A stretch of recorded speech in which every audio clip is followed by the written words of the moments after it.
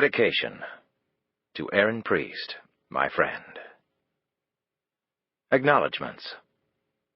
To my dear friend Jennifer Steinberg for tracking down so much information for me. You'd make a great PI. To my wife Michelle for always telling me the truth about the books. To Neil Schiff at the FBI for his continued help and cooperation with my novels. A very special thanks to FBI Special Agent Sean Henry, who was very generous with his time, expertise, and enthusiasm, and who helped me avoid several serious gaffes in the story. Sean, your comments made the book much better.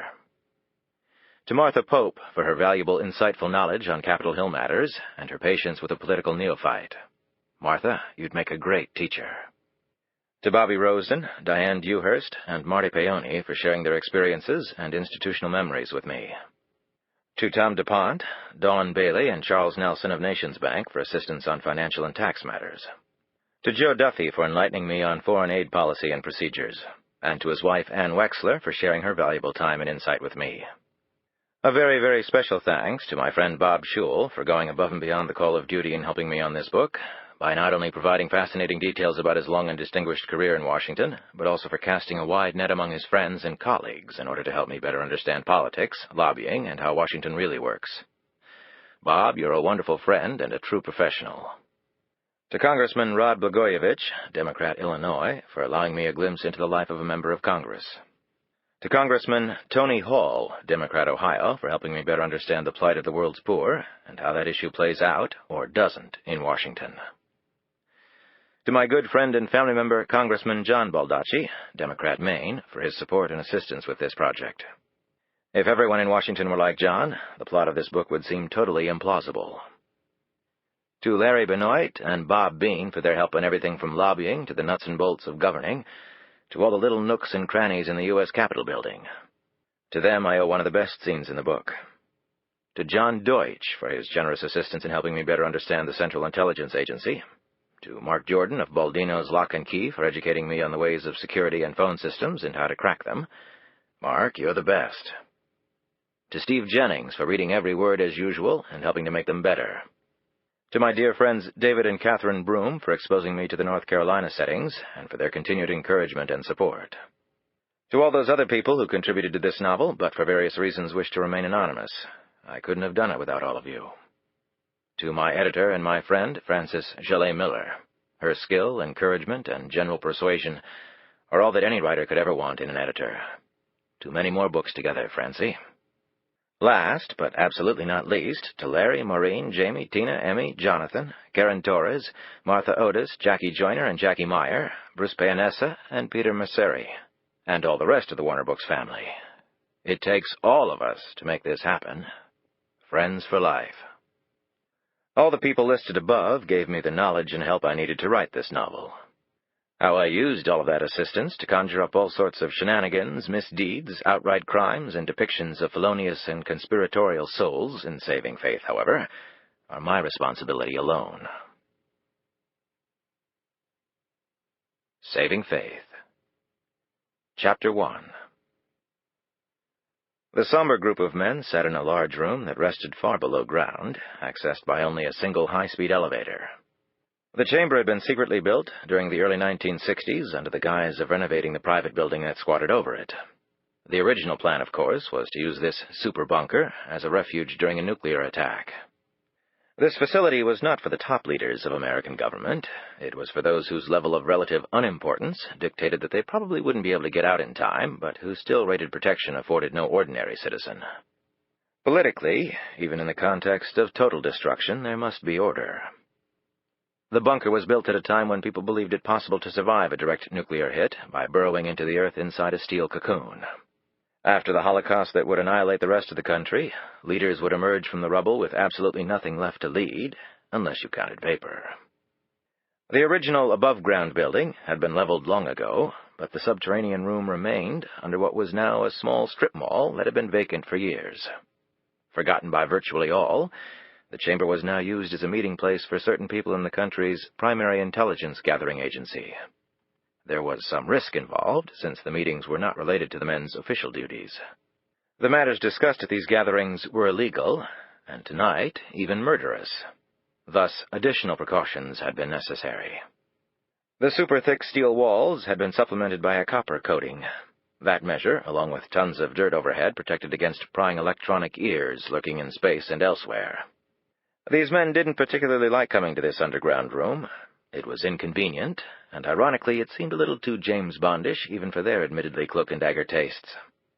However, the truth was, the Earth was now encircled with so much advanced surveillance technology that virtually no conversation taking place on its surface was safe from interception. One had to dig into the dirt to escape his enemies, and if there was a place where people could meet with reasonable confidence that their conversations would not be overheard, even in their world of ultra-sophisticated peekaboo, this was it. The gray-headed people present at the meeting were all white males, and most were nearing their agency's mandatory retirement age of 60. Dressed quietly and professionally, they could have been doctors, lawyers, or investment bankers. One would probably not remember any of the group a day after seeing them. This anonymity was their stock in trade. These sorts of people lived and died, sometimes violently, over such details. Collectively, this cabal possessed thousands of secrets that could never be known by the general public because the public would certainly condemn rather than applaud the actions giving rise to these secrets. However, America often demanded results, economic, political, social, and otherwise, that could be obtained only by smashing certain parts of the world to a bloody pulp. It was the job of these men to figure out how to do so in a clandestine manner that would not reflect poorly on the United States, yet would still keep the country safe from the pesky international terrorists and other foreigners unhappy with these global developments. The purpose of tonight's gathering was to plot the killing of Faith Lockhart. Technically, the CIA was prohibited by presidential executive order from engaging in assassination. However, these men, though employed by the agency, were not representing the CIA tonight. This was their private agenda, and there was little disagreement that the woman had to die, and soon. It was critical for the well-being of the country. These men knew this, even if American presidents did not. However, because of another life that was involved, the meeting had become acrimonious, the group resembling a cadre of posturing members fighting on Capitol Hill over billion-dollar slices of pork. "What you're saying, then," one of the white-haired men said as he poked the smoke-filled air with a slender finger, "is that along with Lockhart, we have to kill a federal agent." The man shook his head incredulously.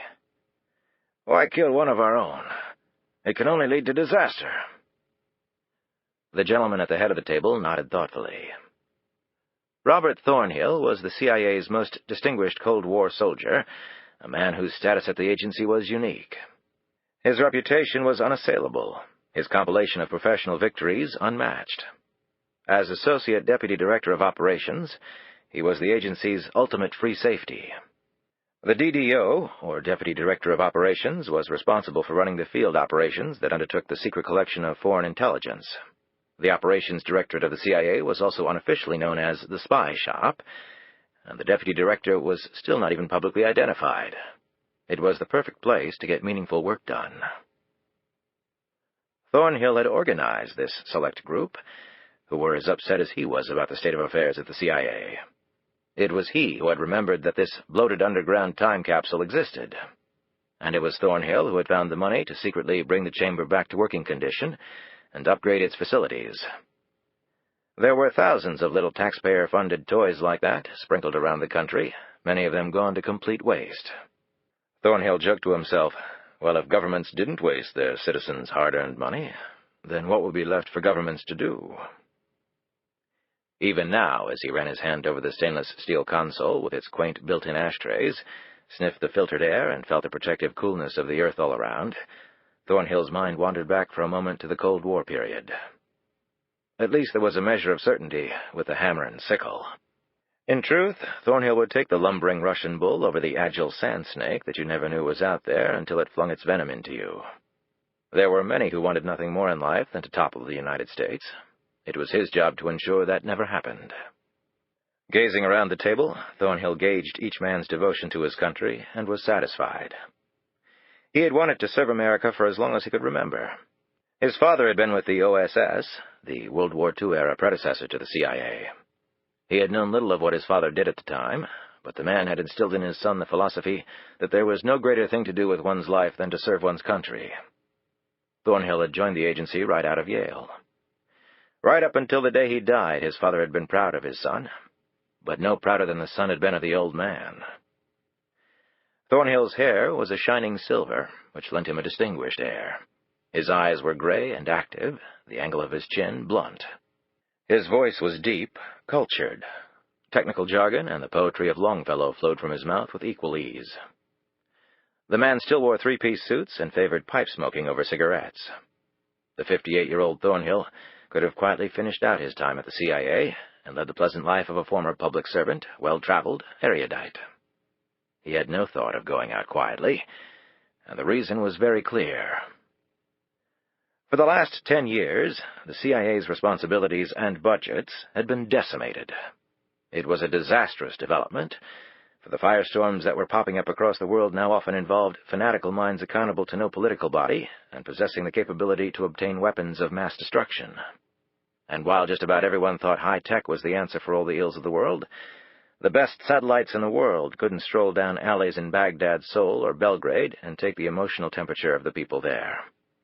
Computers in space could never capture what people were thinking, what devilish thoughts were lurking in their hearts. Thornhill would always choose a smart field operative willing to risk his or her life over the best hardware money could buy. Thornhill had just such a small group of skilled operatives within the CIA, completely loyal to him and his private agenda. They had all worked hard to regain for the agency its former prominence. Now Thornhill finally had the vehicle to do that. He would very soon have under his thumb powerful congressmen, senators, even the vice president himself, and enough high-ranking bureaucrats to choke an independent council. Thornhill would see his budgets revive, his manpower skyrocket, his agency's scope of responsibility in the world return to its rightful place. The strategy had worked for J. Edgar Hoover and the FBI. It was no coincidence, Thornhill believed, that the Bureau's budget and influence had flourished under the late director and his allegedly secret files on powerful politicians. If there was one organization in the world that Robert Thornhill hated with all his soul, it was the FBI. But he would use whatever tactics he could to bring his agency back to the forefront, even if it meant stealing a page from his most bitter foe. Well, watch me do you one better, Ed. Thornhill focused again on the men clustered around him. Not having to kill one of our own would of course be ideal, he said. However, the fact is the FBI have her under round-the-clock stealth security. The only time she's truly vulnerable is when she goes to the cottage. They may place her in witness protection without warning, so we have to hit them at the cottage. Another man spoke up. Okay, we kill Lockhart, but let the FBI agent live, for God's sake, Bob. Thornhill shook his head. The risk is too great. I know that killing a fellow agent is deplorable, but to shirk our duty now would be a catastrophic mistake. You know what we've invested in this operation. We cannot fail. Damn it, Bob, the first man to protest said. Do you know what will happen if the FBI learns we took out one of their people? If we can't keep a secret like that, we have no business doing what we do, Thornhill snapped. This is not the first time lives have been sacrificed. Another member of the group leaned forward in his chair. He was the youngest of them. He had, however, earned the respect of the group with his intelligence and his ability to exercise extreme, focused ruthlessness. We've only really looked at the scenario of killing Lockhart to forestall the FBI's investigation into Buchanan. Why not appeal to the FBI director and have him order his team to give up the investigation? Then no one has to die. Thornhill gave his younger colleague a disappointed look. And how would you propose going about explaining to the FBI director why we wish him to do so? How about some semblance of the truth, the younger man said. Even in the intelligence business, there's sometimes room for that, isn't there? Thornhill smiled warmly. So I should say to the FBI director, who, by the way, would love to see us all permanently interred in a museum, that we wish him to call off his potentially blockbuster investigation so that the CIA can use illegal means to trump his agency. Brilliant. Why didn't I think of that? And where would you like to serve your prison term? For Christ's sake, Bob, we work with the FBI now. This isn't 1960 anymore.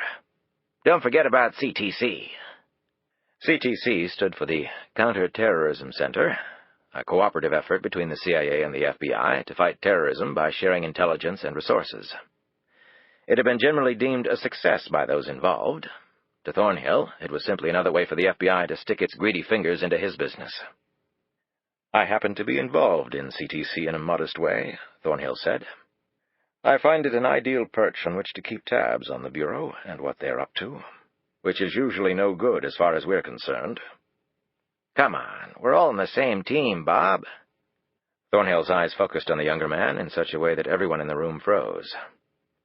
"I request that you never say those words in my presence again," Thornhill said. The man paled and sat back in his chair. Thornhill clenched his pipe between his teeth. "Would you like me to give you concrete examples of the FBI taking the credit, the glory for work done by our agency? For the blood spilled by our field agents? For the countless times we've saved the world from annihilation? How they manipulate investigations in order to crush everyone else, to beef up their already bloated budget? Would you like me to give you instances in my 36-year career where the FBI did all it could to discredit our mission, our people? Would you?" The man slowly shook his head as Thornhill's gaze bored into him. "I don't give a damn if the FBI director himself came down here and kissed my shoes and swore his undying allegiance to me. I will not be swayed. Ever. Have I made my position clear?" "I understand." As he said this, the younger man managed not to shake his head in bewilderment. Everyone in this room, other than Robert Thornhill, knew that the FBI and CIA actually got along well. Though they could be ham-handed at times in joint investigations because they had more resources than anyone else, the FBI was not on a witch hunt to bring down the agency. But the men in this room also understood quite clearly that Robert Thornhill believed the FBI was their worst enemy. And they also knew that Thornhill had, decades ago, orchestrated a number of agency-authorized assassinations with cunning and zeal. Why cross such a man? Another colleague said, "But if we kill the agent, don't you think the FBI will go on a crusade to find out the truth? They have the resources to scorch the earth. No matter how good we are, we can't match their strength. Then where are we?" Some grumbling rose from the others. Thornhill looked around warily. The collection of men here represented an uneasy alliance. They were paranoid, inscrutable fellows, long used to keeping their own counsel. It had truly been a miracle to forge them together in the first place. "The FBI will do everything they can to solve the murder of one of their agents, and the chief witness to one of their most ambitious investigations ever. So what I would propose doing is to give them the solution we desire them to have." They looked curiously at him. He sipped water from his glass, and then took a minute to prime his pipe. "After years of helping Buchanan run his operation, Faith Lockhart's conscience, or good sense, or paranoia got the better of her. She went to the FBI and has now begun telling them everything she knows. Through a little foresight on my part, we were able to discover this development. Buchanan, however, is completely unaware that his partner has turned against him. He also doesn't know that we intend to kill her. Only we know." Thornhill inwardly congratulated himself for this last remark. It felt good, omniscience. It was the business he was in, after all. "The FBI, however, may suspect that he does know about her betrayal, or may find out at some point. Thus, to the outside observer, no one in the world has greater motivation to kill Faith Lockhart than Danny Buchanan." "And your point?" the questioner persisted. "My point," said Thornhill tersely, "is quite simple. Instead of allowing Buchanan to disappear, we tip off the FBI that he and his clients discovered Lockhart's duplicity and had her and the agent murdered." "But once they get hold of Buchanan, he'll tell them everything," the man quickly responded. Thornhill looked at him as a disappointed teacher to pupil. Over the last year, Buchanan had given them everything they needed. He was now officially expendable. The truth slowly dawned on the group. "So we tipped the FBI about Buchanan posthumously. 3 deaths.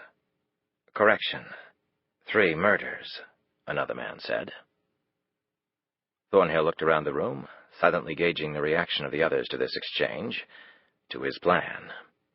Despite their protestations about killing an FBI agent, he knew that 3 deaths meant nothing to these men. They were from the old school, which quite clearly understood that sacrifices of that nature were sometimes necessary. Certainly what they did for a living sometimes cost people their lives. However, their operations had also avoided open war. Kill 3 to save 3 million? Who could possibly argue with that? Even if the victims were relatively innocent. Every soldier who ever died in battle was innocent too.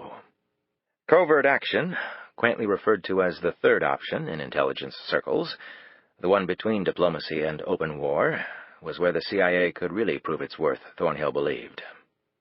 Although it was also at the heart of some of the agency's worst disasters. Well, without risk, there was never the possibility for glory. That epitaph could be put on his tombstone. No formal vote was taken by Thornhill.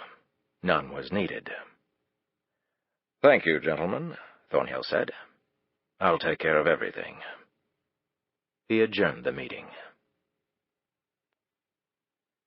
Chapter 2. The small wood-shingled cottage stood alone at the end of a short, hard-packed gravel road, its dirt shoulders laced with a tangled sprawl of dandelion, curly dock, and chickweed. The ramshackle structure rested on an acre of cleared flatland, but was surrounded on 3 sides by woods, where each tree struggled to find sunlight at the expense of its neighbor. Because of wetlands and other development problems, the 80-year-old home had never had any neighbors. The nearest community was about 3 miles away by car, but less than half that distance if one had the backbone to challenge the dense woods. For much of the last 20 years, the rustic cottage had been used for impromptu teen parties, and on occasion by the wandering homeless, looking for the comfort and relative safety of 4 walls and a roof, however porous. The cottage's discouraged current owner, who had recently inherited the beast, had finally opted to rent it out. He had found a willing tenant who had paid the full year's rent in advance, in cash. Tonight, the calf-high grass in the front yard was pushed low and then straightened in the face of a strengthening wind.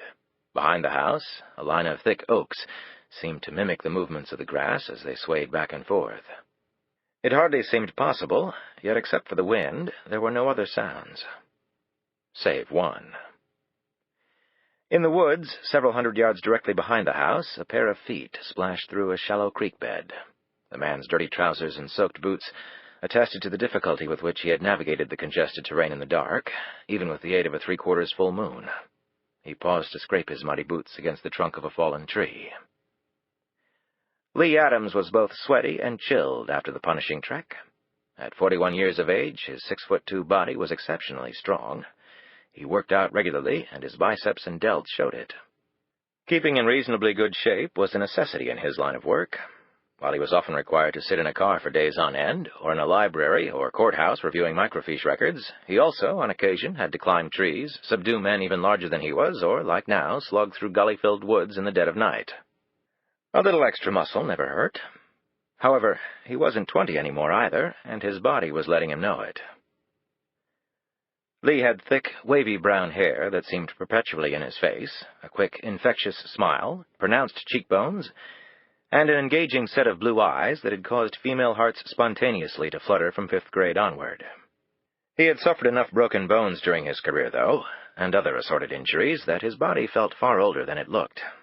And that's what hit him every morning when he rose. The creaks, the little pains. Cancerous tumor, or merely arthritis, he sometimes wondered. What the hell did it really matter? When God punched your ticket, he did so with authority. A good diet, messing around with weights, or pitter-pattering on the treadmill wasn't going to change the man's decision to pull your string. Lee looked up ahead. He couldn't see the cottage just yet. The forest clutter was too thick. He fussed with the controls of the camera he had pulled from his knapsack while he took a series of replenishing breaths. Lee had made this same trek several times before, but had never gone inside the cottage. He had seen things, though. Peculiar things. That's why he was back. It was time to learn the secret of this place. His wind having returned, Lee trudged on, his only companions the scurrying wildlife. Deer, rabbit, squirrel, and even beaver were plentiful in this still rural part of northern Virginia. As he walked along, Lee listened to the flit of flying creatures. All he could envision were rabid, foaming bats blindly cleaving the air around his head. And it seemed that every few steps he would run straight into a twister of mosquitoes. Though he had been paid a large amount of cash up front, he was seriously considering increasing his daily fee on this one. When he approached the edge of the woods, Lee stopped. He had a great deal of experience spying on the haunts of people and their activities. Slow and methodical was the best way, like a pilot's checklist. You just had to hope nothing happened to make you improvise. Lee's bent nose was a permanent badge of honor from his time as an amateur boxer in the Navy, where he had taken out his youthful aggression in a square of roped canvas against an opponent of like weight and ability. A pair of stout gloves, quick hands and nimble feet, cagey mind, and a strong heart had constituted his arsenal of weapons. The majority of the time, they had been enough for victory. After his military stint, things had worked out mostly okay for him. Never rich, never actually poor, despite being mostly self-employed over the years. Usually free. Never quite alone, though he had been divorced for almost 15 years. The only good thing from that marriage had just turned 20. His daughter was tall, blonde, and brainy, as well as the proud bearer of a full academic scholarship to the University of Virginia, and a star on the women's soccer team. And for the last 10 years, Renee Adams had no interest whatsoever in having anything to do with her old man. A decision that had her mother's full blessing, if not her insistence, Lee well knew.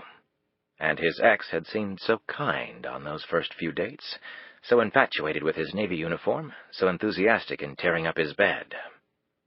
His ex-wife, a former stripper named Trish Bardot, had married on the rebound a fellow by the name of Eddie Stipovich, an unemployed engineer with a drinking problem. Lee thought she was heading for disaster and had tried to get custody of Renee on the grounds that her mom and stepfather could not provide for her.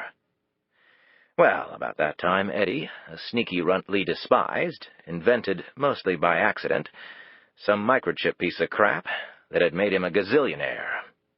Lee's custody battle had lost its juice after that. To add insult to injury, there had been stories on Eddie in the Wall Street Journal, Time, Newsweek, and a number of other publications. He was famous. Their house had even been featured in Architectural Digest. Lee had gotten that issue of the Digest. Trish's new home was grossly huge, mostly crimson red or eggplant so dark it made Lee think of the inside of a coffin. The windows were cathedral size, the furniture large enough to become lost in, and there were enough wood moldings, paneling, and staircases to heat a typical Midwestern town for an entire year. There were also stone fountains sculpted with naked people. What a kicker. A photo of the happy couple was included in the spread. In Lee's opinion, they might as well have captioned it, "The nerd and the bombshell strike it rich in poor taste." One photo had captured Lee's complete attention, however. Renee had been poised on the most magnificent stallion Lee had ever seen, on a field of grass that was so green and perfectly trimmed that it looked like a pond of sea glass. Lee had carefully cut that photo out and put it away in a safe spot, his family album of sorts. The article, of course, made no mention of him. No reason that it should. The one thing that had ticked him off, though, was the reference to Renee as Ed's daughter. Stepdaughter, Lee had said out loud when he read that line. Stepdaughter. That one you can't take away, Trish. Most of the time he felt no envy for the wealth his ex-wife now had, for it meant that his daughter would never want.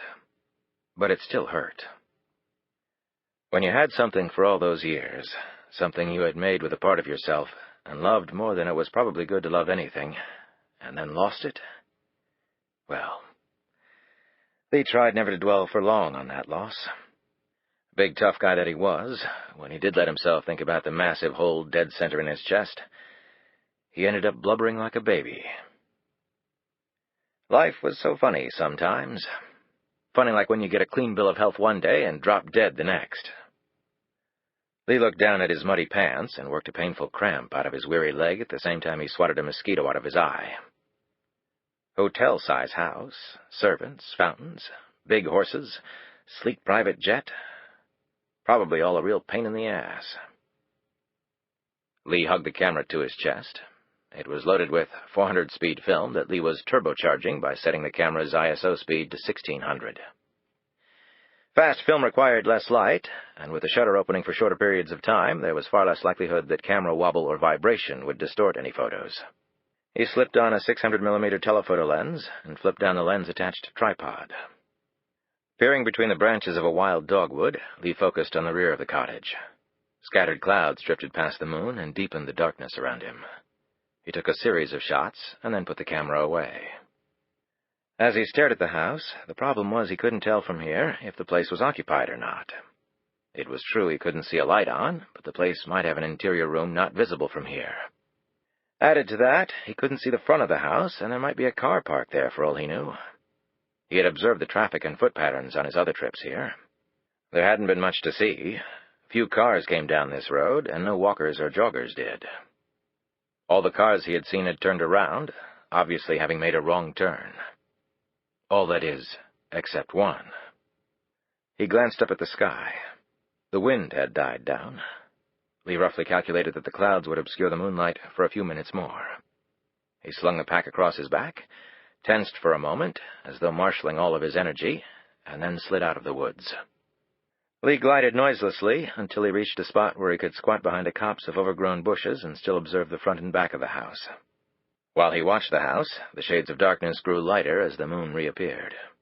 It seemed to be lazily watching him, curious as to what he was doing here. Though isolated, the cottage was only a 40-minute drive from downtown D.C. That made it very convenient for any number of things. Lee had made inquiries about the owner and found him to be squeaky clean. The renter, however, had been a little tougher to pin down. Lee pulled out a device that looked like a cassette recorder, but was actually a battery-powered lockpick gun, along with a zippered case, which he opened. He felt the different lockpicks inside, then selected the one he wanted. Using an Allen wrench, he secured the pick into the machine. Lee's fingers moved quickly, confidently, even as another bank of clouds passed over, deepening the darkness once more.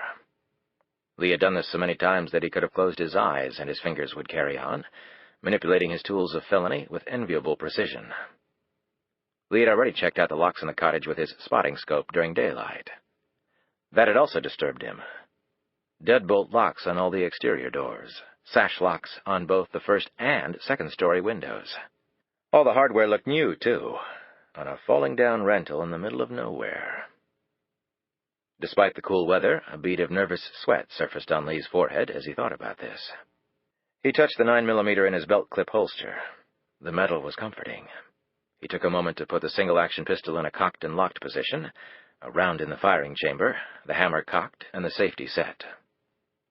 The cottage also had a security system. That had been a real stunner. If he was smart, Lee would pack his tools of criminality and go home, reporting failure to his employer. However, he took pride in his work. He would see it through at least until something happened to make him change his mind, and Lee could run very fast when he needed to. Getting into the house wouldn't be all that difficult, particularly since Lee had the passcode. He'd managed to get it the third time he'd been here, when the two people had come to the cottage. He had already confirmed the place was wired, so he had come prepared. He had beat the couple here and waited while they did whatever they were doing inside. When they had come out, the woman had entered the passcode to arm the system. Lee, hiding in the same copse he was in now, just happened to have a bit of electronic wizardry that snatched that code right out of the air like a fly ball neatly falling into a glove. All electrical current produces a magnetic field, like a little transmitter. When the tall woman had punched in the numbers, the security system had thrown off a discrete signal for each digit, right into Lee's electronic mitt. Lee checked the cloud cover once more, slapped on a pair of latex gloves with reinforced fingertip and palm pads, readied his flashlight, and took another deep breath. A minute later, he moved out from the cover of the bushes and made it quietly to the back door. He slipped off his muddy boots and set them next to the door. He didn't want to leave traces of his visit. Good private investigators were invisible. Lee held the light under his arm while he inserted the pick in the door lock and activated the device. He used the gun partly for speed and partly because he didn't crack enough locks to be that proficient at it. A pick and tension tool required constant use to allow the fingers the level of sensitivity required to detect the proximity of the shear line, the subtle descent of the tension tool as the lock's tumblers began to do their little jig. Using a pick and tension tool, an experienced locksmith could pick the lock faster than Lee could with his pick gun. It was a true art, and Lee knew his limitations. Soon he felt the deadbolt sliding back. When he eased open the door, the silence was broken by the low beeping sound of the security system. He quickly found the control pad, punched in 6 numbers, and the beeping sound immediately stopped. As Lee closed the door softly behind him, he knew he was now a felon. The man lowered his rifle, and the red dot emanating from the weapon's laser scope disappeared from the wide back of an unsuspecting Lee Adams. The man holding the rifle was Leonid Serov, a former KGB officer specializing in assassination. Serov had found himself without gainful employment after the breakup of the Soviet Union. However, his ability to efficiently kill human beings was much in demand in the civilized world. Fairly well pampered as a communist for many years, with his own apartment and car, Serov had grown wealthy literally overnight as a capitalist. If he had only known. Serov didn't know Lee Adams, and had no idea why he was here. He had not noticed him until Lee had made his break for the bushes near the house, because Lee had come through the woods on the side farthest from the Russian. The sounds of his presence, Serov correctly surmised, had been covered by the wind. Serov checked his watch. They would be coming soon. He inspected the elongated suppressor attached to the rifle. He rubbed its long snout gently, like a favorite pet, as though bestowing the notion of infallibility onto the polished metal. The rifle's stock was a special composite of Kevlar, fiberglass, and graphite that provided remarkable stability. And the weapon's bore was not rifled in the conventional way. Instead, it had a rounded rectangular profile, known as polygonal boring, with a right-hand twist. This type of rifling was supposed to increase muzzle velocity by upward of 8%, and more important, a ballistics match on a bullet fired from this gun was virtually impossible because there were no lands or grooves in the barrel that would make distinctive markings on the bullet as it exploded from the weapon. Success really was all in the details. Serov had built his entire career on that one philosophy. The place was so isolated that Serov had mulled over perhaps removing the suppressor and relying on his skill as a marksman, his high-tech scope, and his well-conceived exit plan. His confidence was justified, he believed. Just like the tree falling, when you kill someone in the middle of nowhere, who can hear him die? And he had known some suppressors to greatly distort the flight path of a bullet, with the unacceptable result that no one had died except for the would-be assassin once his client had learned of the failure. Still, Serov had personally supervised this device's construction and was confident it would perform as designed. The Russian shifted quietly, working out a cramp in his shoulder. He had been here since nightfall, but was used to lengthy vigils. He never tired during these assignments. He took life seriously enough that preparing to extinguish another's kept his adrenaline high. With risk always came invigoration, it seemed. Whether you were mountain climbing or contemplating murder, it ironically made you feel more alive to have the possibility of death so close. His escape route through the woods would take him to a quiet road where a car would be waiting to whisk him to nearby Dulles Airport. He would go on to other assignments, other places probably far more exotic than this. However, for his particular purpose, this setting had its virtues. Killing someone in the city was the most difficult. Setting up where you would shoot, pulling the trigger, and then escaping, all were vastly complicated by the fact that witnesses and the police were only a few anxious steps away in any direction. Give him the country, the isolation of the rural life, the cover of trees, the separation of homes, and like a tiger in a cattle pen, he would kill with numbing efficiency every day of the week. Serov sat on a stump a few feet from the tree line, and only about 30 yards from the house. Despite the thickness of the woods, this spot allowed a clear field of fire. A bullet only needed an inch or so of free space. The man and woman, he had been told, would enter the house from the rear door. Only they would never make it that far. Whatever the laser touched, the bullet would destroy. He was confident he could hit a lightning bug from twice the distance he was confronted with here. Things were set up so perfectly that Serov's instincts told him to be on high alert. Now he had an excellent reason not to fall into that trap, the man in the house. He was not the police. Law enforcement types didn't slink through the bushes and break into people's homes. Since he had not been made aware beforehand of the man's presence tonight, he concluded that the man was not on his side. However, Serov did not like to deviate from an established plan. He decided that if the man remained in the house after the bodies fell, he would follow through on his original plan and escape through the woods. If the man interfered in any way, or came outside after the shots were fired, well, Serov had plenty of ammo, and the result would be 3 bodies instead of 2. Chapter 3. Daniel Buchanan sat in his darkened office and sipped black coffee of such strength that he could almost feel his pulse rise with each swallow. After another long day of trying to convince legislators that his causes were worthy of their attention, the level of exhaustion was intense, and enormous amounts of caffeine were increasingly becoming the only remedy. A full night of sleep was not typically an option. A cat nap here or there, closing his eyes while being driven around to the next meeting, the next flight, occasionally blanking out during an interminably long congressional hearing, even an hour or two in his bed at home. That was his official rest. Otherwise, he was working the Hill in all its near-mystical facets. Sitting in the chambers of various congressmen, Buchanan would hear the voting buzzer go off and watch the TV every member had in his or her office. The monitor gave them the current bill up for vote, the tally for and against, and the time they had left to scurry like ants to the floor and cast their ballot. With about 5 minutes remaining on a vote, Buchanan would conclude his meeting and hurry down the corridors looking for other members he needed to talk to, the whip wind-up report clutched in his hand. It gave the daily voting schedules, which helped Buchanan determine where certain members might be. Critical information when you were tracking dozens of moving targets who probably didn't want to talk to you. Today, Buchanan had managed to grab the ear of an important senator by riding the private underground subway to the Capitol for a floor vote. Buchanan left the man feeling fairly confident of help.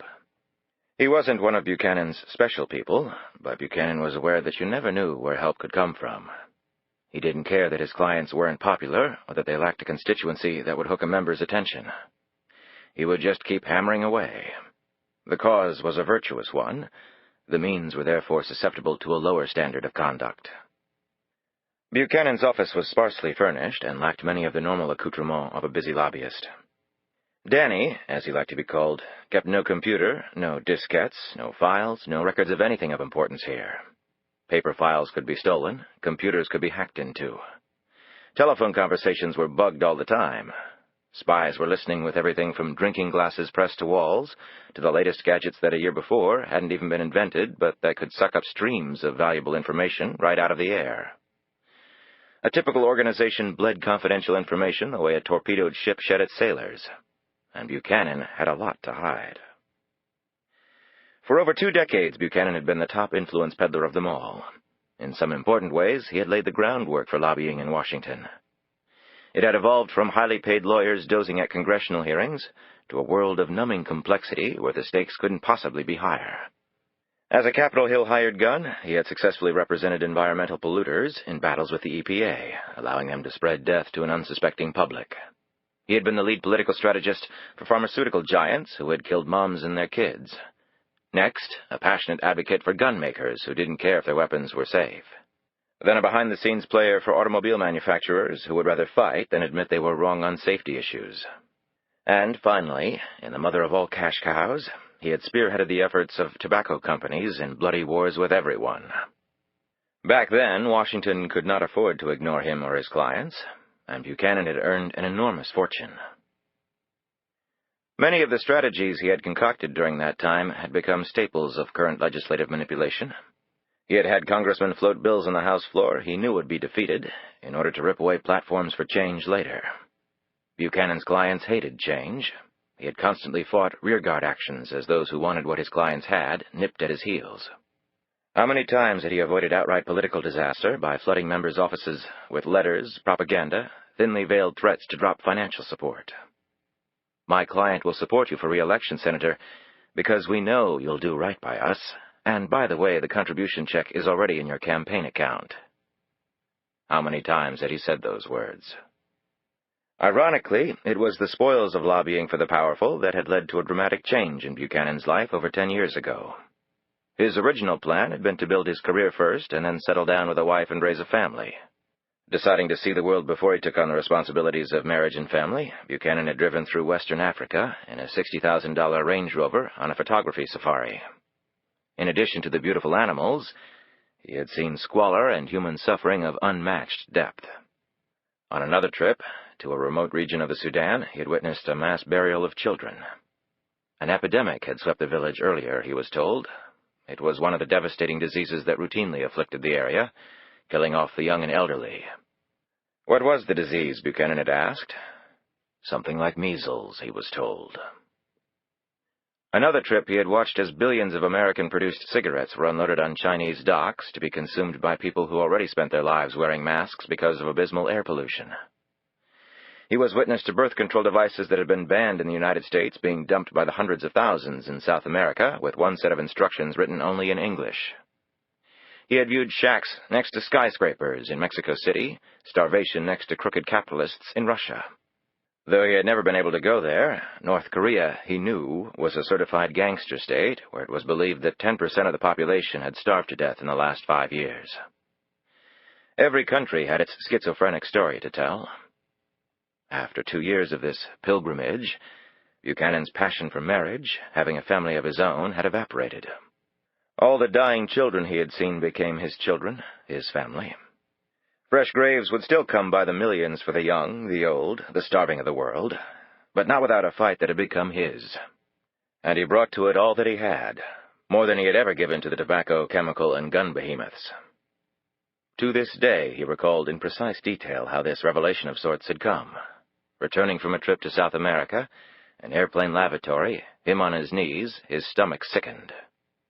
It was as though he had personally murdered every dying child he had seen in that continent. With eyes freshly opened, Buchanan started marching to these places to see precisely how he could help. He had personally brought a shipment of food and medicine to one country, only to discover that there was no way to transport it to the interior regions. He had watched, helpless, as looters stripped his care package clean. Then he started working as an unpaid fundraiser for humanitarian organizations ranging from care to Catholic relief services. He had done well, but the dollars amounted to a drip into a bottomless bucket. The numbers were not in their favor. The problem was only getting worse. That's when Buchanan turned to his mastery of Washington. He had left the firm he had founded, taking only one person with him, Faith Lockhart. For the last decade, his clients, his wards, were the most impoverished countries in the world. In truth, it was difficult for Buchanan to regard them as geopolitical units. He saw them as fragile clusters of devastated people under various flags who had no voice. He had dedicated the remainder of his life to solving the unsolvable problem of the global have-nots. He had used all of his immense lobbying skills and contacts in Washington, only to find that these new causes paled in popularity to those he had represented before. When he had gone to Capitol Hill as an advocate of the powerful, the politicians had greeted him with smiles, no doubt with visions of campaign contributions and PAC dollars dancing in their heads. Now they gave him nothing. Some members of Congress bragged that they didn't even have passports, that the United States already spent far too much on foreign aid. Charity starts at home, they had said, and let's damn well keep it there. But by far the most common retort was, "Where's the constituency, Danny? How does feeding the Ethiopians get me re-elected in Illinois?" As he was quickly ushered from office after office, he sensed that they all looked at him with pity. Danny Buchanan, perhaps the greatest lobbyist ever, was now muddled, senile. It was so sad. Sure, it was a good cause and all. Who can doubt that? But get real. Africa? Starving babies in Latin America? I've got my own problems right here. "Look, if it ain't trade troops or oil, Danny, why the hell are you here wasting my time?" one highly regarded senator had told him. That could be the quintessential statement on American foreign policy. Could they be that blind, Buchanan had asked himself over and over? Or was he the utter fool? Finally, Buchanan decided he had only one option. It was completely illegal, but a man pushed to the precipice could not afford allegiance to pristine ethics. Using the fortune he had amassed over the years, he had taken to bribing, in very special ways, certain key politicians for their assistance. It had worked wonderfully. The aid to his clients had grown in so many different ways. Even as his own wealth was dissipated, things were looking up, Buchanan believed. Or at least things were not getting worse. He would count holding of precious, hard-won ground as a success. It had all worked well, until about a year ago. As if on cue, the knock on his office door startled him from his reverie. The building was closed, supposedly secure, the cleaning crews long since departed. He didn't get up from his desk. He simply watched as the door swung inward, the silhouette of a tall man framed against the opening. The man's hand reached out and flicked on the light. Buchanan squinted as the glare of the overheads hit him. When his eyes adjusted to the brightness, he watched as Robert Thornhill took off his trench coat, smoothed down his jacket and shirt, and sat down across from him. The man's movements were graceful, unhurried, as though he had plopped down for a leisurely drink at his country club.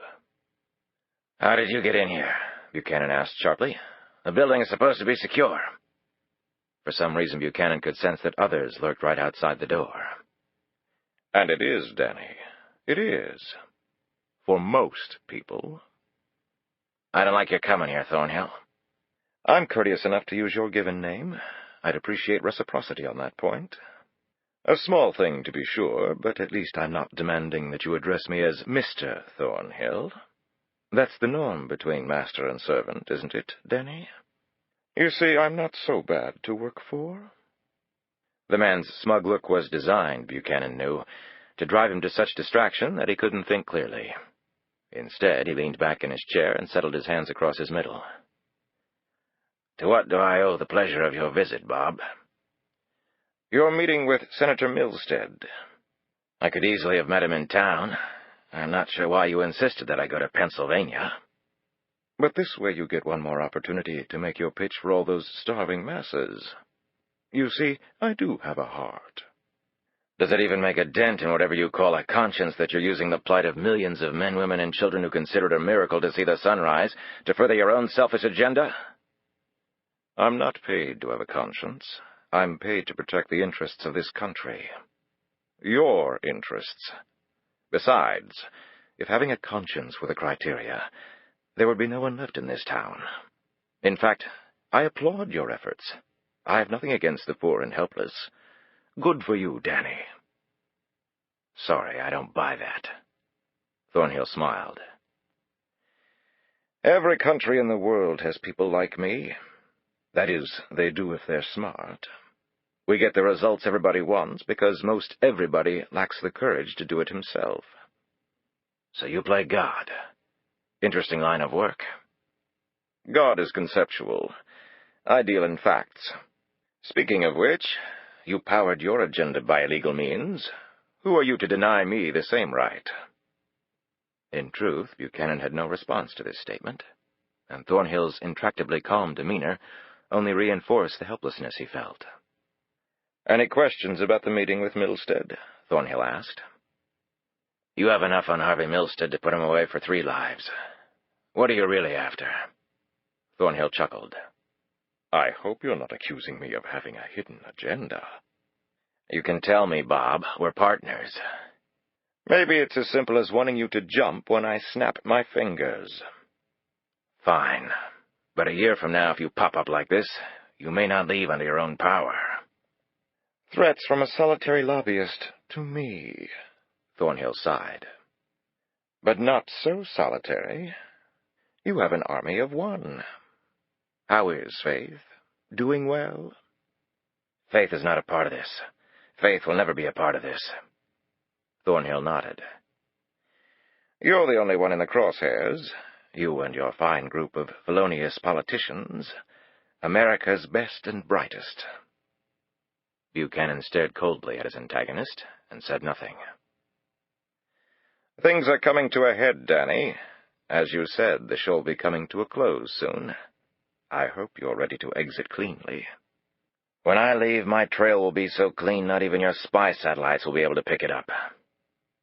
Confidence is inspiring, yet so often misplaced. "Is that all you wanted to tell me? Be prepared to escape?" "I've been ready to do that since the first minute I met you." Thornhill stood. "You focus on Senator Milstead. Get us some good, juicy stuff. Get him to talk about the income he'll have when he retires, the nominal tasks he'll have to perform as window dressing. The more specific, the better." "It hardens me to see you enjoying this so much. Probably a lot more fun than the Bay of Pigs." "Before my time." "Well, I'm sure you've made your mark in other ways." Thornhill bristled for a moment, and then his calm returned. "You'd make a fine poker player, Danny. But try to remember that a bluff when one is holding no face cards is still a bluff." Thornhill put on his trench coat. "Don't trouble yourself. I can find my way out." In the next instant, Thornhill was gone. The man appeared and disappeared at will, it seemed. Buchanan leaned back in his chair and let out a quick breath. His hands were trembling, and he pressed them hard against the desk until the quivering stopped. Thornhill had thundered into his life like an exploding torpedo. Buchanan had become essentially a lackey, now spying on those he had been bribing for years with his own money, now collecting a wealth of material for this ogre to use as blackmail. And Buchanan was powerless to stop the man. Ironically, this decline in his material assets, and now his work in the service of another, had brought Buchanan directly back from whence he had come. He had grown up on the illustrious Philadelphia main line. He had lived on one of the most magnificent estates in that area. Stacked fieldstone walls, like thick gray brushstrokes of paint, outlined the grass perimeters of the vast, perfect lawns on which was situated a sprawling 12,000-square-foot house with broad covered porches and a detached quadruple-car garage with an apartment overhead. The house had more bedrooms than a dormitory, and lavish baths with costly tile and the luster of gold on something as commonplace as a faucet. It was the world of the American blue bloods, where pampered lifestyles and crushing expectations existed side by side. Buchanan had observed this complex universe from an intimate perspective, yet he was not one of its privileged inhabitants. Buchanan's family had been the chauffeurs and maids and gardeners, the handymen, nannies, and cooks to these blue bloods. Having survived the Canadian border winters, the Buchanans had migrated south en masse to a gentler climate, to less demanding work than that required by axe and spade, boat and hook. Up there, they had hunted for food and cut wood for warmth, only to watch helplessly as nature mercilessly culled their ranks in a natural process that had made the survivors stronger, their descendants stronger still. And Danny Buchanan was perhaps the strongest of them all. Young Danny Buchanan had watered the lawn and cleaned the pool, swept and repainted the tennis court, picked the flowers and vegetables, and played, in a properly respectful manner, with the children. As he had gotten older, Buchanan had huddled with the younger generation of the spoiled rich, deep in the privacy of the complex flower gardens, smoking, drinking, and exploring each other sexually. Buchanan had even acted as pallbearer, weeping sincerely as he bore two of the young and the rich who had wasted their privileged lives, mixing too much whiskey with a racing sports car, driving too fast for impaired motor skills. When you lived life that fast, often you died fast as well. Right now, Buchanan could see his own end rushing headlong at him.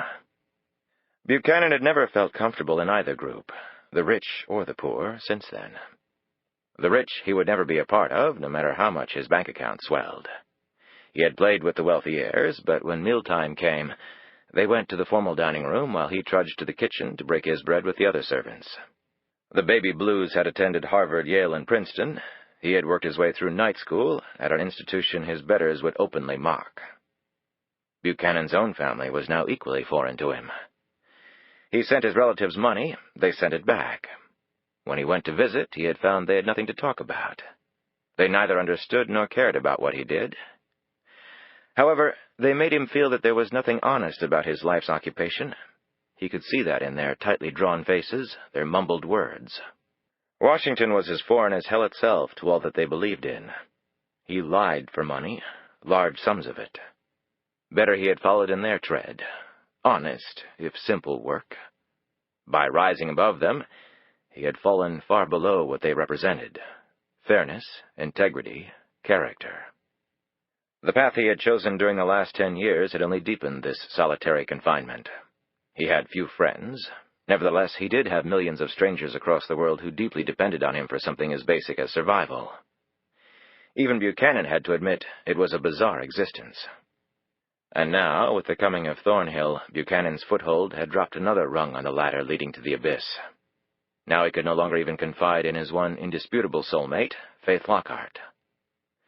She knew nothing about Thornhill, and she never would know of the man from the CIA. This was all that was keeping her safe. It had cost him his last thread of real human contact. Danny Buchanan was now truly alone. He stepped to the window of his office and looked out at majestic monuments known around the world. Some might argue that their beautiful facades were just that. Like the magician's hand, they were designed to guide the eyes away from the truly important business of this city, transacted usually for the benefit of a select few. Buchanan had learned that effective long-term power came essentially from the gentle force of rule of the few over the many, for most people were not political beasts. A delicate balance was called for, the few over the many gently, civilly, and Buchanan knew that the most perfect example of it in the history of the world existed right here. Closing his eyes, he let the darkness envelop him, let new energy spill into his body for the fight tomorrow. It promised to be a very long night, however, for in truth, his life had now become one long tunnel to nowhere. If he could only ensure Thornhill's destruction as well, it would all be worth it. One small crack in the darkness, that would be all Buchanan needed. If only it could be so. Chapter 4.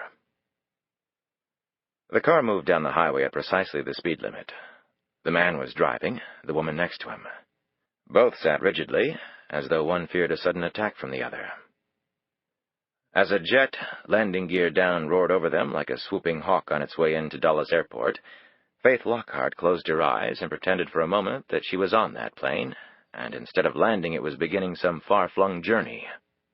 As she slowly opened her eyes, the car took an exit off the highway, and they left the unsettling glare of sodium lights behind. They were soon sailing past jagged rows of trees on both sides of the road, the wide grassy ditches deep and soggy. The dull pulse of flat-looking stars was now their only source of light, other than the car's twin beams stabbing the darkness. "I don't understand why Agent Reynolds couldn't come tonight," she said. "The simple answer is, you're not the only investigation she has going, Faith," Special Agent Ken Newman replied. "But I'm not exactly a stranger, am I? We're just going to talk, like the other times. Pretend I'm Brooke Reynolds. We're all on the same team." The car turned onto another, even more isolated road. On this stretch, the trees were replaced by denuded fields, awaiting the final scrape of the bulldozers. In a year's time, there would be almost as many homes here as there had been trees before, as suburban sprawl continued its push. Now the land simply looked ravaged, naked, and bleak, perhaps because of what was to come. In that regard, the land and Faith Lockhart were as one. Newman glanced over at her.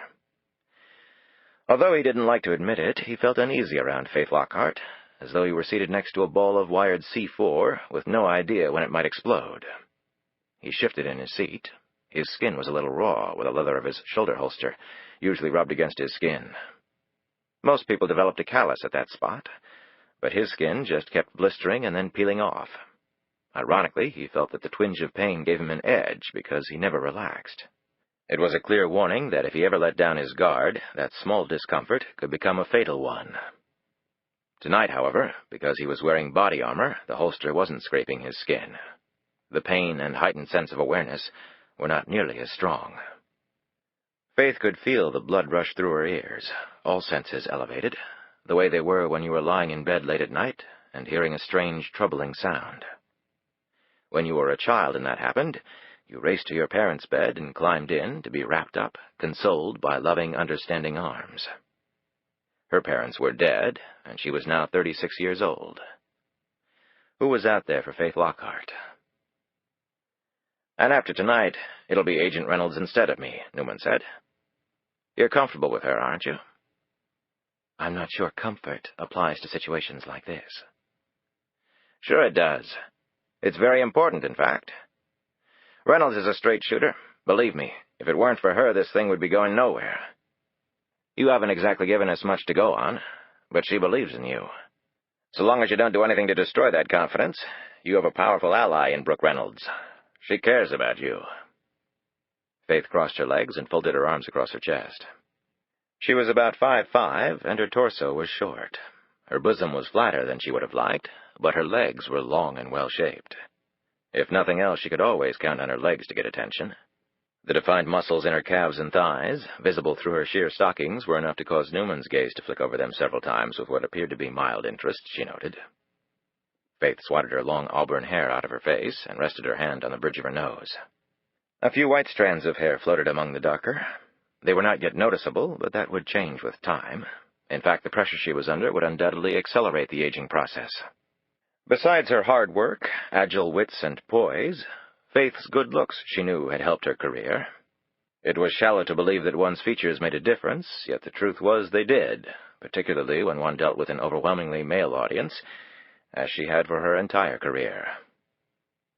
The broad smiles she received when entering a senator's office were not so much due to her gray matter, she knew, as to the above-the-knee skirts she favored. Sometimes it was as simple as dangling a shoe. She was talking about children dying, families living in sewers in far-off lands, and these men were fixated on toe cleavage. God, testosterone was a man's greatest weakness and a woman's most powerful advantage. At least it helped to level a playing field that had always been tilted in favor of the males. "It's nice to be so well loved," said Faith. "But picking me up in an alley? Coming out here in the middle of nowhere in the dead of night? That's a little much, don't you think?" "Your walking into the Washington field office just wasn't an option.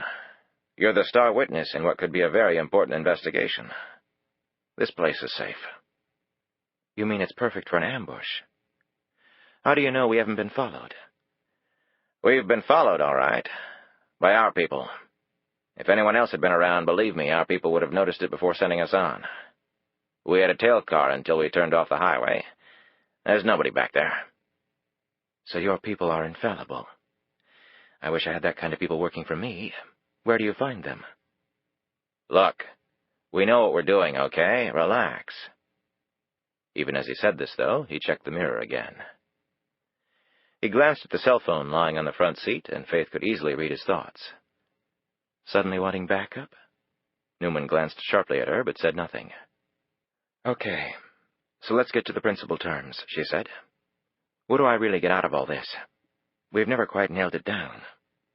When Newman still didn't respond, she studied his profile for a minute, sizing up his nerve. She reached over and touched his arm. "I took a lot of risk to do what I'm doing," she said. She felt him tense through his suit jacket where her fingers rested. She kept her fingers there, applied slightly more pressure. Her fingertips could now distinguish the material of his jacket from that of his shirt. As he turned slightly toward her, Faith was able to see the bulletproof vest he was wearing. The saliva in her mouth suddenly evaporated, along with her composure. Newman glanced at her. "I'll give it to you straight.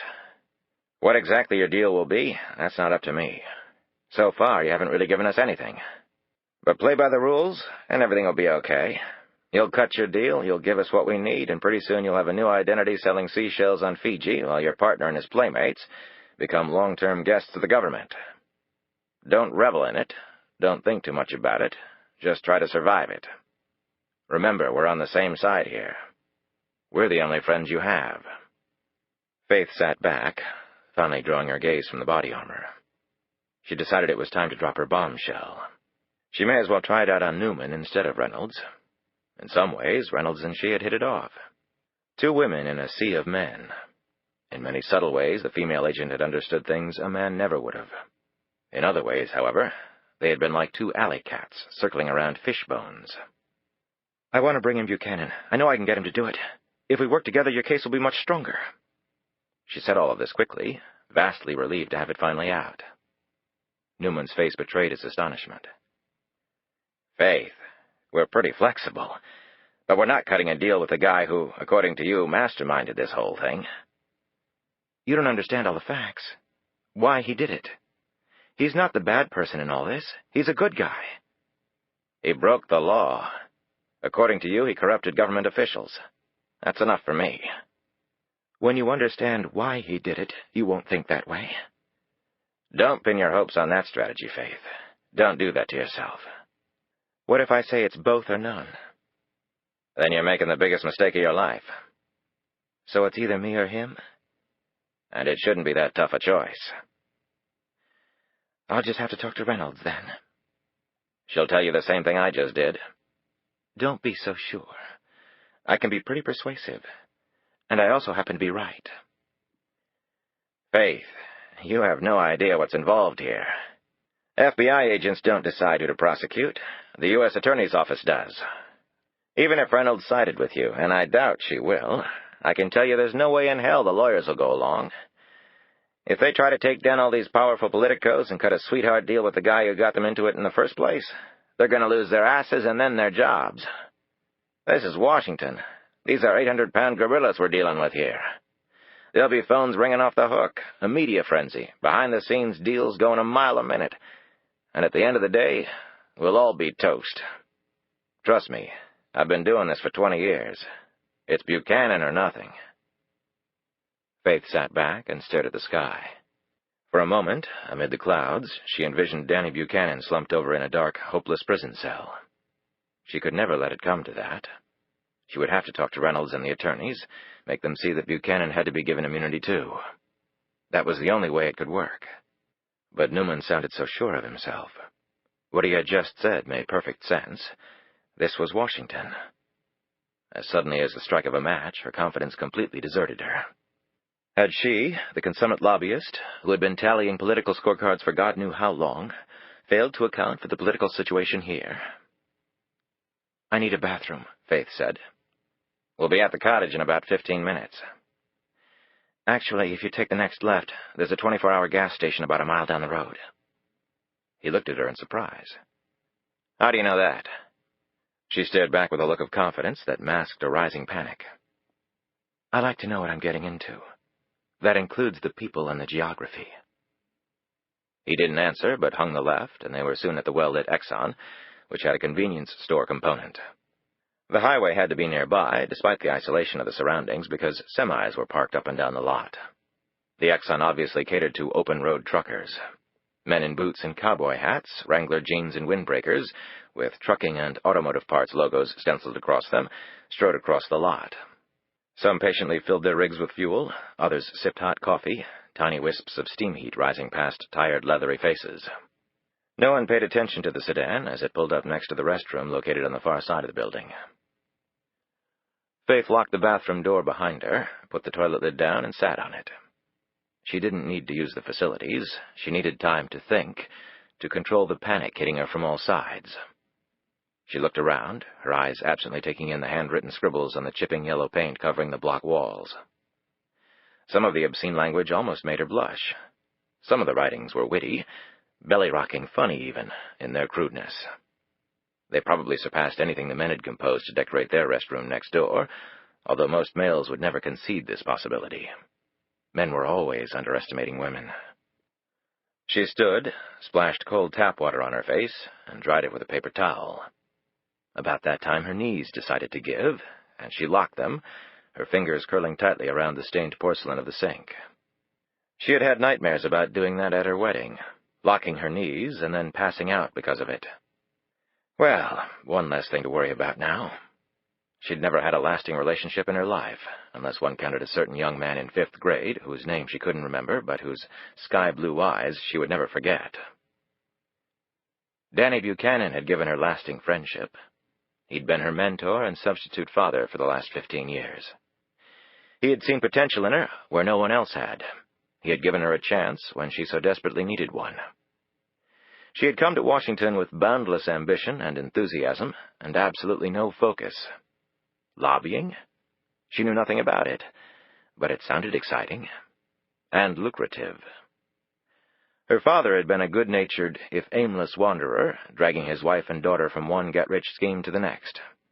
He was one of nature's cruelest concoctions, a visionary lacking the skills to implement that vision. He measured gainful employment in days instead of years. They all lived one nervous week to the next. When his plans went awry and he was losing other people's money, he would pack up Faith and her mother and flee. They'd been homeless on occasion, hungry more often than not. Still, her father had always gotten back on his feet, however totteringly, until the day he died. Poverty was a lasting, powerful memory for her. Faith wanted a good, stable life, and she wanted to be dependent on no one for it. Buchanan had given her the opportunity, the skills to accomplish her dream, and much more than that. He had not only vision, but also the tools to execute his sweeping ideas. She could never betray him. She was in breathless awe of what he had done, and was still trying so hard to do. He was the rock she had needed at that stage of her life. In the last year, their relationship had changed. Ever more reclusive, he had stopped talking to her. Danny was irritable, snapping for little reason. When she pressed him to tell her what was troubling him, he withdrew even more. Their relationship had been so close that the change had been even harder for her to accept. He became stealthy, stopped inviting her to travel with him. They no longer even engaged in their lengthy strategy sessions. And then he had done something entirely original and personally devastating. He had lied to her. The matter had been purely trivial, but the implications were serious. If he spun lies in small areas, what was he holding from her of importance? They had one final confrontation, and Buchanan had told her that no possible good could come from him sharing what troubled him. And then he dropped the real stunner. If she wanted to leave his employ, she was free to do so, and maybe it was time she did, he had strongly intimated. His employ. The father telling his precocious daughter to get the hell out of the house was more the effect upon her. Why did he want her to go away? And then it finally dawned on her. How could she have been so blind? They were on to Danny. Somebody was on to him, and he didn't want her to share his fate. She had point-blank confronted him on that issue, and he had point-blank denied it, and then insisted that she leave, noble to the end. And yet if he wouldn't confide in her, she would map a separate course for them. After much deliberation, she had gone to the FBI. She knew there was a chance it was the FBI that had somehow discovered Danny's secret, but this might make it easier, Faith had thought. Now 1,000 doubts assailed her for the decision to approach the Bureau. Did she really believe the Bureau would just fall all over themselves, inviting Buchanan into the prosecution's fold? She cursed herself for giving them Danny's name, although he was very famous in a town of famous people. The FBI would not have failed to make the connection. They wanted Danny to go to prison. Her for Danny. That was supposed to be her choice?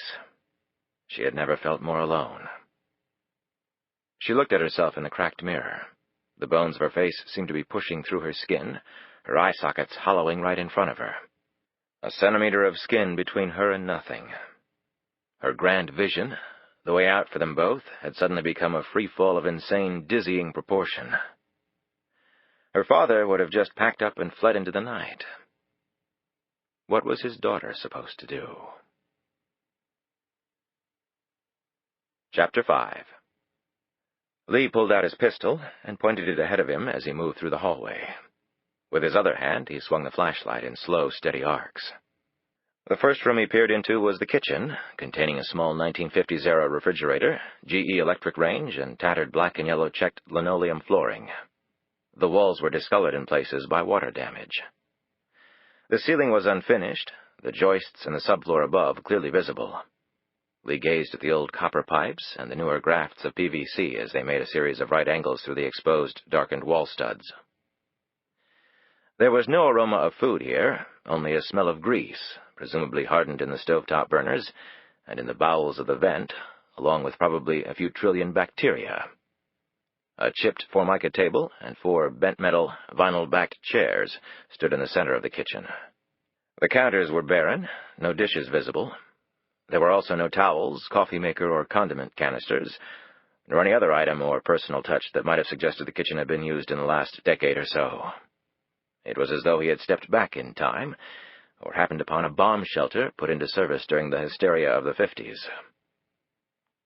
The small dining room was across the hallway from the kitchen. Lee looked at the waist-high wood paneling, darkened and cracked over the years. He had a sudden chill, though the air was stale and depressive inside. The house apparently had no central heating, nor had Lee seen any wall-mounted air conditioners. There had been no heating oil tank outside either, at least above ground. Lee eyed the chill chasers bolted along the bottom of the walls, their power cords plugged into electrical outlets. As in the kitchen, the ceiling here was unfinished. The electrical line to the dust-ridden chandelier ran through holes bored in the exposed joists. Electricity, Lee decided, must have come to the home after it was first built.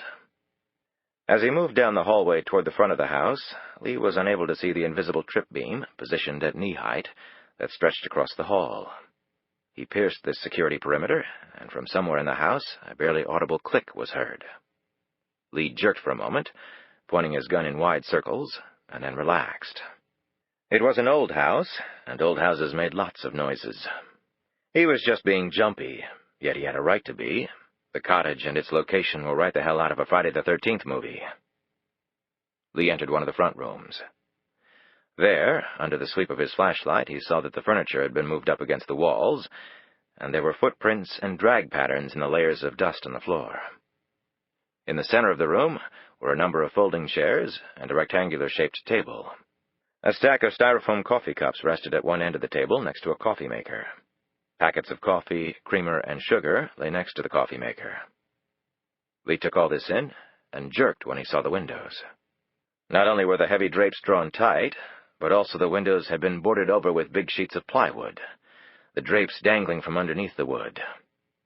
"Shit," Lee muttered. He quickly discovered that the small square windows set in the front door had been covered over with cardboard. He pulled out his camera and snapped some shots of all these puzzling items. Wanting to complete his search as soon as possible, Lee hurried up the stairs to the second floor. He cautiously opened the door to the first bedroom and peered in. The bed was small and made, and its smell of mildew hit him immediately. The walls here were unfinished as well. Lee put his hand against the exposed wall and immediately felt air from the outside coming through the cracks. He was startled for a moment when he saw a slender line of light coming from the top of the wall. Then he realized it was the moonlight coming through a gap where a wall was supposed to meet roof. Lee carefully nudged open the closet door. It still let out a prolonged squeak that made him catch a breath. No clothes, not even a single hanger. He shook his head and went into the small connecting bathroom.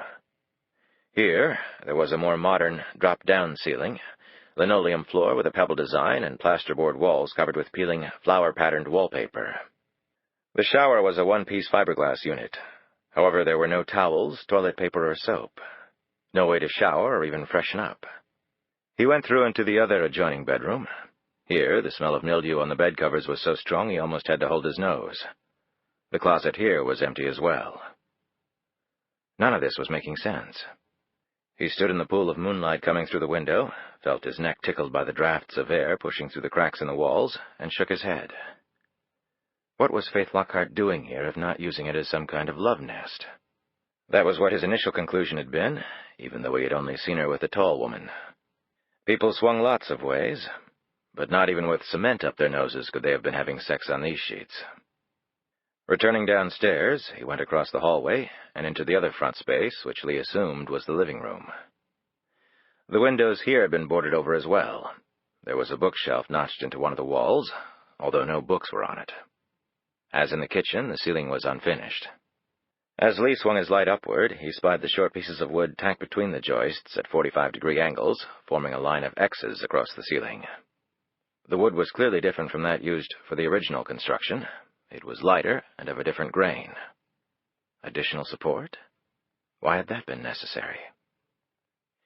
He shook his head in the manner of a man resigned to his fate. Now added to Lee's list of worries was the possibility that the damned second floor would collapse at any minute on his head. He envisioned his obit headlined something like, "Luckless P.I. felled by bathtub shower combo. Wealthy ex-wife refuses comment." As Lee shone his light around, he froze.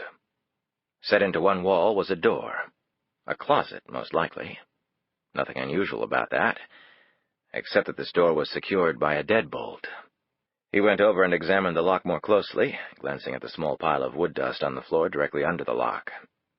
They knew it had been left over when the person installing the lock had drilled the hole through the wooden door. Exterior deadbolts, a security system. A deadbolt recently installed on an interior closet door in a crappy rental in the boonies.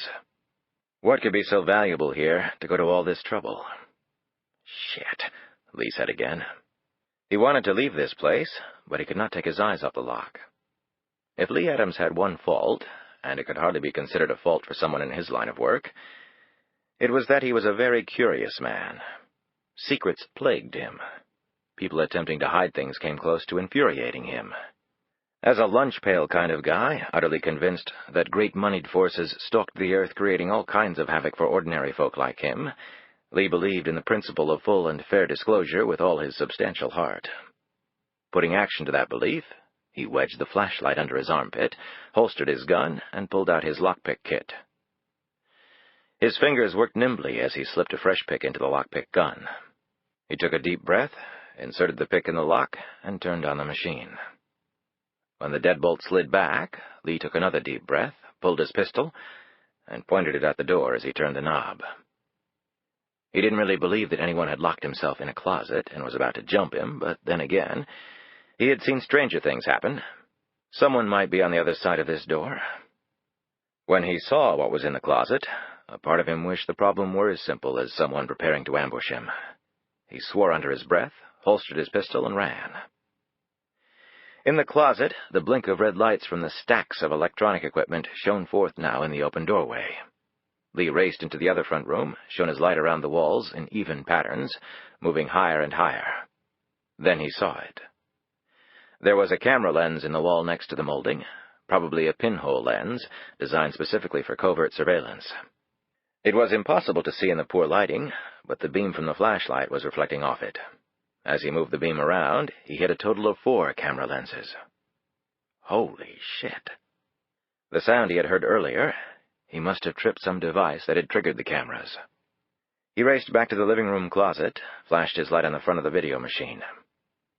Eject. Where the hell was eject? He found the button, hit it, and nothing happened. He punched it again and again. He hit the other buttons. Nothing. Then Lee's gaze closed on the second small infrared portal in the front of the machine, and the answer hit him. The machine was controlled by a special remote, its function buttons overridden. His blood ran cold with the possibilities this sort of arrangement suggested. He thought about putting a bullet into the thing to make it cough up the precious tape, but for all he knew the damn thing was armored, and he'd end up eating his own slug off the ricochet. And what if it had a real-time satellite link, and the tape was only a backup? Was there a camera in here? People could be looking at him right now. For one ridiculous second, he thought about giving them the finger. Lee was about to run again, but then had a sudden inspiration. He fumbled in his knapsack, his usually steady fingers now not quite so dexterous. His hands closed around the small case. He whipped it out, fought with the lid for an instant, and then managed to pull out the small but powerful magnet. Magnets were a popular burglary tool because they were ideal for locating and popping window pins once you had cut through the glass. Otherwise, the pins would defeat the most accomplished burglar. Now the magnet would play the reverse role, not helping him break in, but rather assisting him in making what he hoped would be an invisible exit. He palmed the magnet, and then ran it in front of the video machine, and then over the top. He did it as many times as he could in the 1 minute he had allowed himself before fleeing for his life. He prayed that the magnetic field would obliterate the images on the tape. His images. He threw the magnet back in his bag, turned, and ran for the door. God only knew who might be on their way here. Lee suddenly stopped. Should he go back to the closet, rip the VCR out, and take it with him? The next sound Lee heard drove all thoughts of the VCR from his mind. A car was coming. Son of a bitch, hissed Lee. Was it Lockhart and her escort? They had come here every other evening. So much for a pattern. He raced back down the hall, threw open the back door, burst through, and hurdled the concrete stoop. He landed heavily in the slick grass, his shoeless feet slipped, and he fell hard. The impact knocked the breath out of him, and he felt a sharp pain where his elbow had struck at an odd angle. But fear was a great painkiller. Within a few seconds he was up and chugging for the tree line. He was halfway to the woods when the car pulled into the driveway, its light beams bouncing a little as the car moved from flat road to uneven ground. Lee took another few strides, hit the tree line, and dove for cover. The red dot had lingered for a few moments on Lee's chest. Sierroff could have taken the man so easily, but that would warn the people in the car. The former KGB man aimed the rifle at the driver's side door. He hoped the man who had now made it to the woods would not be stupid enough to try anything. He had been very lucky up until now. He had escaped death not once, but twice. One should not waste that much luck. It would be in such poor taste, Sierroff thought, as he once more sighted through the laser scope. Lee should have kept running, but he stopped, his chest heaving, and crept back to the tree line. His curiosity had always been his strongest trait, sometimes too strong. Besides, the people behind all the electronic equipment probably had already identified him. Hell, they probably even knew the dentist he used and his preference for Coke over Pepsi, so he might as well stick around and see what was coming next. If the people in the car started for the woods, he would do his best impersonation of an Olympic marathoner, shoeless feet and all, and dare anyone to catch him. He crouched down and took out his night vision monocular. It utilized forward-looking infrared, or FLIR, FLIR technology, which was a vast improvement over the ambient light intensifier, or I-squareds, Lee had used in the past. FLIR worked by detecting, in essence, heat. It needed no light to operate, and unlike the I-squareds, it could distinguish dark images against dark backgrounds, with the heat transferred into crystal-clear video images. As Lee focused the contraption, his field of vision was now a green screen with red images. The car appeared so close that Lee had the sense that he could reach out and touch it. The engine area glowed particularly brightly, since it was still very hot. He watched the man as he climbed out of the driver's side. Lee didn't recognize him, but the private investigator tensed as he watched Faith Lockhart climb out of the car and join the man. They were side by side at this point. The man hesitated as though he had forgotten something. "Damn," Lee hissed between clenched teeth. "The door." Lee focused for a moment on the back door to the cottage. It was standing wide open. The man had obviously seen this. He turned, facing the woman, and reached inside his coat. In the woods, Serov fixed his laser point at the base of the man's neck. He smiled contentedly. The man and woman were lined up nicely. The ammo the Russian was chambering was highly customized military-style ordnance with full metal jackets. Serov was a careful student of both weapons and the wounds they caused. With its high velocity, the bullet would have minimal projectile deformity as it passed through its target. However, it would still cause devastating injury when the kinetic energy the bullet carried was released and then rapidly lost in the body. The initial wound track and cavity would be many times larger than the size of the bullet before it partially closed. And the destruction to tissue and bone would occur radially, akin to the epicenter of an earthquake, with terrible damage resulting a great distance away. It was quite beautiful, in its own way, Serov felt. Velocity was the key to kinetic energy levels, the Russian was well aware, which, in turn, determined damage force on the target. Double the weight of a bullet, and it doubled the kinetic energy. However, Serov had long ago learned that when you doubled the velocity at which the bullet was fired, the kinetic energy was quadrupled.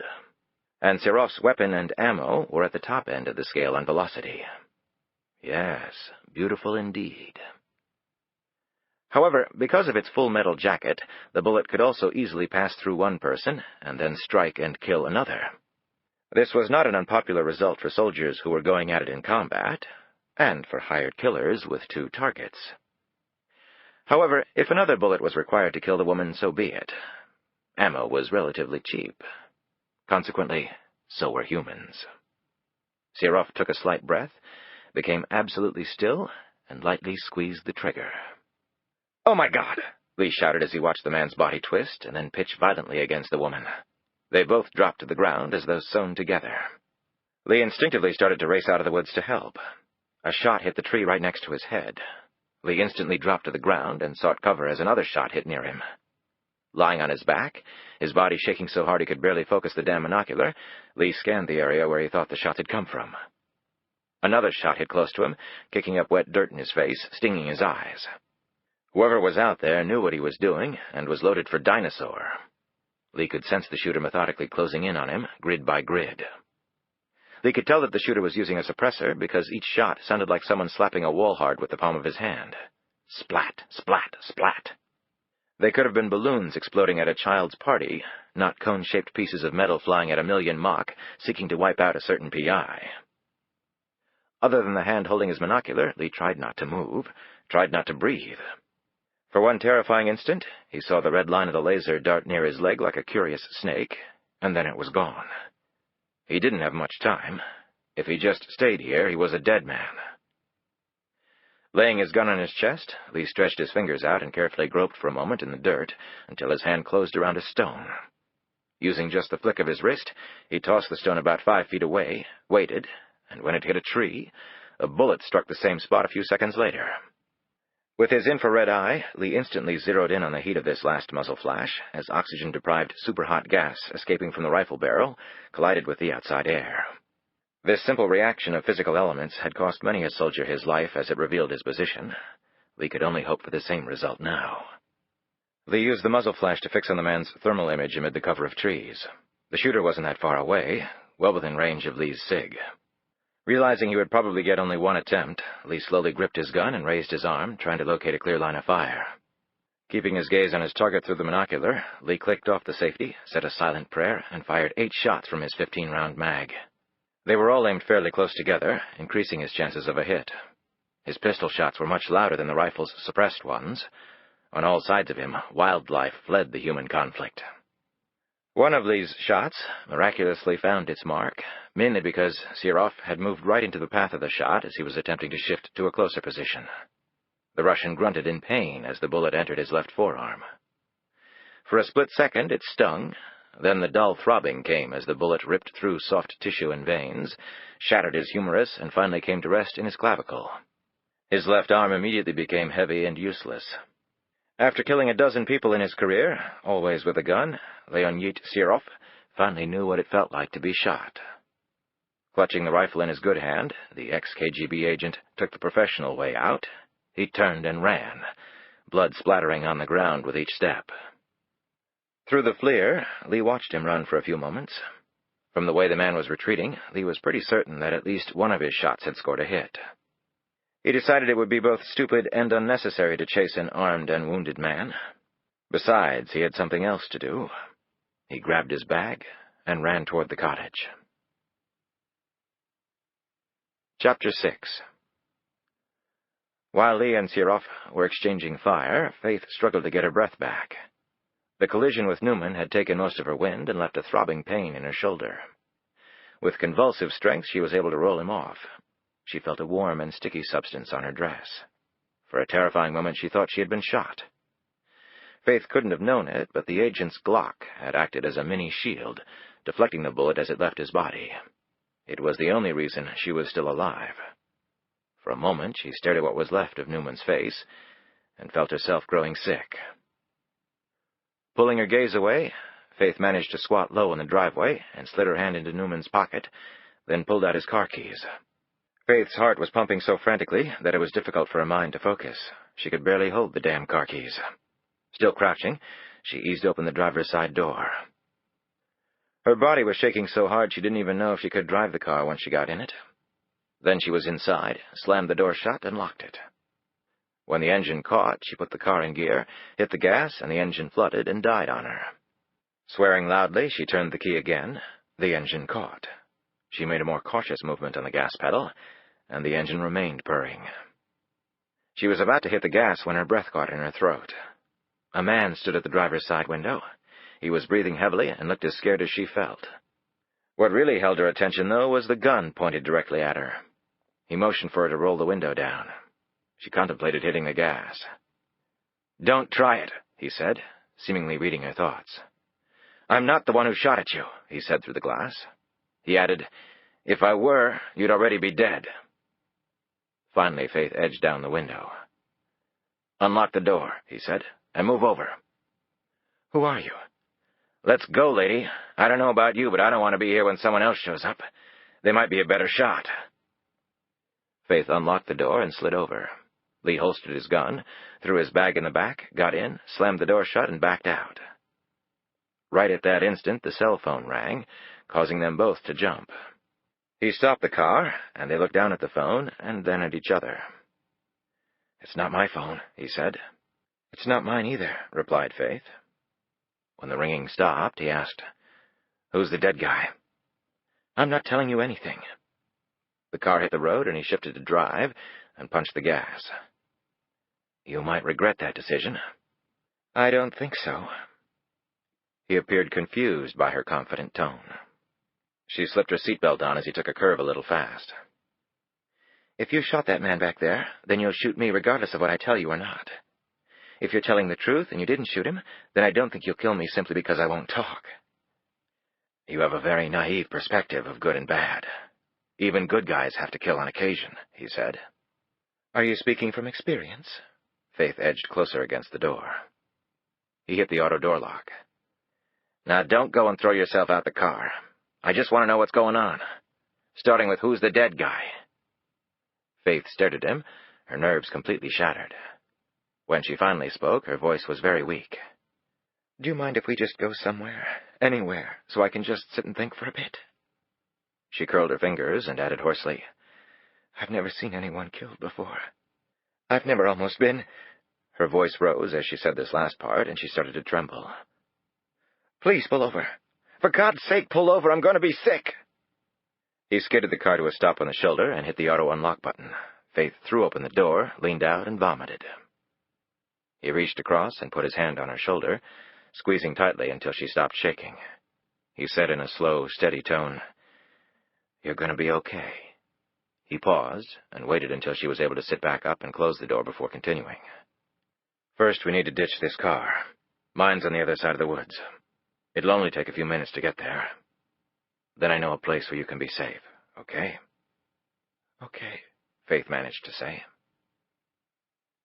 Chapter 7. Barely 20 minutes later, a sedan pulled into the cottage's driveway, and a man and woman got out. The metal of their weapons reflected off the light thrown from the car's headlights. Approaching the dead man, the woman knelt down and looked at the body. If she hadn't known Ken Newman very well, she might not have recognized him. She had seen human death before, yet she still felt something rising from her stomach to her throat. She quickly stood and turned away. The pair searched the cottage thoroughly, and then did a quick sweep of the tree line before coming back to the body. The large, barrel-chested fellow looked down at Ken Newman's body and uttered a curse. Howard Constantinople was Connie to all who knew him. A veteran FBI agent, he had seen just about everything in his career. However, tonight was new territory even for him. Ken Newman was a good friend of his. Connie looked as though he might burst into sobs. The woman stood next to him. At 6'1", she matched Connie's height. Her brunette hair was cut very short, curving over her ears. Her face was long, narrow, and intelligent, and she was dressed in a stylishly fitting pantsuit. Both the years and the stress of her occupation had hammered fine lines around her mouth and around her dark, sad eyes.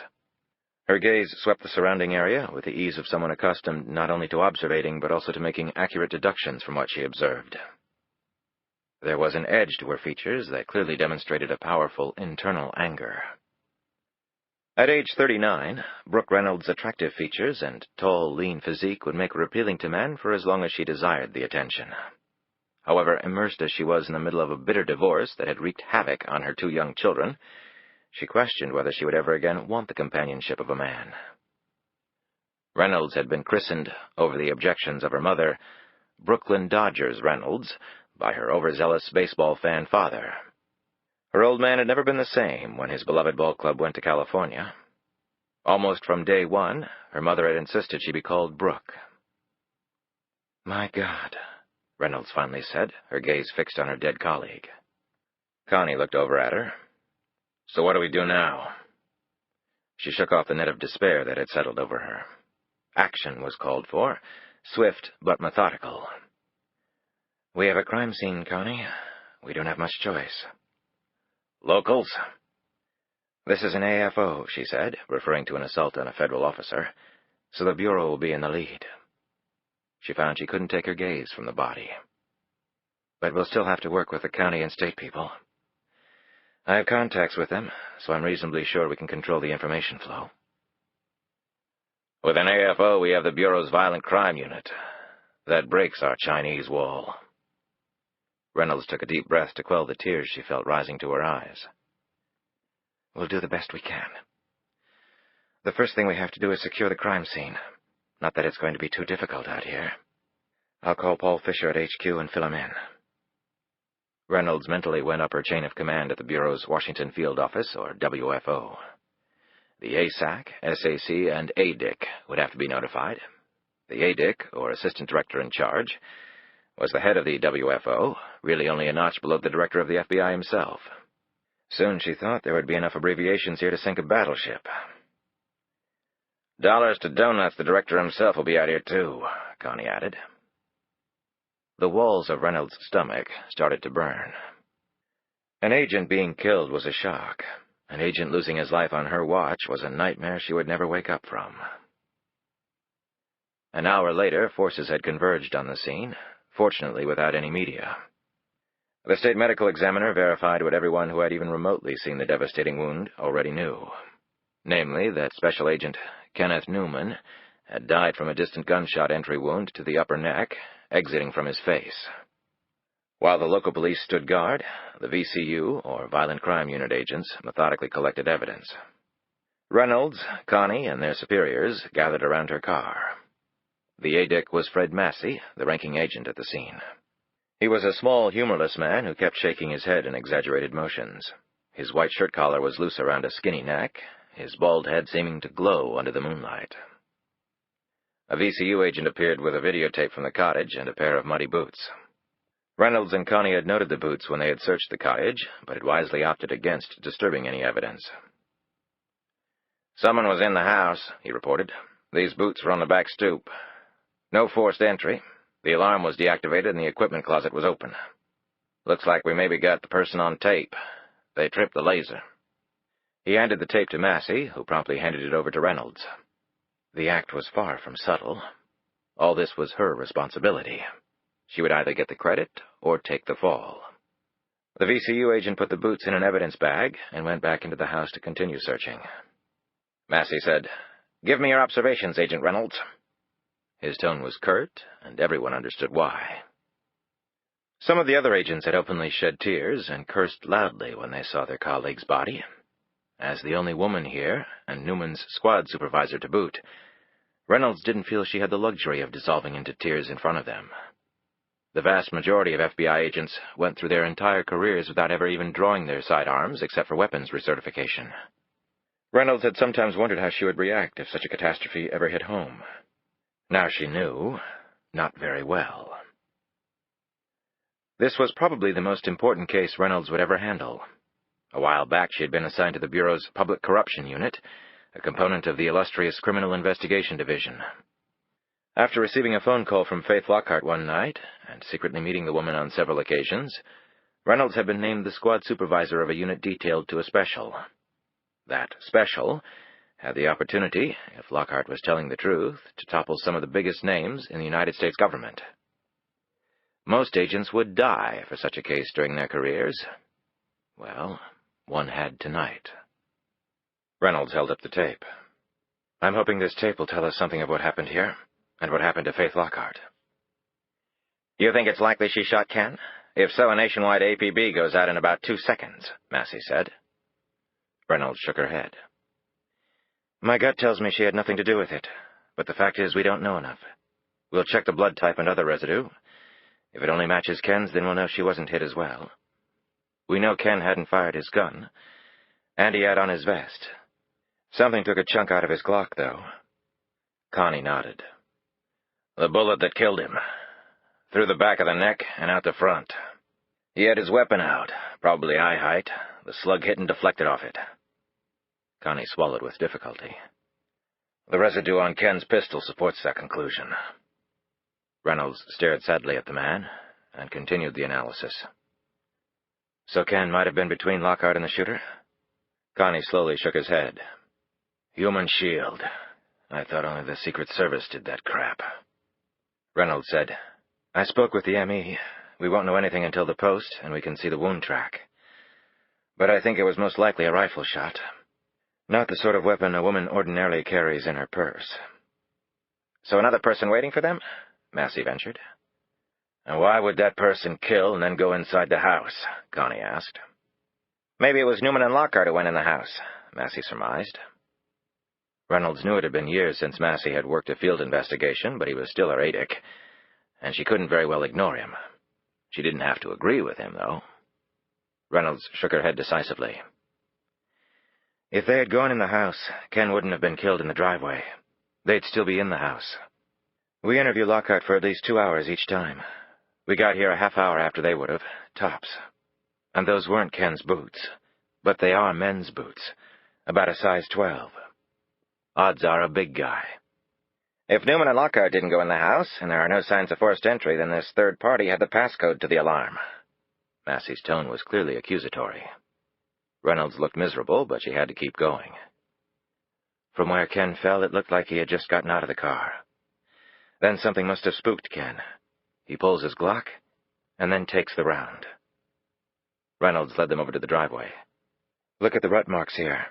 The ground around here is reasonably dry, but the tires really gouged the dirt. I think somebody was getting out of here in a hurry. Hell, fast enough that he ran out of his boots." And Lockhart? Maybe the shooter took her with him, Connie said. Reynolds thought about this. It's possible, but I don't see why. They'd want her dead, too. In the first place, how would a shooter know to come here? Massey asked, and then answered his own question. A leak? Reynolds had been considering this possibility from the moment she had seen Newman's body. With all due respect, sir, I don't see how that could be the case. Massey coldly ticked off the points on his fingers. We've got one dead man, a missing woman, and a pair of boots. Put it all together, and I'm looking at a third party being involved. Tell me how that third party got here without inside information. Reynolds spoke in a very low tone. It could be a random thing. Lonely place. Possible armed robbery. It happens. She took a quick breath. But if you're right and there is a leak, it's not complete. They all looked at her curiously. The shooter obviously didn't know about our last-second change of plan. That Connie and I would be here tonight, Reynolds explained. Ordinarily, I would have been with Faith, but I was working another case. It didn't pan out, and I decided at the last minute to hook up with Connie and come out here. Connie glanced over at the van. You're right. No one could have known about that. Ken didn't even know. I tried to call Ken about 20 minutes before we got here. I didn't want to just suddenly appear. If he heard a car pull up to the safe house without prior warning, he might have gotten spooked, shot first and asked questions later. He must have already been dead when I tried to reach him. Massey stepped toward her. Agent Reynolds, I know you've been handling this investigation from the beginning. I know that your use of this safe house and the closed-circuit TV surveillance of Ms. Lockhart were all approved by the appropriate parties. I understand your difficulties in pursuing this case and gaining this witness's trust. Massey paused for a moment, seeming to select his words with great care. Newman's death had stunned them all, although agents were often in harm's way. Still, there would be definite blame assessed in this case, and everyone knew it. Massey continued, However, your approach was hardly textbook, and the fact is, an agent is dead. Reynolds plunged right in. We had to do this very quietly. We couldn't exactly have surrounded Lockhart with agents. Buchanan would have been gone before we had enough evidence for prosecution. She took a long breath. Sir, you asked for my observations. Here they are. I don't think Lockhart killed Ken. I think Buchanan is behind it. We have to find her, but we have to do it quietly. If we put out an APB, then Ken Newman has probably died in vain. And if Lockhart is alive, she won't be for long if we go public. Reynolds looked over at the van just as its doors closed on Newman's body. If she had been escorting Faith Lockhart instead of Ken, the odds were that she would have lost her life tonight. For any FBI agent, death was always a possibility, however remote. If she were killed, would Brooklyn Dodgers Reynolds fade in her children's memory? She was certain her 6-year-old daughter would always remember Mommy. She had doubts about 3-year-old David, though. If she were killed, would David, years from now, only refer to Reynolds as his birth mother? The thought itself was nearly paralyzing. One day she had actually taken the ridiculous step of having her palm read. The palm reader had warmly welcomed Reynolds, given her a cup of herbal tea, and chatted with her, asking her questions that tried to sound casual. These queries, Reynolds knew, were designed to gather background information to which the woman could add appropriate mumbo-jumbo as she saw into Reynolds' past, as well as her future. After examining Reynolds' hand, the palm reader had told her that her lifeline was short. Significantly so, in fact. The worst she'd ever seen. The woman said this as she stared at what appeared to be a scar on Reynolds' palm. Reynolds knew it was the result of falling on a broken Coke bottle in her backyard when she was 8. The reader had picked up her cup of tea, apparently waiting for Reynolds to plead for more information, presumably at an appropriate premium over the initial fee. Reynolds had informed her that she was strong as a horse, with years in between even a simple bout of flu. Death needn't be by natural causes, the palm reader had replied, her painted eyebrows rising to emphasize the obvious point. On that, Reynolds had paid her $5 and walked out the door. Now she wondered. Connie scuffed the dirt with his toe. If Buchanan is behind this, he's probably long gone by now anyway. I don't think so, Reynolds replied. If he runs right after this, then he's as good as admitting guilt. No, he'll play it cool. I don't like this, Massey said. I say we APB Lockhart and bring her in, assuming she's still living. Sir, Reynolds said, her voice tight, edgy, we can't name her as a subject in a homicide when we have reason to believe she wasn't involved in the murder, but may well be a victim herself. That opens the Bureau to a whole civil action can of worms if she does turn up. You know that. Material witness, then. She damn well qualifies for that, said Massey. Reynolds looked directly at him. An APB is not the answer. It's going to do more harm than good. For everybody involved. Buchanan has no reason to keep her alive. Lockhart is a smart woman, Reynolds said. I spent time with her, got to know her. She's a survivor. If she can hang on for a few days, we have a shot. Buchanan can't possibly know what she's been telling us. But we do an APB naming her as a material witness. We just sign her death notice. They were all silent for a bit. All right, I see your point, Massey finally said. You really think you can find her on the QT? Yes. What else could she say? Is that your gut talking or your brain? Both. Massey studied her for a long moment. For now, Agent Reynolds, you focus on finding Lockhart. The VCU people will investigate Newman's murder. I'd have them lockstep the yard looking for the slug that killed Ken. Then I'd search the woods, Reynolds said. Why the woods? The boots were on the stoop. She glanced over at the tree line.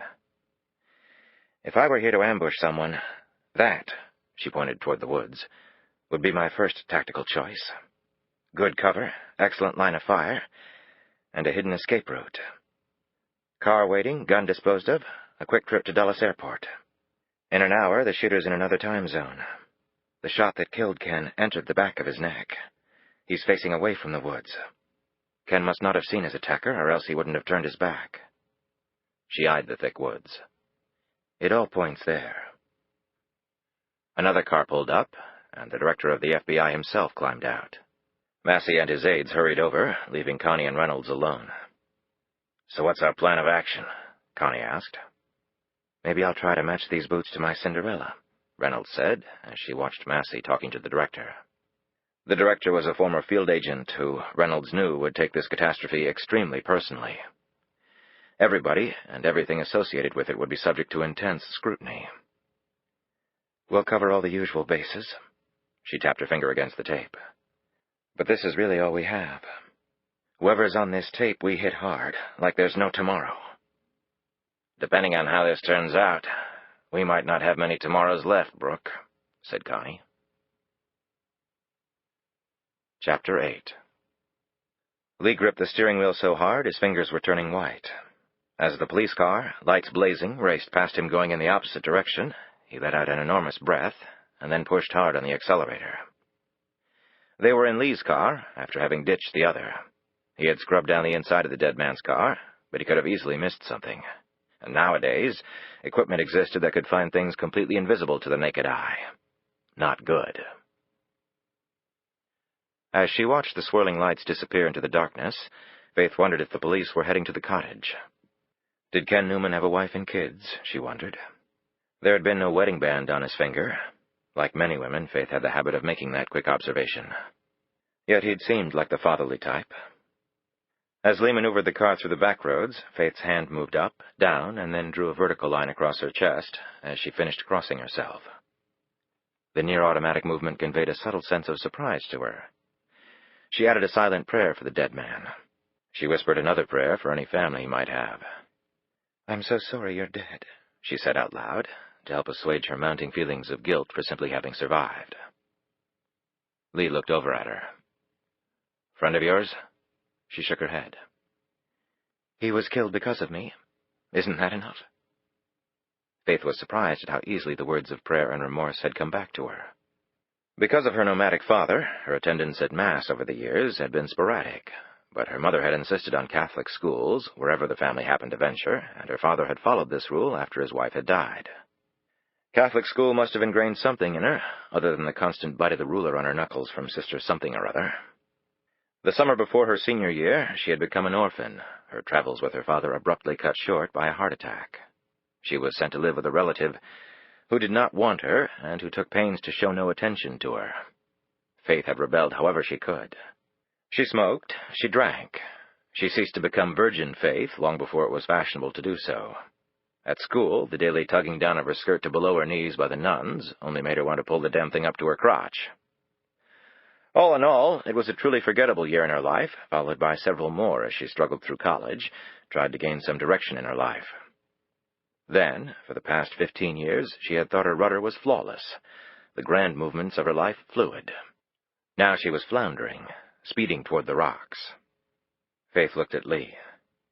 "We need to call the police. Tell somebody he's back there." Lee shook his head. "That opens a whole other can of worms. That is definitely not a good idea." "We can't just leave him back there. It's not right." "Do you suggest we go to the local precinct and try to explain this thing? They'll put us in straitjackets."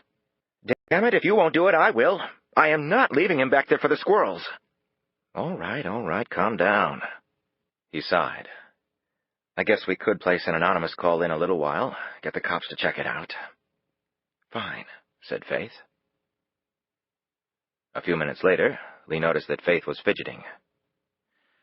"I have another request," she said. The woman's demanding style was really starting to annoy him. Lee tried not to think about the hurt in his elbow, the irritating specks of cold dirt in his eyes, the unknown dangers that lay ahead. "Like what?" he said wearily. "There's a gas station near here. I'd like to wash up," she added quietly. "If that's okay." Lee looked down at the stains on her clothes, and his expression softened. "No problem," he said. "It's down this road. I know where it is," Lee said. "I like to get the lay of the land where I'm working." Faith simply stared at him. In the bathroom, Faith tried not to focus on what she was doing as she painstakingly cleaned the blood off her clothing. Still, every couple of minutes she felt like ripping off all her clothes and scrubbing herself down using the soap from the dispenser and the stack of paper towels in the dirty sink. When she climbed back in the car, her companion's look said what his mouth didn't. "I'll make it for now," she said. "By the way, my name's Lee. Lee Adams." Faith said nothing. He started the car, and they left the gas station. "You don't have to tell me your name," he said. "I was hired to follow you, Miss Lockhart." She eyed him suspiciously. "Who hired you to do that?" "Don't know." "How could you possibly not know who hired you?" "I admit it's a little unusual, but it happens, on occasion. Some people are embarrassed about hiring a private detective." "So that's what you are, a private eye?" Her tone was one of contempt. "It can be a very legit way of earning a buck, and I'm as legit as they come." "And how did this person come to hire you?" "Other than the fact that I've got a killer Yellow Pages ad, I don't have a clue." "Do you have any idea what you're mixed up in, Mr. Adams?" "Let's just say I have a better idea now than I did a little bit ago. Getting shot at is the one thing that has always captured my undivided attention." "And who shot at you?" "The same guy who nailed your friend. I think I winged him, but he got away." Faith rubbed her temples and looked out into the darkness. His next words startled her. "What are you, witness protection?" Lee waited. When she didn't answer, he continued. "I did a 10-second down and dirty on your friend while you were busy choking out the car. He had a Glock 9mm and a Kevlar vest, for all the good it did him. The shield on his belt said FBI. I didn't have time to check for ID, so what was his name?" "Does it matter?" "It might." "Why witness protection?" she asked. "The cottage. Special locks, security system. It's a safe house of sorts. Nobody's living there, that's for sure." "So you've been inside?" He nodded. "At first I thought you were having an affair. A couple minutes inside told me it wasn't a love nest. Strange house, though. Hidden cameras, tape recording system. Did you know you were on stage, by the way?" The astonished look on her face answered his question. "If you didn't know who hired you, how were you engaged to follow me?" "Easy enough. Phone message said a packet of information on you, and an advance on my fee would be delivered to my office. They were. A file on you and a big chunk of cash. It said to follow your movements, and I did." "I was told I wasn't being followed." "I've gotten pretty good at it." "Apparently." "Once I knew where you were going, I just got here ahead of you. Pretty simple." "Was the voice a man's or a woman's?" "Couldn't tell. It was scrambled." "Didn't that make you suspicious?" Everything makes me suspicious. One thing's for sure. Whoever's after you, they ain't playing around. The ammo the guy was using back there could have wasted an elephant. I got to see it up close and personal. He fell silent, and Faith could not bring herself to say anything else. She had several credit cards in her purse, all with virtually limitless spending power, and they were all useless to her because as soon as one went through the swipe machine, they would know where she was. She put her hand in her purse and touched the Tiffany pewter ring holding the keys to her beautiful home and her luxury car. Useless as well. In her wallet was the grand sum of $55 and a few pennies. She had been stripped bare except for this cash and the clothes on her back. Her impoverished childhood had come roaring back in all its tarnished, hopeless memory. She did have a large sum of cash, but it was in a safe deposit box at her bank in D.C. The bank would not be open until tomorrow morning. And there were two other items she kept in that box that were even more critical to her, a driver's license and another credit card. They were both under a fake name. They had been relatively easy to set up, but she had hoped she would never have to use them, so much so that she had kept them in her bank instead of a more accessible place. Now she shook her head at such stupidity. With those two cards, she could go just about anywhere. If everything else collapsed on top of her, she had often reminded herself this would be her way out.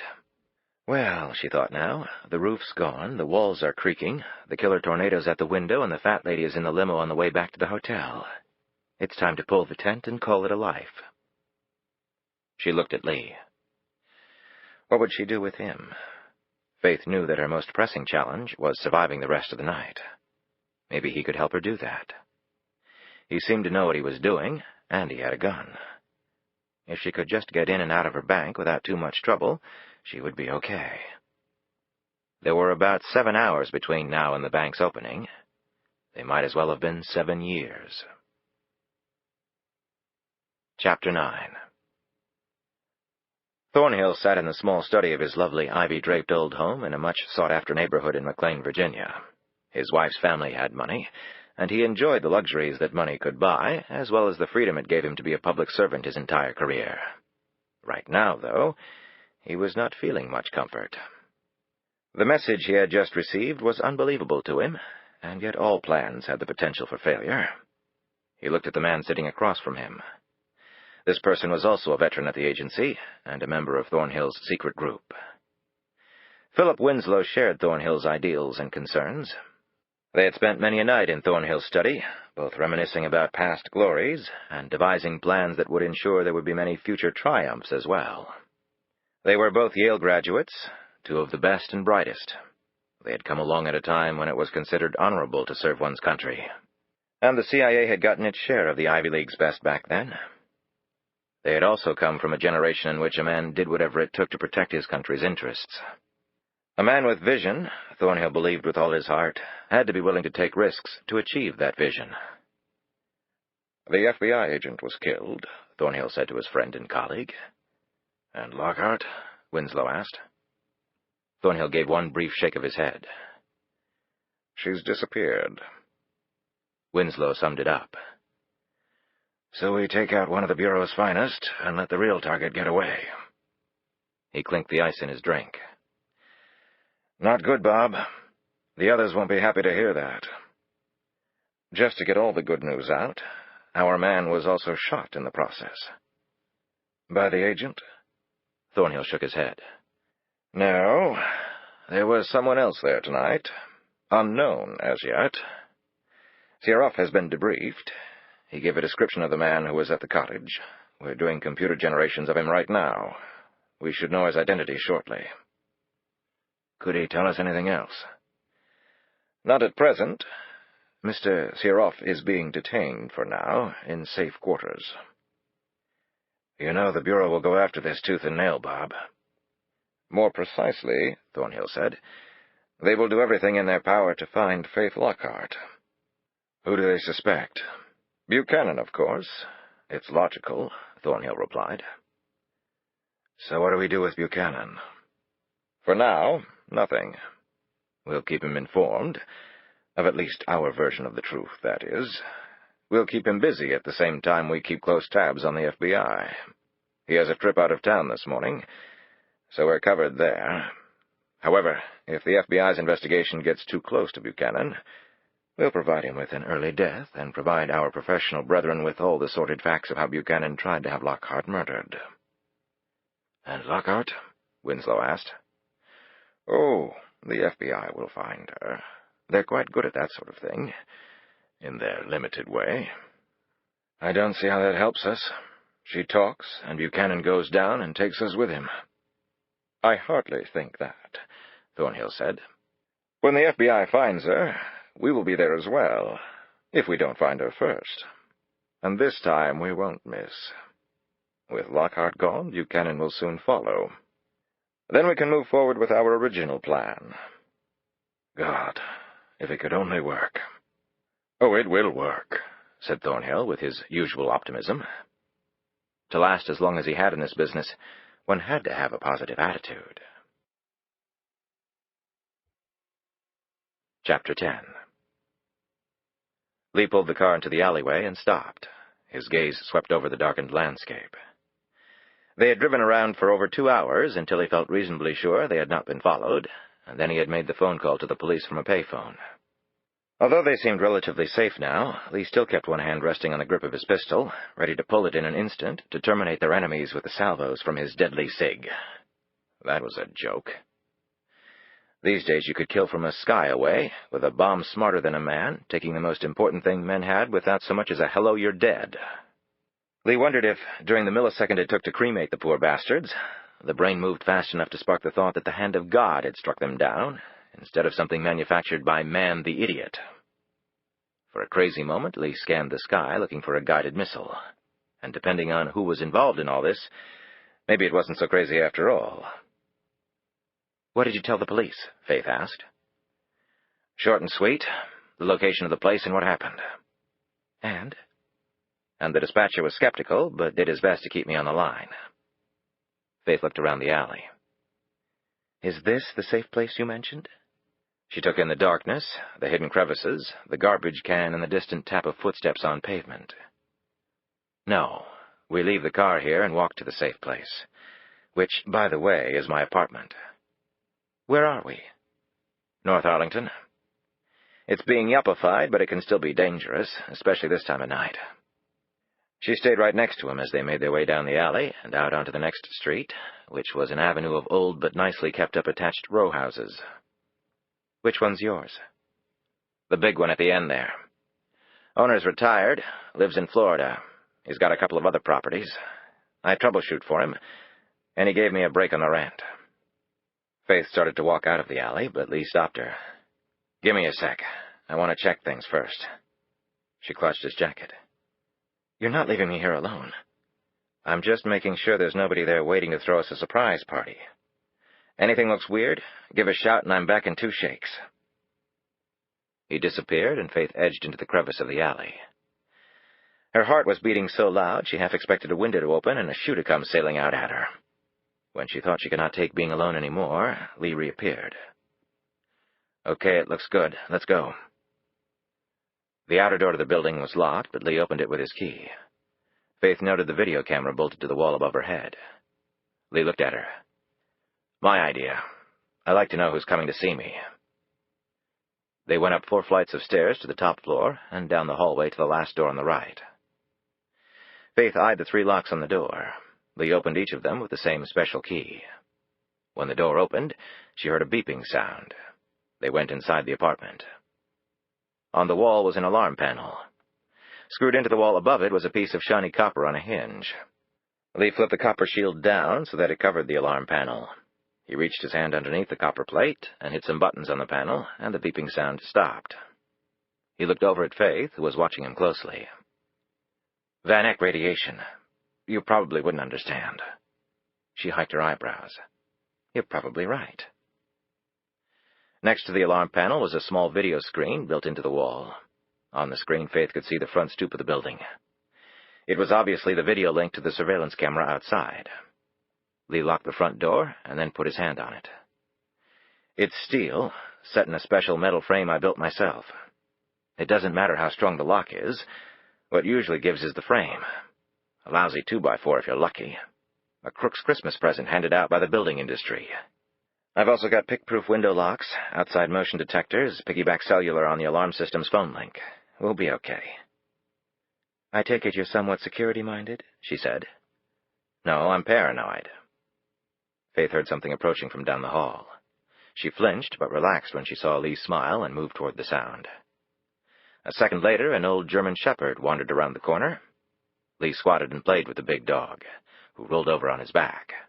Lee accommodated the animal with a belly rub. Hey, Max, how you doing, boy? Lee patted Max's head, and the dog affectionately licked his owner's hand. Now, this thing is the best security device ever invented. Don't have to worry about electrical outages, batteries going dead, or somebody turning his loyalties. So your plan is that we stay here? Lee looked up at her. You want something to eat or drink? We might as well work on this over a full stomach. Hot tea would be nice. I couldn't really look at food right now. A few minutes later, they were sitting at the kitchen table. Faith sipped on herbal tea, while Lee worked on a cup of coffee. Max dozed under the table. We have a problem, Lee began. When I went in the cottage, I tripped something, so I'm on the videotape. Faith looked stricken. My God, they could be on their way here right now. Maybe that's a good thing. Lee looked at her sharply. And why is that? I'm not into helping criminals. So you think I'm a criminal? Are you? Faith fingered her teacup. I was working with the FBI, not against them. Okay. What were they doing with you? I can't answer that. Then I can't help you. Come on, I'll give you a ride to your place. Lee started to rise from his chair. She gripped his arm. Wait! Please wait! The thought of being left alone right now was paralyzing. He sat back down and waited expectantly. How much do I have to tell you before you'll help me? Depends on what sort of help you want. I'm not doing anything against the law. I wouldn't ask you to. Then you've got no problem, other than somebody wanting to kill you. Faith took a nervous sip of her tea while Lee watched her. If they know who you are from the video, should we be just sitting here? She asked. I messed with the tape, ran my magnet over it. Faith looked at him, a glint of hope in her eyes. You think you were able to erase it? I can't tell for sure. I'm not an expert in that stuff. But at the very least, it might take some time for them to reconstruct it. That's what I'm hoping. But we're not exactly dealing with the campfire girls here. The recording equipment also had a security system built in. Chances are if the police try to force the tape out, it might self-destruct. Personally, I'd give the $47 I have in the bank if that did happen. I'm a man who likes his privacy. But you still need to fill me in. Faith didn't say anything. She just stared at him, like he had just made an unwanted pass at her. Lee cocked his head at her. I tell you what, I'm the detective, okay? I'll make some deductions, and you tell me if I'm right or not. How's that? When Faith still said nothing, he continued.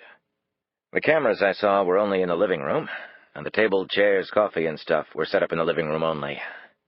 Now, I tripped the laser, or whatever it was, going in. That apparently set off the cameras. I guess that would make sense, Faith said.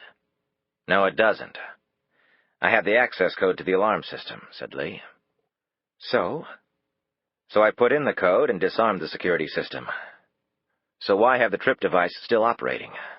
The way it was set up, even when the guy you were with disarmed the security system, he would still have engaged the cameras. Why would he want to record himself? Faith looked deeply confused. I don't know. Hello? So they'd have you on film without you knowing it. Now, the out-of-the-way place with the CIA-level security in place, the feds, the cameras and taping equipment, all point to one thing. Lee paused as he thought about exactly how he was going to phrase this. They brought you there to interrogate you.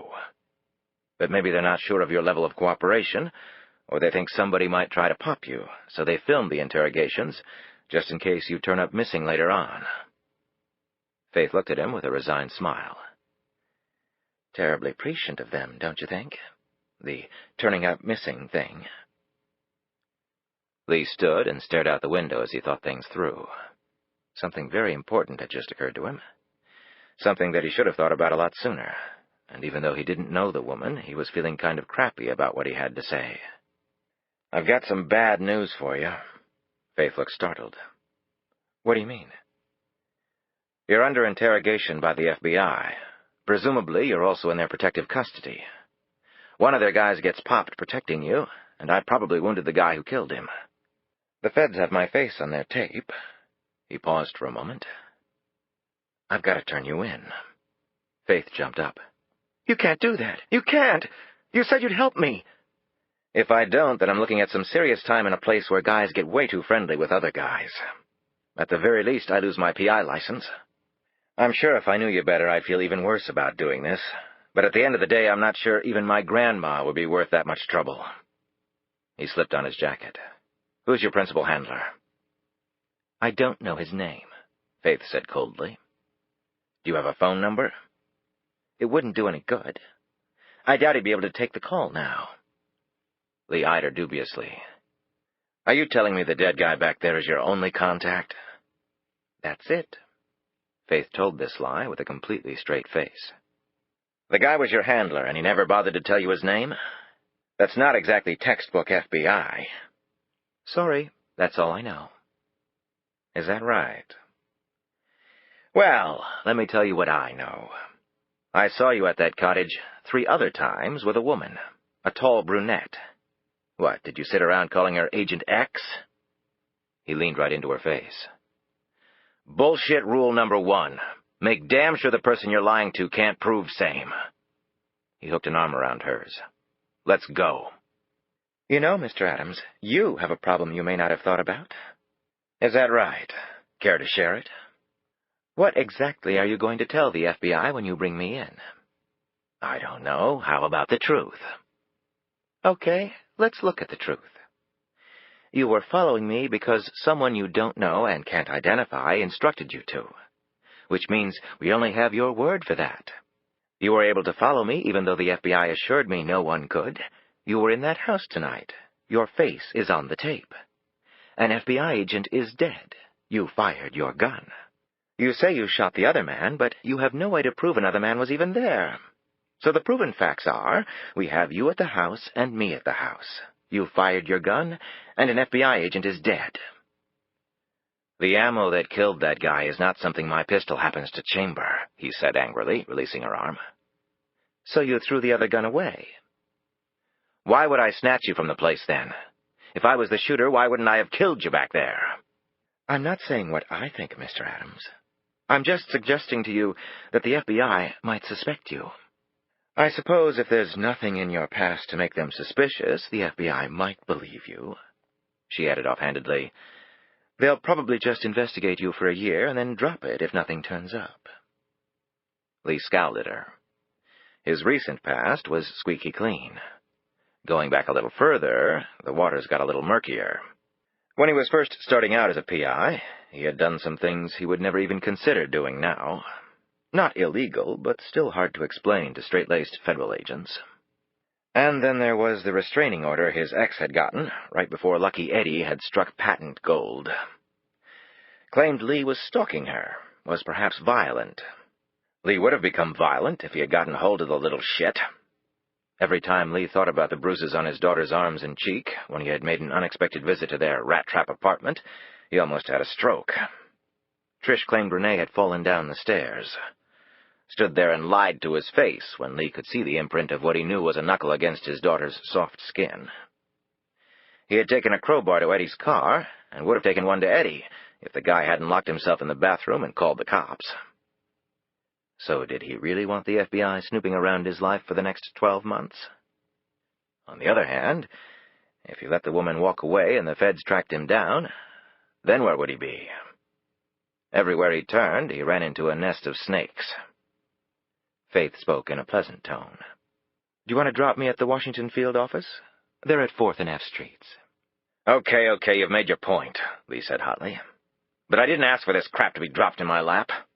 And I didn't ask for you to become involved in this either. But what? But if you weren't there tonight, I wouldn't be alive right now. I'm sorry I haven't thanked you before. I'm thanking you now. Despite his suspicions, Lee felt his anger slowly receding. Either the woman was sincere, or she was one of the slickest operators he'd come across. Or maybe it was a little slice of both. This was Washington, after all. "Always glad to help a lady," he said dryly. "Okay, supposing I decide not to turn you in. What do you have in mind to pass the night away?" "I need to get away from here. I need some time to think things through." "The FBI is not going to just let you walk away. I'm assuming you've cut some sort of deal."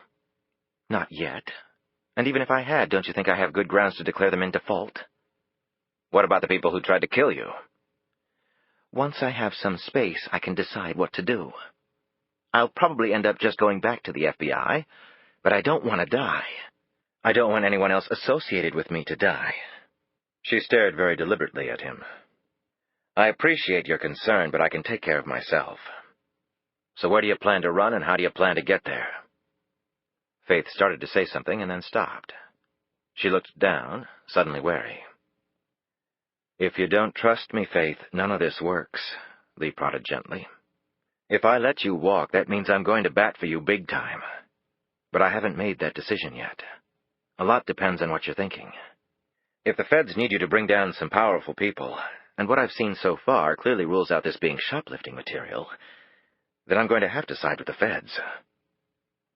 "What if I agreed to come back so long as they could give guarantees as to my safety?" "I guess that sounds reasonable. But what guarantee is there that you'll come back at all?" "What if you come with me?" she said quickly. Lee stiffened so much that he accidentally kicked Max, who came out from under the table and looked at him pitifully. Faith rushed on. "You said yourself that it's only a matter of time before they identify you on the tape. The person you shot, what if he identifies you to whoever hired him? It's obvious that you're in danger, too." "I'm not sure." "Lee," Faith said excitedly, "did it ever occur to you that the person who hired you to follow me had you trailed as well? You could very well have been used to set up the shooting." "Well, if they could follow me, they could follow you," he countered. "But what if they wanted to frame you for all this somehow?" Lee blew the air from his cheeks as the hopelessness of his situation set in. Son of a bitch, what a night. How the hell hadn't he seen it coming? Anonymous client, bag full of cash, mystery target, lonely cottage. Had he been in a friggin' coma or what? "I'm listening." "I have a safe deposit box in a bank in D.C. In that box, I have cash and some pieces of plastic with another name on them that'll let us go about as far as we need to. The only problem is they might be watching my bank. I need your help." "I can't access your safe deposit box." "But you can help me scope the place out, see if anyone's watching. You're obviously better at that than I am. I go in, clean out the box, and get out as fast as possible while you cover me. Anything looks suspicious, we run like hell."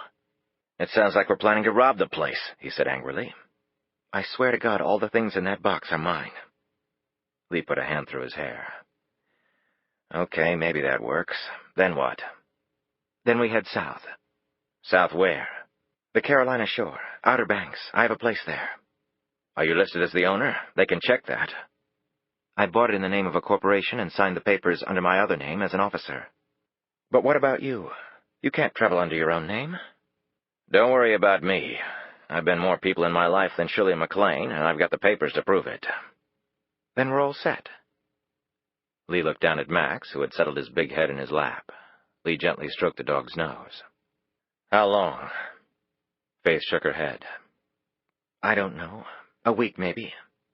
Lee sighed. "I guess I can have the lady downstairs take care of Max." "Then you'll do it?"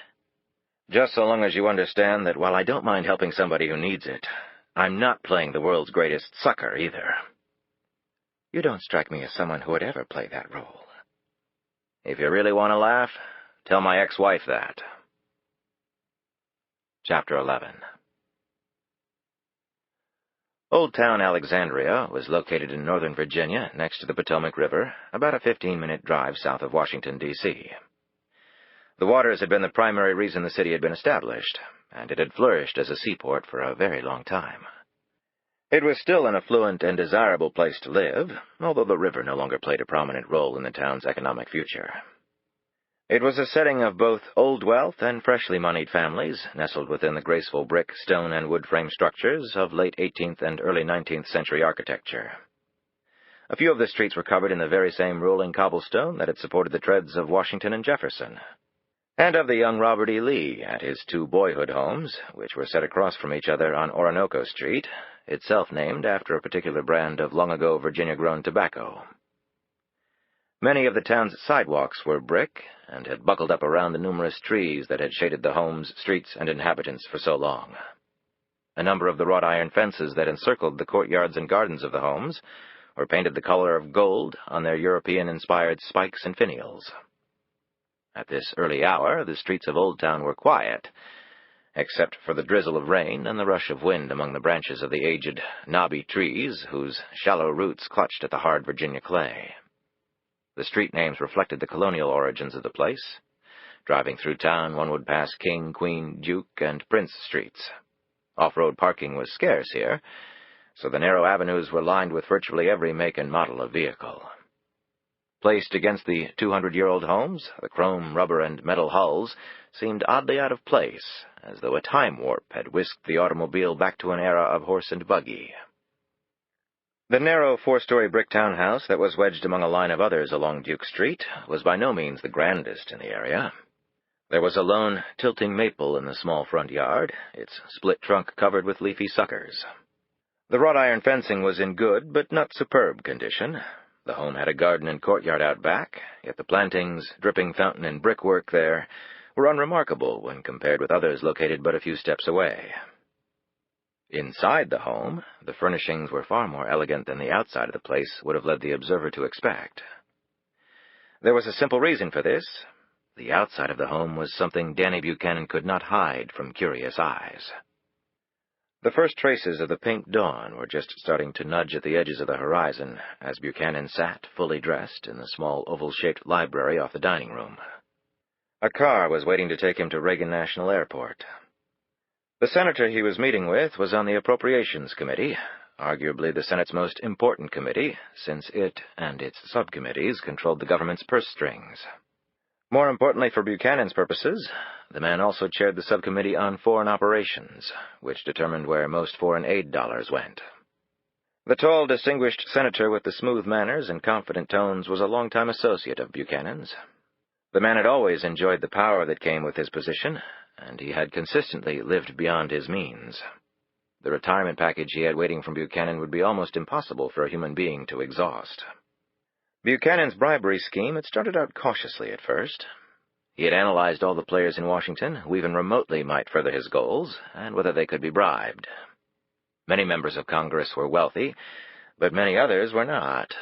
It was often both a financial and familial nightmare for people to serve in Congress. Members had to maintain 2 residences, and the Washington metro area was not cheap, and their family often did not come with them. Buchanan approached the ones he figured he could corrupt, and began a long process of feeling them out on possible involvement. The carrots he dangled were small at first, but quickly grew in size if the targets showed any enthusiasm. Buchanan had selected well because he had never had a target not agree to exchange votes and influence for rewards down the road. Perhaps they felt that the difference between what he proposed and what occurred in Washington every day was marginal at best. He didn't know if they cared that the goal was a worthy one. However, they hadn't gone out of their way to increase foreign aid to any of Buchanan's clients on their own. And they had all seen colleagues leave office and grab the gold of lobbydom. But who wanted to work that hard then? Buchanan's experience was that ex-members made terrible lobbyists anyway. Going back hat in hand to lobby former colleagues over whom you no longer had any leverage was not appealing to these overly proud folk. Much smarter to use them when they were the most powerful they would ever be. Work them hard first, and then pay them grandly later. What could be better? Buchanan wondered if he could really hold it together during the meeting with a man he had already betrayed. But then, betrayal was doled out in large doses in this town. Everyone was constantly scrambling for a chair before the music stopped. The senator would be understandably upset. Well, he would have to stand in line with the rest. Buchanan suddenly felt tired. He didn't want to get in the car or climb on another plane, but he had no say in the matter. Still a member of the Philadelphia servant class? The lobbyist focused his attention on the man who was standing before him. "He sends his compliments," the burly man said. To the outside world, he was Buchanan's driver. In reality, he was one of Thornhill's men keeping close tabs on their most important charge. "And please tell Mr. Thornhill my sincerest wishes that God should decree he not grow one day older," said Buchanan. "There have been important developments of which he would like you to be aware," the man said impassively. "Such as?" "Lockhart is working with the FBI to bring you down." For a brief, dizzying moment, Buchanan thought he would vomit all over himself. "What in the hell are you talking about?" "This information was just discovered by our operative inside the Bureau." "You mean they entrapped her? Made her work for them?" "Just like you did to me." "She voluntarily went to them." Buchanan slowly regained his composure. "Tell me everything," he said. The man responded with a series of truths, half-truths, and outright lies. He told them all with equal practiced sincerity. "Where is Faith now?" "She's gone underground. The FBI is looking for her." "How much has she told them? Should I be making plans to leave the country?" "No. It's very early in the game. What she's told them thus far would not warrant prosecution of any kind. She's told them more of the process of how it was done, but not who was involved. However, that's not to say they can't follow up what she's told them. But they have to be careful. The targets aren't exactly flipping burgers at McDonald's." "And the vaunted Mr. Thornhill doesn't know where Faith is? I hope his omniscience isn't failing him now." "I have no information about that," said the man. "A poor state of affairs for an intelligence-gathering agency," Buchanan said, even managing a smile. A log in the fireplace let out a loud pop, and a fat wad of sap shot out and hit the screen. Buchanan watched it dripping down the mesh face, its escape halted, its existence over. Why did he suddenly feel the remainder of his life had just been symbolically played out? "Perhaps I should try to find her." "It's not really your concern." Buchanan stared at him. Had the idiot really said that? "You won't be the one going to prison." "It'll work out. You just continue right on."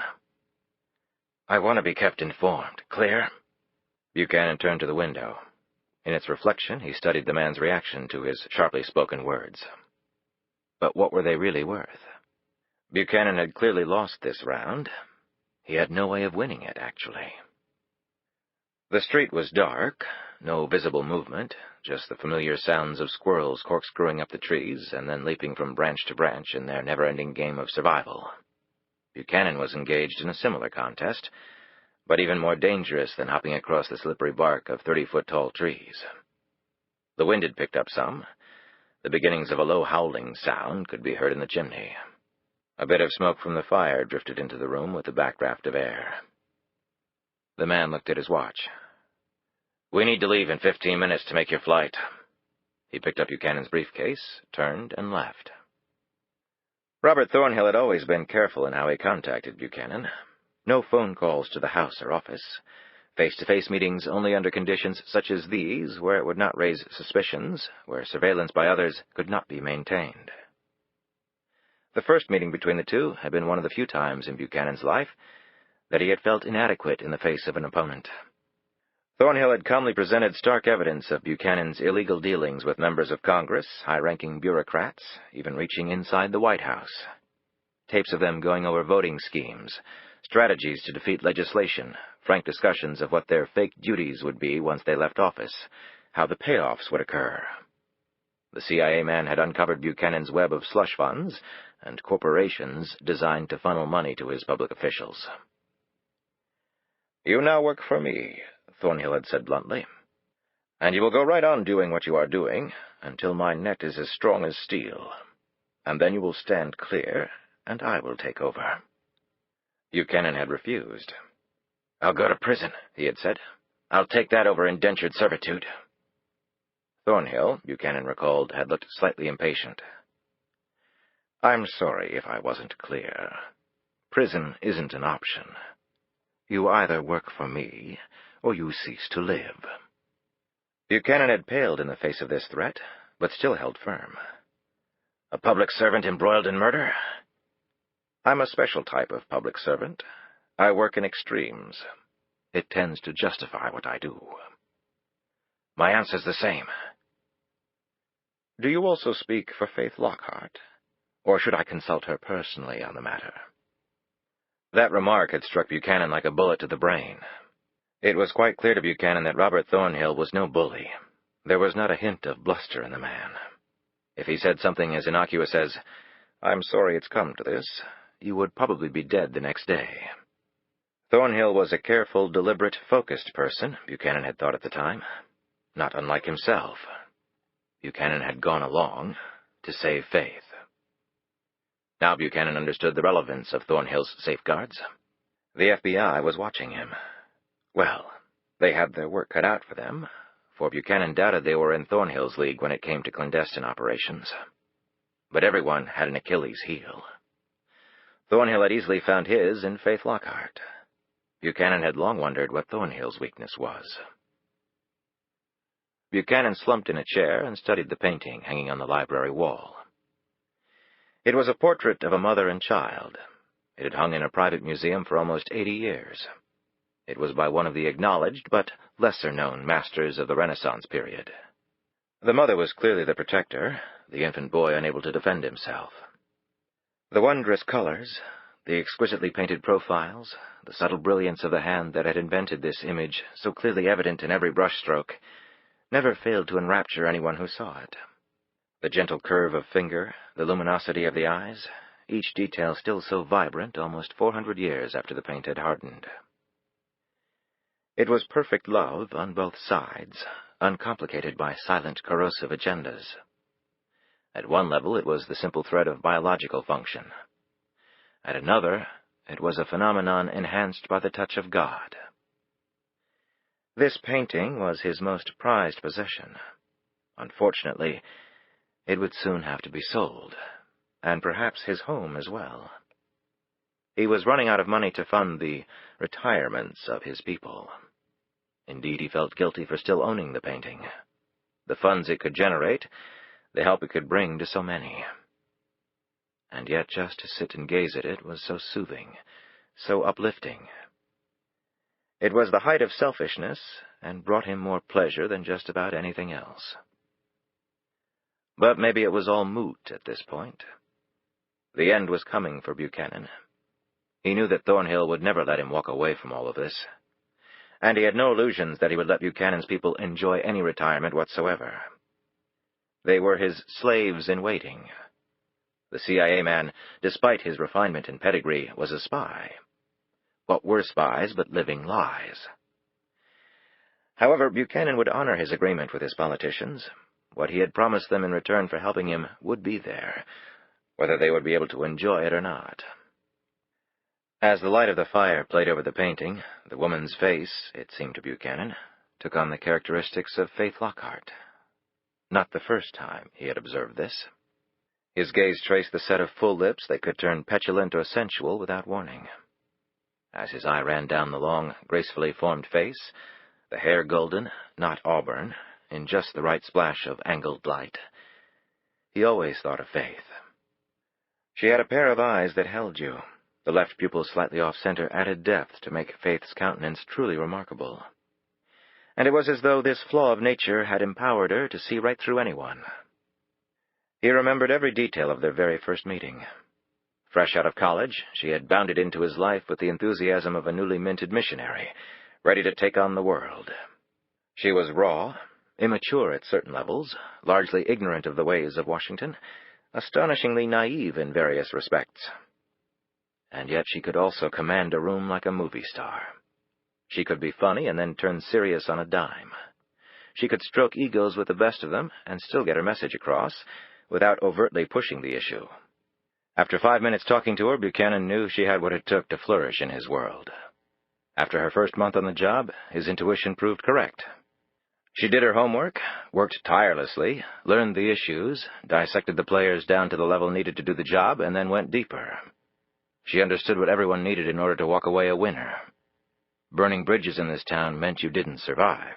Sooner or later, you needed help from everyone, and memories were exceptionally long in the capital city. As tenacious as a wolverine, She had endured defeat after defeat on a number of fronts, but continued to pound away until she was victorious. He had never met anyone like her before or since. They had been through more together in 15 years than couples married a lifetime.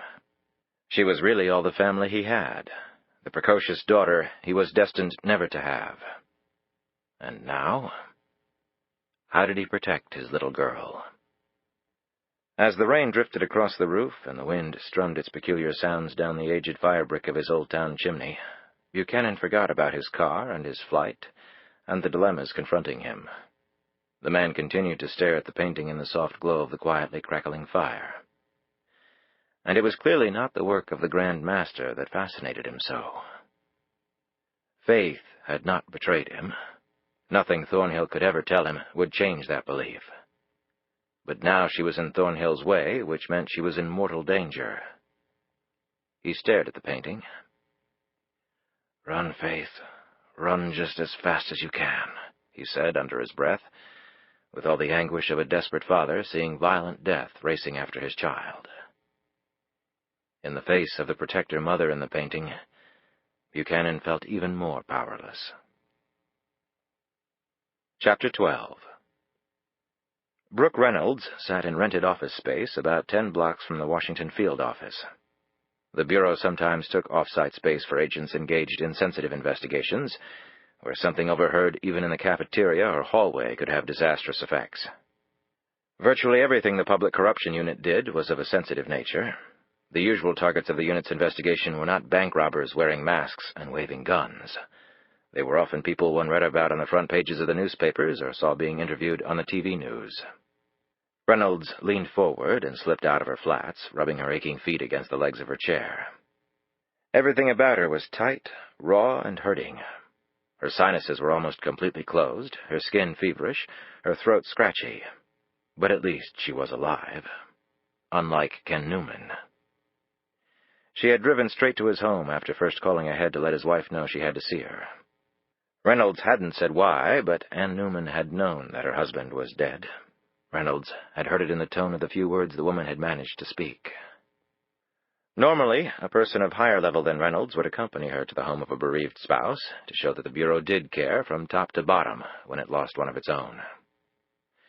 However, Reynolds had not waited for anyone else to volunteer to come with her.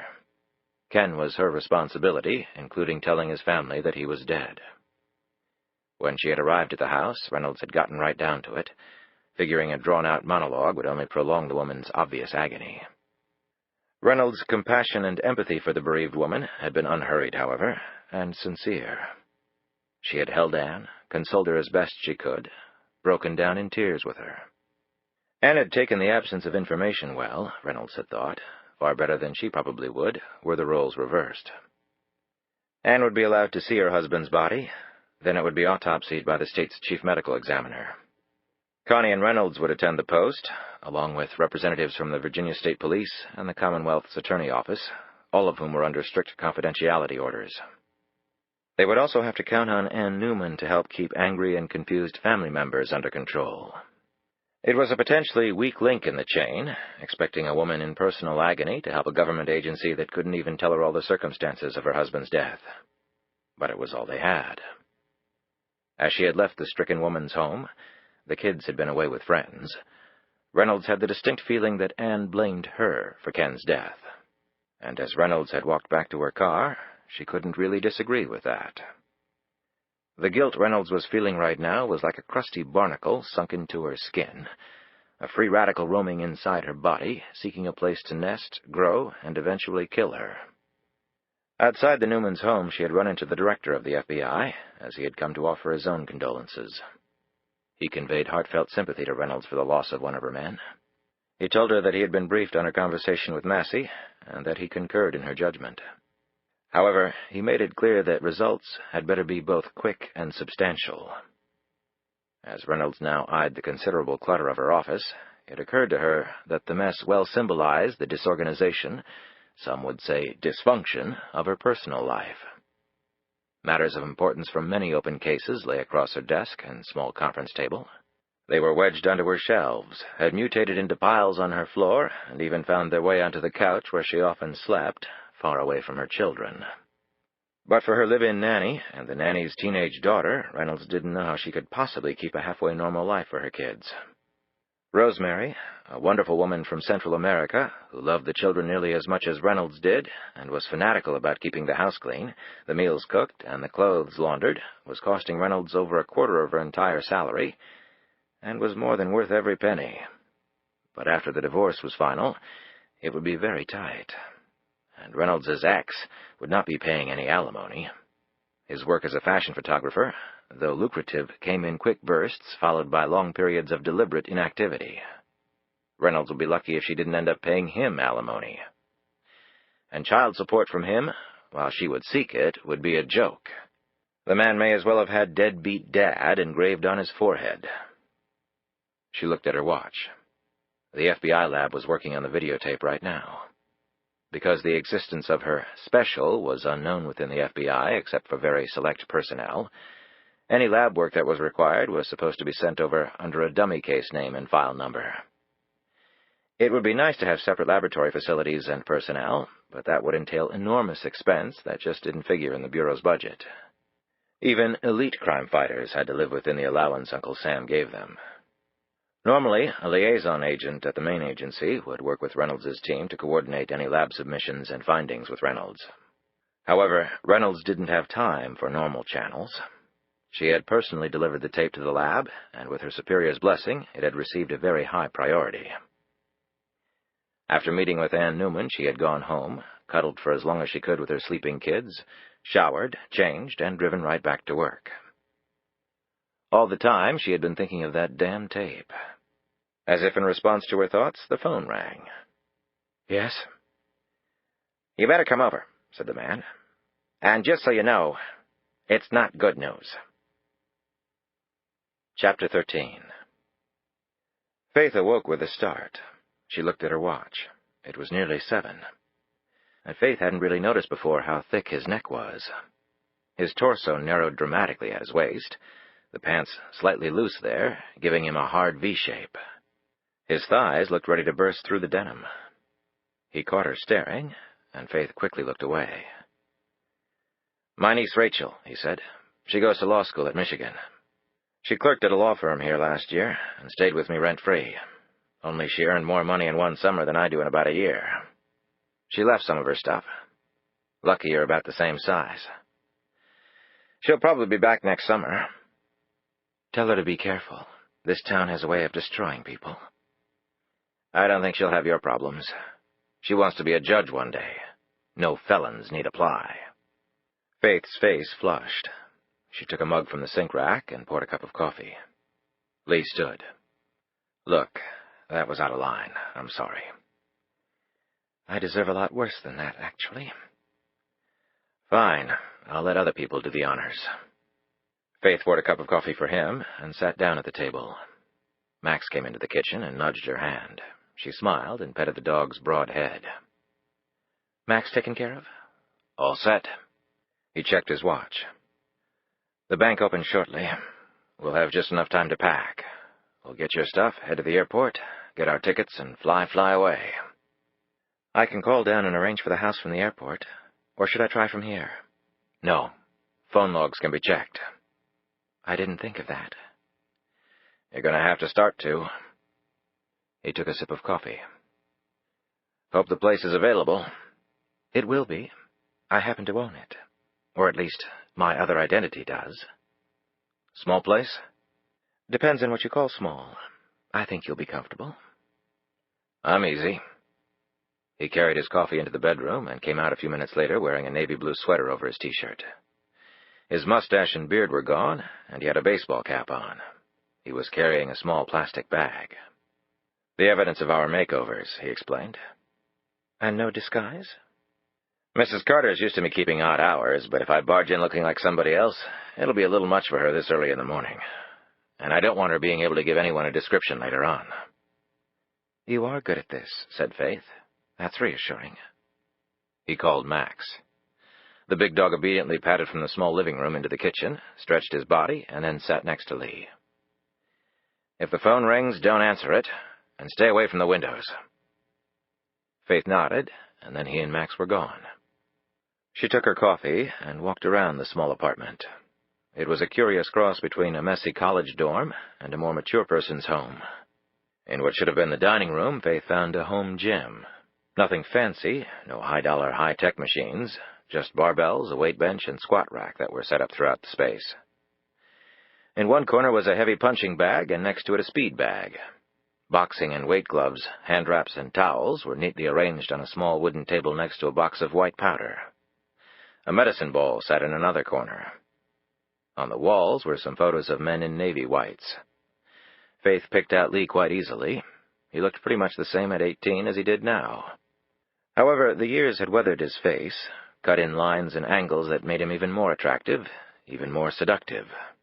Why was aging so damn tilted in favor of men? There were black and white photos of Lee in the boxing ring, and one of him with his hand raised in victory, a medal resting against his wide chest. His expression was calm, as though he had expected to win. In fact, as though he would not accept losing. Faith gave the heavy bag a small punch with a loosely made fist, and her hand and wrist instantly throbbed. In that moment she recalled how big and thick Lee's hands were, the knuckles resembling a miniature mountain range. A very strong, resourceful, tough man. A man who could take punishment. She just hoped he would remain on her side. She went into the bedroom. On the nightstand next to his bed was a cell phone, and next to that a portable panic button device. Faith had been too exhausted to notice them last night. She wondered if he slept with his pistol under his pillow. Was he really just paranoid, or did he know something the rest of the world didn't? It suddenly occurred to her, wasn't he afraid she might make a run for it? She went back into the hallway. The front was covered. He could see her leave that way. But there was a back door off the kitchen that went down a fire escape. She went over to the door and tried to open it. It was locked, dead-bolted. The kind you could only open with a key, even from inside. The windows also had key locks. It angered Faith, being trapped like this, but the truth was she had been trapped long before Lee Adams popped up in her life. She continued looking through the apartment. Faith smiled at the collection of record albums housed in their original covers, and a framed poster from the movie The Sting. She doubted if the man had a CD player or even cable TV. She opened another door and went into the room. She started to turn on the light, and then paused as a sound caught her attention. She stepped to the window, inched back the blinds, and looked out. It was fully light outside now, although the sky was still gray and gloomy. She didn't see anyone, but that meant nothing. She could be encircled by an army, and she'd never know it. She turned the light on and looked around, surprised. A desk, file cabinets, a sophisticated phone system, and shelves filled with manuals surrounded her. There were large pegboards on the wall with memo cards tacked to them. On the desk were neatly arranged files, a calendar, and the usual desktop accessories. Apparently, Lee's home also served as his place of business. If this was his office, maybe the file on her was here. Lee would probably be gone for a few more minutes. She started to sift carefully through the papers on his desk. Then she went through the desk drawers, and then moved on to the file cabinets. Lee was very organized, and he had a lot of clients, mostly businesses and law firms from the file labels she was seeing. Defense lawyers, she assumed, since prosecutors had their own detective force. The ringing phone made her almost leap out of her shoes. Trembling, she went over to it. The base unit had an LCD readout. Lee obviously had caller ID because the number of the person calling him was displayed on the readout. It was long distance, with a 215 area code. Philadelphia, she recalled. Lee's voice came on and told the caller to leave a message after the beep. When that person started talking, Faith froze. "Where is Faith Lockhart?" asked the voice of Danny Buchanan. Danny sounded very distressed as he fired more questions. What had Lee found out? He wanted answers, and he wanted them immediately. Buchanan left a phone number, then hung up. Faith felt herself backing away from the phone. She stopped and stood still, transfixed by what she had just heard. A full minute passed as numbing thoughts of betrayal swirled through her mind like confetti in a parade. Then she heard a sound behind her and whirled around. Her scream was short, sharp, leaving her momentarily breathless. Lee was staring at her. Chapter 14. Buchanan looked around the crowded airport. He had taken a risk in calling Lee Adams directly, but his options now were few. As his eyes roamed the area, he wondered which of the people it was. The old lady in the corner with her big purse and hair in a bun? She had been on Buchanan's flight. A tall, middle-aged man had been pacing the aisle while Buchanan had been on the phone. He, too, had been on the flight from National. The truth was, Thornhill's people could be anywhere, anyone. It was like being attacked by nerve gas. You never saw the enemy. A sense of profound hopelessness gripped Buchanan. Buchanan's greatest fear had been that Thornhill would either try to get Faith involved in his scheme or suddenly find her a liability. He might have pushed Faith away, but would never abandon her. This was why he had hired Adams to follow her. As the end drew near, he had to make sure she remained safe. Buchanan had looked in the phone book of all places, and used the simplest logic he could think of. Lee Adams had been the first person listed under private investigators. Buchanan almost laughed out loud now at what he had done. But unlike Thornhill, he didn't have an army at his beck and call. For all he knew, Adams hadn't reported in because he was dead. He paused for a moment. Should he just flee to the ticket counter, book the first flight available to anywhere remote, and then lose himself? Easy to fantasize about, quite another thing to implement. He envisioned trying to escape. Thornhill's heretofore invisible army would suddenly materialize and descend upon him from the shadows, displaying official-looking badges to anyone bold enough to intervene. Then Buchanan would be taken to a quiet room in the bowels of the Philadelphia airport. There, Robert Thornhill would be calmly waiting with his pipe and his three-piece suit and his casual arrogance. He would calmly ask Buchanan, did he want to die right this very minute? Because Thornhill would certainly accommodate him if he did. And Buchanan would have absolutely no response. Finally, Danny Buchanan did the only thing he could do. He left the airport, climbed in his waiting car, and drove to see his friend the senator to put another nail in the man's coffin with his smiling, disarming manner and the listening device he was wearing, which looked exactly like skin and hair follicles and was so advanced that it wouldn't set off the most sophisticated of metal detectors. A surveillance van would follow him to his destination and record every word said by Buchanan and the senator. As a backup, in case the transmission from his listening device was somehow interfered with, Buchanan's briefcase had a tape recorder built into its frame. A slight twist on the briefcase handle activated the recorder. It, too, was undetectable by even the most sophisticated airport security. Thornhill really had thought of everything. Damn the man.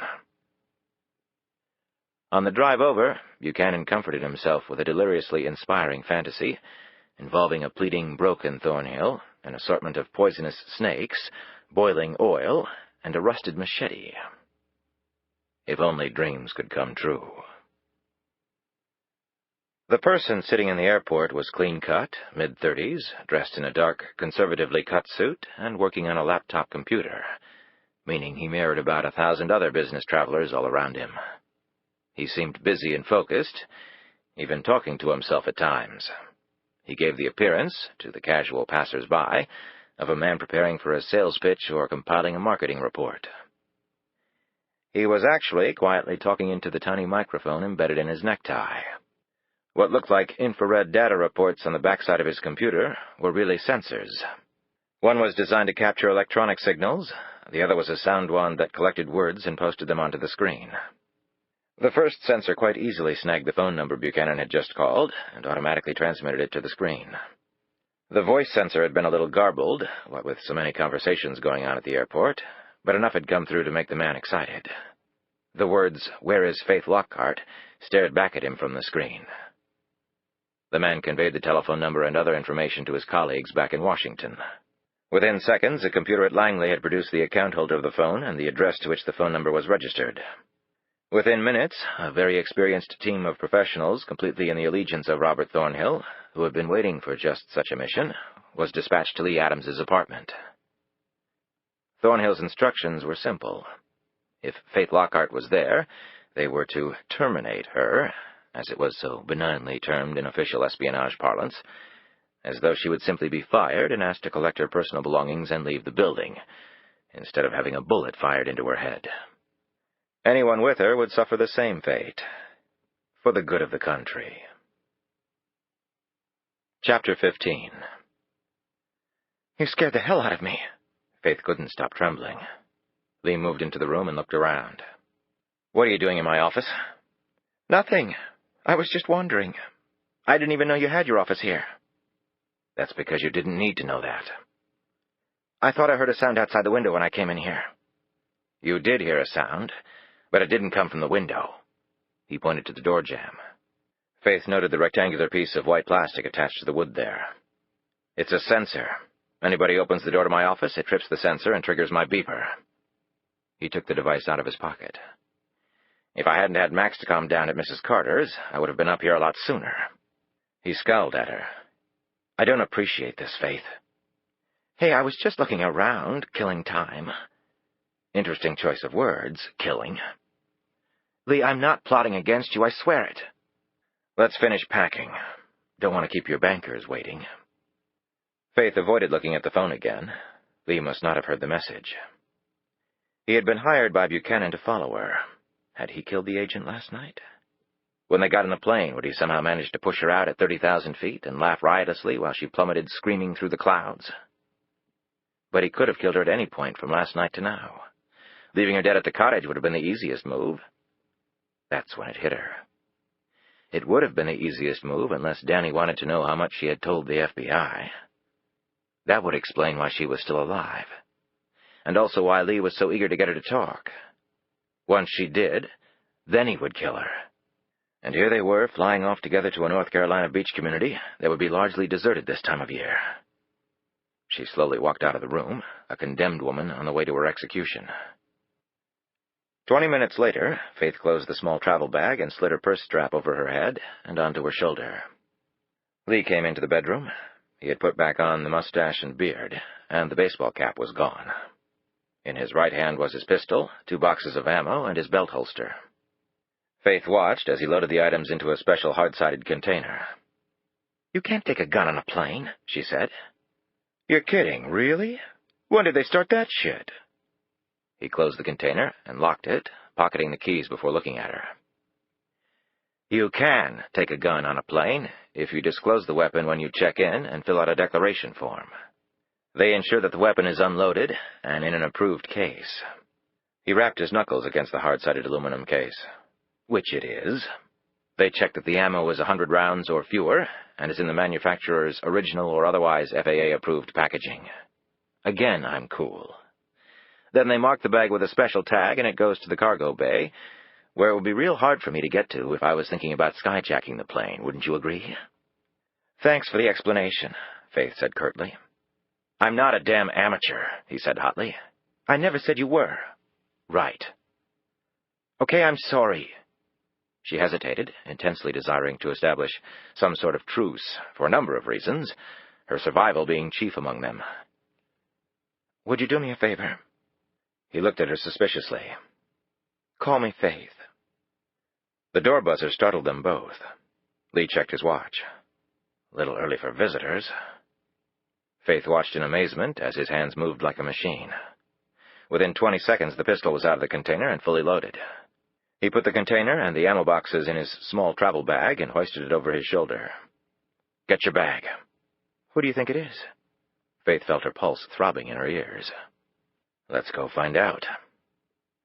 They stepped quietly into the hallway, and Faith followed Lee to the front door. He checked the TV screen. They both saw the man standing there on the front stoop of the building, a couple of packages in his arms. The familiar brown uniform was clearly visible. As they watched, he hit the buzzer once more. It's just the UPS man, Faith said, letting out a relieved breath. Lee didn't take his eyes off the screen. Is that right? He hit a button on the screen that obviously moved the camera, as Faith found herself now staring at the street in front of the building. Something that should have been there wasn't. Where's his truck? She said, her fear abruptly returning. Excellent question. And the fact is, I know the UPS guy on this route real well, and that's not him. Maybe he's on vacation. Actually, he just got back from a week in the islands with his new bride. And he never comes at this time of the morning. Which means we've got a big problem. Maybe we can get out through the back. Yeah, I'm sure they forgot to cover the rear. There's only the one man. No, he's the only one we can see. He's got the front. They probably want to flush us out the back right into their arms. So we're trapped, she managed to whisper. The buzzer rang again, and Lee reached out his finger to hit the intercom button. Faith grabbed his hand. What the hell are you doing? I'm answering the doorbell. What exactly were you going to say?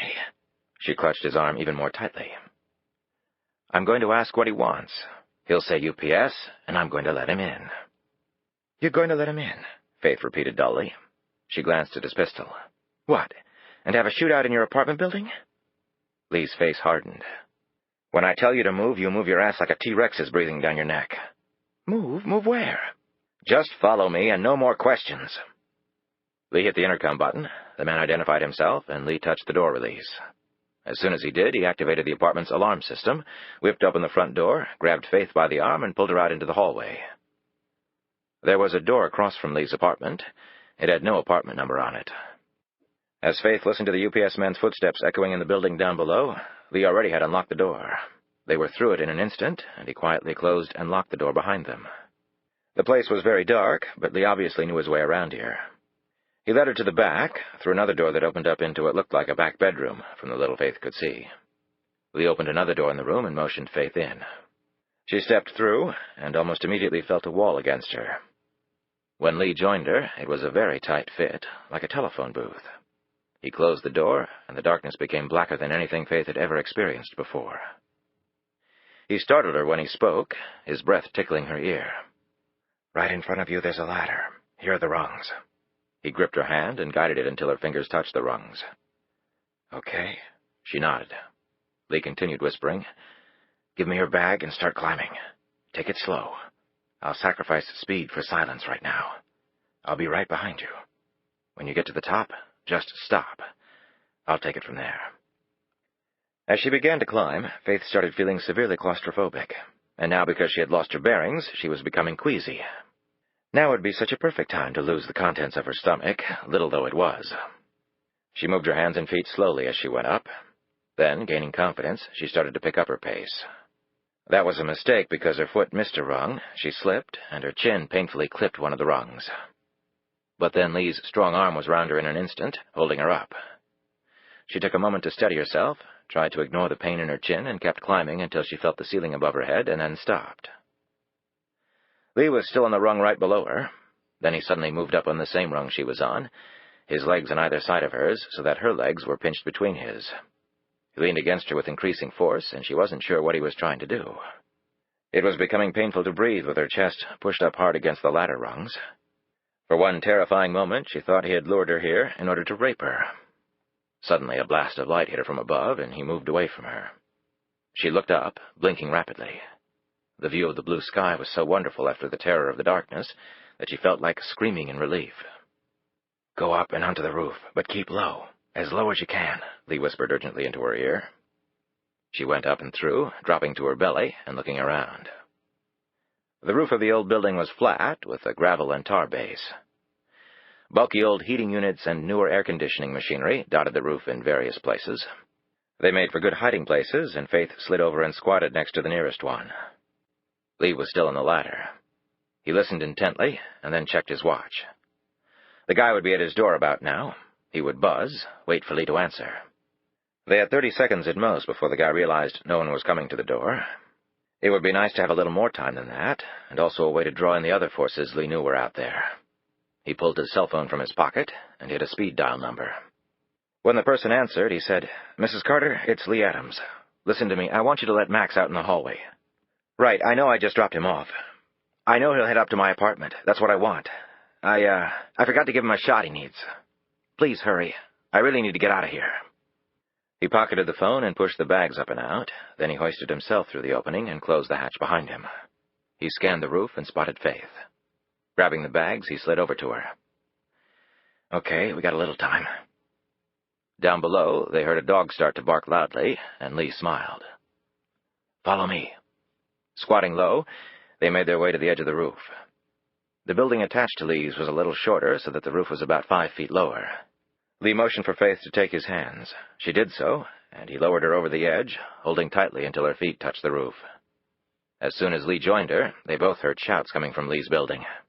Okay, they've made their all-out assault. They'll go through the door and that'll trip the alarm. I don't have a callback option with the alarm company, so there's no delay in sending the cops.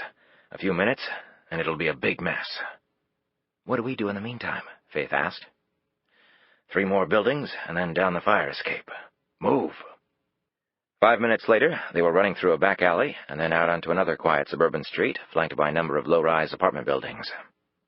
The street was lined on both sides with parked cars. In the background, Faith could hear the thump of a tennis ball being hit.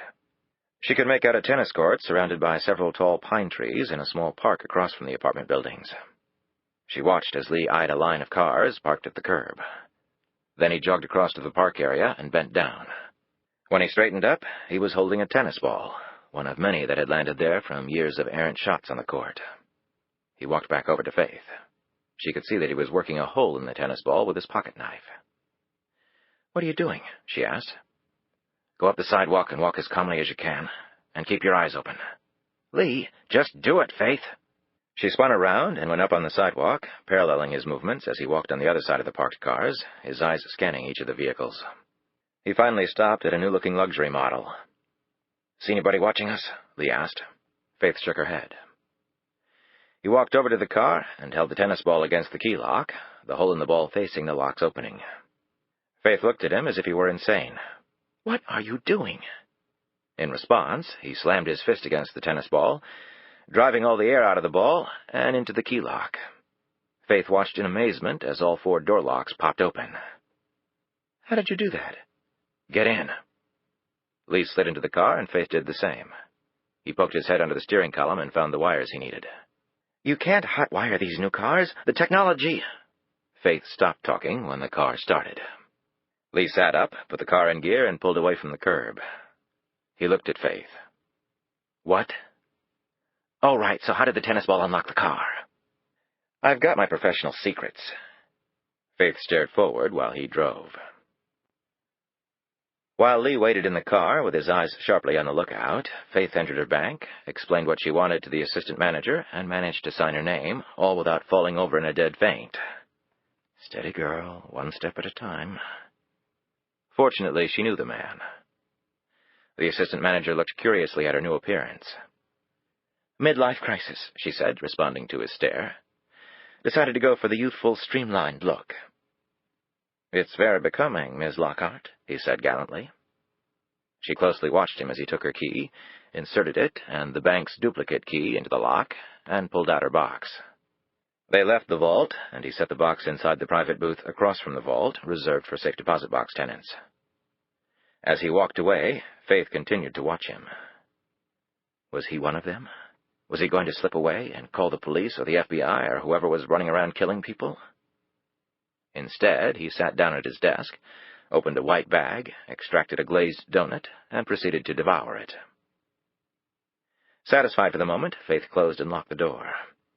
She opened the box and stared at the contents for a moment. Then she swept it all into her bag and closed the box. The young man put the safe deposit box back in the vault, and Faith walked out as calmly as she could.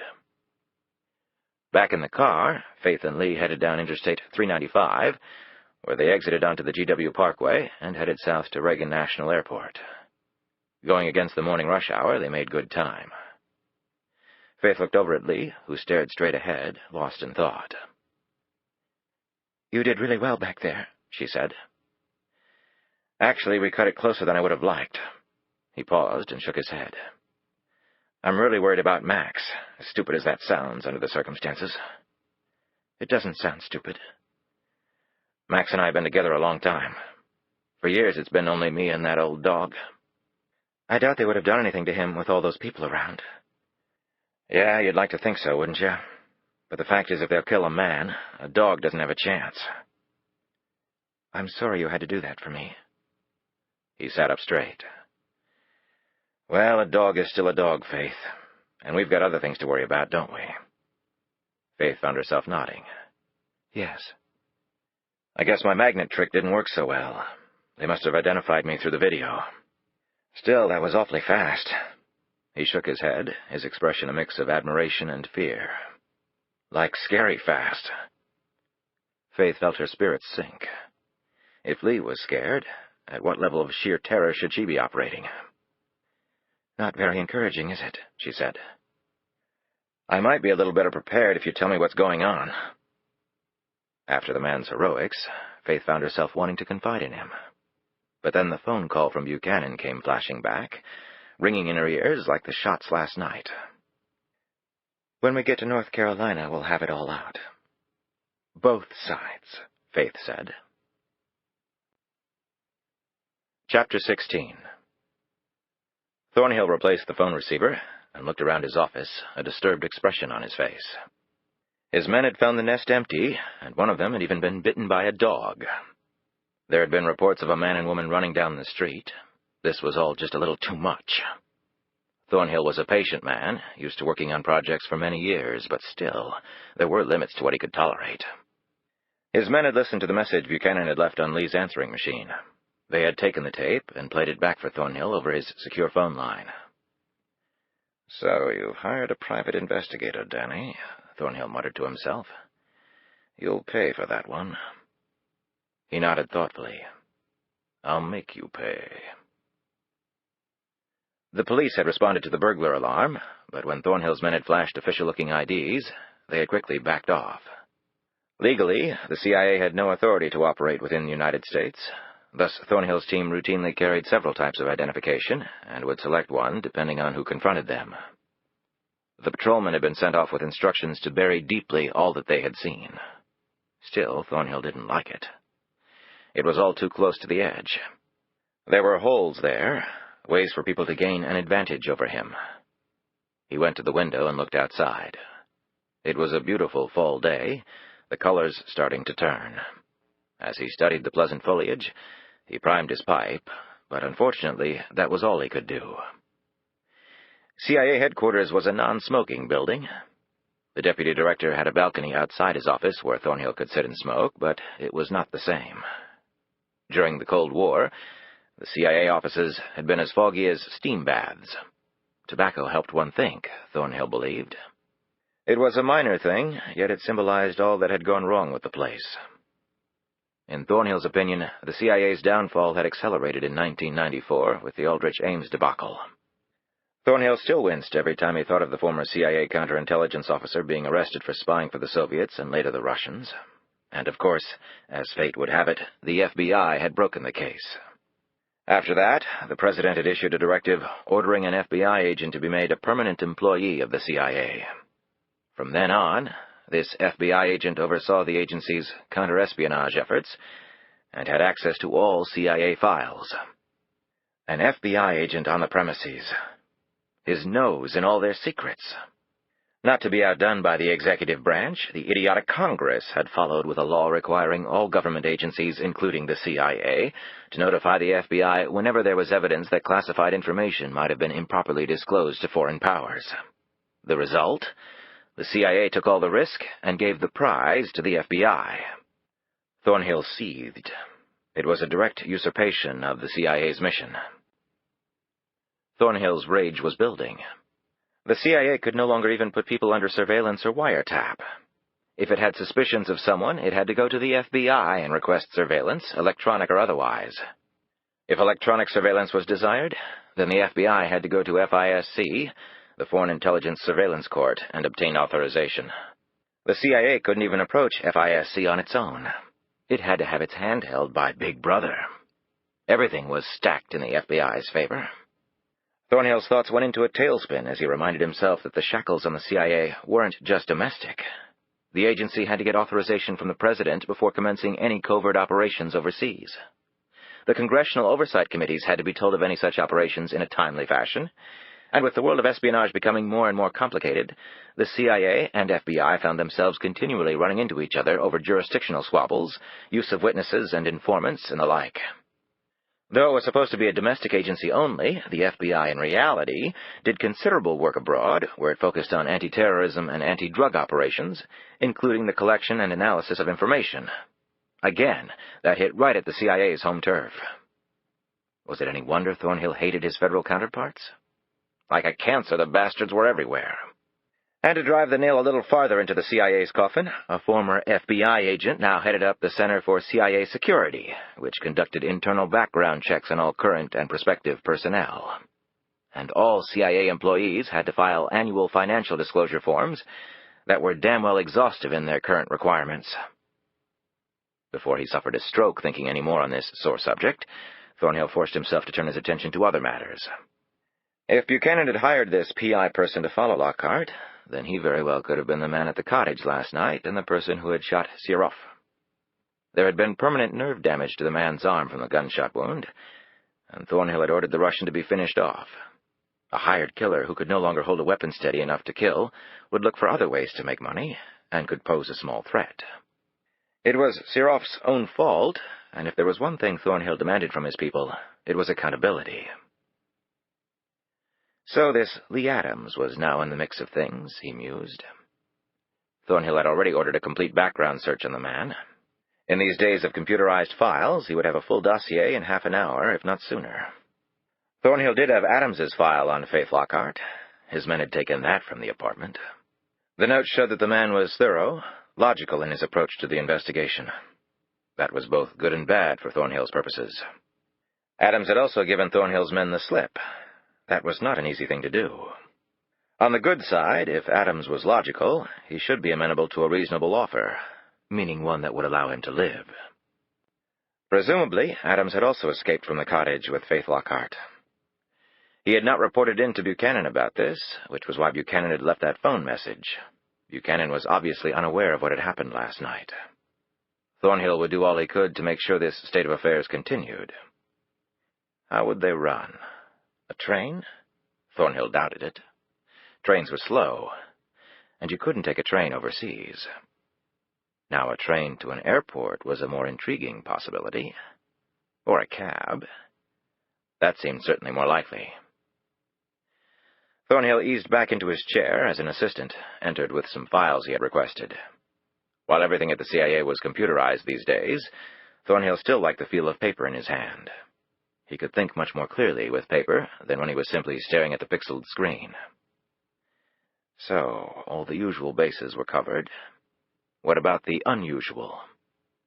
With the added element of a professional investigator, Adams and Lockhart might be fleeing under false identities, even disguises. He had men at all three airports and the train stations. That would only go so far. The pair could easily rent a car and drive to New York and take a plane there. Or they could go south and do the same thing. It certainly was problematic. Thornhill hated these sorts of chases. There were too many places to cover, and he had limited manpower for these extracurricular activities of his. At least he had the advantage of operating more or less autonomously. No one from the Director of Central Intelligence on down really questioned him as to what he was up to, or if they did, he was able to dance around any issue they threw at him. He got results that made them all look good, and that was his biggest weapon. It was much better to coax the runners out, bring them to you, which was certainly possible with the right sort of bait. Thornhill just had to come up with that bait.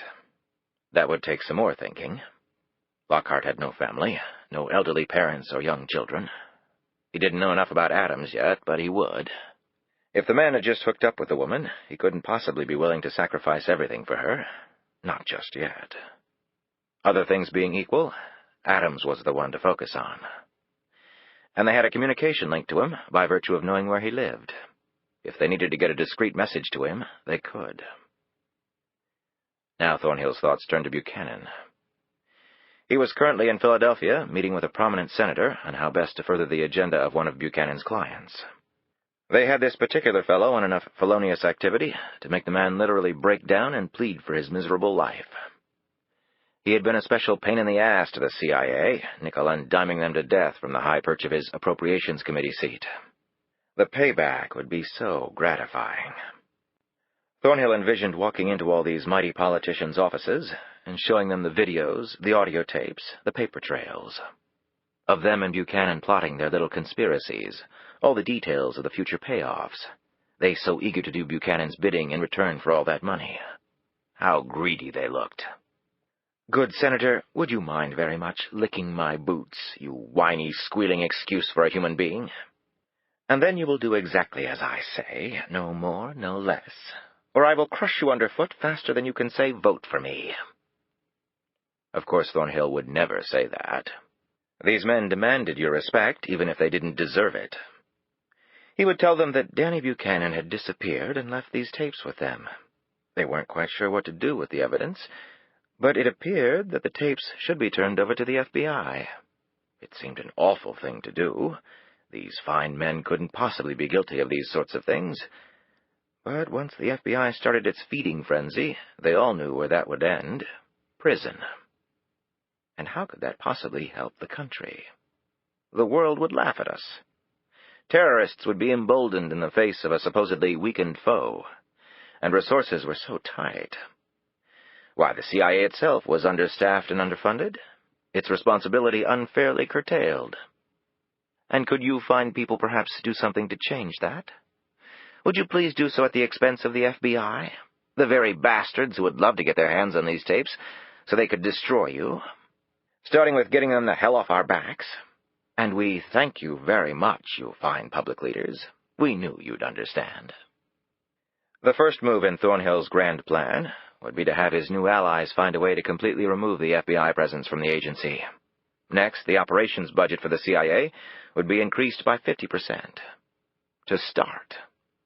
In the next fiscal year, he would get serious about the dollars. In the future, the CIA would only report to a Joint Intelligence Committee instead of the separate House and Senate committees it was confronted with now. It was far easier to co-opt one committee. Then the hierarchy of the U.S. intelligence gathering agencies needed to be straightened out once and for all, and the Director of Central Intelligence would be at the very top of that pyramid. The FBI would be as far down the totem pole as Thornhill could bury it, and the tools of the CIA would be considerably strengthened. Domestic surveillance, the covert funding and arming of insurgency groups to overthrow enemies of the United States, even selective assassination, all would come back as weapons of choice for him and his colleagues. Right that minute, Thornhill could think of 5 heads of state whose immediate deaths would leave the world a better, safer, more humane place.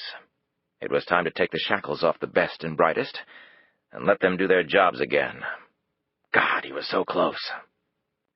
"Keep up the good work, Danny," Thornhill said out loud. "Pour it on until the end. That's a good man. Let them almost taste victory right before I take their lives away." Grim-faced, he looked at his watch and rose from behind his desk. Thornhill was a man who loathed the press. He had, of course, never granted an interview in all his years at the agency, but as senior as he was now, he occasionally had to undertake another sort of appearance, one that he equally detested. He had to testify before the House and Senate Select Committees on Intelligence on a series of matters involving the agency. In these enlightened times, CIA personnel gave more than 1,000 substantive reports to Congress in a year's time. So much for covert operations. Thornhill was able to get through these meetings only by focusing on how easily he could manipulate the idiots who were supposed to be overseeing his agency. With their smug looks, they posed to him questions formulated by their very diligent staffs, who were more knowledgeable about most intelligence matters than the elected officials they served. At least the hearing would be in camera, no public or press allowed. To Thornhill, the First Amendment's rights to an unfettered press had been the biggest mistake the Founding Fathers had ever made. You had to be damn careful around the scribes. They looked for every advantage, any chance to put words in your mouth, trip you up, make the agency look bad. It deeply hurt Thornhill that no one seemed to really trust them. Of course they lied about things. That was their job. In Thornhill's mind, the CIA was clearly the Hill's favorite whipping boy. The members loved to look tough in facing down the super-secret organization. That really played well back home. Farmer-turned-congressman stares down spooks. By now, Thornhill could write the headlines himself. However, today's hearing actually promised to be positive because the agency had scored some serious PR points lately in the most recent Middle East peace talks. Indeed, largely through Thornhill's behind-the-scenes work, the agency had overall fashioned a more benign, upstanding image, an image he would seek to bolster today. Thornhill snapped his briefcase shut and put his pipe in his pocket. "Off to lie to a bunch of liars, and we both know it, and we both win," he thought. Only in America. Chapter 17. "Senator," Buchanan said, shaking hands with the tall, elegant-looking gentleman. Senator Harvey Milstead was a proven leader with high morals and strong political instincts who offered thoughtful insight on the issues. A true statesman. That was the public perception. The reality was that Milstead was a womanizer of the first order and was addicted to painkillers for a chronically bad back, medications that sometimes left him incoherent. He also had a worsening drinking problem. It was years since he had sponsored any meaningful legislation of his own, although in his prime he had helped enact laws from which every American now benefited. These days when he spoke, it was gobbledygook that no one ever bothered to check up on because he said it with such authority. Besides, the press loved the charming guy with such genteel manners, and he held a very powerful leadership position. He also fed the media machine with a flow of appropriately timed juicy leaks, and he was quotable to a fault. They loved him, Buchanan knew. How could they not? There were 535 members of Congress, 100 senators plus the representatives in the House. Well over three-quarters of them, Buchanan estimated perhaps a little generously, were decent, hard-working, genuinely caring men and women who believed strongly in what they were doing both in Washington and for the people. Buchanan termed them collectively the Believers. Buchanan stayed away from the Believers. Touching those folk would only have earned him a quick trip to prison. The rest of the Washington leadership were like Harvey Milstead.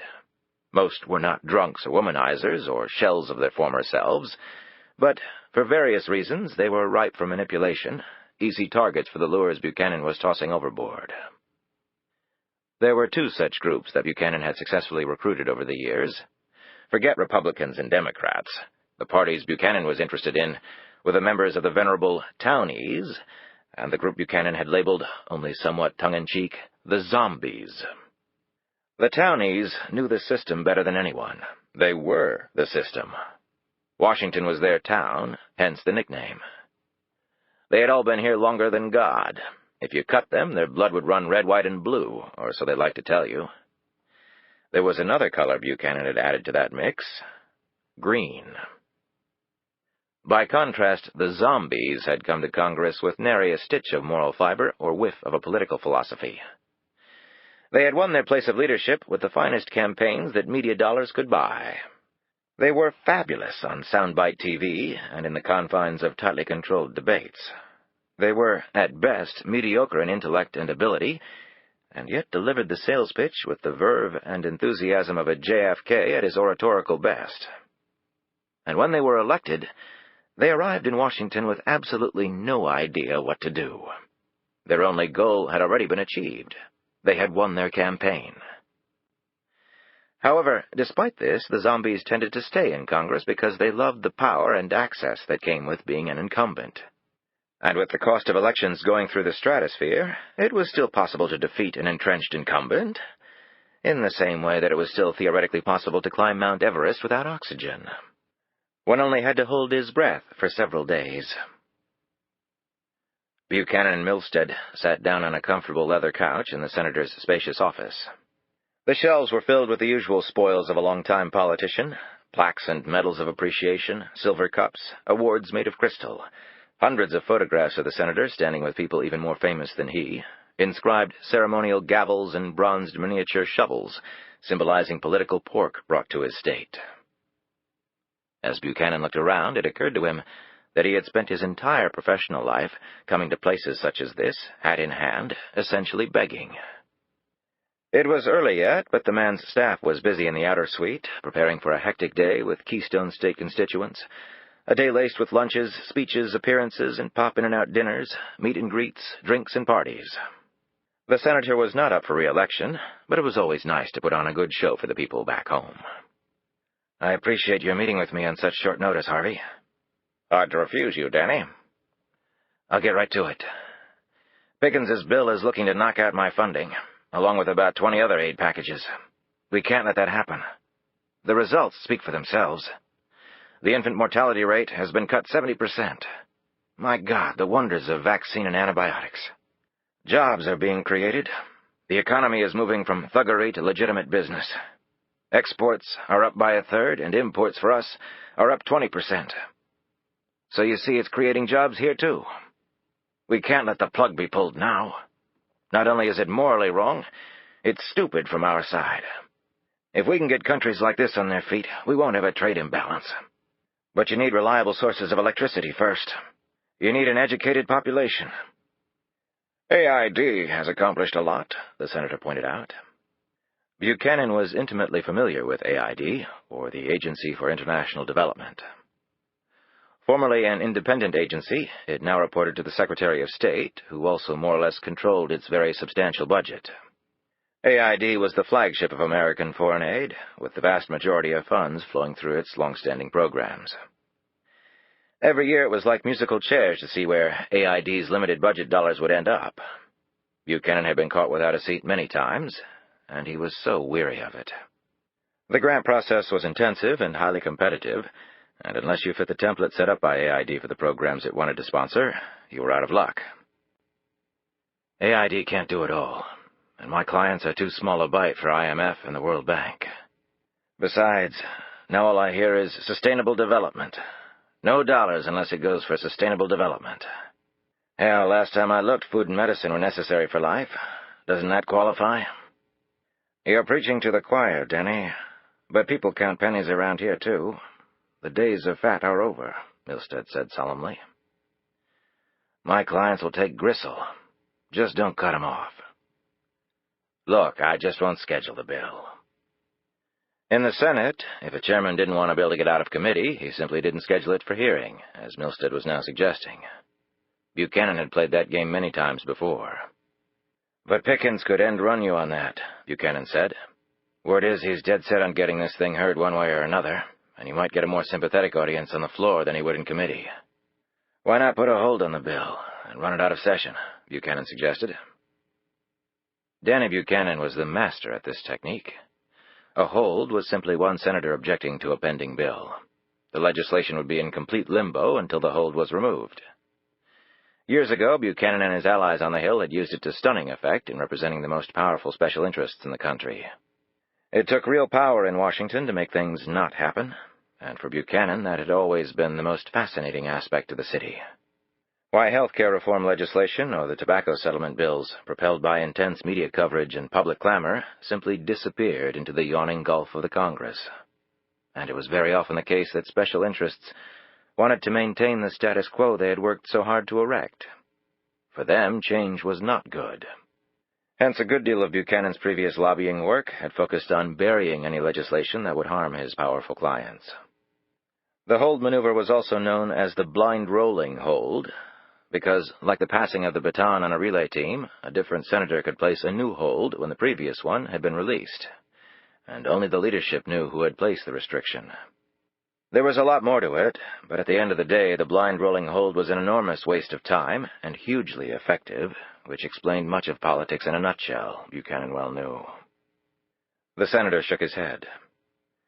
I found out Pickens has holds on 2 of my pieces, and I'm close to cutting a deal that'll make him let go. I hit him with another hold, and the son of a bitch will clamp down on my ass like a ferret on a cobra. Buchanan sat back and sipped his coffee as a number of potential strategies rolled through his mind. Look, let's go back to square one. If you have the votes to knock it out, schedule it and let the committee vote on it and kill the bastard for good. Then if he takes it to the floor, I can't believe he'll have the support to carry it. Hell, once it's on the floor, we can hold it up forever, ask for amendments, hit it in the cloakroom, cut the crap out of it pretending to want to deal for some juice on one of your bills. In fact, we're so close to the elections now, we can even play the quorum call game until he yells uncle. Milstead nodded thoughtfully.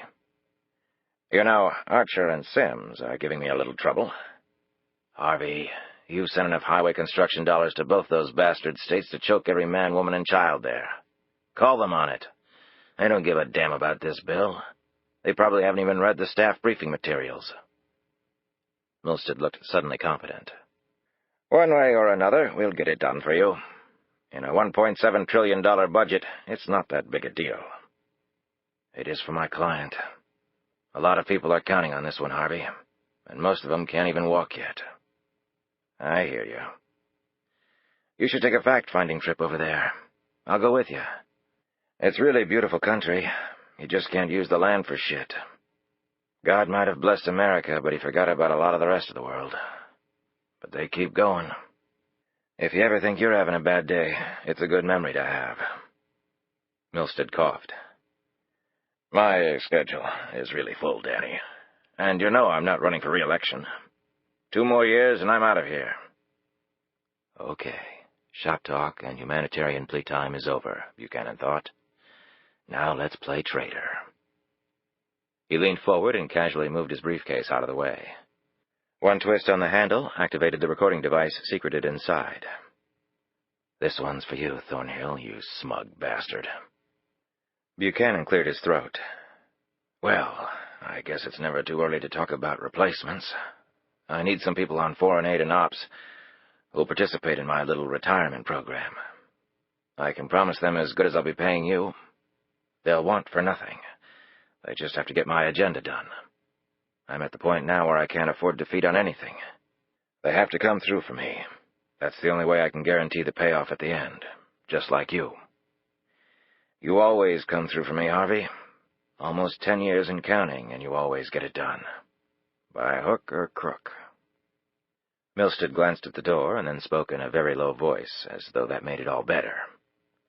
I do have some people you might want to talk to. He looked nervous, uncomfortable. About taking over some of my duties. I haven't broached the issue with them directly, of course, but I'd be surprised if they weren't amenable to some sort of arrangement. That's really good to hear. And you're right to plan ahead. The 2 years will go quickly. Hell, in 2 years I might not be here, Harvey. The senator smiled warmly. I didn't think you'd ever retire. He paused. But I guess you have your heir apparent. How is Faith, by the way? Vivacious as ever, I'm sure. Faith is Faith, you know that. Lucky to have someone like her beckon you up. Very lucky, Buchanan said, frowning slightly. Give her my best when you see her. Tell her to come up and see old Harvey. Best mind and legs in the place, he added with a wink. To this, Buchanan said nothing. The senator sat back against the couch. I've been in public service half my life. The pay is ridiculous. Chicken shit, really, for somebody of my ability and stature. You know what I could earn on the outside. That's the trade-off when you serve your country. Absolutely, Harvey. Of course it is. The bribe money is only your due. You earned it. But I don't regret it. Any of it. No reason you should. Milstead smiled wearily. The dollars I've spent over the years rebuilding this country, shaping it for the future, for the next generation, and the next. Now it was his money. He saved the country. People never appreciate that, said Buchanan. The media only goes after the dirt. Guess I'm just making up for it in my golden years. After all these years, a little humility, a little guilt remain. You deserve it. You served your country well. It's all waiting for you. Just like we discussed. Better than we discussed. You and Louise will want for nothing. You'll live like a king and queen. You did your job, and you'll reap the rewards. The American way. I'm tired, Danny. Weary to the bones. Between you and me, I'm not sure I can last 2 more minutes, much less 2 more years. This place has sucked the life right out of me. You're a true statesman, a hero to us all. Buchanan took a deep breath and wondered if Thornhill's boys parked in the van outside were enjoying this sappy exchange. In truth, Buchanan, too, was looking forward to getting out. He looked at his old friend. An expression of giddiness was on the man's features, as he no doubt thought of a truly glorious retirement with his wife of 35 years, a woman he had cheated on many times, who had always allowed him back, and kept silent about it. The psychology of political wives would be a worthy college course, Buchanan believed. In truth, Buchanan had a soft spot for his townies. They actually had accomplished a lot, and in their own way were some of the most honorable people Buchanan had ever met. And yet the senator had no problem being bought. Very soon Harvey Milstead would have a new master. The 13th Amendment to the Constitution had outlawed slavery, but apparently no one had bothered telling Robert Thornhill that. He was turning his friends over to the devil. That's what troubled Buchanan most of all. Thornhill. Always Thornhill. The men rose, and Buchanan and the senator shook hands. Thank you, Danny. Thank you for everything. Please don't mention it, Buchanan said. Please don't. He grabbed his spy briefcase and fled the room. Chapter 18. Degoused? Reynolds stared at the two technicians. My tape has been degoused? Will someone please explain that to me? She had watched the video 20 times now, from every angle possible. Or rather, she had watched jagged lines and dots swarm across the screen like a World War I aerial dogfight with heavy doses of ground flak thrown in. She had been sitting here for a very long time, and knew no more than when she had first walked in. Without getting too technical, one of the men started to say. Please don't, Reynolds interjected. Her head was pounding. If the tape was useless, good God, it can't be. Degaussing is the reference term used for the erasure of a magnetic media. It's done for many reasons, some of the most common being that the media can be used again, or to eliminate confidential information that was recorded on the media. A videotape is a form of magnetic media. What happened to the tape you gave us was an unwanted intrusional influence that has distorted and or corrupted the media, preventing its proper utilization. Reynolds stared in wonder at the man. What the hell would his technical answer have been? So you're saying someone intentionally screwed with the tape? She said. That's right. But couldn't it be a problem with the tape itself? How can you be sure someone intruded upon it? The other technician spoke up. The level of corruption we've seen in the images so far would preclude that conclusion. We can't be 100% sure, of course, but it really does look like third-party interference. From what I understand, the surveillance system used was very sophisticated. A multiplexer with 3 or 4 cameras online, so there was no dwell time gap. How were the units activated, motion or trip? Trip. Motion is better. The systems these days are so sensitive they can pick up a hand reaching for something on a desk in a 1-foot square zone. Trips are obsolete. Thanks, I'll keep that in mind, she said dryly. We did a pixel zoom for detail enhancement, but still nothing. Definitely interference. Reynolds remembered that the closet at the cottage containing the video equipment had been found open. Okay, how could they have done it? Well, there's a wide variety of specialized equipment available. Reynolds shook her head. No, we're not talking a lab setting. We're looking at doing it on-site, where the equipment was set up. And maybe whoever did it wouldn't have even known there was video recording equipment there. So assume that whatever they happened to have with them would have been what they used. The techs thought for a moment.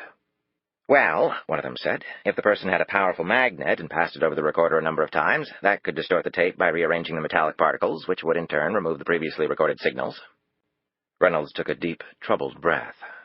A simple magnet could have blown away her only clue. Is there any way to get it back, the images on the tape? It's possible, but it will take some time. We can't make any guarantees until we get in there. Do it. But let me make this real clear. She stood, towering over the two men. I need to be able to see what's on that tape. I need to be able to see who is in that house. You have no higher priority than that. Check with the AD if you have a conflict. But whatever it takes, 24 hours a day. I need it. Understood? The men looked at each other briefly before nodding. When Reynolds got back to her office, a man was waiting to see her. Paul. She nodded at him as she sat down. Paul Fisher rose and closed the door to Reynolds' office. He was her liaison at headquarters. He stepped over a pile of documents as he sat down. You look like you're overworked, Brooke. You always look like you're overworked. I guess that's what I love about you. He smiled, and Brooke caught herself smiling back. Fisher was one of the few people at the FBI whom Reynolds looked up to literally, as he was easily 6'5". They were about the same age, although Fisher was her superior in the chain of command, and had been at the Bureau 2 years longer. He was competent and assured. He was also handsome, having retained the tousled blonde hair and trim figure of his California days at UCLA. After her marriage had started to disintegrate, Reynolds had imagined having an affair with the divorced Fisher. Even now, his unexpected visit made Reynolds feel fortunate she'd had the opportunity to go home, shower, and change her clothes. Fisher's jacket was off, his shirt draped gracefully over his long torso. He had just come on duty, she knew, although he tended to be around at all hours. "I'm sorry about Ken," he said. "I was out of town, or I would have been there last night." Reynolds played with the letter opener on her desk. Not as sorry as I am, and neither of us is anywhere near where Ann Newman is on the sorry meter. I've talked to the SAC, Fisher said, referring to the special agent in charge, but I want you to tell me about it. After she told him what she knew, he rubbed his chin. Obviously, the targets know you're onto them. It would seem so. You're not that far along in the investigation, are you? Nowhere near referring it to the U.S. Attorney for indictment, if that's what you mean. So Ken's dead, and your chief and only witness is MIA. Tell me about Faith Lockhart. She glanced up sharply, being equally disturbed by his choice of words and the blunt tone he had used to say them. He stared back at her, his hazel eyes holding a definable measure of unfriendliness, Reynolds concluded. But right now, she knew, he was not supposed to be her friend. He represented headquarters. Is there something you want to tell me, Paul? Brooke, we've always shot straight with each other. He paused and tapped his fingers against the arm of the chair, as though trying to communicate with her in Morse code. I know Massey authorized some leeway for you last night, but they're all very concerned about you. You need to know that. I know that in light of recent developments, they were concerned before this. Recent developments have only heightened that level of concern. Do they want me to just drop it? Christ, it could implicate people who have government buildings named after them. It's a question of proof. Without Lockhart, what do you have? It's there, Paul. What names has she given you, other than Buchanan? Reynolds looked momentarily flustered. The problem was, Lockhart hadn't given them any names. Yet. She had been too smart for that. She was saving that for when her deal was completed. Nothing specific yet, but we'll get it. Buchanan didn't do business with local school board members, and she told us some of his scheme. They work for him while in power, and when they leave office, he lines up jobs for them with no real duties and mega dollars in compensation and other perks. It's simple. Simply brilliant. The level of detail she's provided us could not be made up. I'm not disputing her credibility.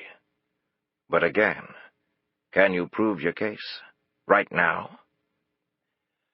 We're doing everything we can to prove it. I was going to ask her to wear a wire for us when all this happened, but you can't rush these things, you know that.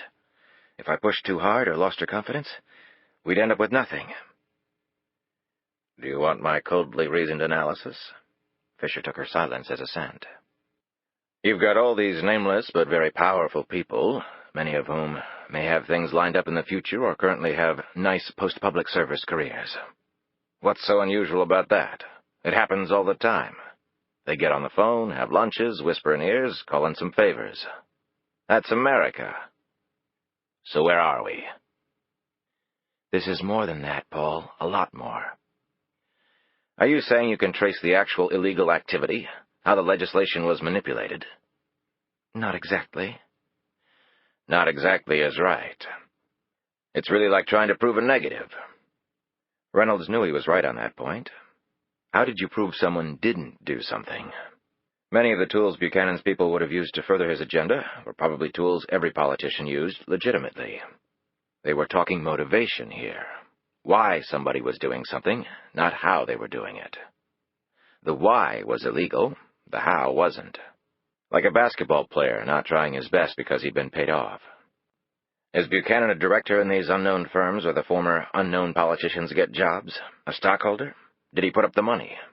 Does he have any ongoing business with any of them? You sound like a defense lawyer, she said hotly. That's exactly my intent, because those are the sort of questions you'll need answers for. We have not been able to uncover evidence directly tying Buchanan to any of it. Then what are you basing your conclusion on? What's your evidence that there's a connection at all? Reynolds started to speak, and then stopped. Her face flushed, and in her agitation she broke in half the pencil she was holding. Let me answer that for you, said Fisher. Faith Lockhart, your missing witness. We'll find her, Paul, and then we're back in business. And if you don't find her, what then? We'll find another way. Can you determine the identities of the bribed officials independently? Reynolds desperately wanted to say yes to that question, but she couldn't. Buchanan had been in Washington for decades. He'd probably had dealings with just about every politician and bureaucrat in the city. It would be impossible to narrow down the list without Lockhart. Anything's possible, she said gamely. He shook his head. Actually, it's not, Brooke. Reynolds erupted. Buchanan and his cronies have broken the law. Doesn't that count for anything? In a court of law, it counts for 0 without proof, he shot back. She slammed her fist down on the desk. I damn well refuse to believe that. Besides, the evidence is there.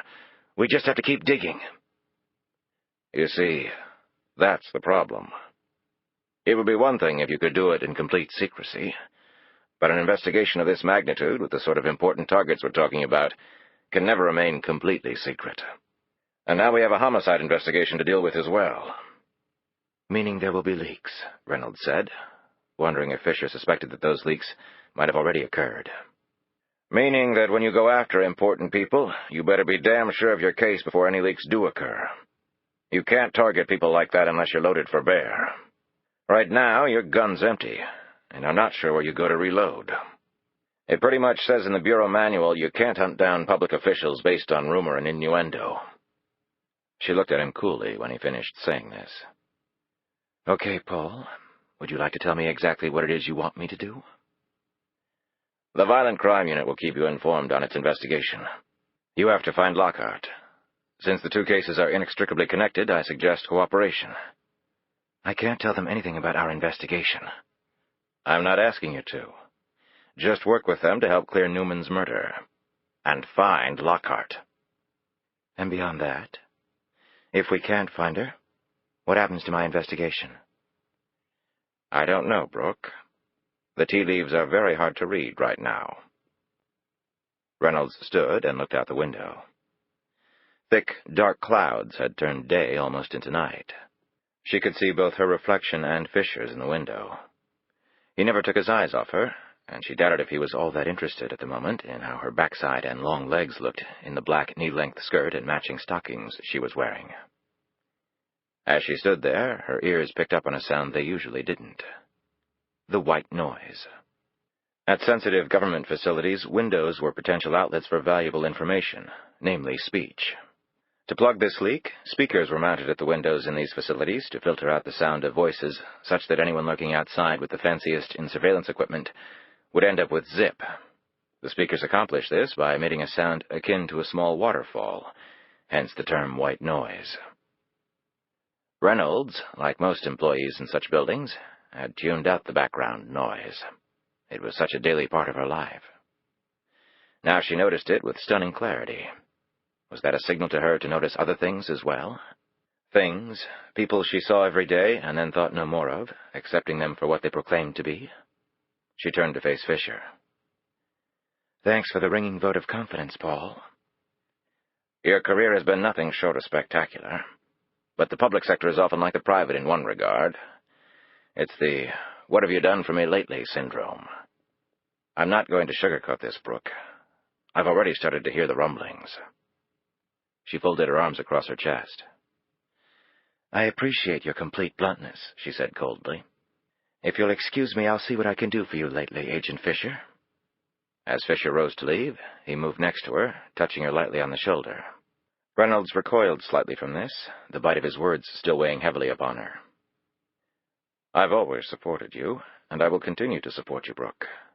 Don't read this as though I'm throwing you to the wolves. I'm not. I respect the hell out of you. I just didn't want you to be blindsided on this. You don't deserve that. This messenger is friendly. That's good to know, Paul, she said unenthusiastically. When he reached the door, he turned back.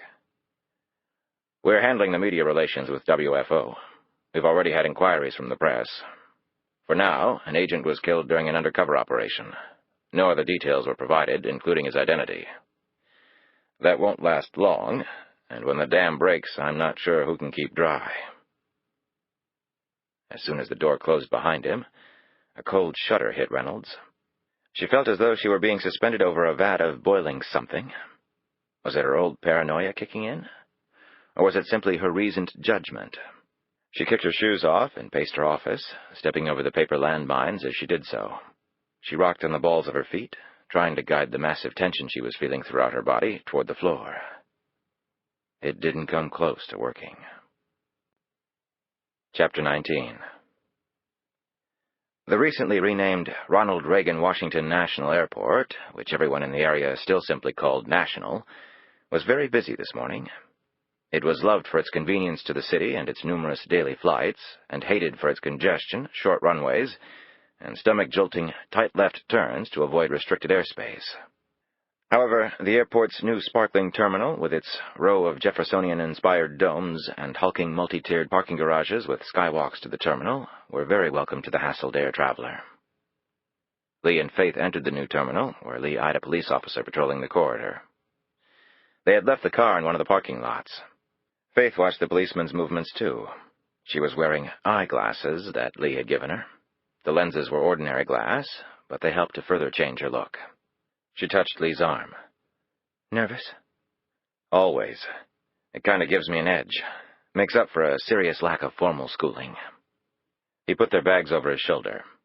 Let's grab a cup of coffee and let the line at the ticket counter die down a little, scope the place out. As they looked for a coffee shop, he asked, "Any idea of when we can get a flight out of here?" We fly through Norfolk, and then take a commuter to Pine Island, off the Outer Banks of North Carolina. Flights to Norfolk are pretty frequent. The commuter to Pine Island you have to call ahead and schedule. Once we get the Norfolk flight scheduled, I'll call down and arrange that. They only fly during daylight. Why's that? Because we won't be landing on a regular runway. It's more like a little road. No lights or tower or anything, just a windsock. That's comforting. Let me call down and check on the house. They went over to the phone bank, and Lee listened while Faith confirmed their arrival. She hung up. All set. We can get a rental car once we get down there. So far, so good. It's a nice place to relax. You don't need to see or talk to anybody else if you don't want to. I don't want to, said Lee firmly. I'd like to ask you a question, Faith said as they walked toward a cafe. Shoot. How long have you been following me? 6 days, he promptly answered, during which you made 3 trips to the cottage, including last night. Last night, Faith thought. Was that all it had been? And you haven't reported back to your employer yet? No. Why not? I like to do weekly reports, unless something really extraordinary happens. Believe me, if I'd had time, last night would have qualified for the mother of all reports. How are you to make these reports if you don't know who hired you? I was given a phone number. And you never check up on it? He looked at her with annoyance. Nah, why should I care? Take the money and run. She looked chastened. I didn't mean like that. Uh-huh, sure. He shifted the bag slightly and continued. There's a special crisscross directory that'll give you the corresponding address if you have the phone number. And? And in these days of satellite phones and nationwide cell networks and crap like that, nothing came up. I called the number. It must have been set up just to receive calls from me, because it told Mr. Adams to leave any information on the tape. It also gave a P.O. box in D.C. Being the ever-curious type, I checked that out too, but it was listed in the name of a corporation I'd never heard of, with an address that turned out to be phony. Dead end. He looked down at her. I take my work seriously, Faith. I don't like walking into traps. Famous last words, right? They stopped at the small cafe, bought their coffee and a couple of bagels, and sat down in a vacant corner of the place. Faith took a troubled breath as she sipped her coffee and nibbled on a poppy seed bagel oozing butter. Maybe he was being straight with her, but he still had a connection to Danny Buchanan. It was such a strange feeling suddenly being fearful of a man she had idolized. If things had not changed so much between them the last year, she would have been tempted to call Danny. But she was confused now, the horror of last night so crystal clear in her mind. Besides, what was she supposed to ask him? Danny, did you try and have me killed last night? If you did, please stop. I'm working with the FBI to help you, really. And why did you hire Lee to follow me, Danny? Yes, she had to part company with Lee, and soon. The report you were given. Tell me what it said about me, Faith said. You're a lobbyist. You used to be with a big outfit, represented Fortune 500s. About 10 years ago, you and a man named Daniel Buchanan started your own firm. Did it mention any of our current clients? He cocked his head. No. Is that important? What do you know about Buchanan? The report didn't say much about him, but I did some digging on my own. Nothing you won't know. Buchanan is a legend on the Hill. Knows everybody and everybody knows him. Fought all the big battles, made a ton of money doing it. I assume you didn't do so badly yourself. I did well. What else? He stared at her strangely. Why do you want to hear something you already know? Is Buchanan somehow mixed up in all this? Now it was Faith's turn to scrutinize Lee. If he was playing dumb, he was doing an exceptional job, she thought. Danny Buchanan is an honorable man. I owe him everything I have. Sounds like a good friend. But you didn't answer my question. People like Danny are rare. A true visionary. And you? Me? I just help him implement his vision. People like me are a dime a dozen. You don't strike me as so ordinary. Faith took a sip of coffee and didn't respond. So how does one become a lobbyist? Faith stifled a yawn and sipped her coffee again. Her head was starting to pound. She had never needed much rest, galloping the globe, catching only plain catnaps. But right now she felt like curling up under the table and sleeping for the next 10 years. Maybe her body was reacting to the last 12 hours of horror by shutting itself down, throwing in the towel. Please don't hurt me. I could lie and say I wanted to change the world. That's what everyone says, isn't it? She pulled a bottle of aspirin from her bag, popped two, and washed them down with coffee. Actually, I remember watching the Watergate hearings when I was a kid. All those very serious people in that room. All these middle-aged men with wide, ugly ties, puffy faces, over-easy hair, talking into these clunky microphones, and all the lawyers whispering into their ears. All the media, the whole world focused right there. What the rest of the country apparently found appalling, I found extremely cool. All that power. She smiled weakly into her coffee cup. My demented soul. The nuns were right about me. One in particular, Sister Audrey Ann, truly believed my name was a blasphemy.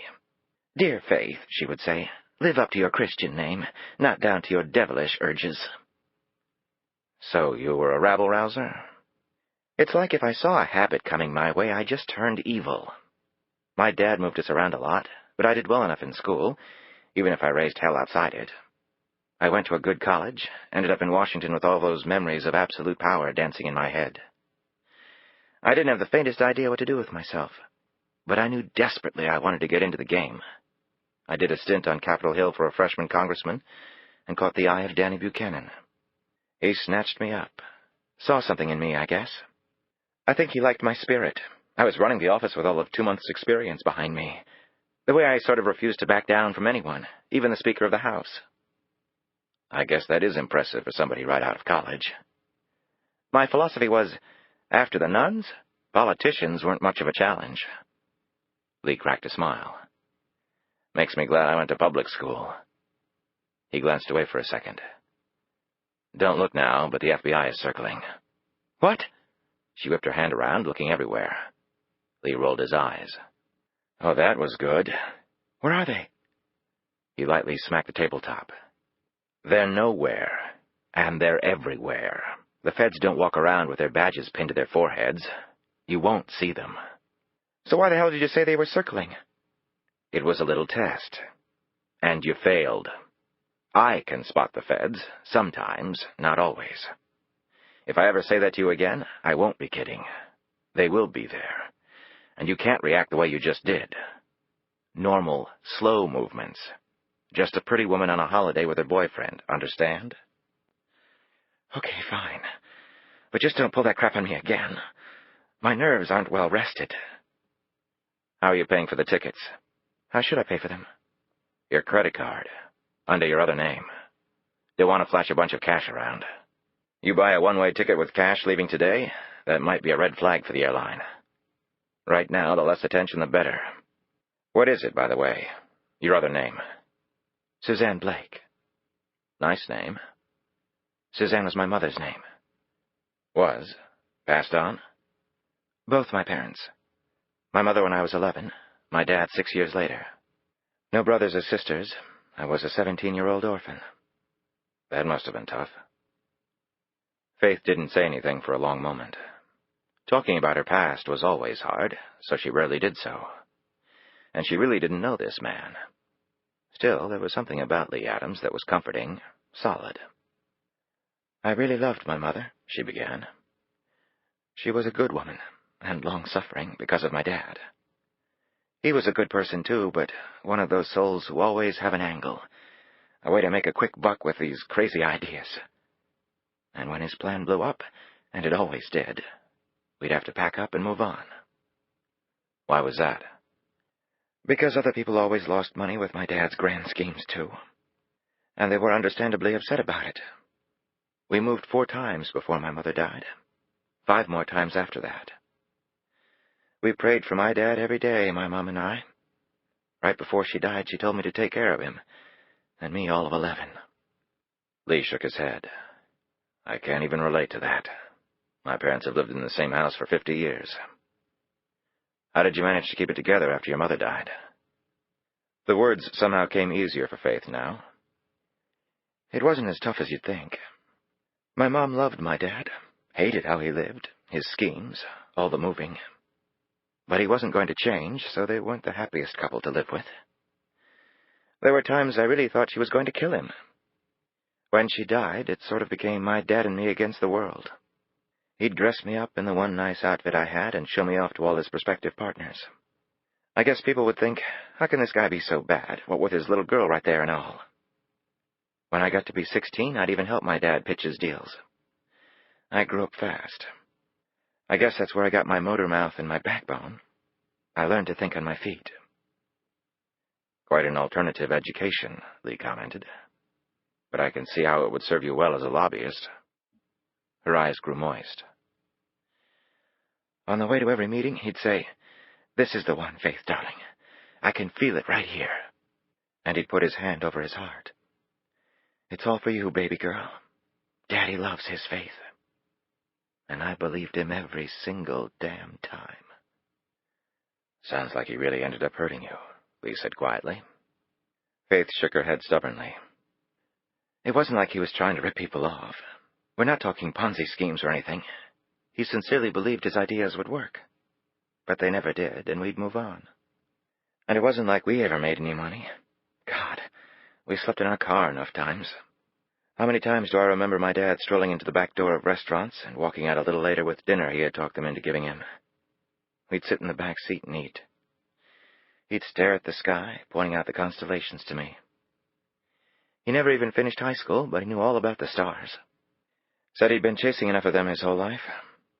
We'd just sit there far into the night, and my dad would tell me things would get better, just down the road. Sounds like a man who could talk his way into anywhere. Probably would have made a good PI.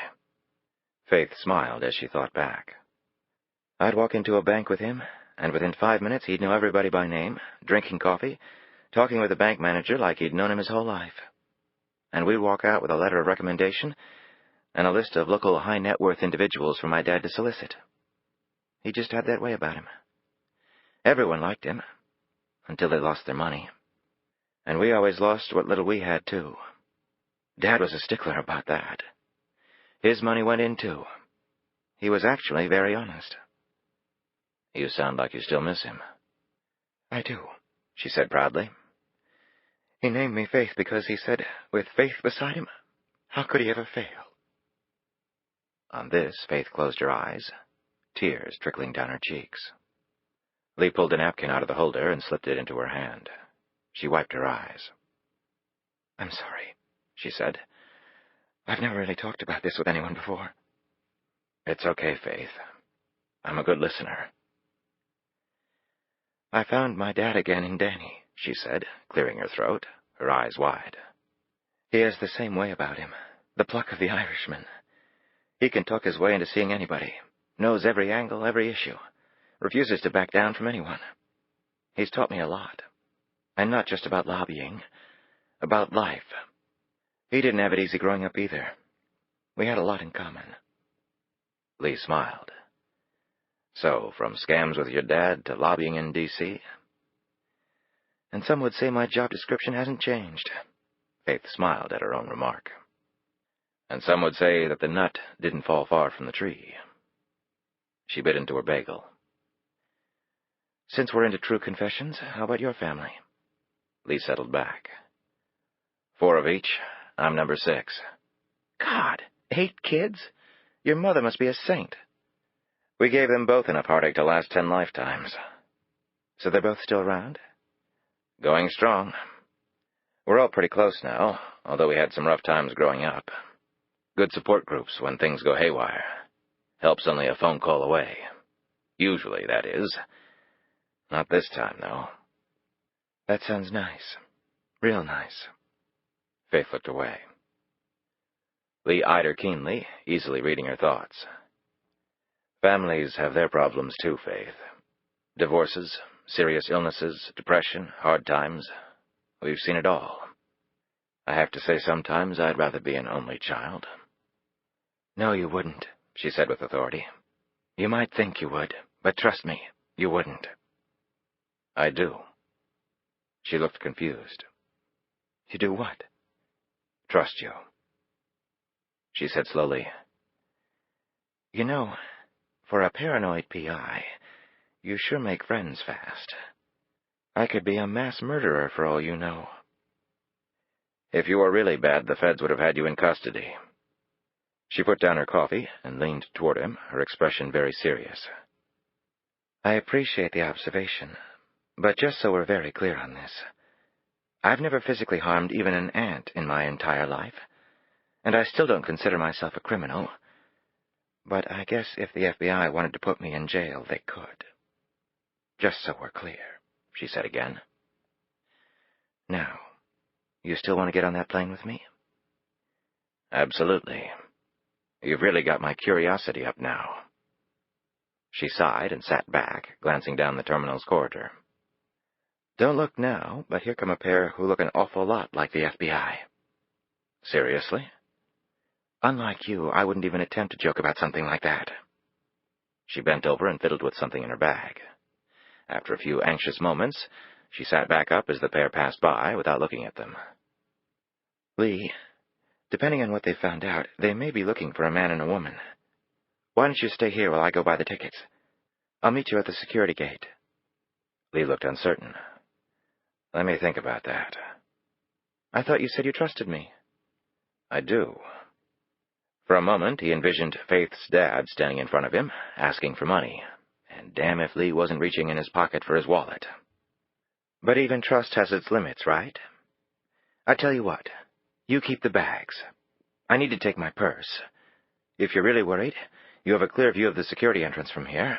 If I try to give you the slip, you've got me dead on. And I'm sure you can run much faster than I can. She stood. And you know I can't call in the FBI now, can I?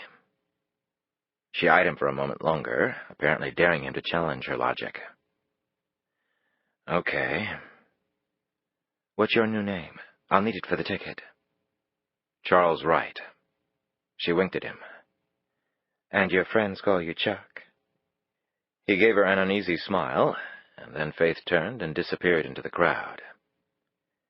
As soon as she was gone, Lee regretted his decision. Sure, she had left her bag, but it only had a few clothes in it, the ones he had given her. She had her purse with her, which meant she had what she really needed, her fake ID and her money. Yes, he could see the security gate from here, but what if she just walked out the front door? What if that's what she was doing right now? Without her, he had nothing, except some really dangerous people who now knew where he lived.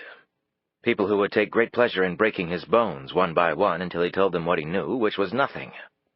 They wouldn't be thrilled to hear that. Next stop, your standard landfill burial. That did it. Lee jumped up, grabbed the bags, and headed after her. Chapter 20. There was a knock on Reynolds' door. Connie popped his head in. Reynolds was on the phone, but she waved him in. Connie had 2 cups of coffee. He put one in front of Reynolds, together with 2 cream packets, a sugar, and a swizzle stick. She thanked him with an appreciative smile. He sat down and sipped on his coffee while she finished her call. Reynolds put down the phone and started mixing her coffee. I would absolutely love some good news, Connie. She noted that he had also gone home, showered, and changed. Rambling through the woods in the dark had probably done a real number on his suit, she assumed. His hair was still damp, and the wetness made it seem more gray than usual. Reynolds kept forgetting that he was in his 50s. Connie just never seemed to change. Always big, always craggy, the weather-beaten rock upon which she clung when the riptide came calling, as it was right now. Do you want lies or the truth? Reynolds took a sip of the coffee, sighed, and leaned back in her chair. Right now, I'm not sure. He sat forward, perching his coffee on her desk. I worked the scene with the VCU boys. That's where I started at the Bureau, you know. Just like old times. He put his palms flat on his knees and flexed his thick neck to work out a kink. Damn, my back feels like Reggie White's been doing jumping jacks on it. I'm getting too old for this kind of work. You can't retire. I can't function without you. Connie picked up his coffee cup. The hell you say? It was obvious, though, that the remark had pleased him. He sat back, unbuttoned his jacket, and let his belly push through. He let a minute or so pass as he presumably collected his thoughts. Reynolds waited patiently. She knew Connie had not come down here to shoot the breeze with her. He rarely did that with anyone. Reynolds had learned that just about everything the man did had a specific purpose. Connie was a true veteran of the ways of bureaucracy, and consequently he carried an agenda with him everywhere. While she thoroughly relied on him for his field expertise and his instincts, Reynolds never quite lost sight of the fact that she was younger, less experienced, yet was still his boss. It had to be a sore point with the man. And she was a woman to boot, in a field that still didn't have many at her level of responsibility. She could not really blame Connie if he felt resentment toward her, and yet he had never said a negative word about her, nor had he ever dragged his feet on an assignment in order to make her look bad. On the contrary, he was methodical to a fault, and reliable as the sunrise.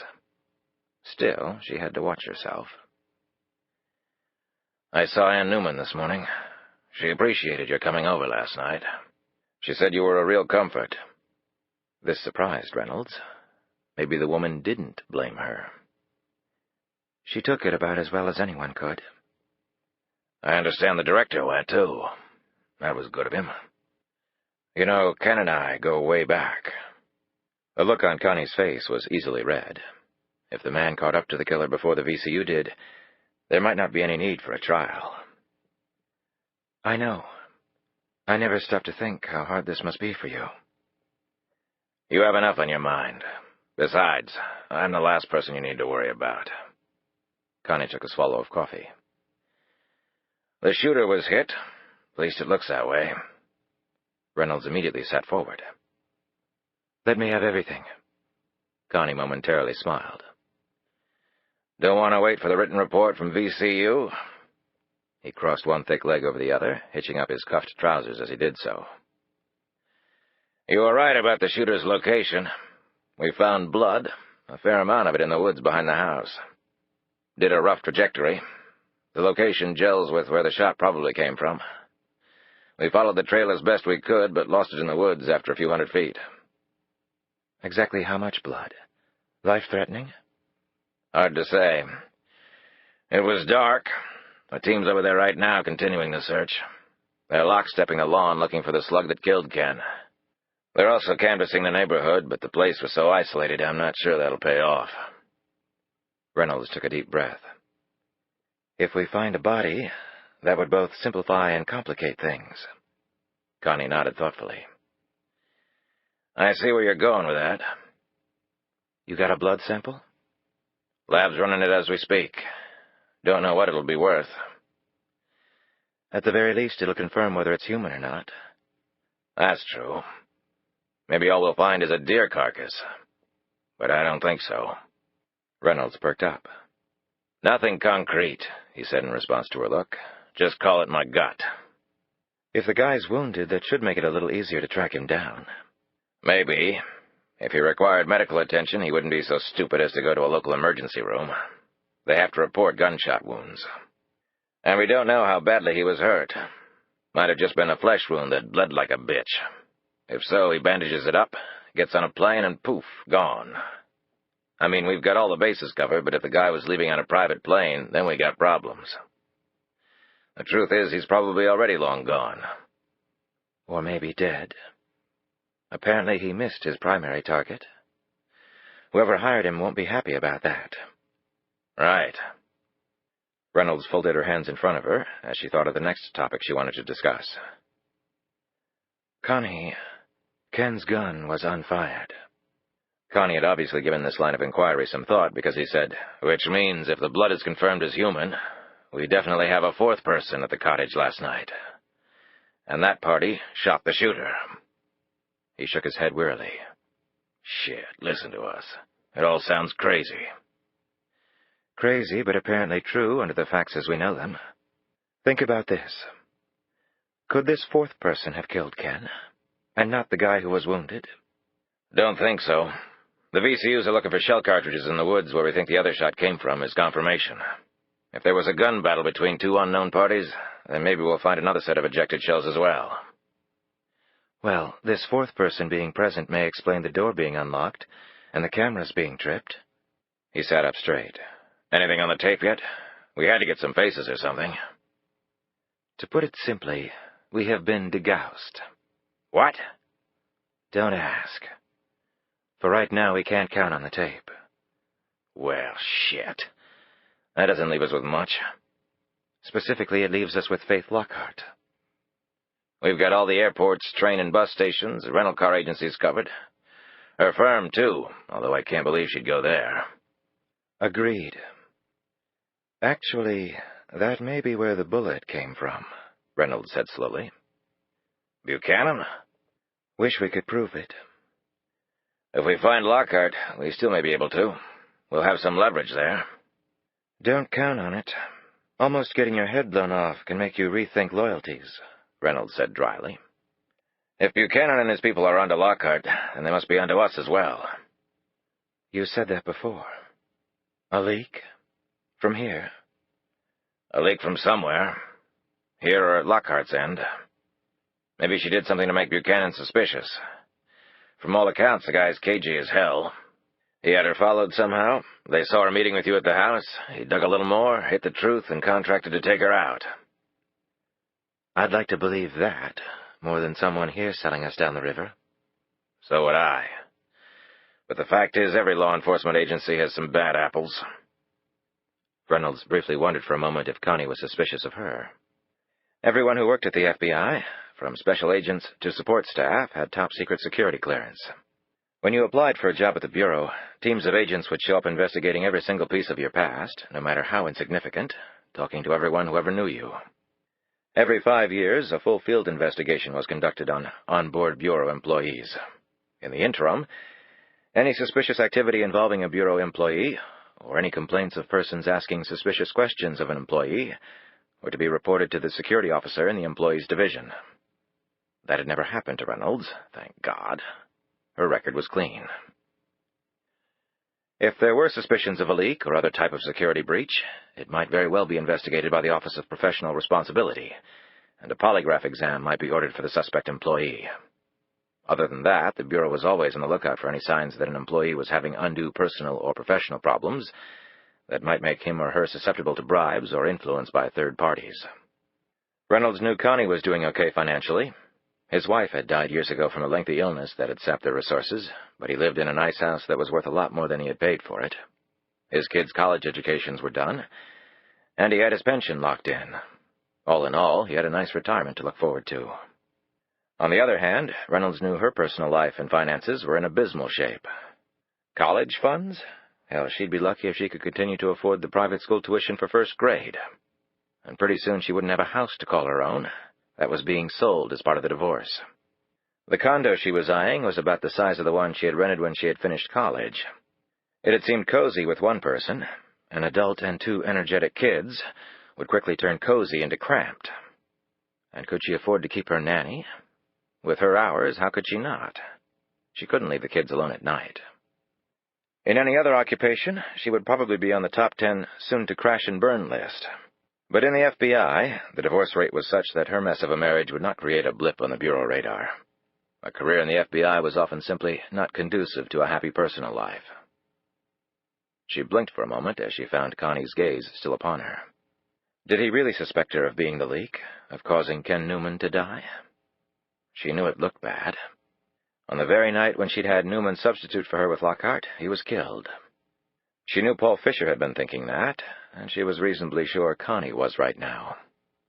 She composed herself and said, "There's really nothing we can do about this theory of a leak right now. Let's concentrate on what we can do." Fine. So what's our next move?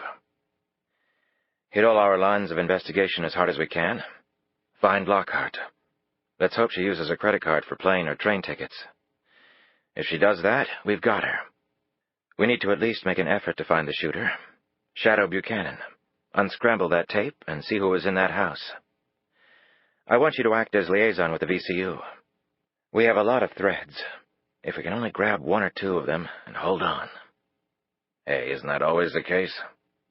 We're in a really tight spot here, Connie. He nodded thoughtfully. I heard Fisher was here. Figured he'd been by to see you. Reynolds didn't respond to this, and Connie plunged on.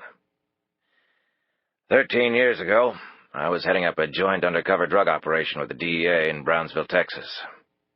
He paused for a moment, as if deciding whether to go forward or not. Our official goal was to disrupt the flow of cocaine over the Mexican border. Our unofficial goal was to accomplish our mission without making the Mexican government look bad. For that reason, we had open lines of communication with our counterparts in Mexico City.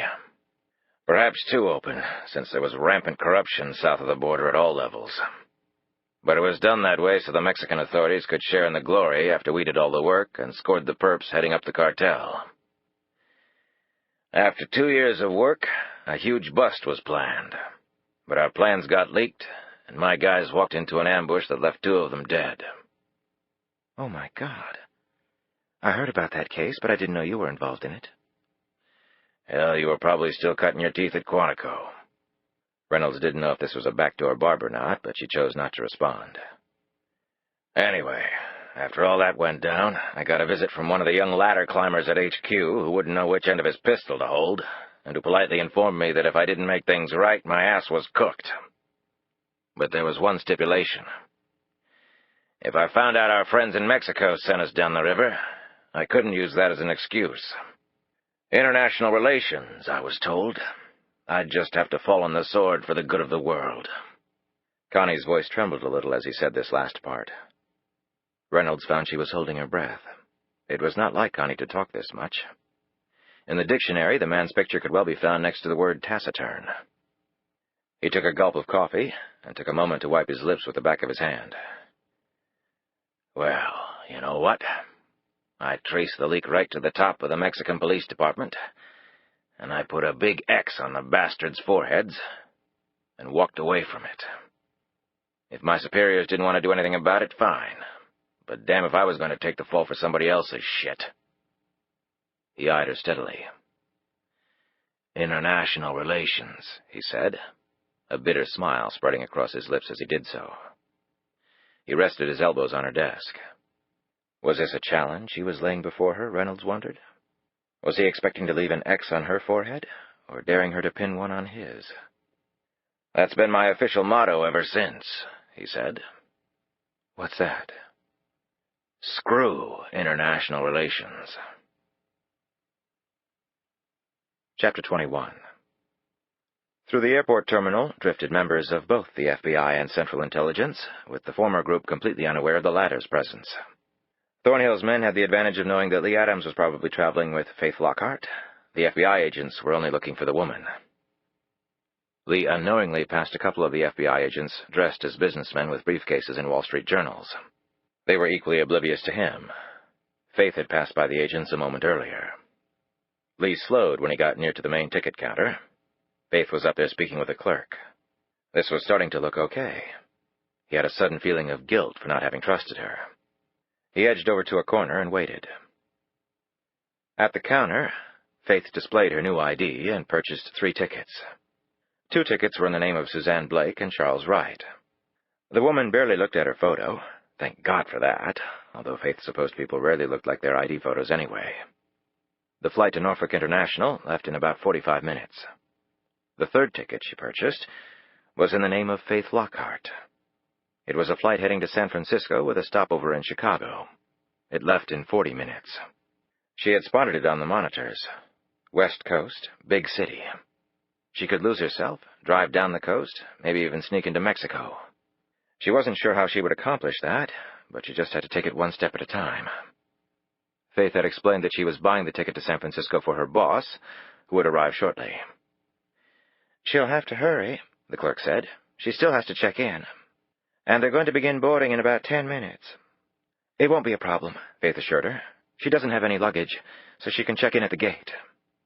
The clerk handed her the ticket. Faith figured she was safe using her real name on the ticket because she paid for all of them with her Suzanne Blake credit card. And the only other ID she had to check in with was a real one. It was Faith Lockhart or nothing. Everything would be okay. She could not have been any more wrong.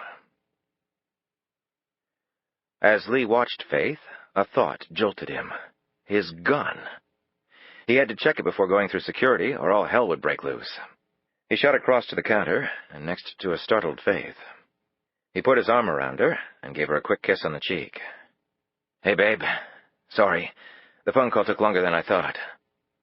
He looked at the ticket agent and said casually, "I have a pistol I need to check." The ticket agent raised her eyes slightly at this. "You're Mr. Wright?" Lee nodded. She went about processing the necessary documents. He showed her his fake ID, and she stamped his passenger ticket appropriately and entered the information in the computer. He turned over the gun and ammo and filled out the declaration form. The agent tagged the container, and they left the ticket counter. "Sorry, I forgot about the gun." Lee looked up ahead to the security gate. "Okay, they're going to have people posted at the gate. We'll go through separately. Be cool. You don't look anything like Faith Lockhart." Although Faith felt her heart in her throat the entire time, they went through the security gate without incident. As they passed the flight information monitors, Lee spotted their gate. "Down this way." Lee and Faith walked over to the phone bank, and she made that call. "All set," Faith said. "Now we can relax." "Right," Lee said dryly. Faith looked around. "I need to use the restroom." "Better hurry." She hustled off, while Lee looked after her thoughtfully. Chapter 22. "Bingo," the man sitting in front of the computer screen said. He was in a van outside of the airport. The FBI had a designated liaison with the airlines to monitor the travel of persons the Bureau was looking for. With more than one airline sharing reservation systems and data and the advent of code sharing, the FBI's job had been made a little easier. The Bureau had requested that the name Faith Lockhart be marked with a tag in the major airlines' reservation systems. That request had just paid an enormous dividend. "She just made a reservation for a flight to San Francisco that leaves in about half an hour," he said into his headset microphone. "United Airlines." He passed along the flight number and gate information. "Hit it," he ordered the men inside the terminal. He picked up the phone to notify Brooke Reynolds. Lee was leafing through a magazine someone had left on the seat next to his when two men dressed in suits flew past. A few moments later, a pair of gents in jeans and windbreakers hurried past, heading in the same direction. Lee immediately jumped up, looked around for anyone else hustling by, saw no one moving fast, and then followed after the group. The FBI agents, followed by the men in jeans, hurried past the women's room a minute before Faith came out. The men had disappeared into the crowds by the time she emerged. Lee slowed as he saw Faith come out from the women's room. Another false alarm? When she turned away from him and went in the opposite direction, he knew his fears were justified. As he kept his gaze on her, she looked at her watch and picked up her pace. Shit. He knew exactly what she was doing, going for another flight. And from the way she had checked her watch and started walking faster, it must be close to leaving. As he pushed through the crowds, he scanned the aisle ahead. There were 10 gates remaining down here. He stopped for a second at the monitors, his gaze flying down the listings, checking the gates off one by one until he stopped at the flashing boarding message for a United flight to San Francisco. As his eye drifted farther, he saw that a flight to Toledo was also boarding. Which one was it? Well, there was one definite way to find out. He sprinted ahead, cut through a waiting area, and managed to get past Faith without her seeing him. He abruptly stopped within sight of the gate for the San Francisco flight. The men in suits who had sprinted past him were standing at the departure door, talking to a nervous-looking United employee. Then the stone-faced men moved off and stood behind a partition, their gaze fixed on the crowd and departure area. FBI for sure. The San Francisco flight had to be the one Faith was going for. But something didn't make sense. If Faith had used her phony name, how... Then it hit Lee. She couldn't use her phony name for both tickets for flights leaving a few minutes apart. That would have been a big red flag for the ticket agent. She had used her real name because she needed ID to get on the flight. Shit. She was heading right for them. She'd show her ticket, the agent would signal the FBI, and then it would be over. Just as he was about to turn, he spotted the two men in windbreakers and jeans who had rushed past him earlier. To Lee's experienced eyes, they were watching the feds intently, without seeming to do so. He edged closer, and with the gloomy weather outside, he managed to catch the reflection in the window. One man held something in his hand. A chill went down Lee's back as he maneuvered some more and managed to spot what it was, or what he thought it was. This case suddenly took on a whole other dimension. Lee fought his way back down the aisle. Seemingly everyone who lived in the Washington metropolitan area had decided to fly today. He saw Faith across the aisle. In another moment, she'd be past him. He made a lunge across the wall of people and tripped over a garment bag someone had set down. He fell to the floor hard, his knees taking the brunt of the collision. When he sprang up, Faith was past him. He had a few seconds, if that. "Suzanne? Suzanne Blake?" he called out. At first it didn't register, but then she stopped, looked around. If she saw him, Lee knew she might run. But her stopping had given him the few seconds he needed. He circled and came up behind her. Faith almost collapsed when he gripped her arm. "Turn around and walk with me," he said. She pulled at his fingers. "Lee, you don't understand. Please let me go." "No, you don't understand. The FBI is waiting for you at the San Francisco gate." The words made her freeze. "You messed up bad. You made the second reservation in your name. They monitor stuff like that, Faith. They know you're here now." They headed as quickly as they could back down the aisle to the original departure gate. The plane was boarding. Lee grabbed their bags, but instead of getting on the plane, Lee veered off, pulling Faith along with him. They went back through security and headed toward the elevator. "Where are we going?" Faith said. "The plane to Norfolk is leaving." "We're getting the hell out of here before they shut the whole terminal down looking for us." They took the elevator down to the lower level, went outside, and Lee signaled for a taxi. They got in one. Lee gave the man an address in Virginia, and the cab pulled off. Only then did Lee look at her. "We couldn't get on the plane to Norfolk." "Why not? That ticket was in my other name." Lee glanced at the driver, an old guy slumped down on his seat listening to country western on the radio. Satisfied, Lee still spoke in low tones. "Because the first thing they'll do is check at the ticket counter to see who purchased the ticket for Faith Lockhart. Then they'll know Suzanne Blake did, and they'll know Charles Wright is traveling with you. And they'll be given descriptions of us both, and they'll check the reservations for Blake and Wright, and the FBI will be waiting for us when we get off the plane in Norfolk." Faith paled. "They move that fast?" Lee trembled with rage. "Who the hell do you think you're dealing with here? Larry Moe and Curly Joe?" He slapped his thigh in sudden anger. "Son of a bitch!" "What?" Faith said frantically. "What?" "They have my gun. It's registered in my name. My real name. Damn it. Now I've aided and abetted, and the feds right on our ass." In his despair, he rested his head in his hands. "This must be my birthday. Things are going so good for me." Faith started to touch him on the shoulder, but pulled her hand back. She looked out the window instead. "I'm sorry. I'm really, really sorry." She put a hand against the car window, letting the cold from the glass seep into her skin. "Look, just take me to the FBI. I'll tell them the truth." "That would be great, except the FBI is not going to take your word for it. And there's another thing." "What?" Faith wondered if he was going to tell her about working for Buchanan. Not now.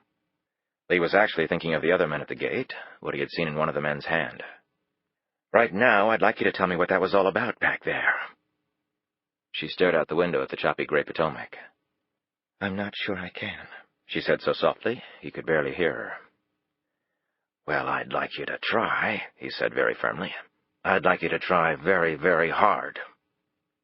"I don't think you'd understand." "I can understand with the best of them." She finally turned to him, her face flushed, her gaze refusing to catch his. She nervously played with the edge of her jacket. "I just thought it would be better if you weren't with me. You see, I thought you'd be safer that way." Lee looked away in disgust. "Bullshit." "It's true." He whirled back around and clutched her shoulder so tightly she winced in pain. "Listen, Faith, they were at my apartment, whoever they are. They know I'm involved. Whether I'm with you or not, the danger level really doesn't change for me. It actually gets worse. And you running around trying to ditch me isn't damn well helping.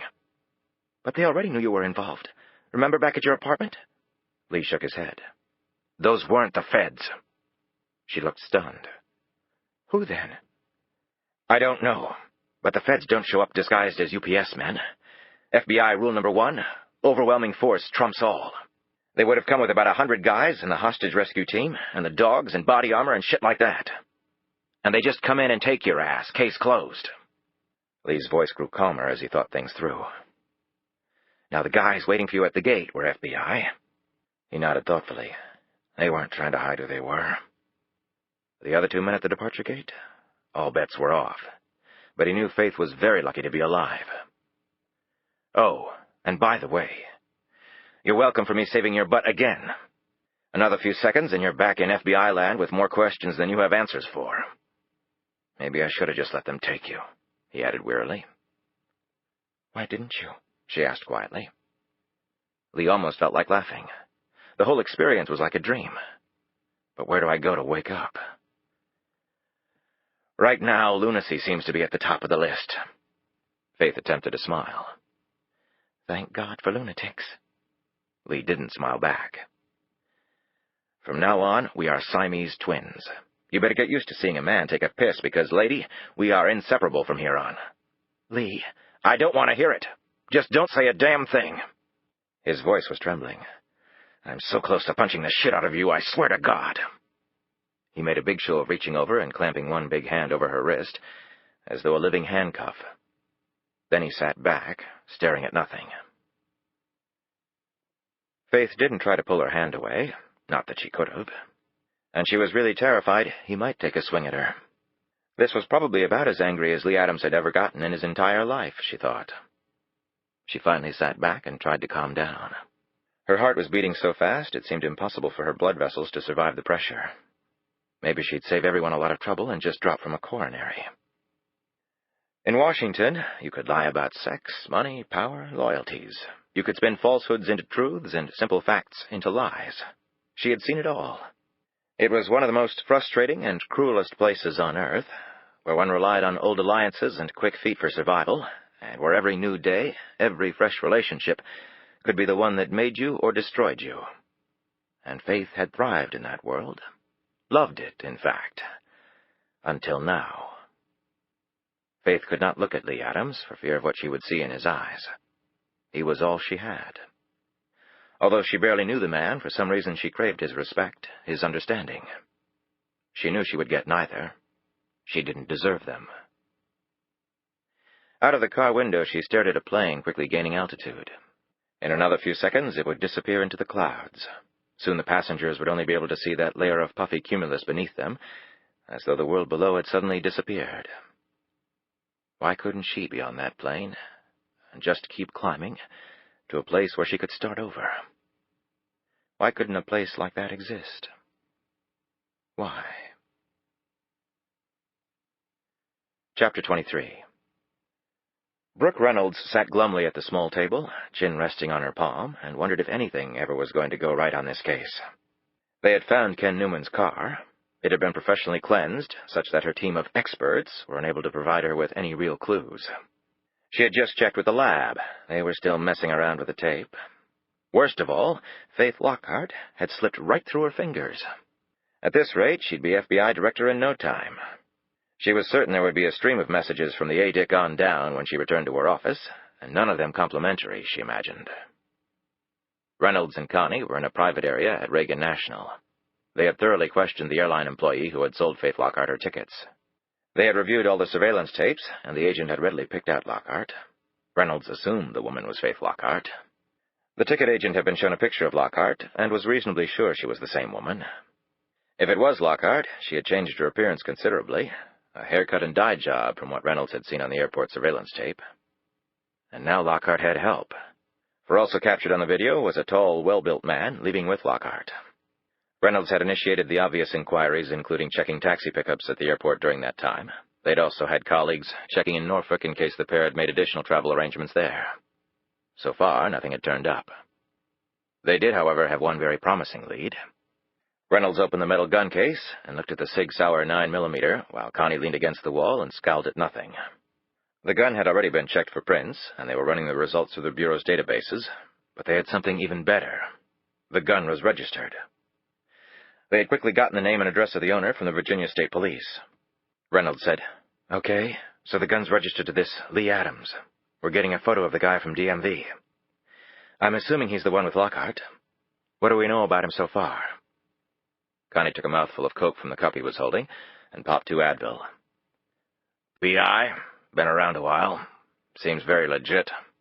Some of the guys at the Bureau know him, in fact. Say he's a good guy.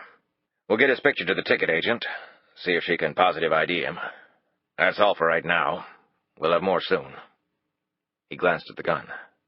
"We found shell casings in the woods behind the cottage. They'd been fired from a pistol, 9mm. From the number we found, the person emptied half his mag at something." "Think this is the pistol?" "We haven't found any slugs to match it to, but ballistics will tell us if the pinprick on the shell casings we found match ones fired from that gun," Connie said, referring to the indentation a gun's firing pin makes on the bottom of the shell casing, a mark about as unique as a fingerprint. "And since we've got his ammo, we can test fire from the source, which is ideal, you know. And we're running a print check on the casings.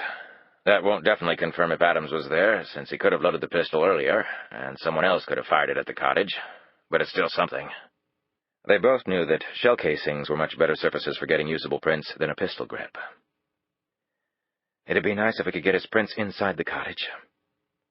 "VCU found nothing. Adams obviously knows how to do this stuff. Had to be wearing gloves."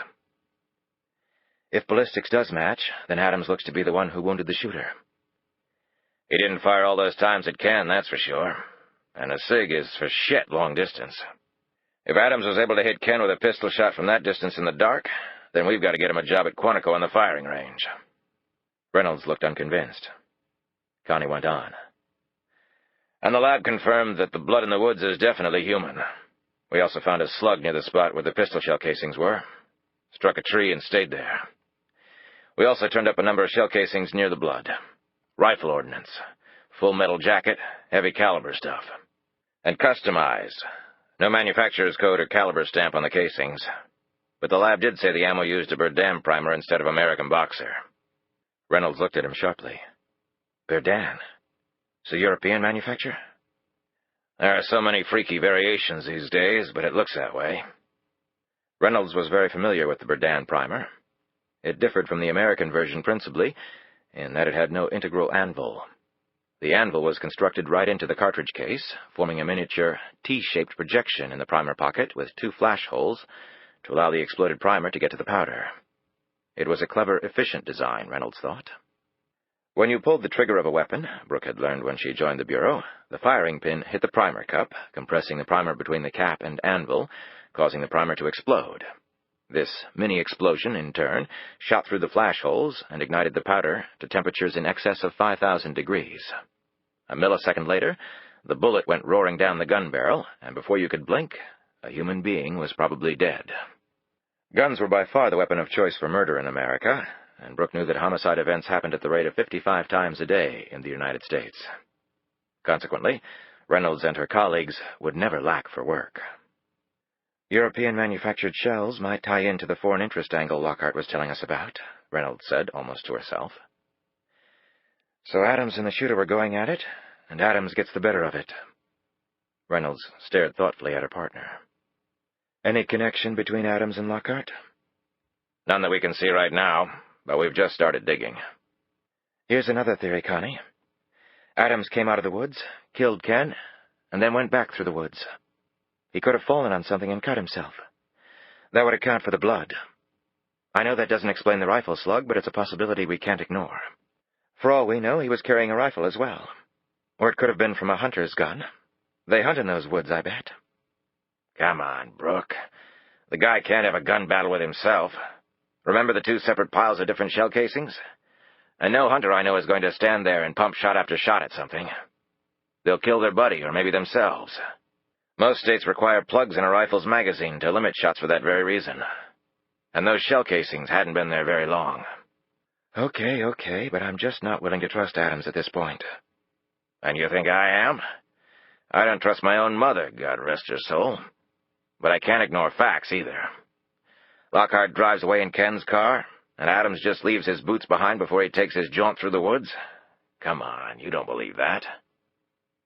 Look, Connie, I'm just pointing out the possibilities. I'm not saying I'm sold on any of them. The thing that keeps bugging me is, what spooked Ken? If the shooter's in the woods, it wasn't him. Connie rubbed his jaw. Now, that's true. Reynolds suddenly snapped her fingers. Damn it, the door! How could I have been so blind? When we got to the cottage, the screen door was wide open. I remember it clearly. It opens out, so Ken would have seen it when he turned that way. What would he have done? Pull his gun. And he might have seen the boots, too. It was dark, but the cottage's back porch isn't that big. Connie took another swallow of Coke and rubbed his temple. Come on, Advil, do your magic. Well, we'll know for certain if Adams was even there when the lab guys unscramble the video. If they unscramble it. But why would Adams have been at the cottage in the first place? Maybe someone hired him to shadow Lockhart. Buchanan? Probably first on my list. But if Buchanan hired the shooter to take out Lockhart, why have Adams there to witness it? Connie bunched up his thick shoulders and let them collapse like a bear scratching itself against a tree. That for sure doesn't make a hell of a lot of sense. Well, let me complicate things further for you. 2 tickets were purchased by Lockhart for a trip to Norfolk, but only one in her real name for the trip to San Francisco. And you got Adams running after our guys on the airport surveillance video. Think Lockhart tried to give him the slip? Ticket agent said Adams didn't come up to the counter until after Lockhart had purchased the tickets, and the video shows Adams leading her back from the vicinity of the San Francisco gate. So maybe an involuntary partnership of sorts, Reynolds said. She had a sudden thought as she looked at Connie. Like ours, perhaps? You know what I'd really like? Reynolds said. Connie raised his eyebrows. I'd like to return Mr. Adams's boots. We have his home address? North Arlington. 20 minutes from here, tops. Reynolds rose. Let's go. Chapter 24. While Connie parked the car at the curb, Reynolds stared up at the old brownstone. Adams must do pretty well. This isn't a cheap area. Connie looked around and said, Maybe I should sell my house and buy an apartment around here. Stroll around the street, sit in the park, enjoy life. Thoughts of retirement creeping in? Seeing Ken in a body bag isn't making me want to do this forever. They walked up to the front door. Each of them noted the video camera, and then Connie rang the door buzzer. "Who is it?" a voice fiercely demanded. FBI, Reynolds said. Agents Reynolds in Constantinople. The door didn't buzz open as they had expected. "Show me your badges," the elderly voice proclaimed. "Hold them up to the camera." The 2 agents looked at each other. Reynolds smiled. "Let's play nice and do as we're told, Connie." The pair held up their credentials, or creds, to the camera. They both carried them the same way, gold badge pinned to the outside of the ID case, so you got the shield first and the picture ID card last. It was intended to be intimidating, and it was. A minute later, they heard a door open from inside the building, and a woman's face appeared at the glass of the old-fashioned double doors. "Let me see them again," she said. "My eyes aren't all that good anymore." "Ma'am," Connie began hotly, until Reynolds elbowed him. They held up their creds again. The woman scrutinized them, and then opened the door. "I'm sorry," she said as they came in, "but after all the goings-on this morning, I'm about ready to pack my bags and leave for good. And this has been my home for 20 years. "What goings-on?" Reynolds asked sharply. The woman eyed her warily. "Who did you come here to see?" "Lee Adams," Reynolds said. "I thought so. Well, he's not here." "Any idea where he might be, Ms. Carter. Angie Carter. And no, I don't have any idea where he's got to. Left this morning, and I haven't seen him since." "So what happened this morning?" Connie said. "It was this morning, right?" Carter nodded. "Fairly early. Just having my coffee when Lee called down and said he wanted me to watch Max because he was going away." They looked at her curiously. "Max is Lee's German shepherd." Her mouth quivered for a moment. "Poor animal."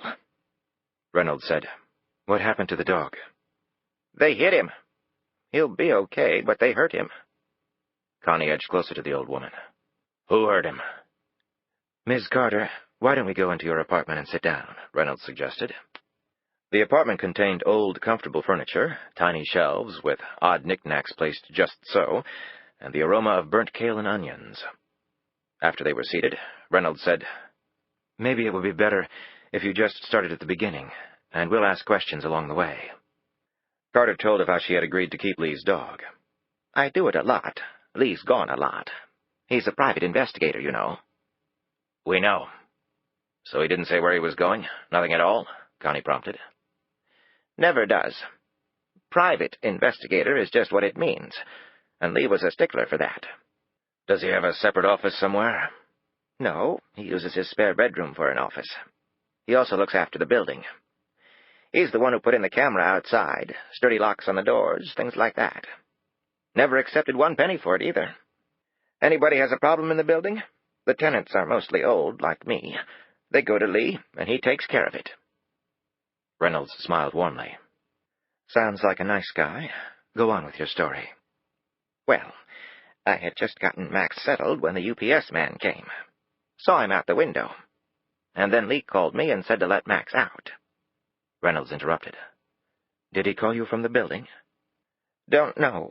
The connection was a little scratchy, like one of those cellular phones, maybe. But the thing is, I didn't see him leave the building. Guess he could have gone out the back and down the fire escape, though. How did he sound? Mrs. Carter patted her hands together while she thought.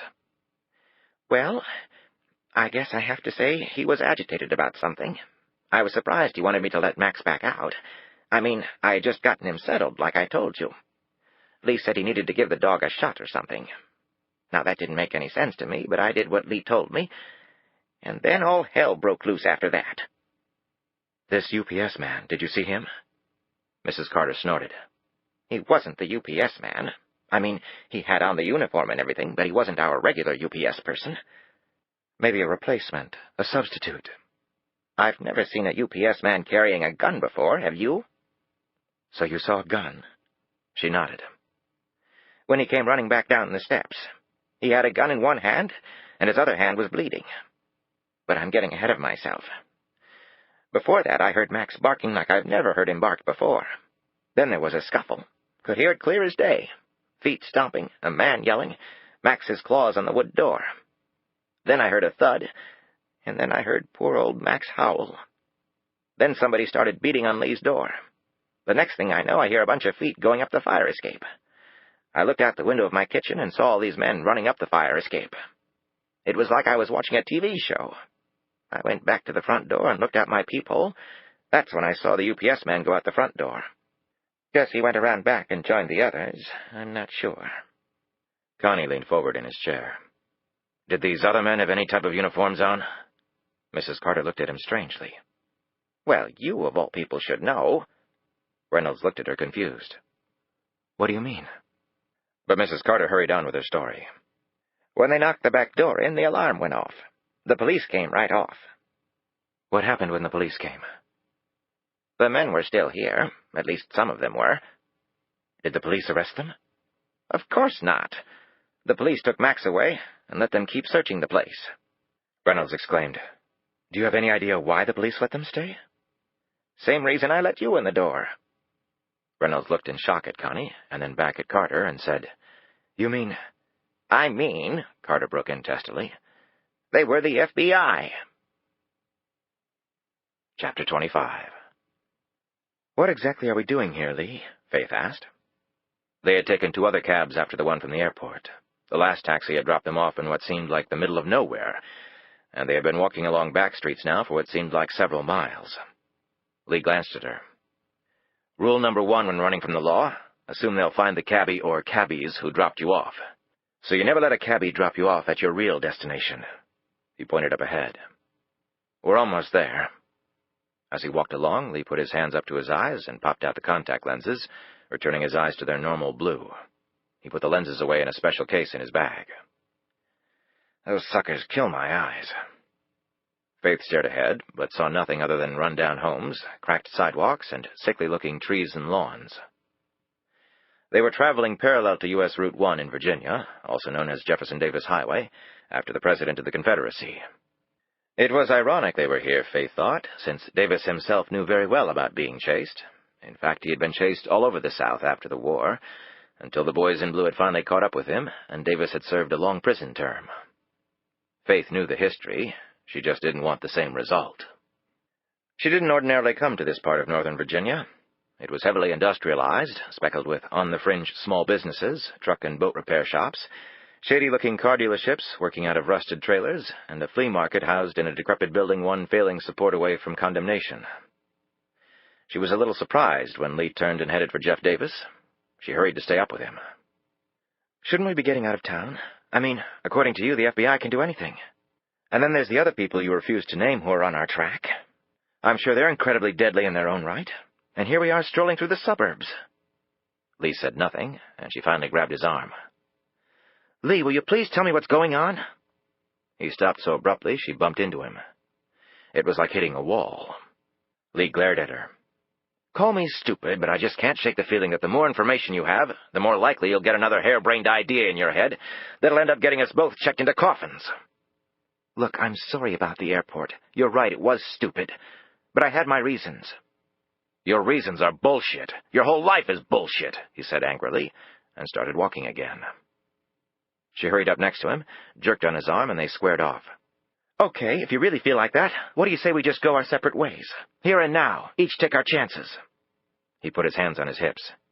Because of you, I can't go home, and I can't use my credit card. I don't have my gun, the feds are right on my butt, and I've got $4 in my wallet. Let me just jump right on that offer, lady. You can have half my cash. And where exactly are you going to go? My whole life might be bullshit, and this may shock you, but I can take care of myself. He shook his head. We stick together. For a lot of reasons. Number one being when and if the feds pick us up, I want you right there next to me swearing on your mother's grave that yours truly is just an innocent babe stuck in the middle of your nightmare. Lee, discussion closed. He started walking fast, and Lee decided against saying anything else. The truth was, she didn't want to go it alone. She jogged up to him as they turned onto Route 1. At the light, they hurried across the street. I want you to wait here, Lee said, putting the bags down. There's a chance I might get recognized where I'm going, and I don't want you with me. Faith looked around. Behind her was an 8-foot-high chain-link fence with barbed wire on the top. It housed a boat repair facility. Inside the fence, a Doberman patrolled the area. Did boats really require that much security, she wondered? Maybe in this area everything did. The business on the next corner was located inside an ugly cinder-block building, with big red banners across the windows proclaiming the best deals in town on new and used motorcycles. The parking lot was filled with the two-wheeled machines. Do I have to stay here by myself? She said. Lee pulled out a baseball cap from his bag and put on his sunglasses. Yes, he said curtly. Or was that a ghost back there telling me she can take care of herself? With no snappy reply coming to mind, Faith had to content herself with angrily watching as Lee hurried across the street and into the motorcycle shop. As she waited, she suddenly sensed a presence behind her. When she turned, she was staring directly at the large Doberman.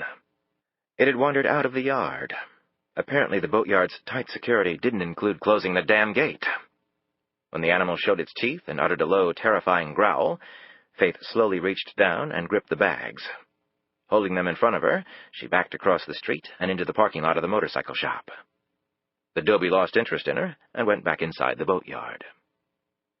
Faith breathed a sigh of relief and put down the bags.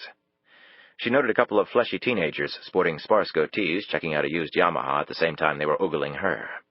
She pulled her baseball cap down farther, turned away, and pretended to examine a shiny red Kawasaki that was, surprise, on sale. Across Jeff Davis was a business that leased heavy construction equipment. She looked at a crane that rose a good 30 feet in the air. Dangling from its cable was a small forklift that had a sign painted across it that read, "Rent Me." Everywhere she looked was a world she no longer knew much about. She had traveled a much different circuit. Capital cities of the world, high political stakes, demanding clients, enormous amounts of power and money, all perpetually shifting like the continental plates. Things got crushed in between these masses all the time, and no one even knew it. She suddenly realized that the real world was a 2-ton forklift dangling like a guppy on a string. Rent me, employ me, build something. but Danny had given her a shot at redemption. She was a dime a dozen, yet she had been doing some good in the world. For 10 years now, she had been helping people who desperately needed it. Perhaps also these 10 years, she'd been atoning for the vicarious guilt she'd felt growing up, watching her father's shenanigans, however well-intentioned, and all the pain they had caused. She had actually been afraid to ever analyze that part of her life too deeply. Faith heard footsteps behind her and turned around. The man was dressed in jeans, black boots, and a sweatshirt with the logo of the motorcycle shop printed across it. He was young, early 20s, big sleepy eyes, tall, slender, and good-looking. And he knew it, she could readily tell by his cocky manner.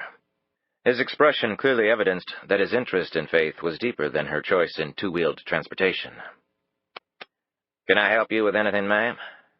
Anything at all?" "Just browsing. I'm waiting for my boyfriend." "Hey, this is a pretty machine over here." He pointed to a BMW cycle that just reeked, even to Faith's untrained eye, of money. Wasted money, in her opinion. But then again, wasn't she the proud owner of a big BMW sedan, which sat in the garage of her very expensive digs in McLean? He rubbed one hand slowly across the Beamer's gas tank. "Purrs like a kitten. You take care of beautiful things, they take good care of you. Real good." A big smile broke across his features as he said this. He looked her over and winked. Faith wondered if this was his best pickup line. "I don't drive them, I just ride in them," she said casually, and then regretted her choice of words. He smiled broadly. "Well, that's the best news I've heard all day. In fact, you just made my whole year. Just ride 'em, huh?" The young man laughed and clapped his hands together. "Well, how about we go for a spin, sweet thing? You can check out my equipment. Just climb on." Her face flushed. "I don't appreciate your—" "Now, don't go getting mad. If you need anything, my name's Rick." He held out his card and winked at her again. He added in a low voice, "Home phone's on the back, babe." She looked at the card in his hand with distaste.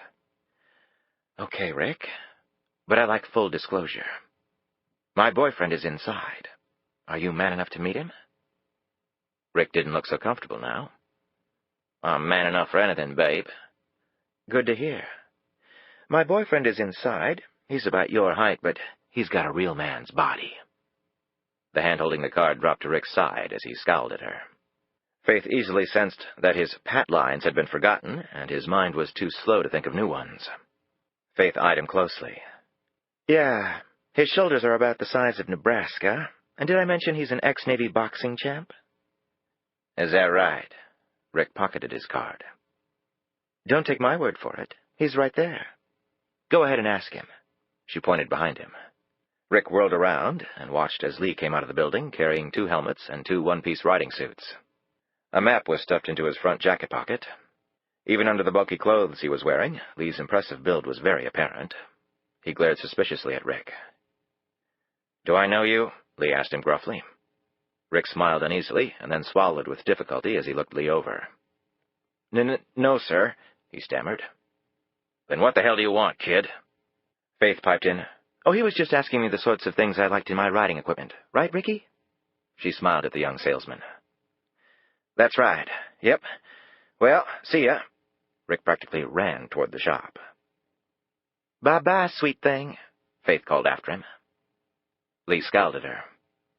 "I told you to wait across the street. Can I not leave you alone for 1 damn minute?" "I had an encounter with Adobe. Retreat seemed the wisest course." "Right. What, were you negotiating with the guy to jump me so you can get away?" "Don't go crazy on me, Lee." "I kind of wished you had. It'd give me an excuse to kick the shit out of somebody. What do you really want?" "Junior wanted to sell me something, and it wasn't a motorcycle." "What's that?" she asked, pointing at what he was carrying. "Necessary equipment for motorcycle riders this time of year. At 60 miles an hour, there's a tiny bite in the air." "We don't have a motorcycle." "We do now." She followed him around back to where an enormous Honda Goldwing SE road bike sat. With its slick chrome and futuristic design, high-tech equipment, and full windshield, the motorcycle looked like something Batman might tool around on. It was painted pearl gray-green with dark gray-green trim and had a king and queen seat with a padded backrest. The passenger would fit snugly there, like a ball in a glove. It was so big and elaborately equipped that it looked like an open-air recreation vehicle. Lee stuck a key in the ignition and started putting on his suit. He handed the other outfit to Faith. Just where are we going on this thing? Lee zipped up his suit. We are going to your little place in North Carolina. All that way on a motorcycle? We can't rent a car without a credit card and ID. Your car and mine are useless. We can't take a train, plane, or bus. They'll cover all those places. Unless you can sprout wings, this is it. I've never even been on a motorcycle. He took off his shades. You don't have to drive it. That's what I'm here for. So what do you say? Want to go for a ride? He flashed a grin at her. Faith felt as though a brick had hit her in the head when he said those words. Her skin was afire as she looked at him perched on that machine. And at that exact moment, as though by the will of God, the sun broke through the gloom. A shaft of light came down and ignited those already dazzling blue eyes into flame-filled sapphires. She found she couldn't move. Lord, she could barely breathe. Her knees began to quiver. It was 5th grade, recess. The boy with the man-size eyes, the exact color of Lee's, had ridden his bike with the banana seat up to where she sat on the swing reading a book. Want to go for a ride? He had asked her. No, she had said, and then immediately dropped her book and climbed on back. They were an item for 2 months, planning their lives together, vowing their undying love for each other, even though they never exchanged so much as a peck on the lips. Then her mother died, and Faith's father moved them away. She briefly wondered if Lee and he could be one and the same. She had banished the memory so completely from her subconscious that she couldn't even remember the boy's name. It could be Lee, couldn't it? She thought this because the only other time in her entire life when her knees had gone weak was on that playground. The boy had said what Lee had just said, and the sun had hit those eyes just as it had smacked Lee's, and her heart felt as though it would explode if she didn't do exactly as he said. Just how it felt right now. Are you okay? Lee asked. Faith gripped one of the handlebars to steady herself, and said as calmly as she could, And they're just going to let you drive off with it? My brother runs the place. It's a demo. We're officially taking it for an extended test drive. I can't believe I'm doing this. Just like 5th grade, there was no way she could not get on that bike. Consider the alternative, and then the idea of your butt on this Honda starts looking beautiful. He slid his shades on and flipped his helmet's shield down as though putting an exclamation point on this statement. Faith slipped on the suit, and with Lee's help managed to get the helmet on snugly. He loaded their bags into the Honda's spacious trunk and saddle pouches, and Faith climbed down behind him. He started the engine, gunned it for a moment or so, and then hit the gas. When he released the clutch, the power of the Honda threw Faith back against the padded bar, and she found herself clamping her arms and legs around Lee and the 800-pound motorcycle, respectively, as they rocketed onto Jeff Davis, heading south. She almost jumped off the bike when she heard the voice in her ear. Okay, calm down. It's a Chatterbox helmet-to-helmet audio link, Lee's voice said. He'd obviously felt her shock. You ever driven down to your beach house? No, I always flew. That's okay. I've got a map. We'll take 95 down and pick up Interstate 64 at Richmond. That'll get us to Norfolk. We'll figure out the best way from there. We'll grab something to eat on the way. We should make it before it gets too dark, okay? She found herself nodding, and then remembered to say, okay. Now just sit back and relax. You're in good hands. Instead, she leaned into him, circled her arms around his waist, and held tightly. She was suddenly immersed in the recollection of those divine 2 months in 5th grade. This had to be an omen. Maybe they could drive off and never come back. Start at the Outer Banks, hire a boat, and end up on a patch of soil somewhere in the Caribbean no one had ever been before, a place no one would ever see except for them. She could learn to keep a hut, cook with coconut milk or whatever they had there, be a good little homemaker while Lee was off catching fish. They could make love every night under the moonlight, and there would be no one to complain, or watch. She leaned farther into him. None of that sounded bad, or too far-fetched under the circumstances. None of it. Oh, and Faith, Lee said into her ear. She touched her helmet to his, felt the solid breadth of his torso against her breasts. She was 20 again. The wind was delicious, the warmth of the sun inspiring, Her greatest worry, a midterm exam. A sudden vision of them lying naked under the sky, skin brown, hair wet, limbs intertwined, made her wish they weren't in bodysuits with thick zippers going 60 miles an hour over hard pavement. Yes? If you even think about trying to pull another stunt on me like at the airport, I'll use those good hands to wring your neck. Understand? She leaned away from him and rested her back against the sissy bar, pushing herself deep into the leather, and away from him. Her shining white knight with the bedeviling blue eyes.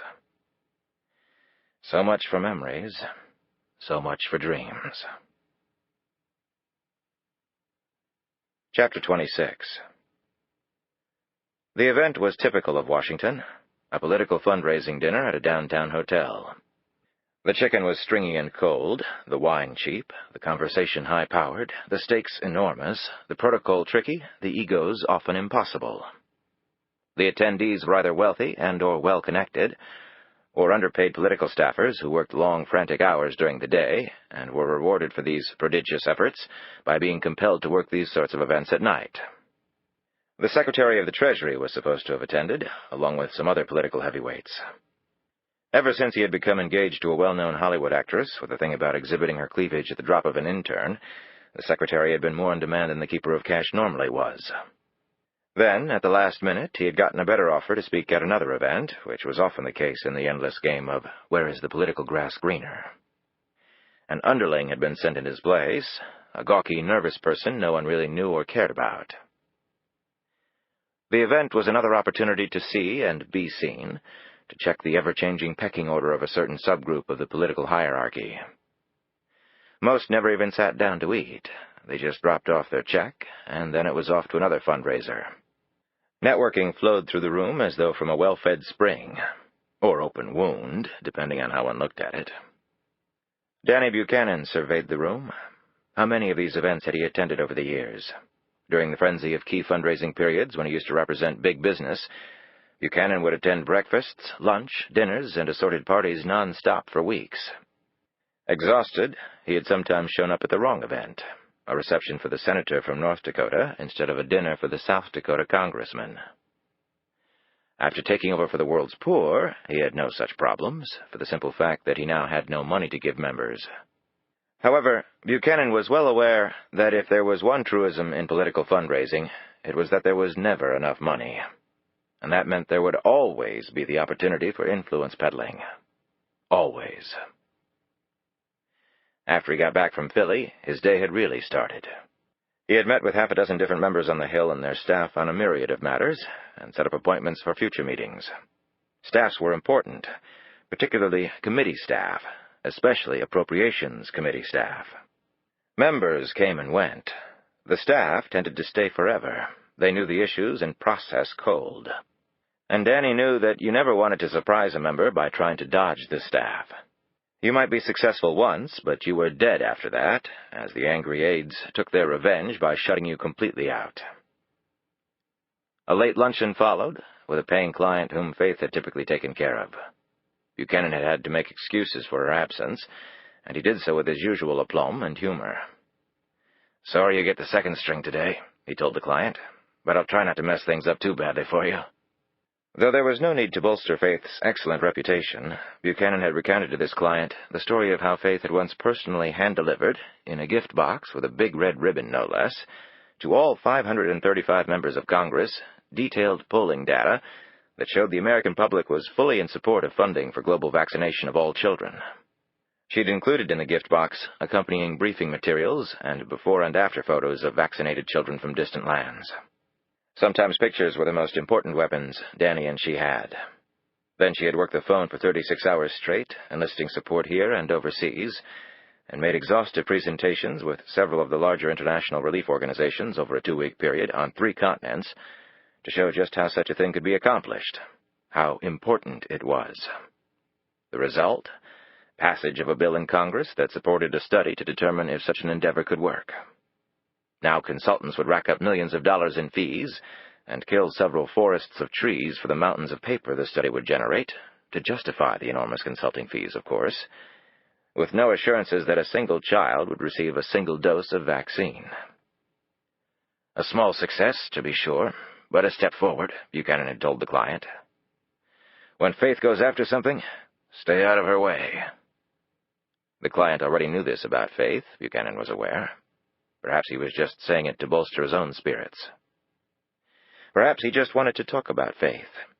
He had been hard on her the last year, very hard. Terrified that she might be drawn into his Thornhillian nightmare, he had outright pushed her away. Well, he had succeeded in driving her right into the arms of the FBI, it seemed. I'm sorry, Faith. After the luncheon, it was back to the Hill, where Buchanan waited with a handful of roll-aids on a series of floor votes. He sent in his cards to the floor, asking for time from some of the members. He would buttonhole others as they came off the elevator. Foreign debt relief is essential, Senator, he individually told more than a dozen members, hustling along beside them, and their overly protective entourage. They're spending more on debt payments than on health and education, Danny would plead. What good is a strong balance sheet when the population is dying at the rate of 10% a year? They'll have great credit and not a damn person left to use it. Let's spread the wealth here. Right, Danny. We'll get back to you. Send me some materials. Like the petals of a flower closing up for the night, the entourage would close ranks around the member, and Danny the bee would be off to gather other nectar. Congress was an ecosystem just as complicated as the one existing in the oceans. As Danny trolled the corridors, he looked at the activity swirling all around. True to their titles, whips were everywhere, prodding members to follow party line. Back in the whip's chambers, Buchanan knew the phones were constantly being worked with the same goal in mind. Gophers scurried down the corridors in search of people more important than themselves. Small groups of people huddled in pockets of the broad hallways, discussing matters of importance with solemn, downcast expressions. Men and women pushed onto crowded elevators with the hope of snaring a few precious seconds with a member whose support they desperately needed. Members talked with each other, laying the groundwork for future deals or reaffirming agreements already struck. It was all chaotic, and yet possessed a certain order, as people coupled and uncoupled like robotic arms around hunks of metal on an assembly line. Give a touch here and on to the next one. Danny dared to think that his work might be as exhausting as childbirth, and he would swear it was more exhilarating than skydiving. Buchanan was thoroughly addicted to it. As crazy as it sounded, he would miss it. Get back to me, was his typical closing to each member's aide. Of course, you can count on it, would be each aide's typical response. And of course, he'd never hear back, but they would hear from him, again and again until they got it. You just fired your shotgun pellets and hoped one stuck somewhere. Next, Buchanan had spent a few minutes with one of his chosen few, going over the language Buchanan wanted to insert in a line amendment in a bill's report. Almost no one ever read the report language, but it was in the monotonous details that important actions were accomplished. In this case, the language would tell the managers at AID precisely how funding approved by the underlying bill was to be spent. With the verbiage in good shape, Buchanan mentally checked that off his list and went prowling again for other members. From years of practice, Buchanan navigated with ease the labyrinths of the Senate and House office buildings, where even veterans of the Hill sometimes became lost. The only other place he spent as much time was the Capitol itself. His eyes darted left and right, picking up on everyone he saw, staff members or other lobbyists, swiftly making a calculation as to whether a particular person could help the cause or not. And when you went into chambers with members or caught them in the halls, you had better be ready to roll. They were busy, often harassed, and thinking of 500 things at once. Fortunately, Buchanan could summarize the most complex issues in a matter of sentences, a talent for which he was legendary. Members, besieged on all sides by special interests of every kind, absolutely demanded this skill, and he could pitch his client's position with passion. All in 2 minutes while walking down a crowded corridor, or while packed inside an elevator, or, if he was very lucky, on a long plane flight. Catching the really powerful members was important. If he could get the Speaker of the House to voice support for one of his bills, even informally, Buchanan would use that to leverage other members on the fence. Sometimes that was enough. "He in, Doris?" Buchanan asked as he popped his head into a member's chambers and eyed the matronly appointments secretary, a veteran of the place. "He's leaving in 5 minutes to catch a flight, Danny." "That's great, because I only need 2 minutes. I can use the other 3 to catch up with you. I like talking to you better anyway. And God bless Steve, but you're far easier on the eye, my dear." Doris's heavy face crinkled into a smile. "You smoothie, you." And he got his 2 minutes with Congressman Steve. Buchanan next had stopped at the cloakroom and found out which Senate committees had been assigned to a series of bills he was interested in. There were committees of primary and sequential, and in rare cases concurrent jurisdiction, depending on what was in a particular bill.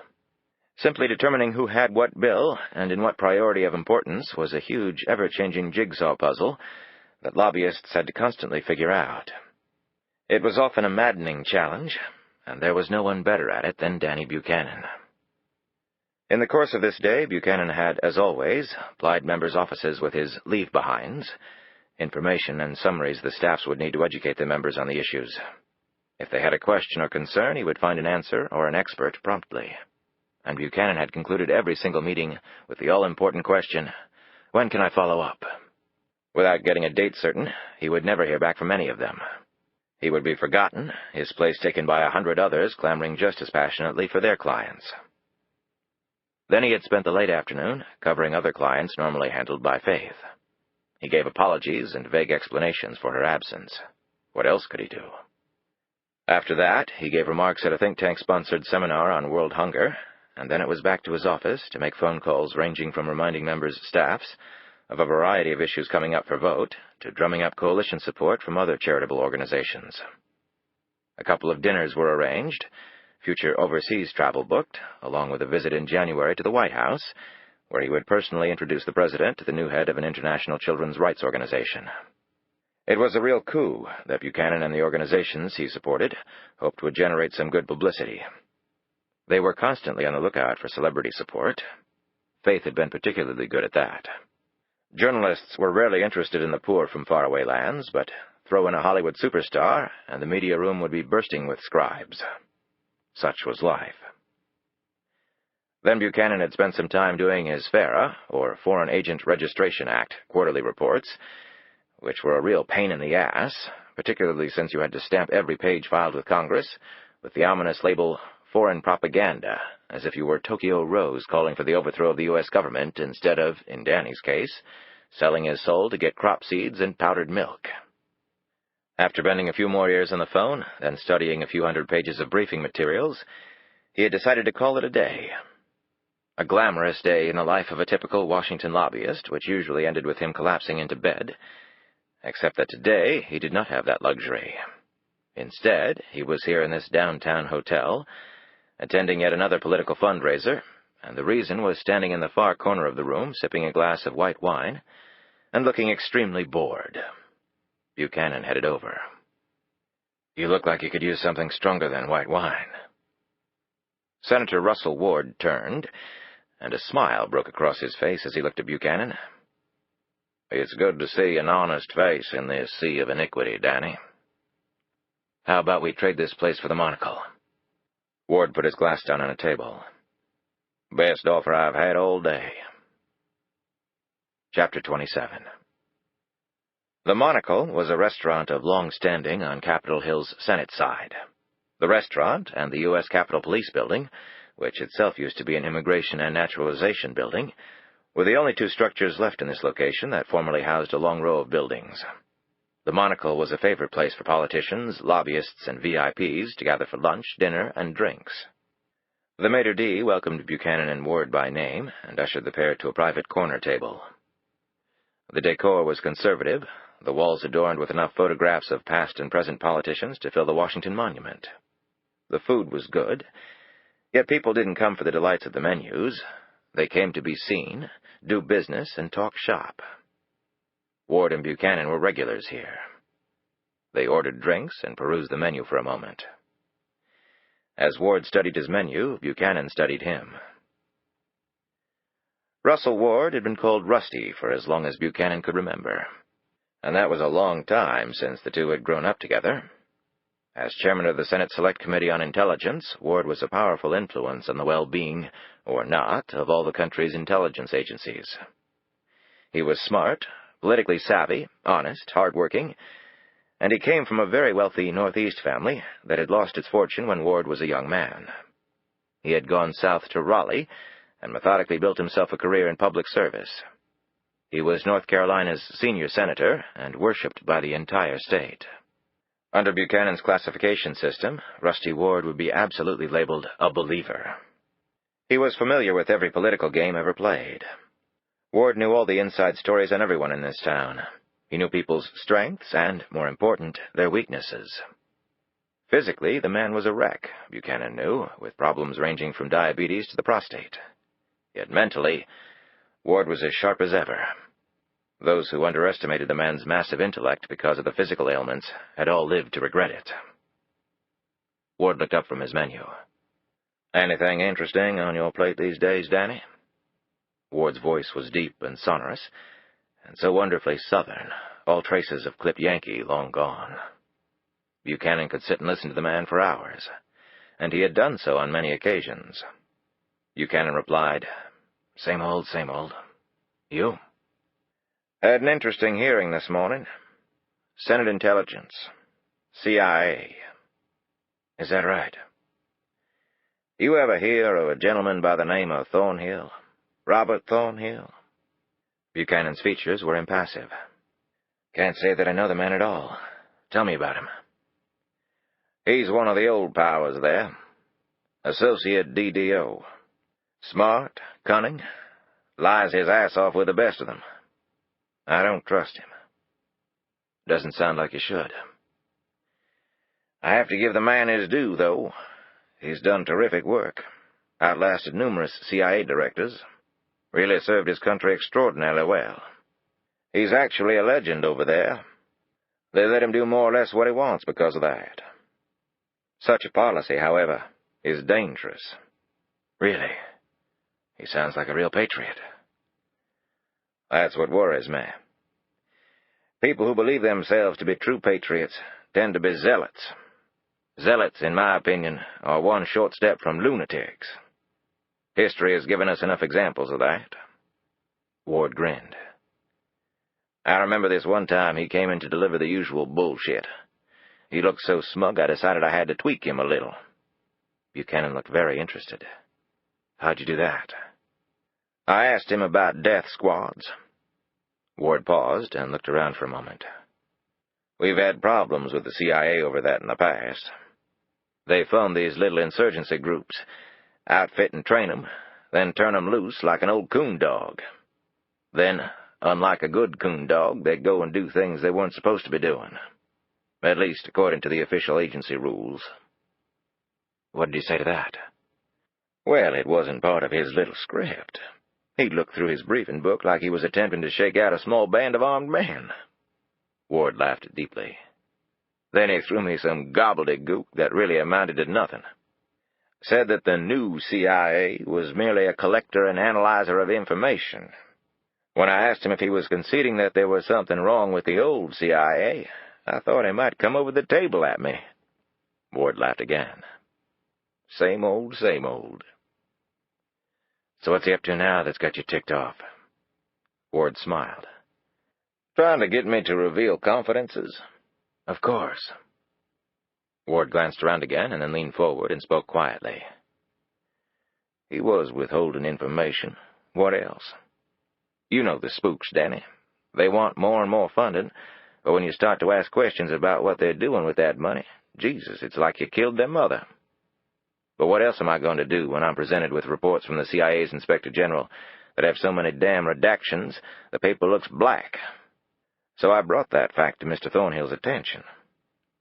"How did he react to that? Pissed off? Cool and collected?" "Why are you so curious about him?" "You started it, Rusty. Don't blame me if I find your work fascinating." "Well, he said those reports had to be censored to protect the identities of intelligence sources. That it was a very fine line, and that the CIA walked it the best it could. I told him that it was kind of like my granddaughter playing hopscotch. She can't hit all the squares just right, so she misses some of them on purpose. I told him it was damn cute, when little kids did it. Now, I have to give the man his due. He made some sense. He said that it's a delusion that we're going to knock out entrenched dictators with simple satellite photos and high-speed modems. We need old-fashioned assets on the ground. We need people inside their organizations, within their inner circles. That's the only way we win. I understand that well enough, but the arrogance of the man, well, it gets to me. And I'm convinced that even if Robert Thornhill had no reason to lie, the man still wouldn't tell the truth. Hell, he has this little system where he taps his pen against the table, and one of his aides pretends to whisper in his ear, so we'll have a couple of extra breaths to think of some lie. He's been using that same code all these years. I guess he thinks I'm some kind of horse's ass, and wouldn't ever catch on. I'd like to think this Thornhill fellow knows better than to underestimate you. Oh, he's good. I have to admit, he got the better of today's jousting. I mean, the man can say absolutely nothing and make it sound as strong and noble as the 10 Commandments. And when he got backed into a corner, he pulled out his national security bullshit, counting on the fact that it would scare everybody to death. Bottom line, he promised me all these answers, and I told him I looked forward to working with him. Ward sipped his water. Yep, he won today, but there's always tomorrow. The waiter returned with their drinks, and they gave their orders. Buchanan worked on a glass of scotch and water, while Ward nuzzled a bourbon neat. So how's your better half? Faith burning the midnight oil for another client, looking to ravage us poor, defenseless elected officials? Actually, right now I believe she's out of town. Personal reasons. Nothing serious, I hope. Buchanan shrugged.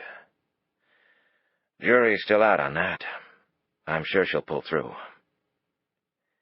I guess we're all survivors.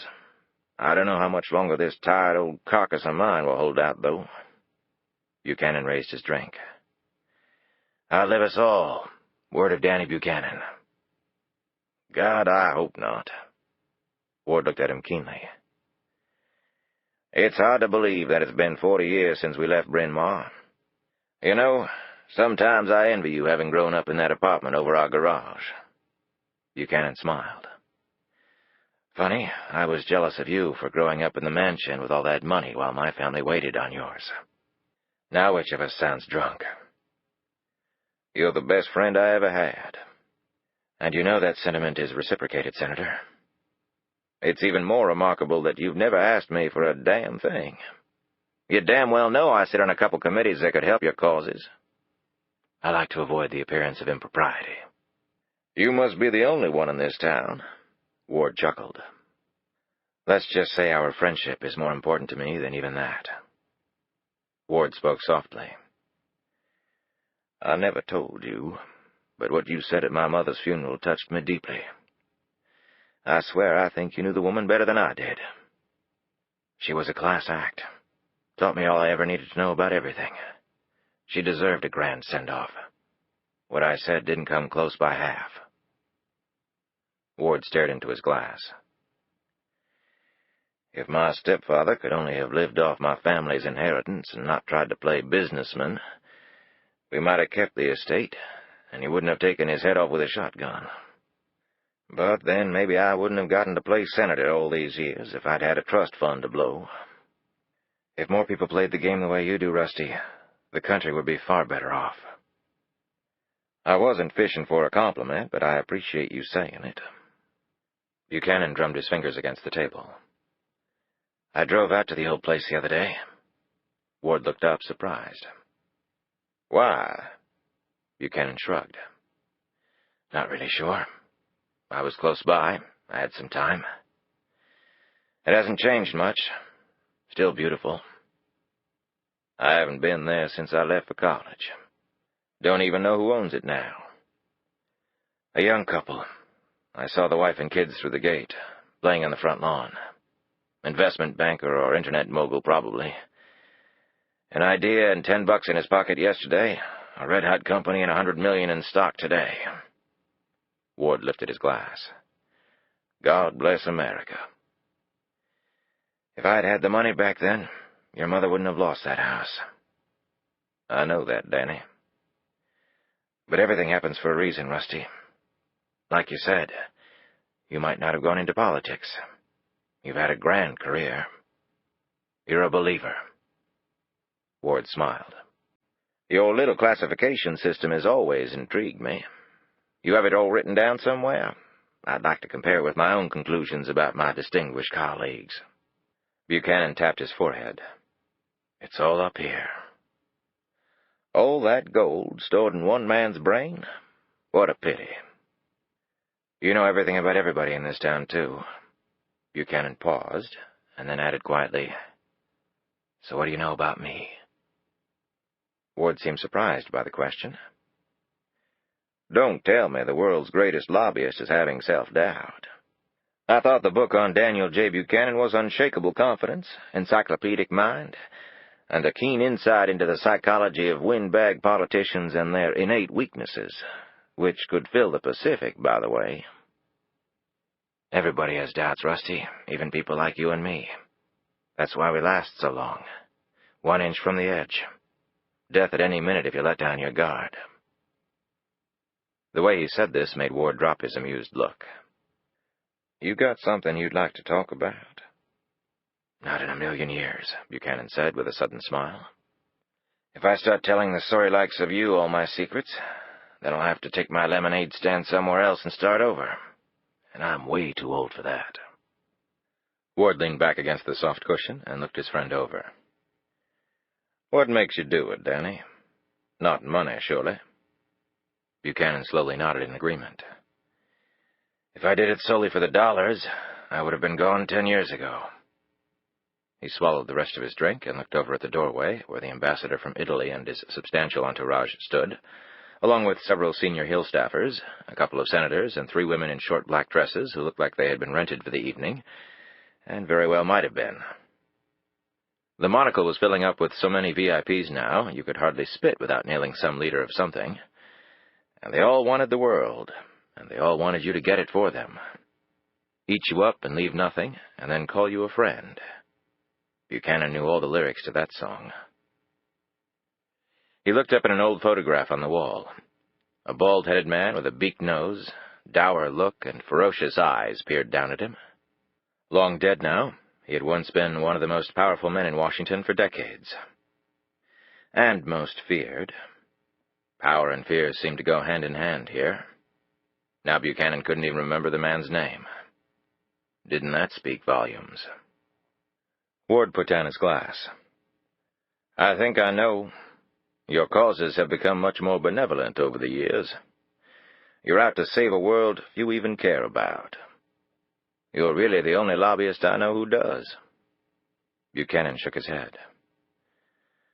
A poor Irish lad who brought himself up by the bootstraps and made a fortune sees the light and then uses his golden years, helping the less fortunate. Hell, Rusty, I'm driven more by fear than altruism. Ward looked at him curiously. How's that? Buchanan sat up very straight, put his palms together, and cleared his throat. He had never told anyone this, not even Faith. Maybe it was time. He would look insane, of course, but at least Rusty would keep it to himself. I have this recurring dream, you see. In my dream, America keeps getting richer and richer, fatter and fatter. Where an athlete gets $100 million to bounce a ball, a movie star earns $20 million to act in trash, and a model gets $10 million to walk around in her underwear. Where a 19-year-old can make $1 billion in stock options by using the internet to sell us more things we don't need faster than ever. Buchanan stopped and smiled grimly at his bread plate. And where a lobbyist can earn enough to buy his own plane. We keep hoarding the wealth of the world. Anybody gets in the way, we crush them in 100 different ways while selling them the message of America the Beautiful. The world's remaining superpower, right? Then, little by little, the rest of the world wakes up and sees us for what we are. A fraud. And they start coming for us. In log boats and propeller planes and God knows how else. First by the thousands, then by the millions. And then by the billions. And they wipe us out, stuff us all down some pipe and flush us for good. You, me, the ball players, the movie stars, the supermodels, Wall Street, Hollywood and Washington, the true land of make-believe. Ward stared at him wide-eyed. My God, a dream or a nightmare? Buchanan shot him a stern glance. You tell me. Your country, love it or leave it, Danny. There's an element of truth in that slogan. We're not so bad. We also suck up a disproportionate share of the wealth and energy in the world. We pollute more than any other country. We trash foreign economies and never look back. But still, for a lot of big and small reasons that I really can't explain, I do love my country. That's why this nightmare disturbs me so much. I don't want it to happen. But it's getting harder and harder to feel any hope. If that's the case, why do you do it? Buchanan stared at the old photograph again and said, "Do you want something pithy or philosophical?" "How about the truth?" Buchanan looked at his old friend. "I deeply regret never having children," he began slowly, then paused. "A good friend of mine has 12 grandchildren. He was telling me about a PTA meeting he had attended at his granddaughter's elementary school. I asked him why he was bothering with doing that. Wasn't that the parents' job, I said. You know what he told me? He said that with the way the world is now, we all have to think about things beyond our lifetime. Beyond our children's lifetime, in fact. It's our right. It's our duty, my good friend told me." Buchanan smoothed out his napkin. "So maybe I do what I do because some of the world's tragedies outweighs its happiness. Other than that, I haven't the faintest idea." Chapter 28. Brooke Reynolds was just finished saying grace, and they all started on their meals. She had burst through the door 10 minutes earlier, determined to eat dinner with her family. Her regular hours at the Bureau were 8:15 a.m. to 5 p.m. That was the funniest joke at the Bureau. Regular hours. She had changed into jeans and a sweatshirt and exchanged her suede flats for Reeboks. Reynolds took much pleasure in scooping out spoonfuls of peas and mashed potatoes for all their plates.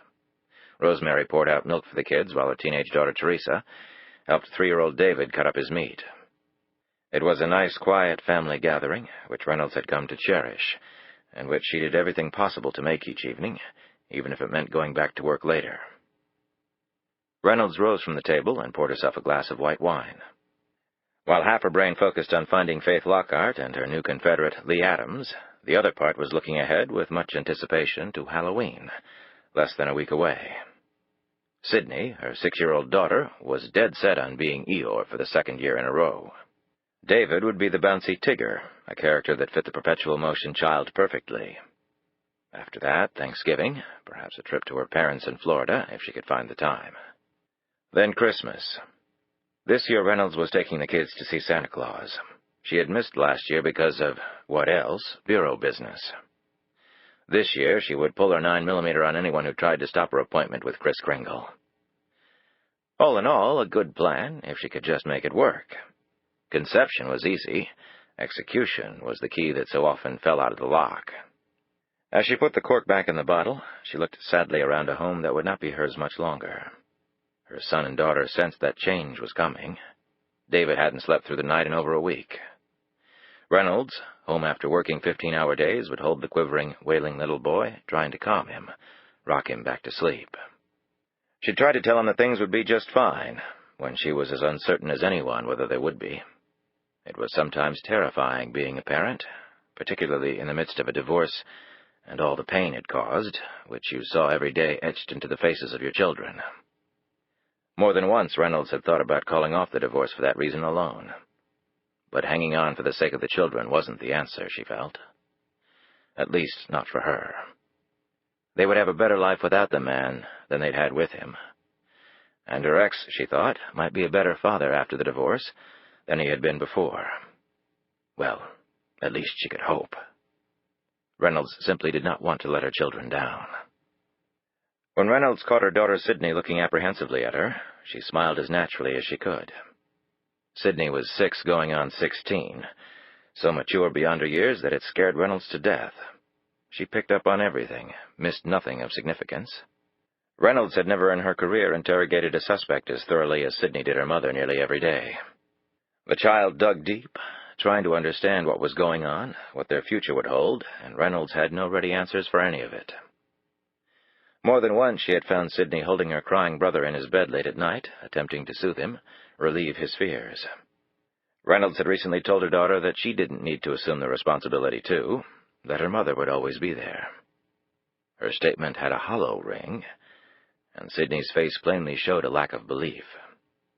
The fact that her daughter had not accepted this statement as dead solid truth had aged Reynolds several years in several seconds. The memory of the palm reader and her predictions of premature death had come back to roost with a vengeance. "Rosemary's Chicken is awesome, isn't it, honey?" Reynolds said to Sidney. The little girl nodded. "Thank you, ma'am," Rosemary said, pleased. "Are you okay, Mom?" Sidney asked. At the same time, she moved her little brother's milk away from the edge of the table. David had a propensity for spilling any liquid within his reach. That subtle act of motherhood and her daughter's earnest question moved Reynolds almost to tears. She had been on such an emotional roller coaster of late that it didn't take much to set her off. She took a sip of wine, hoping it would prevent her from actually collapsing into a crying fit. It was like being pregnant again.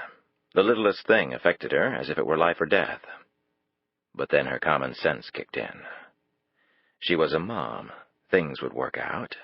She had the luxury of a devoted live-in nanny. Sitting around whining, feeling sorry for yourself wasn't the answer. So their life wasn't perfect. Whose was? She thought of what Ann Newman was going through right now. Suddenly Reynolds' problems didn't seem so bad. "Everything's really good, Sid. Really good. Congratulations on your spelling test. Ms. Bitak said you were the star of the day." "I like school a lot."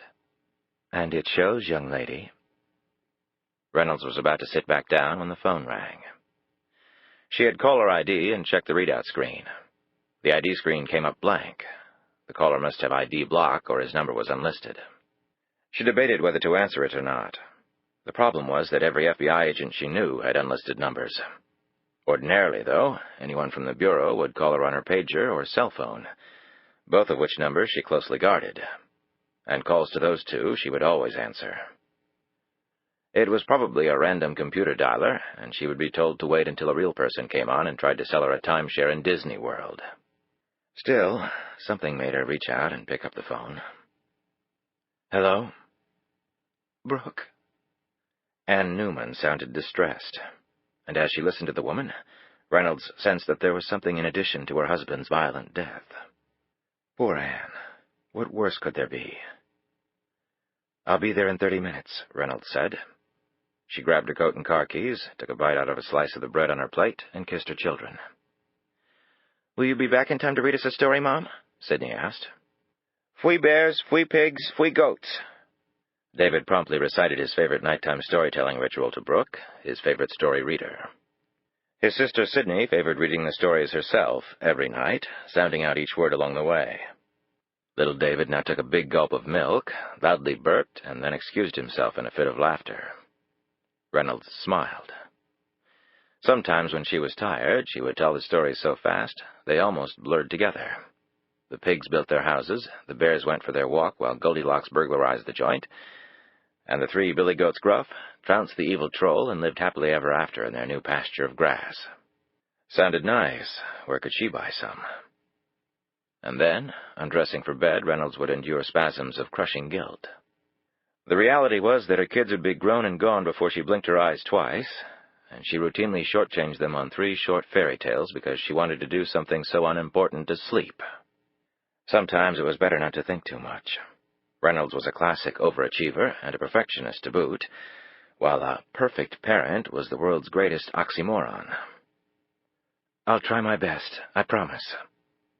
The disappointed look on her daughter's face made Reynolds turn and flee the room. She stopped at the small room on the first floor that served as her study. From the top of a cabinet, she removed a squat heavy metal box, which she unlocked. Removing her SIG 9mm, she loaded in a fresh mag, pulled the slide back to chamber around, clicked the safety on, slid the weapon in her clip holster, and was out the door before she could think any more about another interrupted meal and a long string of disappointments for her children. Superwoman. Career, kids, she had it all. Now, if she could only clone herself. Twice. Chapter 29. Lee and Faith had made 2 stops on the way to North Carolina, one for a late lunch at a Cracker Barrel, and another at a large strip mall in Southern Virginia. Lee had seen a billboard off the highway advertising a week-long gun show. The parking lot was packed with pickup trucks, RVs, and cars with fat tires and engines erupting through their hoods. Some of the men were dressed in polo and chaps, and others in Grateful Dead T-shirts and ragged jeans. Americans of all backgrounds apparently loved their guns. "Why here?" Faith asked as Lee got off the bike. "Virginia law requires that licensed gun dealers conduct on-the-spot background checks on people trying to buy weapons," he explained. "You have to fill out a form, have your gun permit, and 2 forms of identification. But the law doesn't apply to gun shows. All they want is your money. Which, by the way, I need." "Do you really have to have a gun?" He stared at her as though she had just hatched from an egg. "Everybody coming after us has them." Unable to dispute this devastating logic, she said nothing more, gave him the cash, and huddled on the bike as he went inside. Leave it to the man to say something that would paralyze her very soul. Inside, Lee purchased a Smith & Wesson double-action auto pistol with a 15-round mag, chambering 9mm parabellums. The auto pistol tag was misleading. You had to pull the trigger each time to fire. The auto term referred to the fact that the pistol automatically loaded a new round with each pull of the trigger. He also bought a box of ammo and a cleaning kit, and then returned to the parking lot. Faith watched closely as he packed the gun and ammo away in the motorcycle's storage compartment.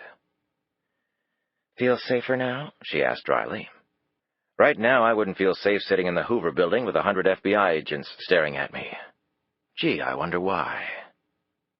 They made Duck, North Carolina by nightfall, and Faith gave Lee directions to the house in the Pine Island community. When they pulled up in front, Lee stared at the immense structure, tugged off his helmet, and turned to her.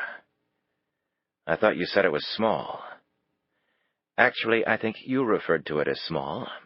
I said it was comfortable." She climbed off the Honda and stretched out her body. Every bit of her, especially her butt, was one solid knot. It must be at least 6,000 square feet. Lee continued to stare at the 3-story wooden shingle siding house that had dual stone chimneys and a cedar shake roof. 2 broad veranda-style porches ran across the 2nd and 3rd floors, which gave it a plantation feel. There were gabled turrets and walls of lattice and glass, and immense displays of fountain grass erupted from the ground. Lee watched as the automatic sprinklers came on, along with the exterior landscape lighting. Behind the house, he could hear the pounding surf. The house was situated at the end of a quiet cul-de-sac, although there were similar monster homes, painted yellow, blue, green, and gray, lined up on the beach side in both directions as far as the eye could see. Although the air was warm and slightly humid, they were approaching November, and virtually all the other homes were dark. Faith said, "I've never really bothered to add up the square footage. I rent it out April through September. It covers the mortgage and nets me about $30,000 a year, just in case you're interested." Taking off her helmet and running her hands through her sweaty hair, she said, "I need a shower and some food. The kitchen should be stocked. You can put the bike in the carport." Faith unlocked the front door and went inside, while Lee parked the Honda in one of 2 bays of the carport, and then carried in the bags. The inside of the house was even more beautiful than the outside. Lee was also grateful to see that the place had a security system. As he looked around, he took in the soaring ceilings, pickled wood beams and paneling, an enormous kitchen, Italian tile floors in some places, high-dollar Berber carpeting elsewhere. He counted 6 bedrooms, 7 bathrooms, and discovered an outdoor jacuzzi on the back porch big enough for at least 6 drunken adults to flop around in. There were also 3 fireplaces, including a gas one in the master suite. The furniture was overstuffed rattan and wicker, all seemingly designed to beckon one to catnap. Lee opened a set of French doors off the kitchen, stepped onto the deck, and looked down into the enclosed courtyard. A kidney-shaped pool was situated down there. The chlorinated water sparkled under the glow of the pool lights. A creepy-crawly made its way through the water, sucking up bugs and debris. Faith joined him on the deck. "I had the people come out this morning and get everything going. They maintain the pool all year round anyway. I've skinny-dipped down here in December. It's gloriously peaceful." "There doesn't seem to be anybody else in the other houses." "Certain parts of the Outer Banks are pretty full about 9 or even 10 months out of the year now, what with the nice weather. but you always have the chance of hurricanes this time of year, and this area is pretty expensive. The houses rent out for a small fortune, even in the off-season. Unless you can get a big group together to rent them, your average family isn't going to be staying here. Mostly, you see the owners come down this time of year. But with kids in school, it's tough to do that during the week. So, empty we have. Empty I like. The pool's heated, if you want to take a dip. I didn't bring my trunks. Not into skinny dipping, huh? She smiled and was very relieved that it was too dark for her to really see his eyes. If his baby blues had hit her just right, she might have pushed him in the pool, dived after him, and everything else be damned. There are plenty of places in town to get some swimming stuff. I keep clothes down here, so I'm okay. We'll buy you some things tomorrow. I think I'm fine with what I brought. You don't want to stick out here, do you? I'm not sure we'll be here long enough for that. Faith looked out toward the wooden walkways leading past the sand dunes to where the Atlantic Ocean pitched and bellowed. You never know. I don't think there's a better place to sleep than at the beach. There's nothing like the sound of waves crashing in your ears to drive you into unconsciousness. Back in D.C., I never sleep well. Too many things to worry about. Funny, I sleep just fine there. She glared at him. To each his own. What's for dinner? First, a shower. You can have the master suite.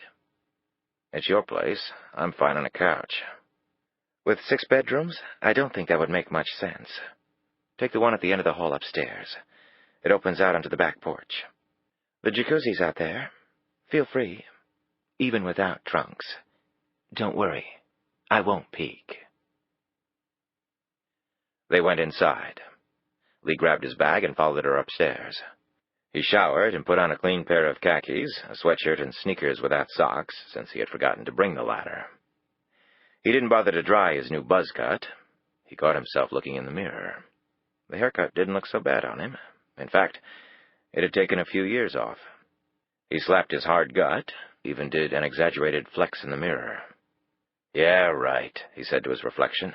Even if she were your type, which she sure as hell ain't. He left his room and was about to head downstairs when he stopped in the hallway. Faith's bedroom was at the other end of the corridor. He could still hear her shower running. She was probably taking her time under the hot water after the long ride. She had held up well, he had to admit. Hadn't complained too much. He was edging down the hallway the whole time he was thinking this, because it just occurred to him that Faith might at this very minute be escaping out the back door while using the running shower as a ruse. For all he knew, she had arranged for a rental car that was parked down the street, and she was about to drive off, leaving him with not much of a life. Was she just like her old man, running away into the night when things got tough? He knocked on her door. "Faith?" There was no answer, so he knocked louder. "Faith? Faith!" The water was still running. "Faith!" he yelled. He tried the door. It was locked. He pounded on the door again and yelled her name. Lee was about to hustle down the stairs when he heard footsteps, and the door was flung open. Faith stood there, her hair soaked and hanging in her face, water dripping down her legs, a towel covering barely the front of her. "What?" she demanded. "What's wrong?" Lee found himself staring at the elegant bone development of her shoulders, the now fully revealed Audrey Hepburn neck, the tightness of her arms.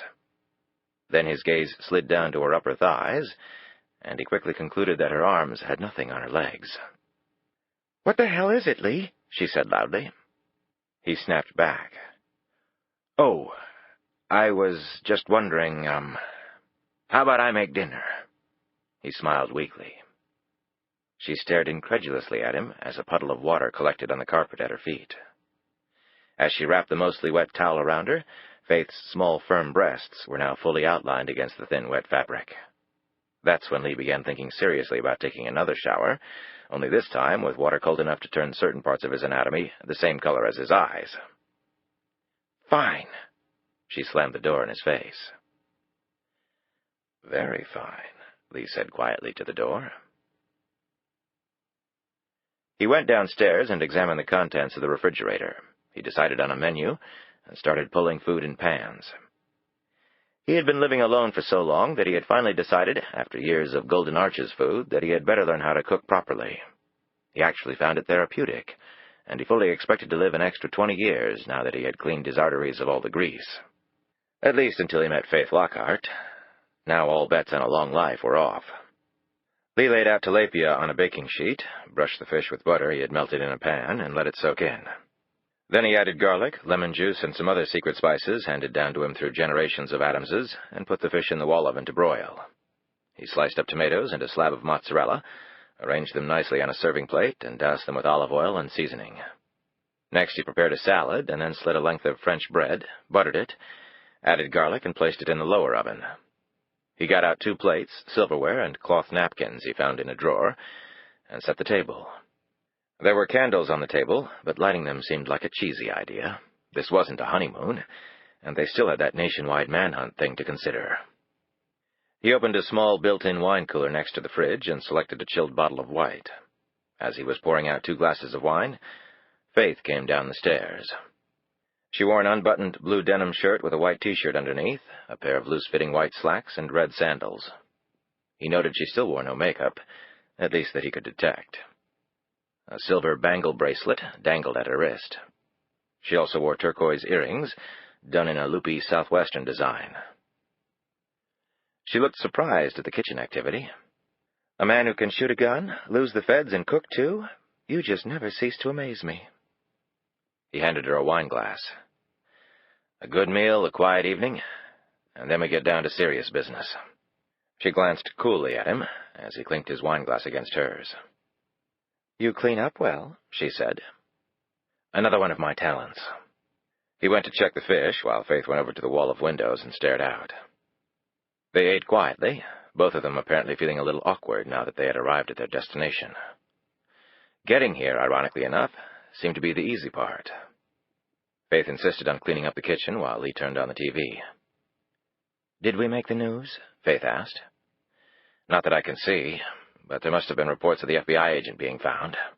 A murdered Fed is still pretty damn rare, even in this day and age, thank God. I'll get a newspaper tomorrow." Faith finished cleaning up, poured herself another glass of wine, and joined him. "Okay, our bellies are full. The booze has us about as mellow as we're going to get it, so now's the time to talk," Lee said. "I need to hear the whole story, Faith. As sweet and simple as that." "So you feed a girl a nice meal, fill her with wine, and you think she's yours for the asking?" She smiled coyly. He frowned. "I'm serious, Faith." Her smile disappeared, along with her coyness. "Let's go for a walk on the beach." Lee started to protest, but then stopped. "Okay, it's your turf. Home rules apply." He headed up the stairs. "Where are you going?" "Be right back." When Lee came back down, he had on a windbreaker. "You didn't need a jacket. It's still pretty warm." He spread open the front of the jacket, revealing the clip holster and the Smith & Wesson in it. "Didn't want to spook any sand crabs we come across." "Guns frighten me to death."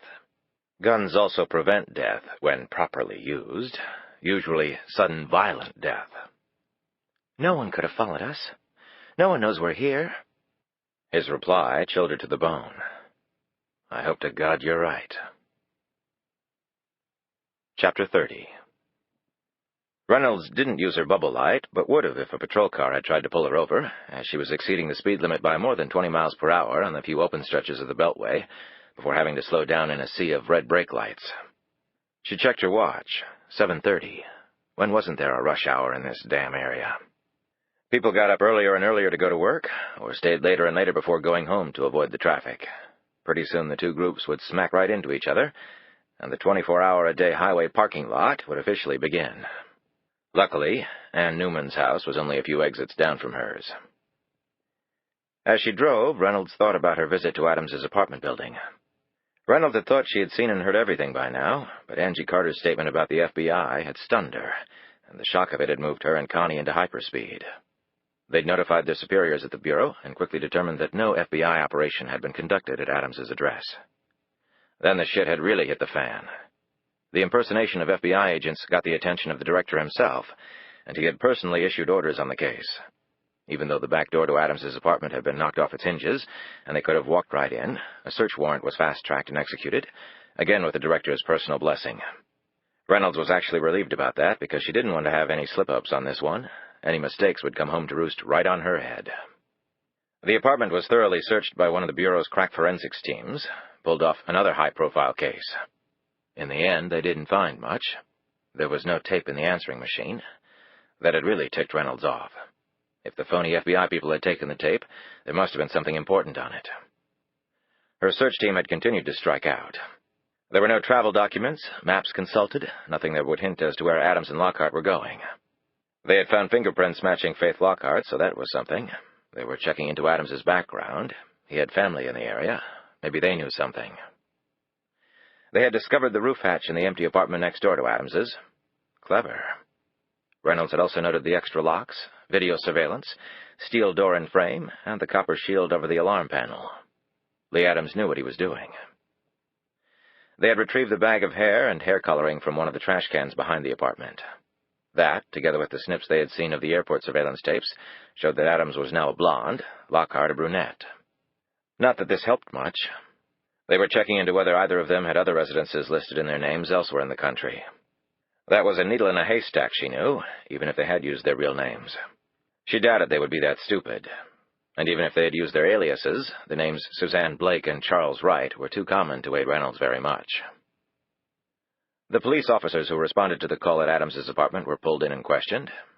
The men posing as FBI agents had fed them a story that Lee Adams was wanted in connection with a kidnapping ring across state lines. The FBI posers' credentials looked real, both police officers were quick to point out. And they carried the firepower and the professional swagger one normally associated with federal law enforcement. They were searching the place expertly, and had made no move to run when the cruiser had shown up. The imposters talk the talk and walk the walk in all respects, said the two police officers, who were both veterans on the street. They had been given the name of the supposed special agent in charge. It was run through the FBI personnel database, and came up negative. No surprise there. The police officers had given descriptions of the men they had seen, and a bureau technician was creating computer images of them. Still, all in all, it was a dead end, with frightening implications. Implications that struck very close to home for Reynolds. She had received another visit from Paul Fisher. He came with orders right from Massey, as he was quick to point out. Reynolds was to proceed with all due speed, but with the utmost caution to find Faith Lockhart, and she could be assured of all the support she needed. "Just don't make any more mistakes," he had said. "I wasn't aware I had made any mistakes, Paul." "An agent killed, Faith Lockhart falls into your lap, and you let her get away? What would you call those?" "Leaked information caused Ken to die," she had fired back. "I failed to see how that was my fault." "Brooke," Fisher had said, "if you really believe that, then you might want to request reassignment right now. The buck stops with you. As far as the Bureau is concerned, if there is a leak, every member of your squad, including you, is at the top of the list, and that's how the Bureau's following that up." As soon as he left her office, Reynolds had thrown her shoe against the closed door. Then she had thrown the other one, just to be sure he was aware of her extreme displeasure. Paul Fisher was officially off her sexual fantasy list. Reynolds raced down the exit ramp, hung a left on Braddock Road, and fought through some late traffic backup until she turned off and entered the quiet residential neighborhood of the slain FBI agent. She slowed when she reached the Newman's Street. The house was dark, a single car in the driveway. Reynolds parked her government-issue sedan at the curb, got out, and hustled up to the door.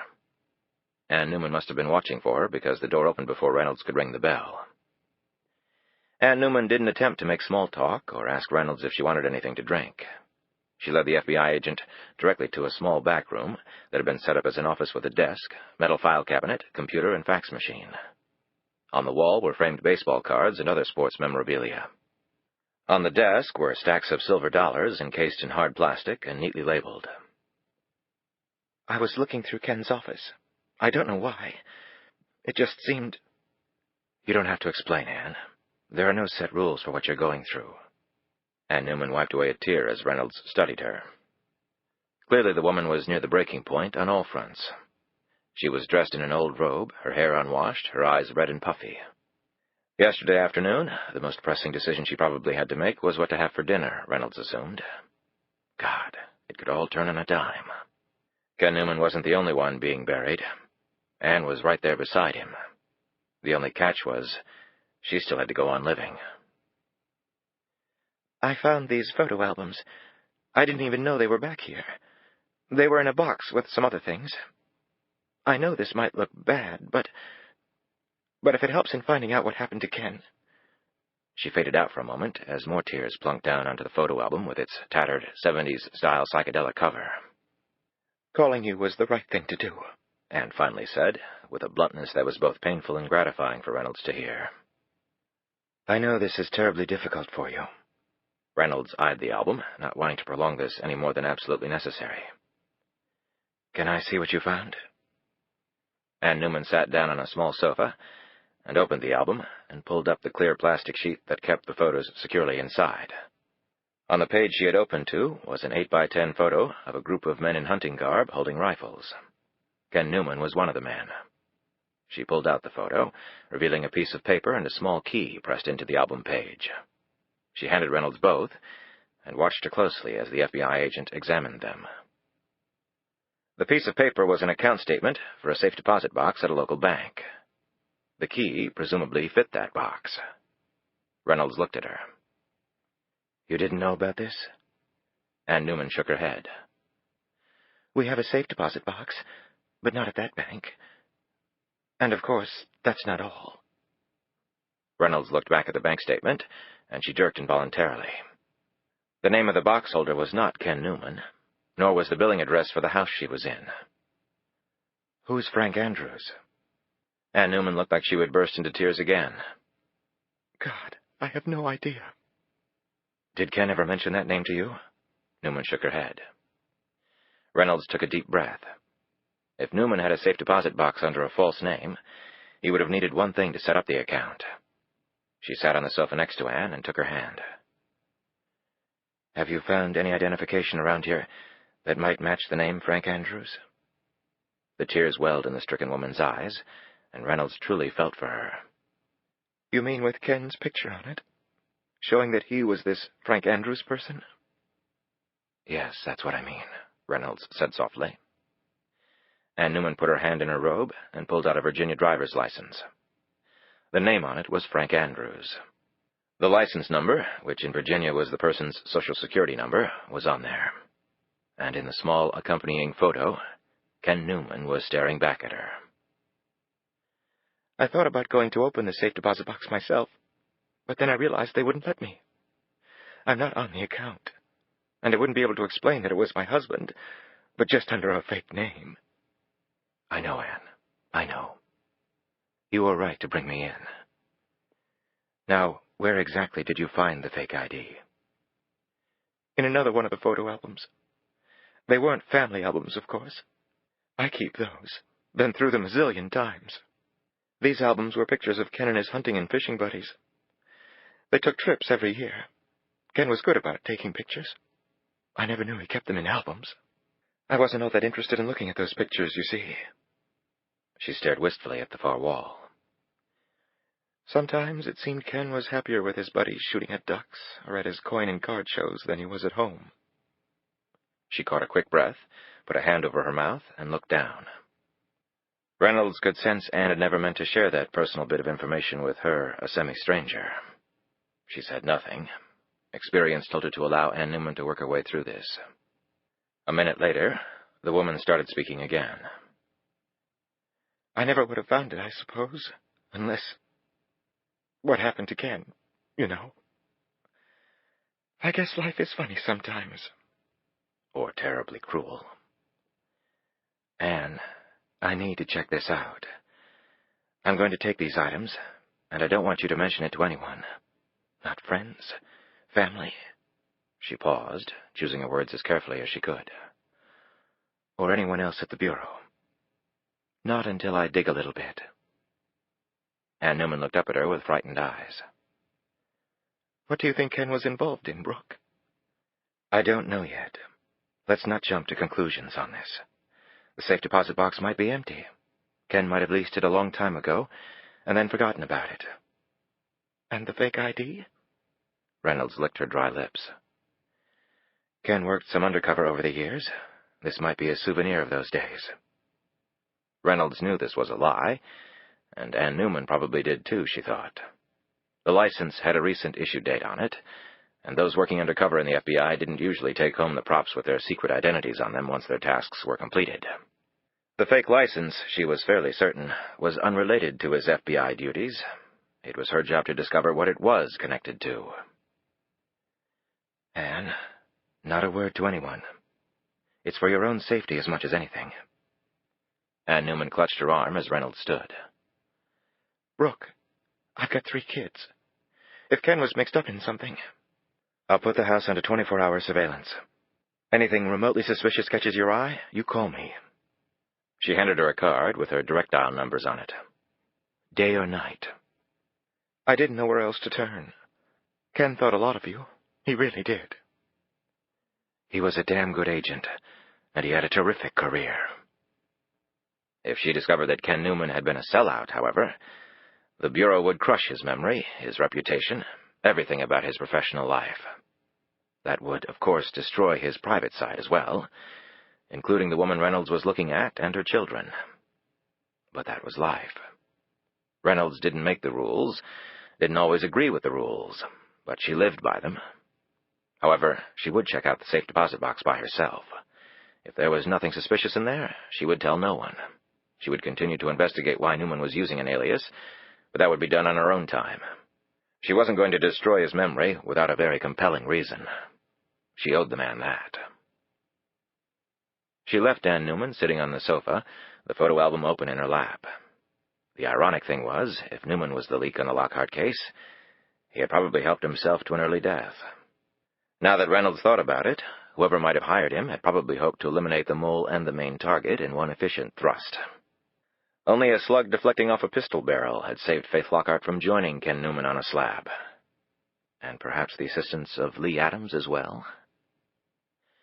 Whoever had orchestrated it clearly knew what he was doing, which was bad for Reynolds. Contrary to popular fiction and film, most criminals weren't that accomplished and couldn't so easily outmaneuver the police at every turn. The majority of murderers, rapists, burglars, robbers, drug dealers, and other felons were usually uneducated or scared, or drugged-out punks or drunks terrified of their own shadows when off the needle or bottle, yet demons when high. They left many clues behind and were usually caught or turned themselves in, or were ratted on by their friends. They were prosecuted and did jail time, or, in rare cases, were executed. They were in no sense of the word professionals. Reynolds knew that this was not the case here. Amateurs didn't find ways to pay off veteran FBI agents. They didn't hire hitmen who lurked in the woods waiting for their prey. They didn't impersonate FBI agents with credentials so authentic they had scared off the cops.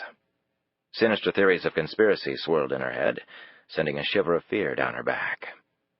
No matter how long you did this, the fear was always there. To be alive was to be afraid. To not be afraid was to be dead. As she walked out, Reynolds passed under a blinking fire detector that was in the hallway. There were 3 other such devices in the house, including one in Ken Newman's office. While they were plugged into the home's electrical wiring and did function as designed, they also housed sophisticated surveillance cameras with pinhole lenses. 2 of the wall outlets on each level were similarly modified. The modifications had taken place 2 weeks ago when the Newmans had taken a rare 3-day vacation. This type of surveillance mode was based upon PLCs, power line carrier technology, favored by the FBI, and the Central Intelligence Agency. Robert Thornhill was on the prowl, and his attention would now turn to Brooke Reynolds. As she climbed in her car, Reynolds understood very clearly that she was perhaps at the crossroads of her career. She would probably need every bit of ingenuity and inner strength she could muster to survive this. And yet the only thing she really wanted to do right now was drive home and tell her 2 beautiful children the story of the 3 pigs, just as slowly, accurately, and colorfully as she possibly could. Chapter 31. The wind, it turned out, was blowing hard along the beach, and the temperature had dropped drastically. Faith buttoned her overshirt. Then, despite the cold, she took off her sandals and held them in one hand. I like to feel the sand, she explained to Lee. The tide was low, so they had a broad beach on which to meander. The sky held scattered clouds, the moon almost full, the stars winks of light staring down upon them. Far out on the water, they saw the blink of what was probably a ship's light or stationary buoy. Except for the wind, it was completely silent. No cars, no blaring TVs, no planes, no other people. "It's really nice out here," Lee finally said as he watched a sand crab do its funny sideways scuttle into its tiny home. Stuck in the sand was a piece of PVC pipe. Lee knew that fishermen would stick their poles in the hollow tube when they were fishing from the beach. "I've thought of moving here permanently," said Faith. She broke ranks with him and ventured into the water up to her ankles. Lee slipped off his shoes, rolled up his pants legs, and joined her. "Colder than I thought it would be," he said. "No swimming out here." "You wouldn't believe how invigorating a swim in cold water can be." "You're right, I wouldn't." "I'm sure you've been asked this a million times, but how did you become a private investigator?" He shrugged and looked out toward the ocean. "Sort of fell into it. My dad was an engineer, and I was a gadget guy like him. But I never had the book smarts he did. I was sort of a rebel, too, like you. But I didn't go to college. I joined the Navy." "Please tell me you were a Navy SEAL. I'd sleep better." Lee smiled. "I can barely shoot straight. I can't build a nuclear device out of toothpicks and gum wrappers. And the last time I checked, I couldn't disable a man simply by pressing my thumb against his forehead." "I guess I'll keep you anyway. Sorry to interrupt." "Not much more to it. I studied telephony, communications, that sort of thing in the Navy. Got married, had a kid. Worked at the phone company as a repairman. Then I lost my daughter in a messy divorce. I quit my job, answered an ad at a private security firm for someone experienced in electronic surveillance. I figured with my technical background, I could learn what I needed to know. The job really got into my blood. I started my own private investigation firm, got some decent clients, made mistakes along the way, but then got a firm footing. Now you see me today as the head of a mighty empire." "How long have you been divorced?" "A long time." He looked at her. "Why?" "Just curious. Ever gotten close to the altar since then?" "No. I guess I'm terrified of making the same mistakes." He stuffed his hands into his pockets. "Quite honestly, the problems came from both ends. I'm not easy to live with." He smiled. "I think God makes two kinds of people. Those who should marry and procreate, and those who should remain alone and have sex only for fun. I think I'm in the latter group." Faith looked down. "Save some room for me." "Not to worry. There's plenty of space left." He touched her elbow. "Let's talk. We're running out of time." Faith led him back onto the beach and plopped down cross-legged on a patch of dry sand. He sat next to her. "Where would you like to begin?" she asked. "How about the beginning?" "No, I meant, do you want me to tell you all first? Or do you want to spill your secrets first?" He looked startled. "My secrets? Sorry, I'm fresh out." She picked up a stick, drew the letters D and B in the sand, and then glanced at him. "Danny Buchanan. What do you really know about him?" "Just what I told you. He's your partner." "He's also the man who hired you." Lee couldn't find his voice for a few seconds. "I told you I didn't know who hired me." "That's right. That's what you told me." "How do you know he hired me?" "While I was in your office, I listened to a message from Danny, and he sounded quite anxious to know where I was and what you had found out. He left his phone number for you to call him back. He was more distressed than I've ever heard him. I guess I would be too if someone I had arranged to have killed was still alive and kicking." "You're sure it was him on the phone?" "After 15 years of working with him, I think I know his voice." "So you didn't know?" "No, I didn't." "You know, that's really hard to believe." "I guess it is," he agreed, "but it happens to be the truth." He scooped up some sand and let it run through his fingers. "So I take it that phone call is why you tried to give me the slip at the airport? You don't trust me." She licked her dry lips and glanced at the holstered gun, which was visible as the wind whipped Lee's jacket around. "I do trust you, Lee. Otherwise I wouldn't be sitting on a lonely beach in the dark with an armed man who is still pretty much a stranger to me." Lee let his shoulders slump. "I was hired to follow you, Faith, that's all." Don't you first find out if the client or his intentions are legitimate? Lee started to say something, and then stopped. That was a reasonable question. The fact was, business had been slow recently, and the assignment in cash had been timely. And the file he had been given had a photo of Faith, and then he had seen her in person. Well, what the hell could he say? Most of his targets weren't as attractive as Faith Lockhart. In the photo, her face had suggested vulnerability. After meeting her, he knew that impression wasn't necessarily true, but it was a very potent combination for him. For any man. Normally, I like to meet with a client, get to know him and his agenda before I agree to accept a job. But not here. It was a little difficult since I didn't know who had hired me. So instead of returning the cash, you accepted the offer and started following me blindly, as it were? I didn't see any harm in just following you. But they could have been using you to get to me. It's not exactly like you were in hiding. Like I said, I thought you might be having some sort of affair. When I went inside the cottage, I knew that wasn't the case. The rest of the night's events damn sure reinforced that conclusion. That's all I really know. Faith stared out toward the ocean, to the horizon where water met sky. It was a visual collision of sorts that happened every day and was comforting for some reason. It gave her hope when she probably had no other reason to feel it. Other than the man sitting beside her, perhaps. Let's go back to the house, she said. Chapter 32. They sat in the spacious family room. Faith picked up a remote control, hit a button, and the flames in the gas fireplace crept to life. She poured another glass of wine, offered one to Lee, but he declined. They sat on the overstuffed couch. Faith took a sip of wine and stared out the window, her eyes focusing on nothing. Washington represents the richest, most enormous pie in the history of mankind, and everyone in the whole world wants a slice of it. There are certain people who hold the knife that portions out that pie. If you want a slice, you have to go through them. That's where you and Buchanan come in? I lived, breathed, and ate my career. Sometimes I worked more than 24 hours in a day because I'd crossed the international date line. I can't tell you the hundreds of details, nuances, mind reading, gut checks, and sheer nerve and perseverance that lobbying on the scale we did requires. She put down her wine glass and focused on him.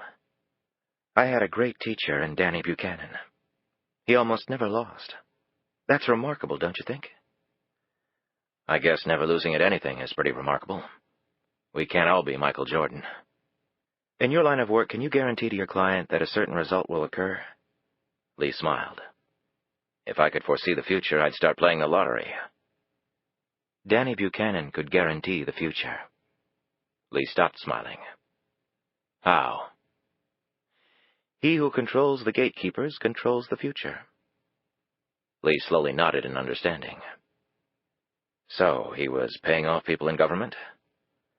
On a more sophisticated scale than anyone's done before. Congressmen on the payroll, that sort of thing? Actually, they did it for free. What? Until they left office. Then Danny had a whole world of goodies lined up for them. Lucrative do-nothing jobs in companies he had set up. Income from private portfolios of stocks and bonds, and cash funneled through legitimate businesses under the cover of services rendered. They could play golf all day, make a couple of sham phone calls to the Hill, take a few meetings, and live like kings. Hell, it's like a super 401k. You know how Americans are so into their stocks. Danny worked them hard while they were on the Hill, but he would give them the best golden years money could buy. How many of them have retired? None, as yet. But everything is set up for when they do. Danny's been doing this only about 10 years. He's been in D.C. a lot longer than 10 years. I mean, he's been bribing people for only 10 years. Before then, he was a much more successful lobbyist. Since the start of his private company, he's made a lot less money. I thought guaranteeing results would bring him a lot more money. The last 10 years have been pretty much a charitable decade for him. The man must have deep pockets. Danny has pretty much gone through his money. We started representing paying clients again so we could continue what we were doing. And the longer his people do what they are told, the more they will receive later. And by waiting until they're out of office to be paid, the chances any of them will be caught go down considerably. They must really trust Buchanan's word. I'm sure he's had to show them proof of what's waiting for them. But he's also an honorable man. All crooks are, aren't they? Who are some of the people on his retirement plan? She looked at him suspiciously. Why? Just humor me. Faith named 2 of the men. Correct me if I'm mistaken, but aren't they the current Vice President of the United States and the Speaker of the House? Danny doesn't work with middle management. He actually started working with the Vice President before he rose to that office, back when he was a House Whip. But when Danny needs the man to pick up the phone and put the screws to someone, the man does. Holy shit, Faith. What the hell did you need that kind of firepower for? Are we talking military secrets? Actually, something much more valuable. She picked up her wine glass. We represent the poorest of the world's poor. African nations in issues of humanitarian aid, food, medicine, clothing, farm equipment, crop seed, desalinization systems. In Latin America, money for vaccines and other medical supplies. The export of legal birth control devices, sterile needles, and health information in the poorest countries. Lee looked skeptical. You're saying you were bribing government officials to help third world countries? She set down her wine glass and looked directly at him. Actually, the official lexicon has changed. The rich nations have developed very politically correct terminology for their destitute neighbors. The CIA publishes a manual on them, in fact. So instead of third world, you have new categories. LDCs are less developed countries, meaning they're in the bottom group in the hierarchy of developed countries. There are officially 172 LDCs, or the vast majority of countries in the world. Then there are the LLDCs. They're the least developed countries. They're the bottom of the barrel, dead in the water. There are only 42 of them. This may surprise you, but about half of the people on this planet live in abject poverty. And that makes it right, Lee said. That makes bribery and cheating right. I'm not asking you to condone any of it. I don't really care if you agree with it or not. You wanted the facts.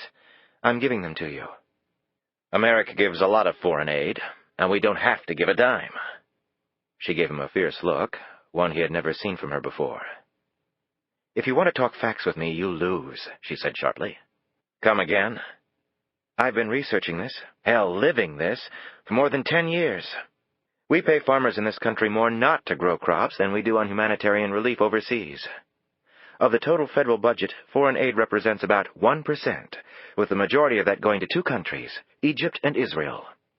Americans spend 100 times as much money on makeup or fast food or video rentals in a year's time than we do on feeding starving children in third world countries in a decade.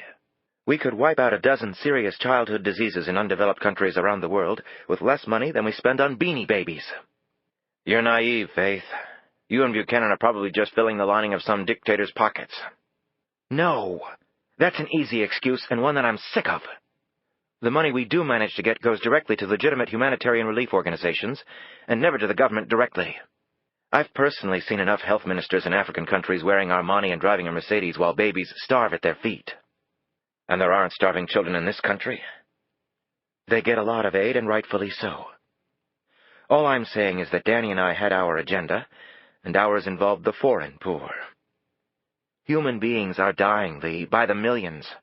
Children all over the world are perishing for no reason other than neglect. Every day, every hour, every minute. And do you really expect me to believe you two did this out of the goodness of your hearts? He looked around the house. This isn't exactly a soup kitchen, Faith. The first 5 years I worked with Danny, I did my job, represented the big clients, and I made a lot of money. A lot of money. I'll be the first to admit I'm one materialistic hard-ass. I liked the money, and I loved what the money could buy. And then what happened? You found God? No. He found me. Lee looked bewildered, and Faith quickly continued. Danny had begun lobbying on behalf of the foreign poor. He was getting nowhere. No one cared, he kept telling me. The other partners at our firm were getting tired of Danny's charitable endeavors. They wanted to represent IBM and Philip Morris, not Sudan's starving masses. Danny came to my office one day, said he was forming his own firm, and wanted me to go with him. We weren't taking any clients, but Danny told me not to worry, that he'd take care of me. Lee appeared mollified. That much I can believe. You didn't know he was bribing people, or at least planning to. Of course I knew about it. He told me everything. He wanted me to go into this with eyes wide open. That's how he is. He's not some crook. Faith, do you know what you're saying? You went along, even though you knew you'd be breaking the law? She fixed a cold gaze upon him. If I could fix it so that cigarette companies could keep selling cancer on a stick to anybody with a fresh set of lungs, and gun manufacturers could roll out machine guns to anyone with a heartbeat, I guess I felt nothing was beneath me. And the goal here was something I could actually be proud of. Materialistic hard-ass goes soft, Lee said with contempt. It's been known to happen, she shot back. How did you two work it? Lee said in a baiting tone. I was Mr. Outside, working all the people we didn't have in our back pocket. I was also good at getting celebrities to appear at some events, even traveled to some of the countries. Photo ops, meet and greets with members. She sipped her wine. Danny was Mr. Inside. He worked all the people on the take while I pushed from the outside. And you kept this up for 10 years? Faith nodded. About a year ago, Danny started running out of money.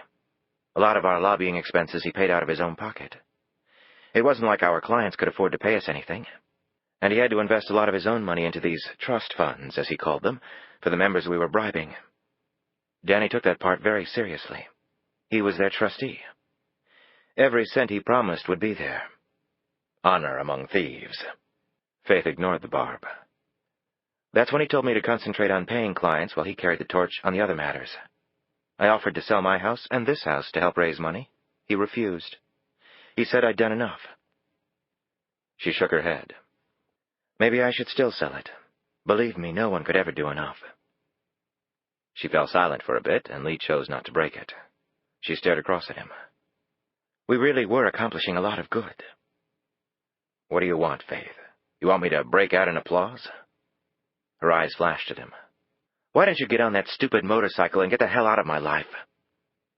All right, Lee said calmly. If you thought so highly of what you were doing, how did you turn out to be a witness for the FBI? Faith covered her face with her hands, as though she were about to start bawling. When Faith finally looked at him, she seemed so distressed, Lee felt his anger slip away. For some time, Danny had been acting strangely. I suspected that maybe someone was onto him. That scared the hell out of me. I didn't want to go to prison. I kept asking him what was wrong, but he wouldn't talk to me about it. He kept withdrawing, became more and more paranoid, finally even asking me to leave the firm. I felt so alone, for the first time in a long time. It was like I had lost my father again. So you went to the FBI, tried to cut a deal. You for Buchanan. No, she exclaimed. Never. What then? About 3 months ago, there was a lot of news coverage about the FBI breaking a major public corruption case involving a defense contractor bribing several congressmen to help it win a large federal contract. A couple of employees at the defense contractor contacted the FBI and revealed what was going on. They were actually part of the conspiracy early on, but were granted immunity in exchange for their testimony and assistance. That sounded like a good deal to me. Maybe I could get a deal, too. Since Danny wouldn't confide in me, I decided to go for it. The lead agent was named in the article. Brooke Reynolds. I called her. I didn't know what to expect from the FBI, but I knew one thing. I wouldn't tell them much right away. No names or anything. Not until I saw what the lay of the land was. And I had leverage. They needed a live witness with a head full of dates, times, names, meetings, records of votes and agendas to make this work. And Buchanan was ignorant of all this? I guess not, considering he hired someone to kill me. We don't know that he did. Oh, come on, Lee. Who else could it be? Lee thought back to the other men he had seen at the airport. The device in the man's hand was a high-tech blowgun of sorts. Lee had seen a demonstration of one at a seminar on counterterrorism. The gun and ammo were constructed solely from plastic to allow passage through metal detectors.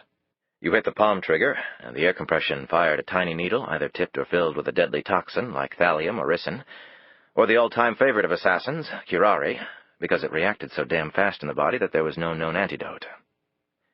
In a crowd, the act could be carried out and the assassin gone before the victim fell dead. Go on, he said. I offered to bring Danny into the fold. And how did they react to that? They made it very clear that Danny was going down. I'm not following your logic.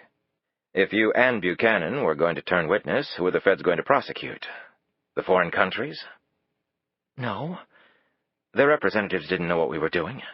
As I said, the money didn't go directly to the governments. And it's not like CARE or the Catholic Relief Services or UNICEF would ever condone bribery. Danny was their unofficial and unpaid lobbyist in residence, but they had no idea what he was doing. He represented about 15 such organizations. It was tough going. They all had their agendas, took a scattergun approach. They typically proposed hundreds of single-issue bills instead of a few comprehensive ones. Danny got them organized, working together, sponsoring a small number of bills containing more comprehensive legislation. He taught them what they had to do to be more effective. So tell me exactly who you were going to testify against then. The politicians we paid off, she said simply. They did it just for the money. It's not like they gave a damn about children with dead eyes living in hepatitis heaven. I saw it every day in their greedy faces. They just expected a rich reward, thought it was their due. Don't you think you're coming down a little heavy on these guys? Why don't you stop being so naive? How do you think people get elected in this country? They get elected by the groups who organize the voters, who shape citizens' decisions on who and what to vote for. And do you know who those groups are?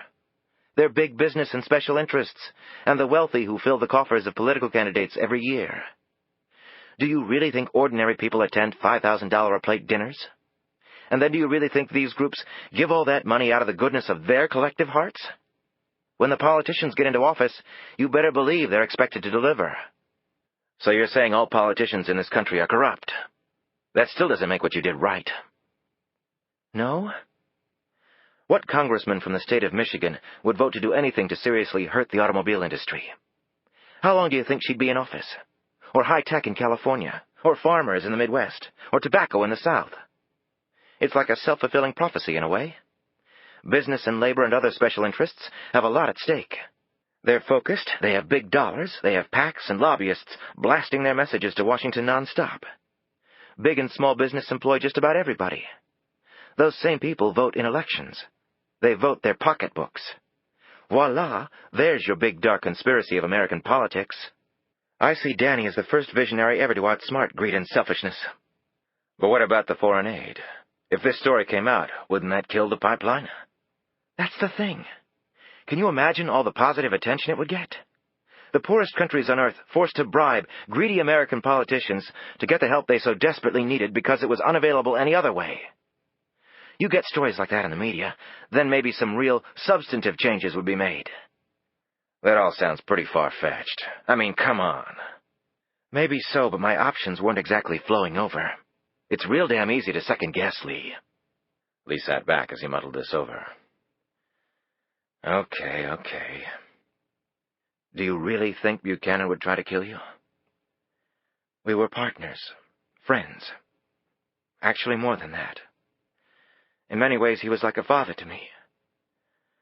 I just don't know. Maybe he found out I went to the FBI. He would think I betrayed him. That could have driven him over the edge. There's a major problem with the theory that Buchanan is behind all this. She looked over at him curiously. I hadn't reported back to Buchanan, remember? So unless he has someone else working for him, he doesn't know you're dealing with the FBI. And it takes time to set up a professional caliber hit. You can't just call your local shooter and ask him to pop somebody for you and charge it to your visa. But he might have known a hired killer already, and then he planned to somehow set you up for the murder. Lee was shaking his head before she finished. He would have had no idea I would be there that night. And if you had been killed, he'd have the problem of me finding out about it and maybe going to the police with the result that everything gets traced back to him. Why bring all that misery on himself? Think about it, Faith. If Buchanan was planning to kill you, he would not have hired me. She slumped in a chair. My God, what you're saying makes perfect sense. Terror seeped into Faith's eyes as she thought about what all this meant. Then you're saying? I'm saying that somebody else wants you dead. Who? Who? She almost shouted this at him. I don't know, he said. Faith abruptly stood and stared into the fire.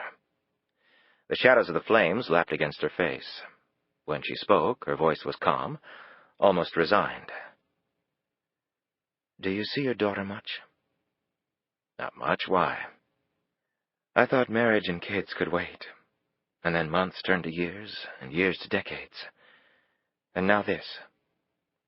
"You're not in your golden years yet." She looked at him. "Can you tell me I'll be alive tomorrow? A week from tomorrow?" "Nobody has that guarantee. We can always go to the FBI, and now maybe we should." "I can't do that. Not after what you've just told me." He stood and gripped her shoulder.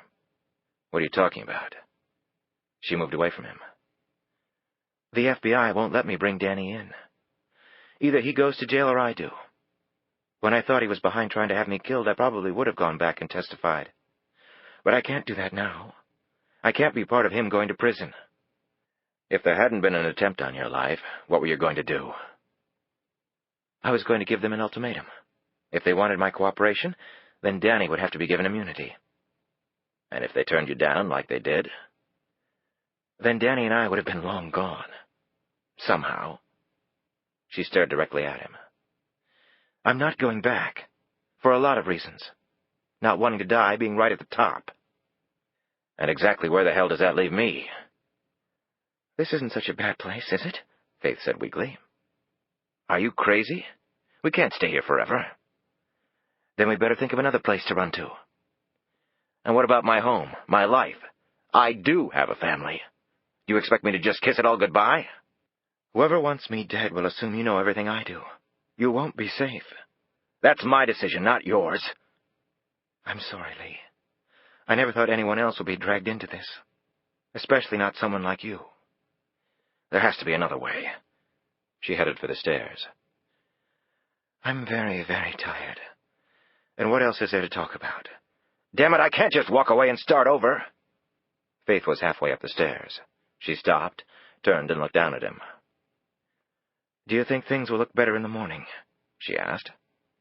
"No," said Lee frankly. "Which is why there's nothing left for us to talk about. Good night." "Why do I think you made your decision not to go back a long time ago? Like the minute you met me?" "Lee, you sucker me into going with you, pull that stupid stunt at the airport, and now I'm trapped too. Thanks a hell of a lot, lady." "I didn't plan it like this. You're wrong." "And you really expect me to believe you?" "What do you want me to say?" Lee stared up at her. "Granted, it's not much, but I like my life, Faith." "I'm sorry." She fled upstairs. Chapter 33. Lee grabbed a six-pack of Red Dog from the refrigerator and slammed the side door on his way out. He stopped at the Honda, wondering whether he should just climb on the big machine and run until his gas money or sanity were gone. Then another possibility occurred to him. He could go to the feds alone, turn Faith in, and claim ignorance about all of this. And he was ignorant. He hadn't done anything wrong, and he owed the woman nothing. In fact, she had been a source of misery, terror, and near-death experiences. Turning her in should be an easy decision. So why the hell wasn't it? He went out the rear gate and onto the walkway leading past the dunes. Lee intended to go down to the sand, watch the ocean, and drink beer until either his mind ceased to function, or he came up with a brilliant plan that would save them both. Or at least him. For some reason, he turned to look back at the house for a moment. The light was on in Faith's bedroom. The mini blinds were down, but not closed.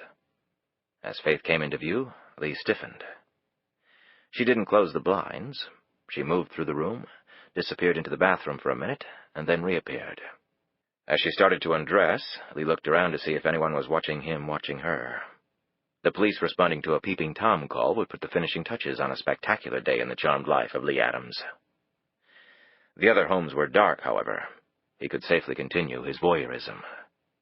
Her shirt came off first, then her pants.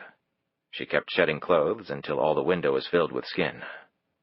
And she didn't slip into any pajamas, or even a T-shirt. Apparently this highly paid lobbyist turned Joan of Arc slept in the raw. Lee had a fairly clear view of things the towel had only hinted at. Maybe she knew he was out here and was putting on a peep show for him. What, as compensation for destroying his life? The bedroom light went out, and Lee popped a beer, turned and headed for the beach. The show was over. He had finished the first beer by the time he hit the sand.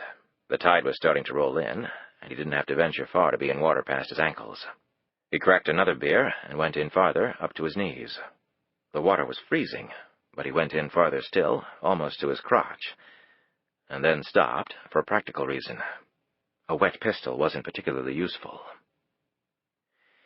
He slewed back to the sand, dropped the beer, slipped off his waterlogged sneakers, and started to run. He was tired, but his legs moved seemingly of their own accord, his limbs scissoring, his breath coming in great chunks of foggy air. He did a quick mile, one of his fastest ever, it seemed to him. Then he dropped to the sand, sucking oxygen from the damp air. He felt hot and then chilled. He thought about his mother and father, his siblings. He envisioned his daughter Renee when she was young, falling off her great horse and calling for Daddy, her cries finally dying away to nothing when he did not come. It was as though his flow of blood had been reversed. It was all backing up, not knowing where to go. He felt the walls of his body giving way, unable to hold everything inside. He stood on shaky legs, jogged unsteadily back to the beer in his shoes. He sat on the sand for a while, listened to the ocean scream at him, and downed another 2 cans of Red Dog. He squinted into the darkness. It was funny. A few beers, and he could see clearly the end of his life at the edge of the horizon. Always wondered when it was going to happen. Now he knew. 41 years, 3 months, and 14 days, and the man upstairs had pulled his ticket. He looked to the sky, waved. Thanks a lot, God. He rose and moved on to the house, but didn't go inside. Instead, he went to the enclosed courtyard, put his pistol on the table, stripped off all his clothes, and dived into the pool. The water temperature, he figured, hovered around 85 degrees. His chills quickly disappeared, and he went under, touched bottom, did an awkward handstand, blowing freshly chlorinated water out his nostrils, and then floated on the surface, staring at a sky smeared with clouds. He swam some more, practiced his crawl and breaststrokes, and then drifted over to the side and downed another beer. He crawled up on the pool deck and thought of his ruined life and of the woman who had done it to him. He dove back in, did another few laps, and then climbed out of the pool for good.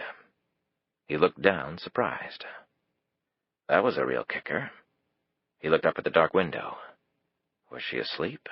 How could she be? How in the hell could she be after all this? Lee decided he would find out for certain. No one could screw up his life and then fall into peaceful sleep. He looked down at himself again. Shit. He glanced at his soggy, sandy clothes and then up at the window. He finished another can of beer in quick gulps, his pulse seemingly spiking with each swallow. He wouldn't need the threads. He'd leave his pistol down here, too. If things got out of hand, he didn't want lead to start flying. He pitched the last can of Red Dog over the fence, unopened. Let the birds pry it open and get a buzz. Why should he have all the fun? He opened the side door quietly and took the stairs 2 at a time. He thought about kicking her bedroom door in, but found it unlocked.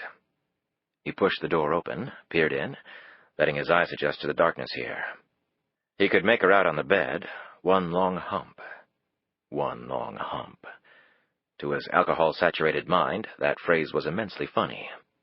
He took 3 quick strides and was next to the bed. Faith stared up at him.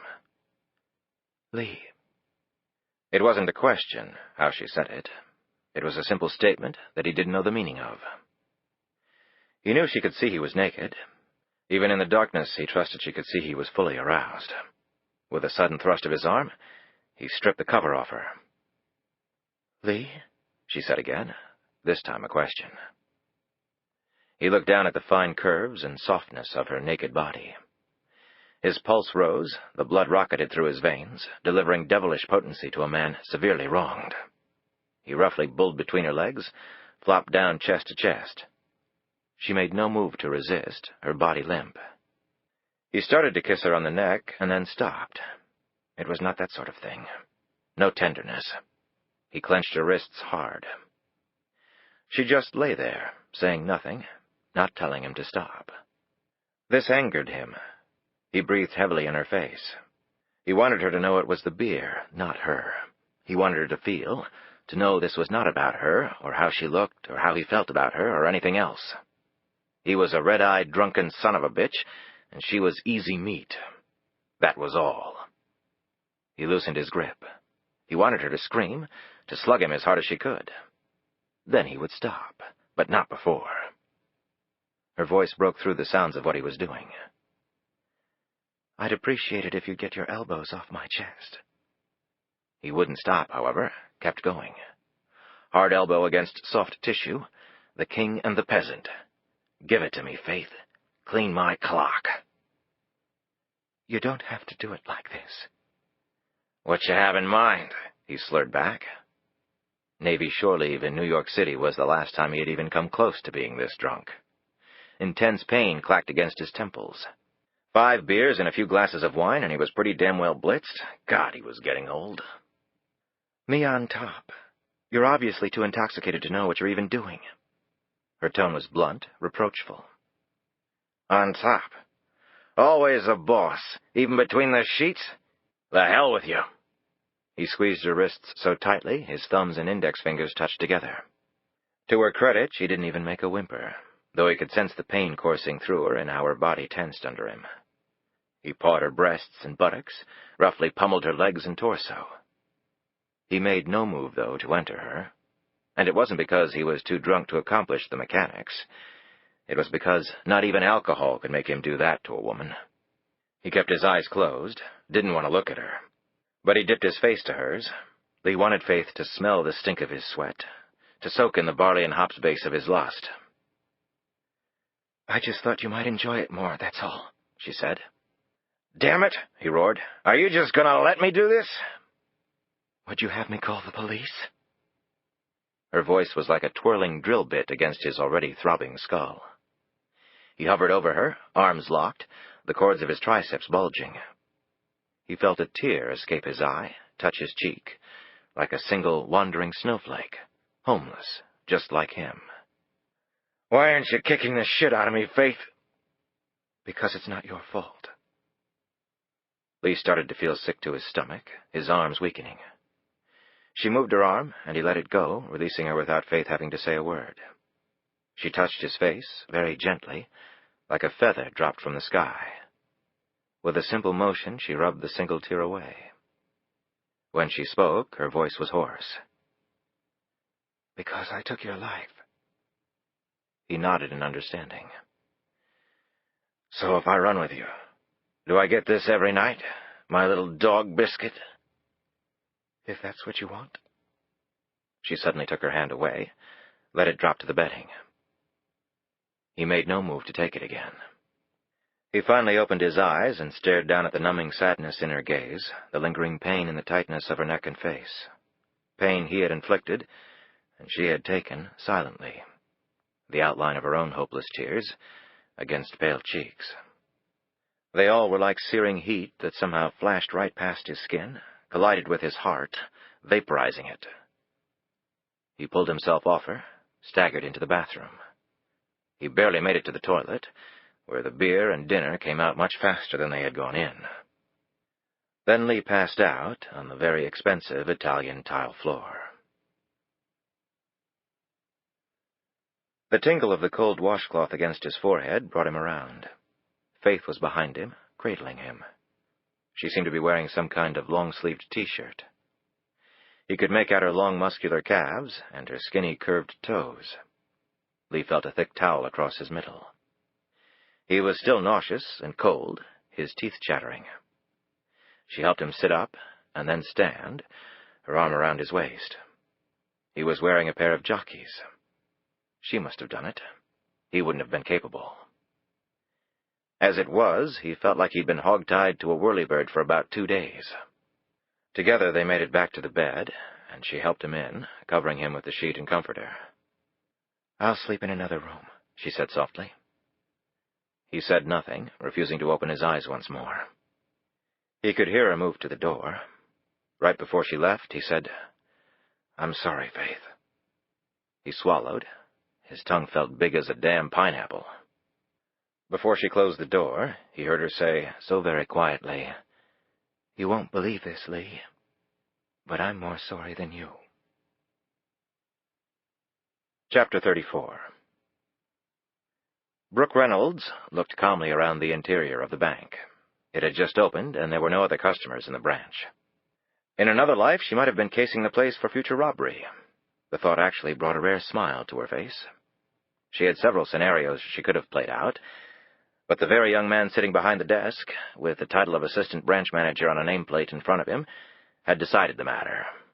He looked up as she approached. "Can I help you?" His eyes grew appreciably larger when the FBI creds came out, and he sat up much straighter as though attempting to show her that he indeed had a backbone beneath the boyish facade. "Is there a problem?" "I need your assistance, Mr. Sobel," Reynolds said, eyeing the name on the brass plate. "It has to do with an ongoing Bureau investigation." "Of course. Certainly. Whatever I can do," he said. Reynolds sat down across from him and spoke in a quiet, direct manner. "I have a key here that fits a safe deposit box at this branch. It was obtained during the investigation. We think whatever's in the box might lead to serious consequences. I need to get inside that box." "I see. Well, I have the account statement with me, if that'll help." Bankers loved papers, she knew, and the more numbers and statistics, the better. She handed it across to him. He looked down at the statement. "Do you recognize the name Frank Andrews?" she asked. "No," he said, "but I've only been at this branch for a week. Bank consolidation. It never ends." "I'm sure. Even the government is cutting way back." "I hope not with you people. A lot of crime out there." "I guess being in bank management you see a lot." The young man looked smug and sipped his coffee. "Oh, the stories I could tell you." "I bet. Is there any way to tell how often Mr. Andrews visited the box?" "Absolutely. We transfer those logs to the computer now." He punched in the account number on his computer and waited while it crunched the data. "Would you like some coffee, Agent Reynolds?" "Thanks, no. How large a box is it?" He glanced at the statement. "From the monthly fee, it's our deluxe double width." "I guess it can hold a lot." "They're very roomy." He leaned forward and spoke in a low voice. "I bet this has to do with drugs, doesn't it? Laundering, that sort of thing? I've taken a class on the subject." "I'm sorry, Mr. Sobel. It's an ongoing investigation, and I really can't comment. You understand." He quickly leaned back. "Absolutely. Sure. We all have rules. You wouldn't believe what we have to deal with at this place." "I'm sure. Anything come up on the computer?" "Oh, right." Sobel looked at the screen. "He's actually been in here quite a bit. I can print the log out for you if you'd like." "That would be a big help." As they walked toward the vault a minute later, Sobel started looking nervous. "I'm just wondering if I should check upstairs first. I mean, I'm sure they'd have no problem and all, but still, they're incredibly strict with safe deposit box access." "I understand, but I thought the assistant branch manager would have the authority.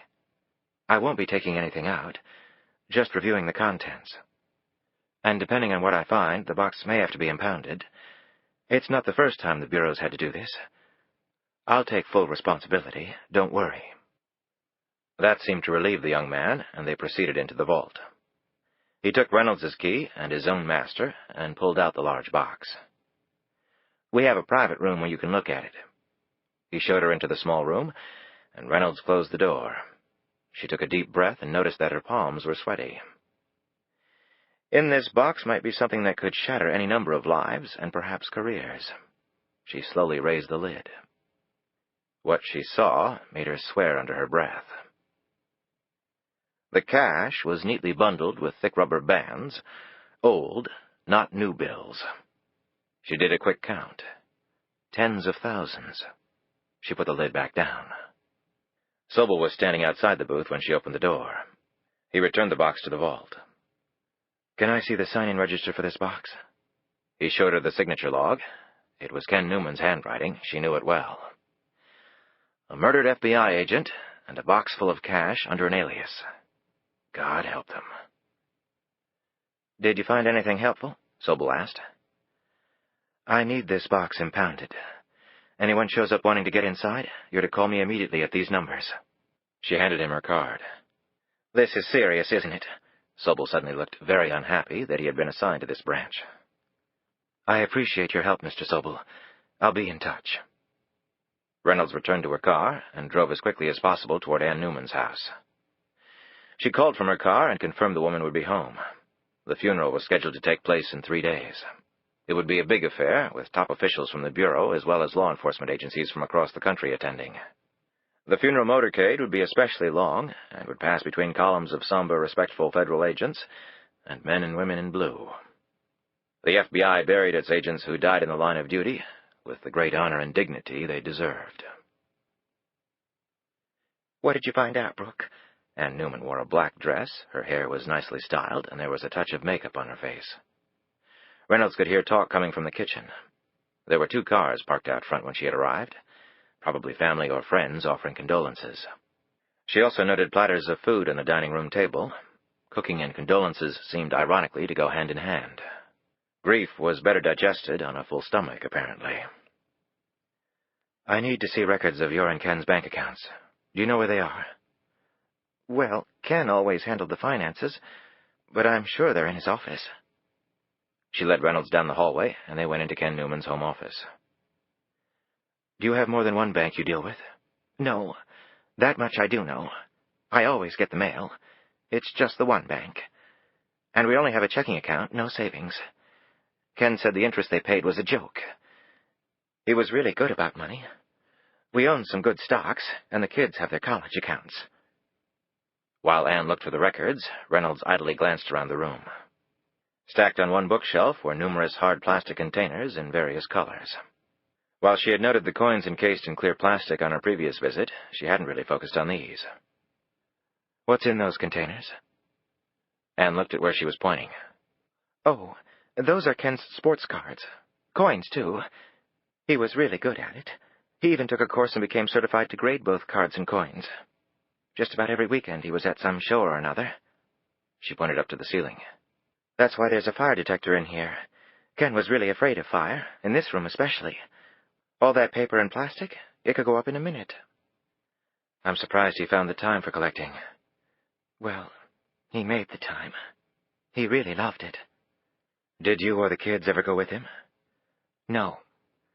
He never asked us to. Her tone made Reynolds drop that line of inquiry. I hate to ask this, but did Ken have life insurance? Yes, a lot. At least you won't have to worry about that. I know it's little enough consolation, but so many people never think about those things. Ken obviously wanted you all to be taken care of if anything happened to him. Acts of love often speak louder than words. Reynolds was sincere, yet that last statement had sounded so incredibly lame that she decided to shut her mouth on the subject. Anne pulled out a 3-inch red notebook and handed it to Reynolds.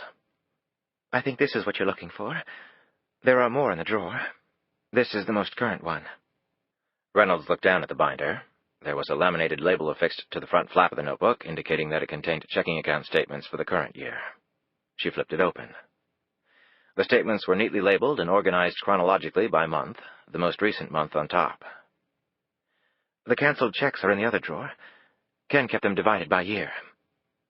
Damn. Reynolds kept her financial records stuffed in an assortment of drawers in her bedroom, and even in the garage. Tax time at the Reynolds household was an accountant's worst nightmare. Anne, I know you have company. I can look through these by myself. You can take them with you if you want. If you don't mind, I'll look at them here. Okay. Would you like something to drink or eat? Lord knows we've got plenty of food. And I just put on a fresh pot of coffee. Actually, coffee would be great, thanks. Just a little cream and sugar. Anne suddenly looked nervous. You still haven't told me if you found out anything. I want to make absolutely sure before I say anything. I don't want to be wrong.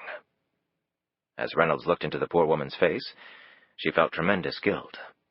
Here she was letting the man's wife unknowingly assist her in possibly tarnishing her husband's memory. How are the kids holding up? Reynolds asked, doing her best to shake this traitorous feeling. How any children would be, I suppose. They're 16 and 17, so they understand things better than a 5-year-old would. But it's still hard. For all of us. Only reason I'm not still bowling is that I ran out of tears this morning. I sent them to school. I decided it couldn't be any worse than sitting around here while a parade of people came through talking about their dad. You're probably right. You can only do the best you can. I knew there was always the possibility. God, Ken was an agent for 20 years. The only time he ever got hurt on duty was when his car got a flat and he wrenched his back changing the tire. Anne smiled briefly at this memory. He was even talking about retirement. Maybe moving away when the kids were both in college. His mother lives in South Carolina. She's getting to the age where she needs some family close by. Anne looked like she might start crying again. If she did, Reynolds wasn't sure she wouldn't join her, given her own mental state right now. You have children? Boy and girl, 3 and 6. Anne smiled. Oh, still babies. I understand it gets tougher as they get older. Well, let's put it this way. It gets more complex. You go from spitting, biting, potty training, to battles over clothes, boys, money. About age 13, they suddenly can't stand being around Mom and Dad. That one was tough, but they finally came back. Then you worry yourself sick over alcohol and cars and sex and drugs. Reynolds managed a weak smile. Gee, I can't wait. How long have you been with the Bureau? 13 years. Joined after one incredibly boring year as a corporate lawyer. It can be a dangerous business. Reynolds stared at her. It certainly can be. You're married? Technically, yes, but in a couple of months, no. Sorry to hear that. Believe me, it's best all around. You're keeping the children? Absolutely. That's good. Children belong with their mothers. I don't care what the politically correct folks say. In my case, I wonder. I work long, unpredictable hours. All I know is that my children belong with me. You say you have a law degree? From Georgetown. Lawyers make good money, and it's not nearly as dangerous as being an FBI agent. I suppose not. Reynolds finally realized where this was going. You might want to think about a career change. Too many nuts out there now, and too many guns. When Ken started at the Bureau, there weren't kids just out of diapers running around with machine guns, shooting people down like they were in some damn cartoon. Reynolds had no answer for that. She just stood there, hugging the notebook to her chest, thinking of her kids. I'll bring your coffee. Anne closed the door behind her, and Reynolds sank into the nearest chair. She was having a sudden vision of her body being put inside a black pouch, while the palm reader delivered the bad news to her bereaved children. I told your mother so. Shit. She shook off these thoughts and opened the notebook. Anne returned with her coffee, and then, left to herself, Reynolds made considerable progress. What she found out was very disturbing. For at least the last 3 years, Ken Newman had made deposits, all in cash, to his checking account. The amounts were small, $100 here, $50 there, and they were made at random times. She pulled out the log Sobel had given her, and ran her eye down the dates Newman had visited the safe deposit box. Most of them corresponded with the dates he had also deposited cash into his checking account. Visit the box, put fresh cash in, take some old cash out, and deposit it in the family bank account, she surmised. It all added up to a significant amount of money, yet not a vast fortune. The thing was, the total balance of the checking account was never very large because there were always checks written on the account that depleted this balance. Newman's FBI payroll checks were on direct deposit, she noted, and there were numerous checks written to a stock brokerage firm. Reynolds found those records in another drawer, and quickly determined that while Newman was far from wealthy, he'd had a nice stock portfolio going, and the records showed he religiously added to it. With the long bull market still steaming along, his investments had grown considerably. Except for the cash deposits, what she was looking at wasn't really that unusual. He had saved money and invested it well. He wasn't wealthy, but he was comfortable. Dividends from the investment account were also deposited to the Newman's checking account, further muddling the income picture. Simply put, it would be difficult to conclude that there was anything suspicious about the agent's finances unless one really took a very close look. And unless one knew about the safe deposit box cash, the amount of money seemingly at issue just didn't warrant that level of scrutiny. The confusing thing was the amount of cash she had seen in the safe deposit box. Why keep that much in the box where it was earning no interest? What puzzled her almost as much as the cash was what she wasn't finding. When Anne came to check on her, she decided to ask her directly. "I'm not finding any mortgage or credit card payments recorded here." We don't have a mortgage. That is, we did. A 30-year one. But Ken made extra payments and finally paid it off early. Good for him. When was that? About 3 or 4 years ago, I think. What about credit cards? Ken didn't believe in them. What we bought with cash. Appliances, clothes, even cars. We never bought new, only used. Well, that's smart. Saves a ton in finance charges. Like I said, Ken was really good with the money. If I'd known how good, I would have had him help me. Do you need to look at anything else? One more thing, I'm afraid. Your tax returns for the last couple of years, if you have them. The large amount of cash in the box made sense now to Reynolds. If Newman paid cash for everything, then he would have no need to deposit it in his checking account. Of course, for things like the mortgage, the utilities, and the phone bill, he needed to write a check, so he would have had to deposit cash to cover those checks. And this also meant that for the money he didn't deposit into his checking account, there was no record that he ever had the money in the box at all. Cash was cash, after all, and that meant that the IRS would have no way of knowing Newman ever had it either. He wisely hadn't changed his lifestyle, same house, no fancy cars, and he hadn't gone on insane shopping binges that had toppled so many thieves. And with no mortgage or credit card payments, he had a lot of free cash flow. On a cursory examination, this would seem to explain the ability to make the regular stock investments. Someone would have to really dig, as Reynolds had, to uncover the truth. Anne found tax returns for the last 6 years in the metal filing cabinet, standing against one wall. They were as well organized as the rest of the man's financial records. A quick look at the returns for the last 3 years confirmed Reynolds' suspicions. The only income listed was Newman's FBI salary and some miscellaneous investment interest and dividends and bank interest. Reynolds put the files back and slipped on her coat. Anne, I'm so sorry I had to come and do all this in the middle of everything you're having to deal with. I asked you for help, Brooke. Reynolds felt another stab of guilt. Well, I don't know how much help I've been. Anne gripped her arm. Now, can you tell me what's going on? Has Ken done anything wrong? All I can tell you right now is that I found some things I can't explain. I won't lie to you. They are very troubling. Anne slowly took her hand away. I guess you'll have to report what you've found. Reynolds stared at the woman. Technically, what she should do was go directly to OPR and tell them everything. The Office of Professional Responsibility was officially under the umbrella of the Bureau, but was actually run by the Department of Justice. OPR investigated allegations of misconduct by Bureau personnel. They had a reputation for being very thorough. An OPR investigation could put a scare into even the toughest FBI agent. Yes, from a simple technical point of view, it was a no-brainer. If life could only be so simple. The devastated woman standing before Reynolds made her decision much less simple. In the end, she went with her human side and put aside the Bureau manual for now. Ken Newman would be buried a hero. The man had been an agent for 2 decades. He at least deserved that. At some point, yes, I'll have to report my findings, but not right now. She paused and gripped the woman's hand. I know when the funeral is. I'll be there with everyone else, paying our respects to Ken.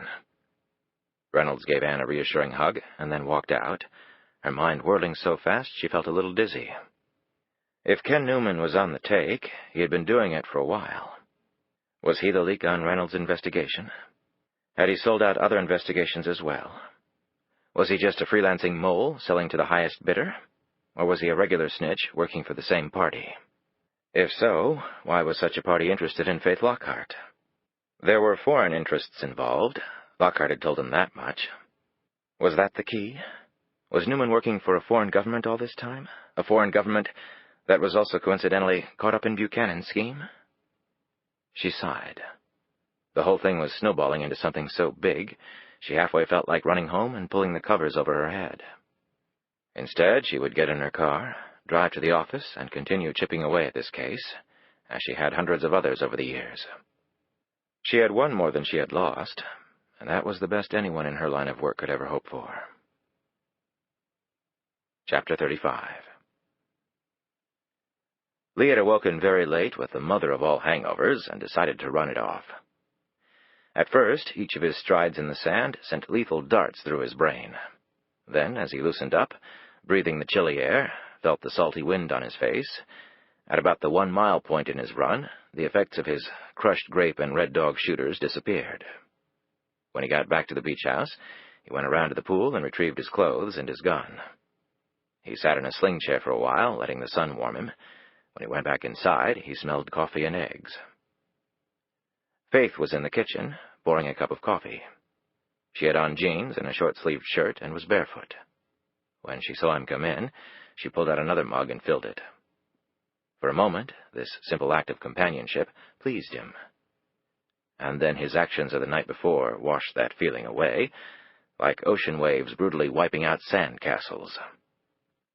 "I figured you'd sleep all day," she said. Her tone was excessively casual, he thought, and she didn't look at him when she spoke. This qualified for the most awkward moment in Lee's entire life. What was he supposed to say? "Hey, sorry about that little sexual assault thing last night." He came into the kitchen area, fingered the mug, half hoping the large lump in his throat would end up strangling him to death. Sometimes the best remedy for doing something incredibly stupid and inexcusable is to run until you drop. He glanced at the eggs. "Smells good." "Doesn't compare to the meal you made last night, but then again, I'm no whiz in the kitchen. I guess I'm a room service kind of girl, but I'm sure you already figured that out." As she moved over to the stove, he noted she walked with a slight limp. He also couldn't fail to notice the bruises on her uncovered wrists. He laid the pistol down on the counter before he could impulsively use it to blow his brains out.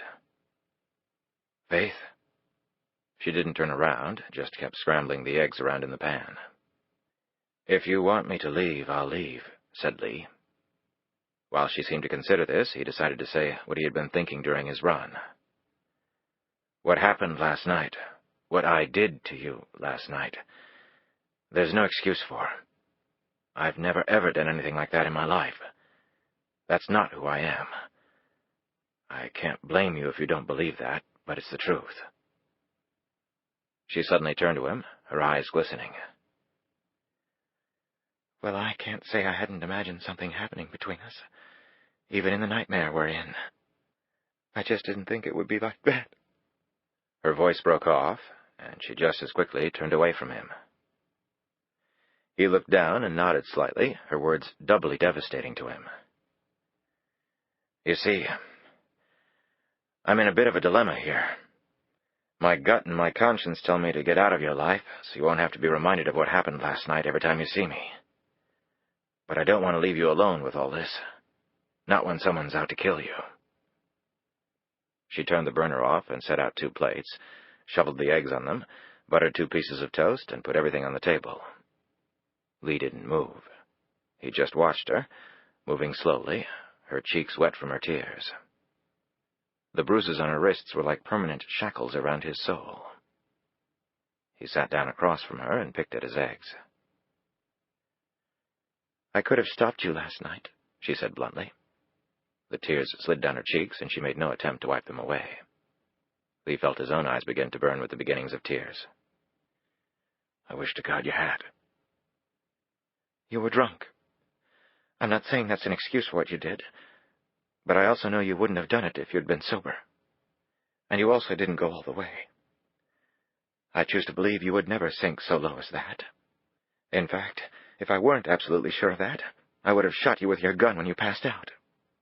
She paused, seemed to be searching for the right combination of words. "But maybe what I've done to you is much more awful than what you could have done to me last night." She pushed her plate away and looked out the window at what was shaping up to be a beautiful day. When she next spoke, it was in a wistful, far-away tone that was curiously both hopeful and tragic. "When I was a little girl, I had my whole life planned out. I was going to be a nurse, and then a doctor, and I was going to get married and have 10 kids. Dr. Faith Lockhart was going to save lives during the day, and then come home to a wonderful man who loved her and be the perfect mother to her perfect children. After moving around all those years with my father, I just wanted one home. I'd live there the rest of my life. My children would always, always know where to find me. It seemed so simple, so achievable when I was only 8 years old." She finally used her paper napkin to dab at her eyes, only then seeming to feel the wetness on her face. She looked back at Lee. "But I have this life instead." Her gaze roamed the lovely room. "I actually had a pretty good run. Made a lot of money. What do I have to complain about? That's the American dream, isn't it? Money, power, owning beautiful things. Hell, I even ended up doing a little good, even if I did it illegally. But then I went and ruined everything. The best of intentions, but I struck out in the end. Just like my father. You're right. The nut didn't fall far from the tree." She paused again, played with her silverware, precisely placing the fork and butter knife perpendicular to one another. "I don't want you to leave." On this she rose, quickly crossed the room, and then raced up the stairs. Lee heard her bedroom door slam shut. Lee took a deep breath, stood, and was surprised to find his legs so rubbery. It wasn't from the run, he knew. He showered, changed, and came back downstairs. Faith's door was still closed, and he had no intention of interrupting whatever she was doing in there. With his nerves unraveling, he decided to spend an hour with the mundane task of thoroughly cleaning his gun. The downside to salt and water was that they were tough on weapons, and automatic pistols were notoriously finicky anyway. If the ammo wasn't of a very high quality, you could count on the thing misfiring and then jamming, or a little sand and grit could cause the same malfunction. And you couldn't clear a pistol by simply pulling the trigger and bringing up a clean cylinder, as you would a revolver. By the time you got your pistol all straightened out, you'd be dead. And with Lee's luck to date, it would happen right when he absolutely needed the thing to fire true and straight. However, on the plus side, the 9mm parabellums fired by the compact Smith & Wesson had excellent stopping power. Whatever they hit would drop. He prayed he wouldn't have to use the gun, however, because that would probably mean someone was shooting at him. He reloaded the 15-shot magazine, inserted it in the grip, and chambered around. He clicked the safety on and holstered the gun. He thought about taking the Honda down to the store for a newspaper, but decided he didn't quite have the energy or desire to undertake even such a simple task. He also didn't want to leave Faith alone. When she came downstairs, he wanted to be here. When Lee went to get a drink of water at the kitchen sink, he glanced out the window and almost had a heart attack.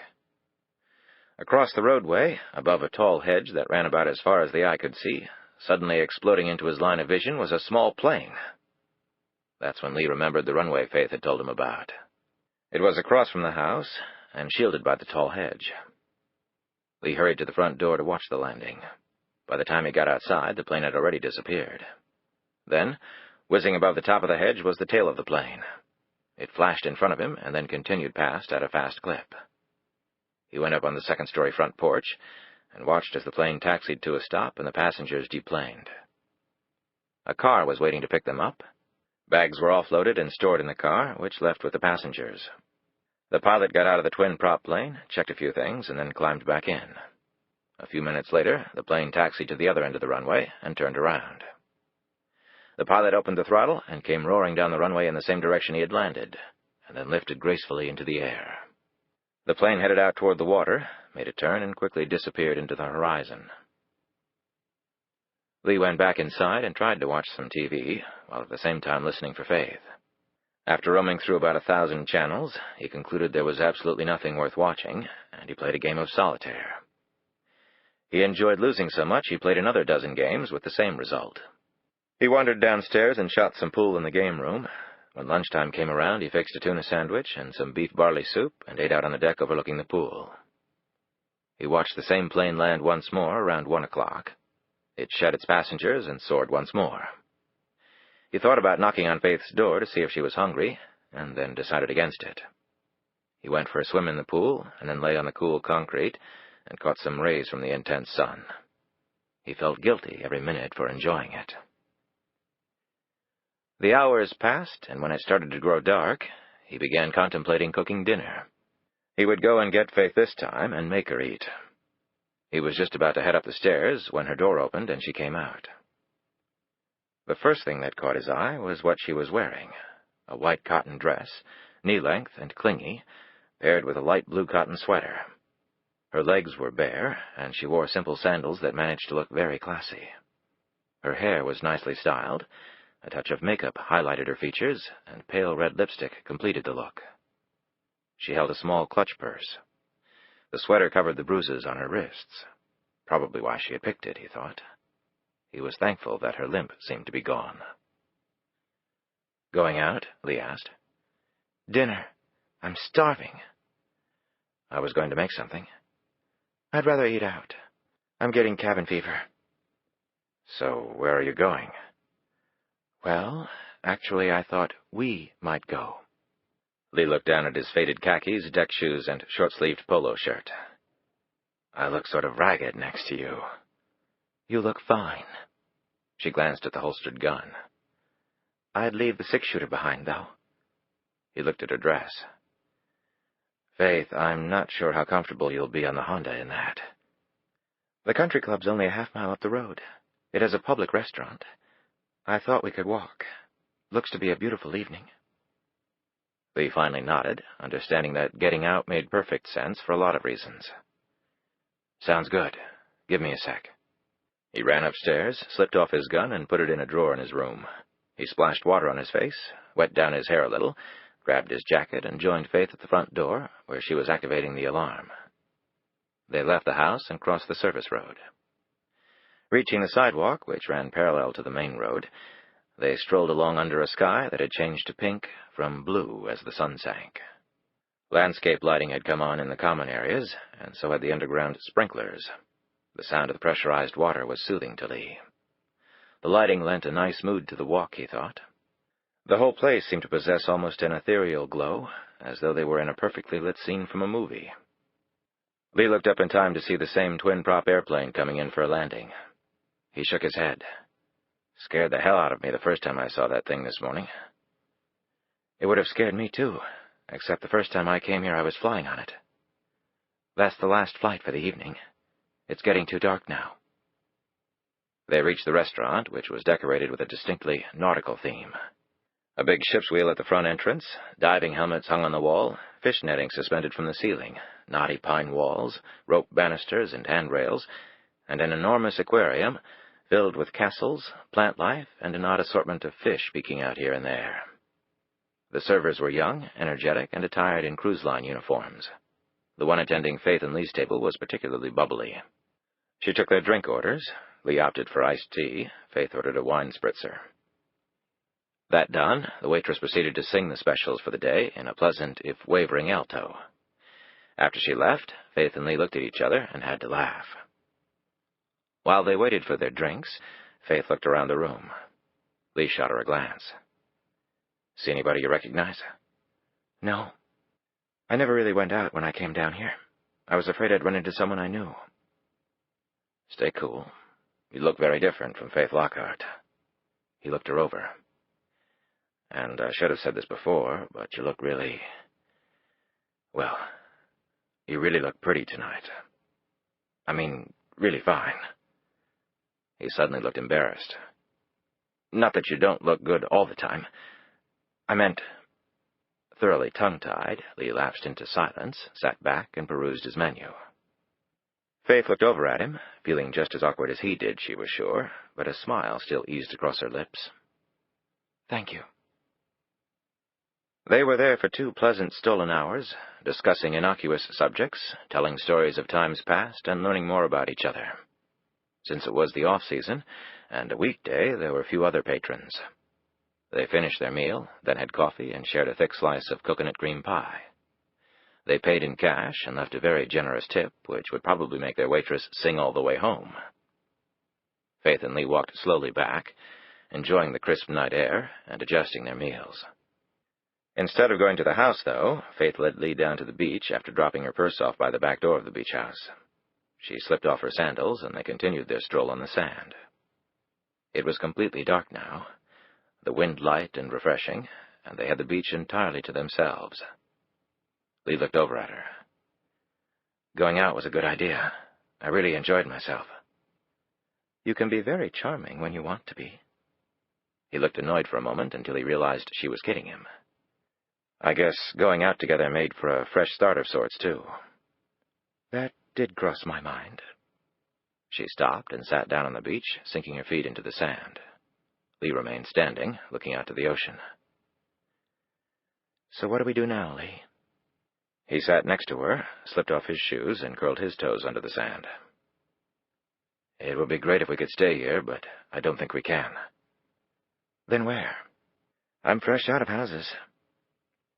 I've been thinking about that. I've got some buddies in San Diego, private investigators like me. They know everybody. If I ask, I'm sure they'll help us slip across the border into Mexico. Faith didn't look very enthusiastic about that idea. Mexico? And from there? Lee shrugged. I don't know. We could maybe get some fake documents and use them to get to South America. South America? And you work in the cocaine fields while I labor in a brothel? Look, I've been there. It's not just drugs and prostitutes. We'll have lots of options. 2 fugitives from justice with God knows who else after them? Faith looked down at the sand and shook her head doubtfully. If you have a better idea, I'm listening, said Lee. I've got money, a lot of it in a numbered account in Switzerland. He looked skeptical. They really have those things? Oh, yes. And all those global conspiracies you've probably heard about? Secret organizations ruling the planet? Well, they're all true. She smiled and tossed sand on him. Well, if the feds search your home or office, will they find records for it? If they know the account numbers, they can put a tag on it, trace the money. The whole purpose of a Swiss-numbered account is to ensure absolute confidentiality. If Swiss bankers ran around giving out that information to anyone who asked for it, their whole system sort of topples. The FBI isn't just anyone. Not to worry, I didn't keep my records. I have the access information with me. Lee looked unconvinced. So do you have to go to Switzerland to get the money? Because that would be, sort of impossible. I went there to open the account. The bank appointed a fiduciary, a bank employee, with a power of attorney to handle the transaction in person. It's pretty elaborate. You have to show your access numbers, give positive ID, then provide your signature, which they compare with the one they have on file. So from then on you call the fiduciary, and he does all that for you? Right. I've done small transactions in the past, just to make sure it works. It's the same guy. He knows me and my voice. I give him the numbers and where I want the money to go. And it happens. You can't deposit it in Faith Lockhart's checking account. No, but I have a bank account down here under the name of SLC Corporation. And you're a signatory as an officer? Yes, as Suzanne Blake. The problem is the feds know that name. Remember from the airport? Do you know how many Suzanne Blakes there are in this country? Lee shrugged. That's true. So at least we'll have money to live off. It won't last us forever, but it's something. Something is good. They fell silent for a bit. Faith alternated between nervously looking at him and then out toward the ocean. He glanced at her, having noticed her scrutiny. What is it? Do I have coconut pie in my chin? Lee, when the money comes, you can take half and leave. You don't have to come with me. Faith, we've already been through this. No, we haven't. I practically ordered you to come with me. I know it would be difficult to go back without me, but at least you'll have the money to go somewhere. Look, I can even call the FBI. I'll tell them you had no involvement. You were just blindly helping me, and that I gave you the slip. Then you can go back home. Thanks, Faith, but let's take it one step at a time. And I can't leave until I know you're safe. Are you sure? Yes, I'm really sure.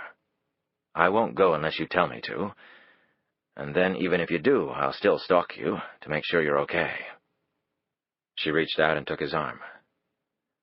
Lee, I can never thank you enough for all you've done for me. Just consider me the big brother you never had. The look they shared, though, held more than sibling affection. He looked down at the sand, trying to get his head straight. Faith looked back out at the water. When Lee looked over at her a minute later, Faith was moving her head from side to side and smiling. What are you thinking? He asked. She stood and looked down at him. I'm thinking that I'd like to dance. He stared up at her in amazement. Dancing?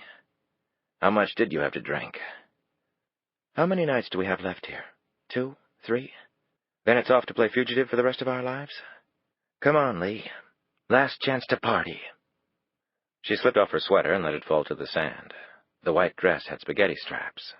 She slipped them off her shoulders, gave him a heart-stopping wink, and held out her hands for Lee to take. Let's go, big boy. You're crazy. You truly are. However, Lee gripped her hands and stood. Fair warning, I haven't danced in a long time. You're a boxer, right? Your footwork is probably better than mine. I'll lead first, and then you take over. Lee took a few halting steps and dropped his hands. This is silly, Faith. What if somebody's watching? They'll think we're nuts. She looked at him stubbornly. I've spent the last 15 years of my life worrying about what everybody thought about everything. So right now, I don't give a damn about what anybody thinks about anything. Well, we don't even have any music. Hum a tune. Listen to the wind. It'll come. And surprisingly, it did. They started slowly at first, Lee feeling clumsy and Faith unused to leading. Then, as they started to get more familiar with each other's movements, they began making wider circles in the sand. After about 10 minutes, Lee's right hand was perched comfortably on Faith's hip, hers was around his waist. Their other pair of hands were interlocked and held chest high. Then they grew noticeably braver and started doing some spins and twirls and other moves, reminiscent of big band swing and Lindy hop. It was difficult, even in the hard-packed sand, but they gave it an inspired effort. Anyone watching would have thought them either intoxicated or reliving their youth and having the time of their lives. And in a way, both observations would have been true. I haven't done this since high school, Lee said, smiling. Although Three Dog Night was the big thing back then, not Benny Goodman. Faith said nothing as she twirled and dipped around him, her moves growing more and more daring, more and more seductive. A flamenco dancer in white flaming heat. She hiked her skirt up to give herself more freedom of movement, and Lee felt his heart race at the sight of her pale thighs. They even ventured out into the water, splashing mightily as they went about their increasingly intricate dance steps. They had some tumbles into the sand, and even into the salty, chilly water, but they got back up and kept going. Occasionally a truly spectacular combination, perfectly executed, left them both breathless and grinning like school kids at a prom. They finally reached the point where they both grew silent, their smiles faded, and they drew closer to each other. The spins and twirls stopped, their heavy breaths eased, and they found their bodies touching as their dance circles grew smaller. Finally they stopped altogether and simply stood there, rocking slightly side to side, the last dance of the evening, arms around each other, faces close, eyes directly on one another. As the wind whistled around them, the waves pitched and crashed hard, the stars and the moon watched from above. Faith finally stepped away from him, her eyelids heavy, her limbs starting to once again erotically move to a silent tune. Lee reached out to take her back. I don't feel like dancing anymore, Faith. His meaning was crystal clear. She reached out to him, too, and then, quick as the snap of a whip, she shoved him hard in the chest, and he flopped backward into the sand. She turned and ran, her peals of laughter descending over him as he looked after her, stunned. He grinned, jumped up, and raced after her, catching her at the stairs going up to the beach house. He slung her over his shoulder and carried her the rest of the way, her legs and arms flailing in mock protest. They had forgotten the house alarm was set, and went in the back door. Faith had to race like mad to the front door to disarm it in time. God, that was close. Like we really want the police coming by, she said. I don't want anybody coming by. Gripping his hand tightly, Faith led Lee up to her bedroom. They sat on the bed in the darkness for a few minutes, holding one another, gently rocking back and forth as though extending their movements on the beach to this more intimate place. Finally, she eased back from him, cupped his chin with her hand. It's been a while, Lee. It's been a long while, in fact. Her tone was almost one of embarrassment, and Faith did feel embarrassed at this admission. She didn't want to disappoint him. He stroked her fingers gently, held her gaze with his as the sounds of the waves reached them through the open window. It was comforting, she thought, the water, the wind, the touches of skin. A moment she may not experience again for a very long time, if ever. It'll never be easier for you, Faith. This surprised her. Why do you say that? Even in the darkness, the glow of his eyes surrounded her, held her, protectively, she felt. The fifth-grade romance finally consummated? And yet she was with a man, not a boy. A very unique man in his own right. She looked him over. No, definitely not a boy. Because I can't believe you've ever been with a man who feels the way I do about you. Easy to say, she murmured, though in fact his words had touched her deeply. Not for me, Lee said. These few words were spoken with such depth of sincerity, with not a trace of the glibness, the self-servedness of the world she had thrived in for the last 15 years, that Faith honestly didn't know how to react. But the time for talk had passed. She found herself sliding Lee's clothes off, and then he disrobed her. He massaged her shoulders and neck as he did so. Lee's big fingers were surprisingly gentle. She would have expected them to be rough. All of their movements were unhurried, natural, as though they had done this thousands of times over the course of a long, happy marriage, seeking just the right spots to work, to please the other. They slid under the covers. 10 minutes later, Lee slumped down, breathing heavy. Faith was under him, gasping for air as well. She kissed his face, his chest, his arms. Their sweat mingled, their limbs intertwined. They lay there talking and slowly kissing for another 2 hours, falling in and out of sleep as they did so.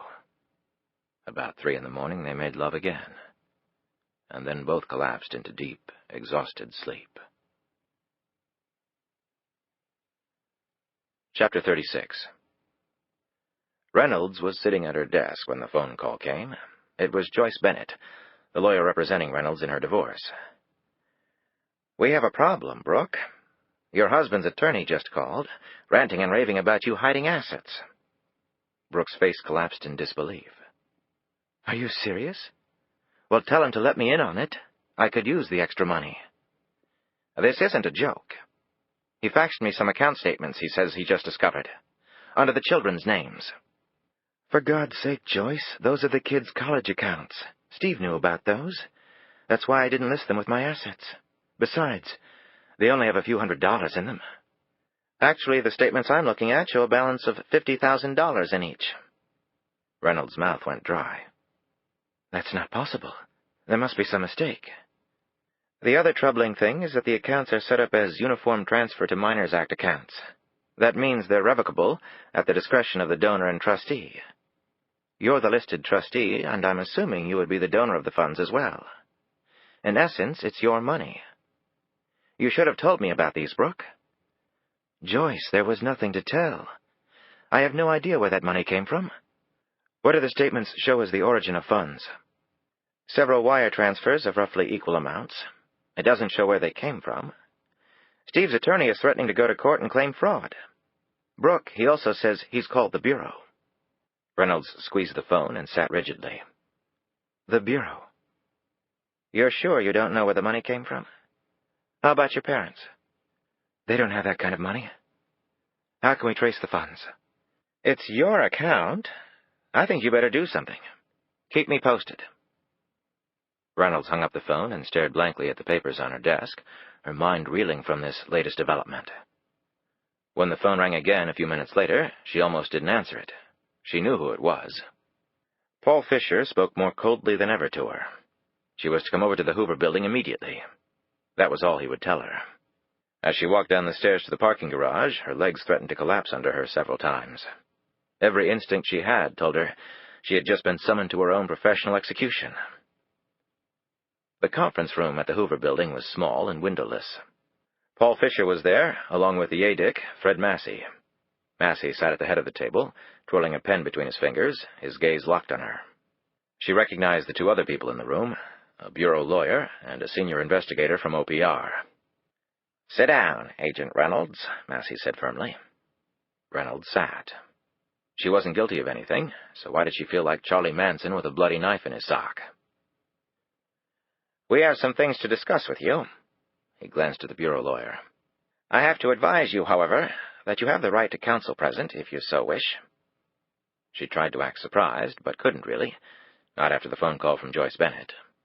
Her forced reaction certainly increased her guilt in their eyes, she felt sure. She wondered about the timing of that phone call from Bennett. Not a big believer in conspiracies, Reynolds suddenly began to reconsider that stance. And why would I need counsel? Massey eyed Fisher, who turned to Reynolds. We received a call from the attorney representing your husband in the divorce.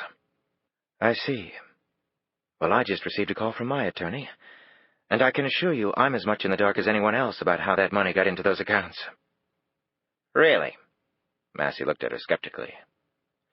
So you're saying it's a mistake that someone very recently dumped $100,000 into accounts under your children's names? Monies which are solely controlled by you?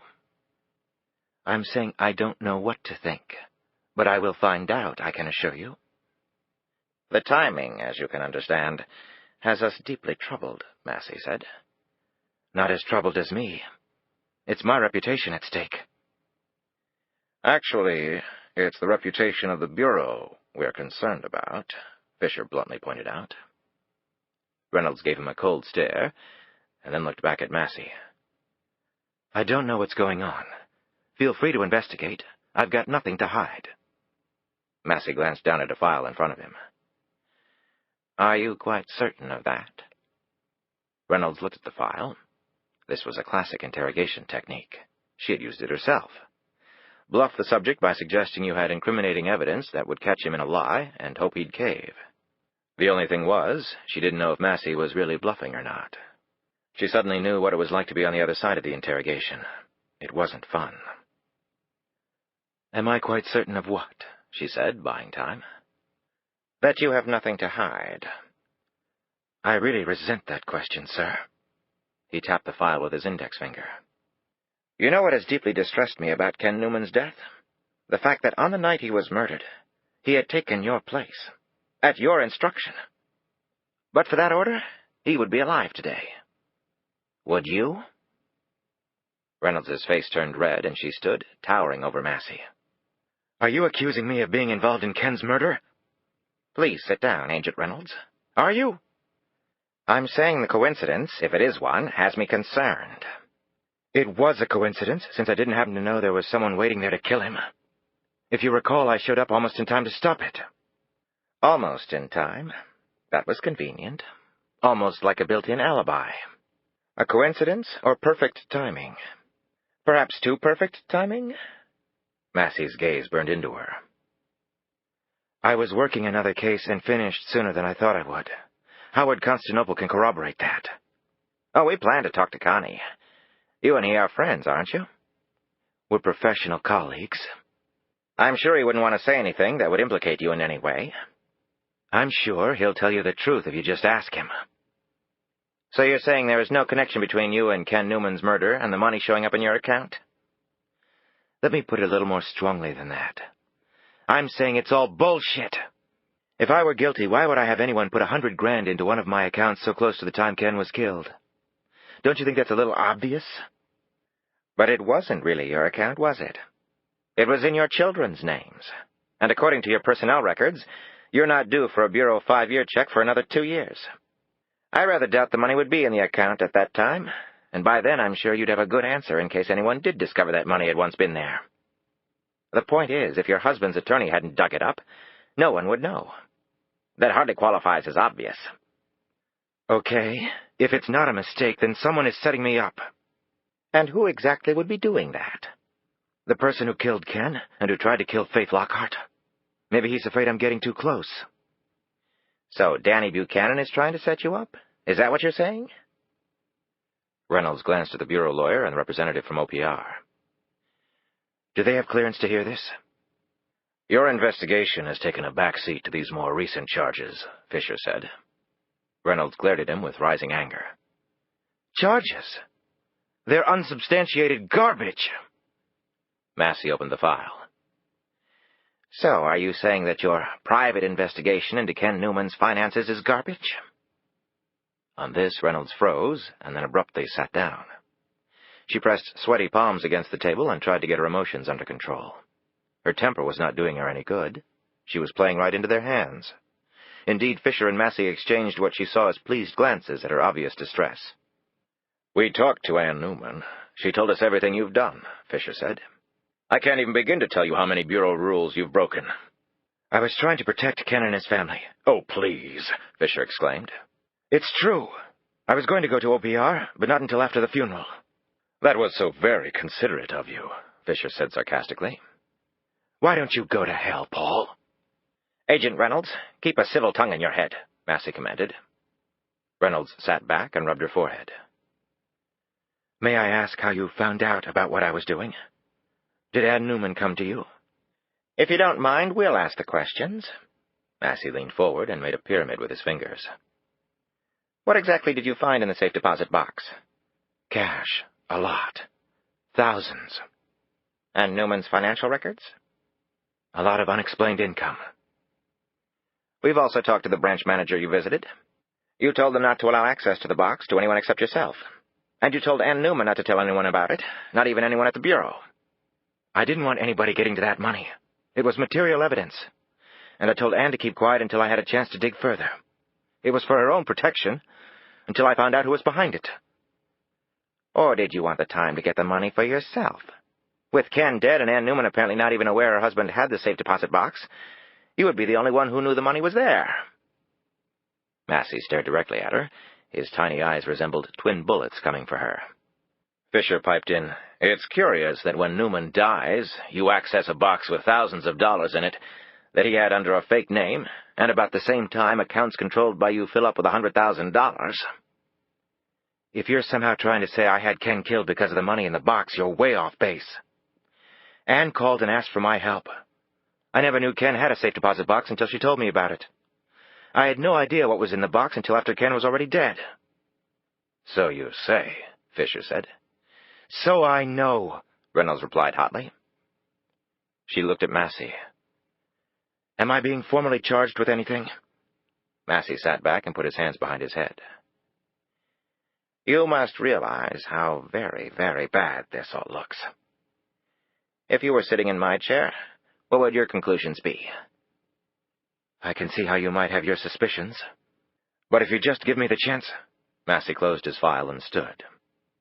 "You're suspended, Agent Reynolds, effective immediately." Reynolds was stunned. "Suspended? I haven't even been formally charged. You don't even have any specific evidence that I've done anything wrong, and you're suspending me?" "You should be grateful it's not worse," Fisher said.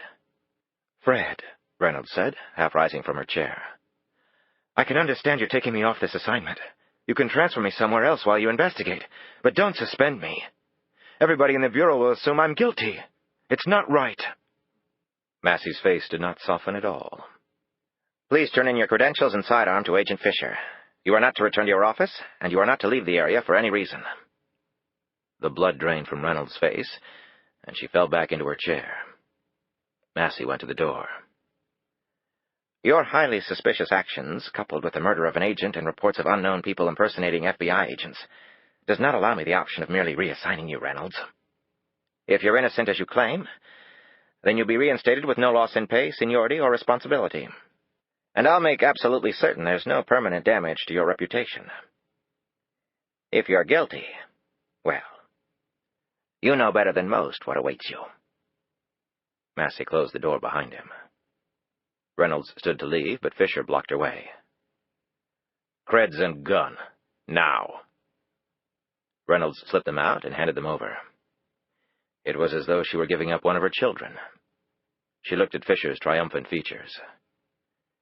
"Gee, Paul, try not to enjoy it so much. You'll look less like a fool when I'm exonerated."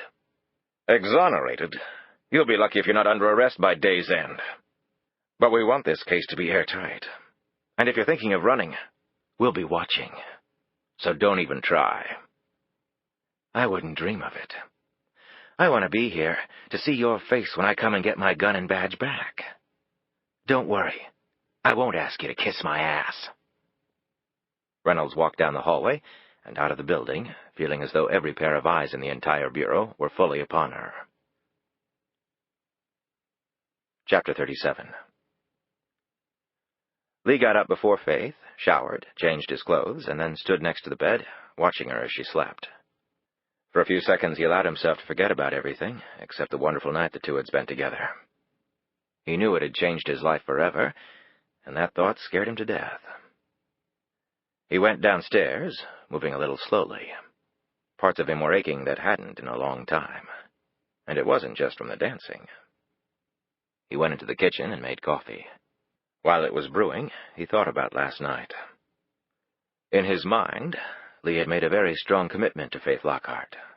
Perhaps an old-fashioned sentiment to some, but sleeping with a woman meant you had deep feelings for her, at least as far as Lee was concerned. He poured a cup of coffee and went out to sit on the deck off the kitchen. It was a warm day, sunny, but off in the distance Lee could see darkening clouds approaching. Ahead of the storm was the twin-prop plane as it floated in for a landing with another load of passengers. Faith had told him that during the summer months, the planes might make 10 or so trips a day. Now it was down to 3, morning, noon, and early evening. And so far, none of the plane passengers had remained on this street. They had driven off to other places, which suited Lee just fine. As he sipped his coffee, Lee concluded that he did have such feelings for Faith, even though he had only known her for a few days. Stranger things had happened. Did he love Faith Lockhart? He knew that right now he didn't want to be away from her. He wanted to protect her from harm. He wanted to hold her, spend every minute with her, and, yes, have incredibly energetic sex with her as often as his body could manage. Did that constitute love? On the other hand, she had participated in a bribery scheme involving government officials and was wanted by the FBI, among others. Yes, he thought with a sigh, things had gotten very complicated indeed. Right before they were taking off to God knew where. It wasn't like they could go to a church or even a justice of the peace and get married. "That's right, Father. We're the fugitive couple. Could you please hurry it up?" Lee rolled his eyes and slapped his forehead hard. Marriage? Good God, was he nuts? Maybe that was how he felt, but what about Faith? Maybe she was into one-night stands, although everything he had observed about the woman argued against such a conclusion. Did she love him? Maybe she was infatuated, caught up in his role as her protector. Last night could be explained away by alcohol, the intoxication of the danger swirling around them, or perhaps just simple lust. And he wasn't going to ask her how she felt. She had enough going on. He focused on the immediate future. Was traveling cross-country on the Honda to San Diego the best plan? Mexico, and then South America? He felt a pang of guilt when he thought of the family he would be leaving behind. Then he thought about something else. What would everyone think? His reputation. If he ran, he would be admitting guilt of sorts. And if they did get caught while running, who would believe them? He slumped back in his chair and suddenly pondered a very different strategy. A few minutes before, flight seemed the wisest choice. Faith understandably didn't want to go back and help Buchanan to prison. Lee really didn't have much interest in doing that either, not after hearing why the man had been bribing the politicians. Danny Buchanan probably should be sainted instead. That's when an idea started to form in his head. Lee went back inside and picked up his cell phone from the coffee table. He had one of those mega-minute deals with no long-distance or roaming charges, so that he rarely even used his hardline phone anymore. It had voicemail, text mail, caller ID. It even had a news banner where you could check out late-breaking stories or how your stocks were doing. Not that he had any. When he had first started out as a private investigator, Lee had used an IBM typewriter. Touch-tone phones were cutting edge, and fax machines spit out curly thermal paper and were the domain of only the largest companies. That was less than 15 years ago. Now he was holding a global communications command center in the palm of his hand. Change that fast just couldn't be healthy. But still, who could live without these damn things now? He plopped down on the couch and stared at the slowly revolving ceiling fan's rattan blades, contemplating the pros and cons of what he was thinking about doing. Then he made up his mind and slipped his wallet out of his back pocket. The piece of paper was in there with the number his client, Danny Buchanan, had originally given him. The one he had been unable to trace. Then doubt seized him. What if he was wrong about Buchanan's not being involved in the attempt on Faith's life? He stood and paced. When he looked out the window at the blue sky, he saw only possible disaster looming in the approaching storm clouds. Still, Buchanan had hired him. he was technically working for the man. Maybe it was time to report in. He said a silent prayer, picked up his cell phone, and punched in the numbers from the piece of paper. Chapter 38. Connie did not look happy as Paul Fisher leaned toward him and addressed him in a conspiratorial tone. We have every reason to believe that she's in on it, Connie, despite what you've told us. Connie glared at the man. He hated everything about Fisher, from his perfect hair and rocky-ledged chin, down to his ramrod-straight posture and wrinkle-free shirts. He had been sitting in here for half an hour. He had told Fisher and Massey his side of the story, and they had told him theirs. They were not going to find any middle ground. That's bullshit with a capital B, Paul. Fisher sat back and looked at Massey. You heard the facts. How can you sit there and defend her? Because I know she's innocent. How about that? Do you have any facts to back that up, Connie? Massey wanted to know. I've been sitting here telling you the facts, Fred. We had a hot lead at agriculture on another case. Brooke didn't even want Ken to go with Lockhart that night. She wanted to go. Or so she told you, Massey replied. Look, I've got 25 years' worth of experience that says Brooke Reynolds is as clean as they come. She investigated Ken Newman's finances without telling anyone. Come on. It's not the first time an agent's gone off the manual.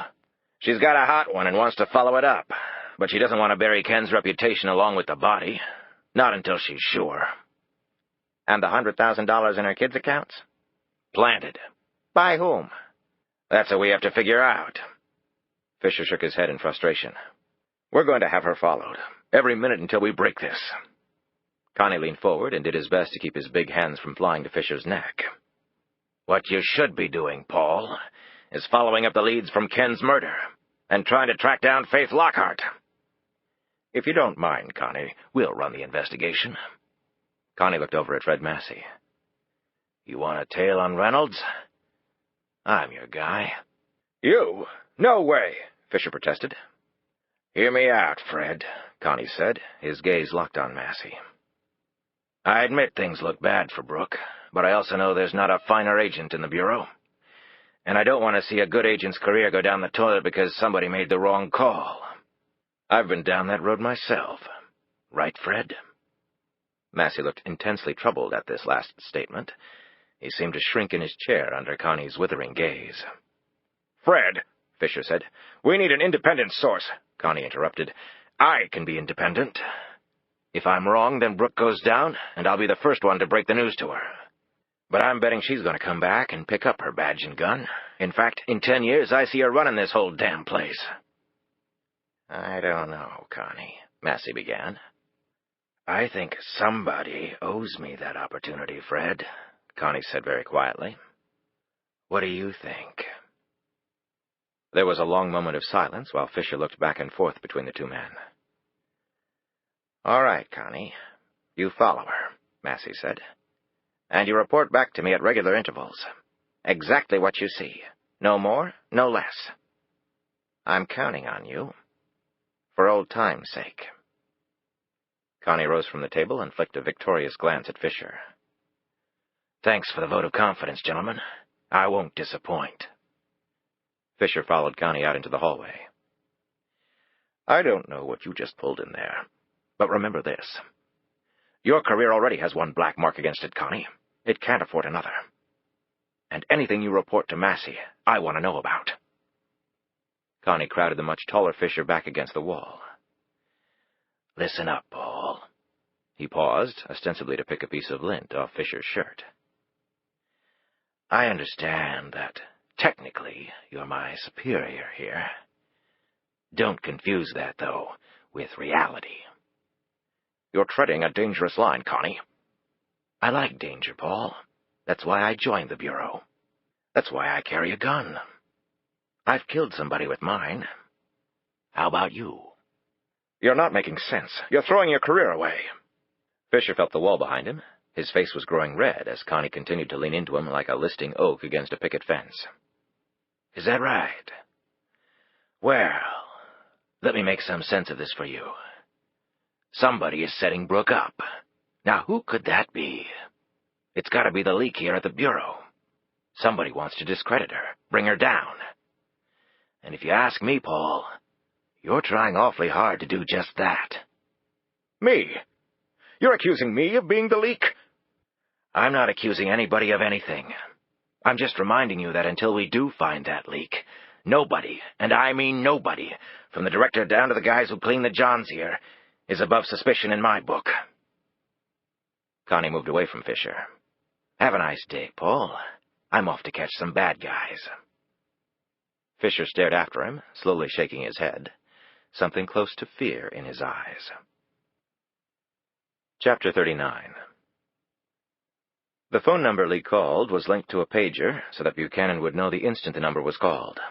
When the pager went off, Buchanan was at home packing his briefcase for a meeting at a downtown law firm that was doing pro bono work for one of Buchanan's clients. He had given up hope of the damn beeper ever sounding. When it did, he thought he would suffer a stroke. Now Buchanan's dilemma was apparent: how to check the message and call back without Thornhill knowing about it. Then he thought of a plan. He called his driver. It was Thornhill's man, of course.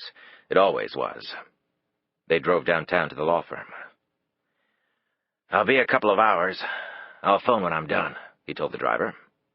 Buchanan went into the building. He had been here before, knew the layout well. He didn't go to the elevator bank, but instead went through the main lobby and passed through a door in the back that also served as a rear entrance to the parking garage.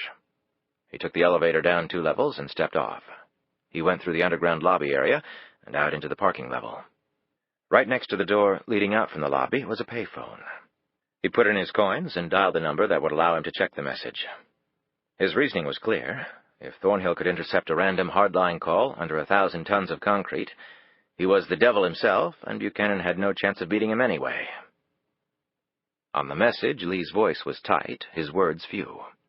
And the impact on Buchanan was enormous. He had left a number. Buchanan dialed it. A man answered the phone immediately. "Mr. Buchanan?" Lee answered. "Is Faith all right?" Lee gave a sigh of relief. He was hoping that would be the first man's question. That told him a lot. But still, he had to be cautious. "Just to verify it's really you. You sent me a package of information. How did you send it, and what was in it? And let me have the answers fast." "Personal carrier. I used Dash Services. The packet had a photo of Faith, 5 pages of background information on her and my firm, the contact phone number, a summary of my concerns, and what I wanted you to do. It also had $5,000 in cash in denominations of 50s and 20s. I also called you 3 days ago at your office and left a message on your machine. Now please tell me that Faith is all right." "She's fine, for now. But we have some problems."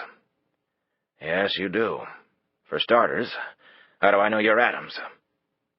Lee thought quickly. "I have a great Yellow Pages ad with a corny magnifying glass and everything. I have 3 brothers. The youngest works at a motorcycle shop in South Alexandria. He goes by Scotty, but his nickname in college was Scooter because he played football and could run so damn fast. If you want, you can call him, check it out, and call me back." "Not necessary. I'm convinced. What happened? Why did you run?" "Well, you would too if someone tried to kill you." "Tell me everything, Mr. Adams. Leave nothing out." "Well, I know who you are, but I'm not sure I trust you. What can you do about that?" "You tell me why Faith went to the FBI. That much I do know. And then I'll tell you who you're really up against. And it's not me. When I tell you who it is, you'll wish it were me." Lee debated this for a moment. He could hear Faith getting up and heading probably to the shower. "Well, here goes." "She was scared. She said you had been acting strangely, jumpy for a while. She had tried to talk to you about it, but you blew her off, even asked her to leave the firm. That made her even more fearful. She was afraid the authorities were onto you. She went to the FBI with the idea of bringing you in to testify too, against the people you were bribing. You both cut a deal and walk." "That would never have worked." "Well, as she's fond of telling me, it's easy to second guess." "So she's told you everything?" "Pretty much. She thought maybe you were the one who tried to kill her, but I put that notion to rest. I hope I was right." "I had no idea Faith had even gone to the FBI until after she disappeared." "It's not just the FBI after her.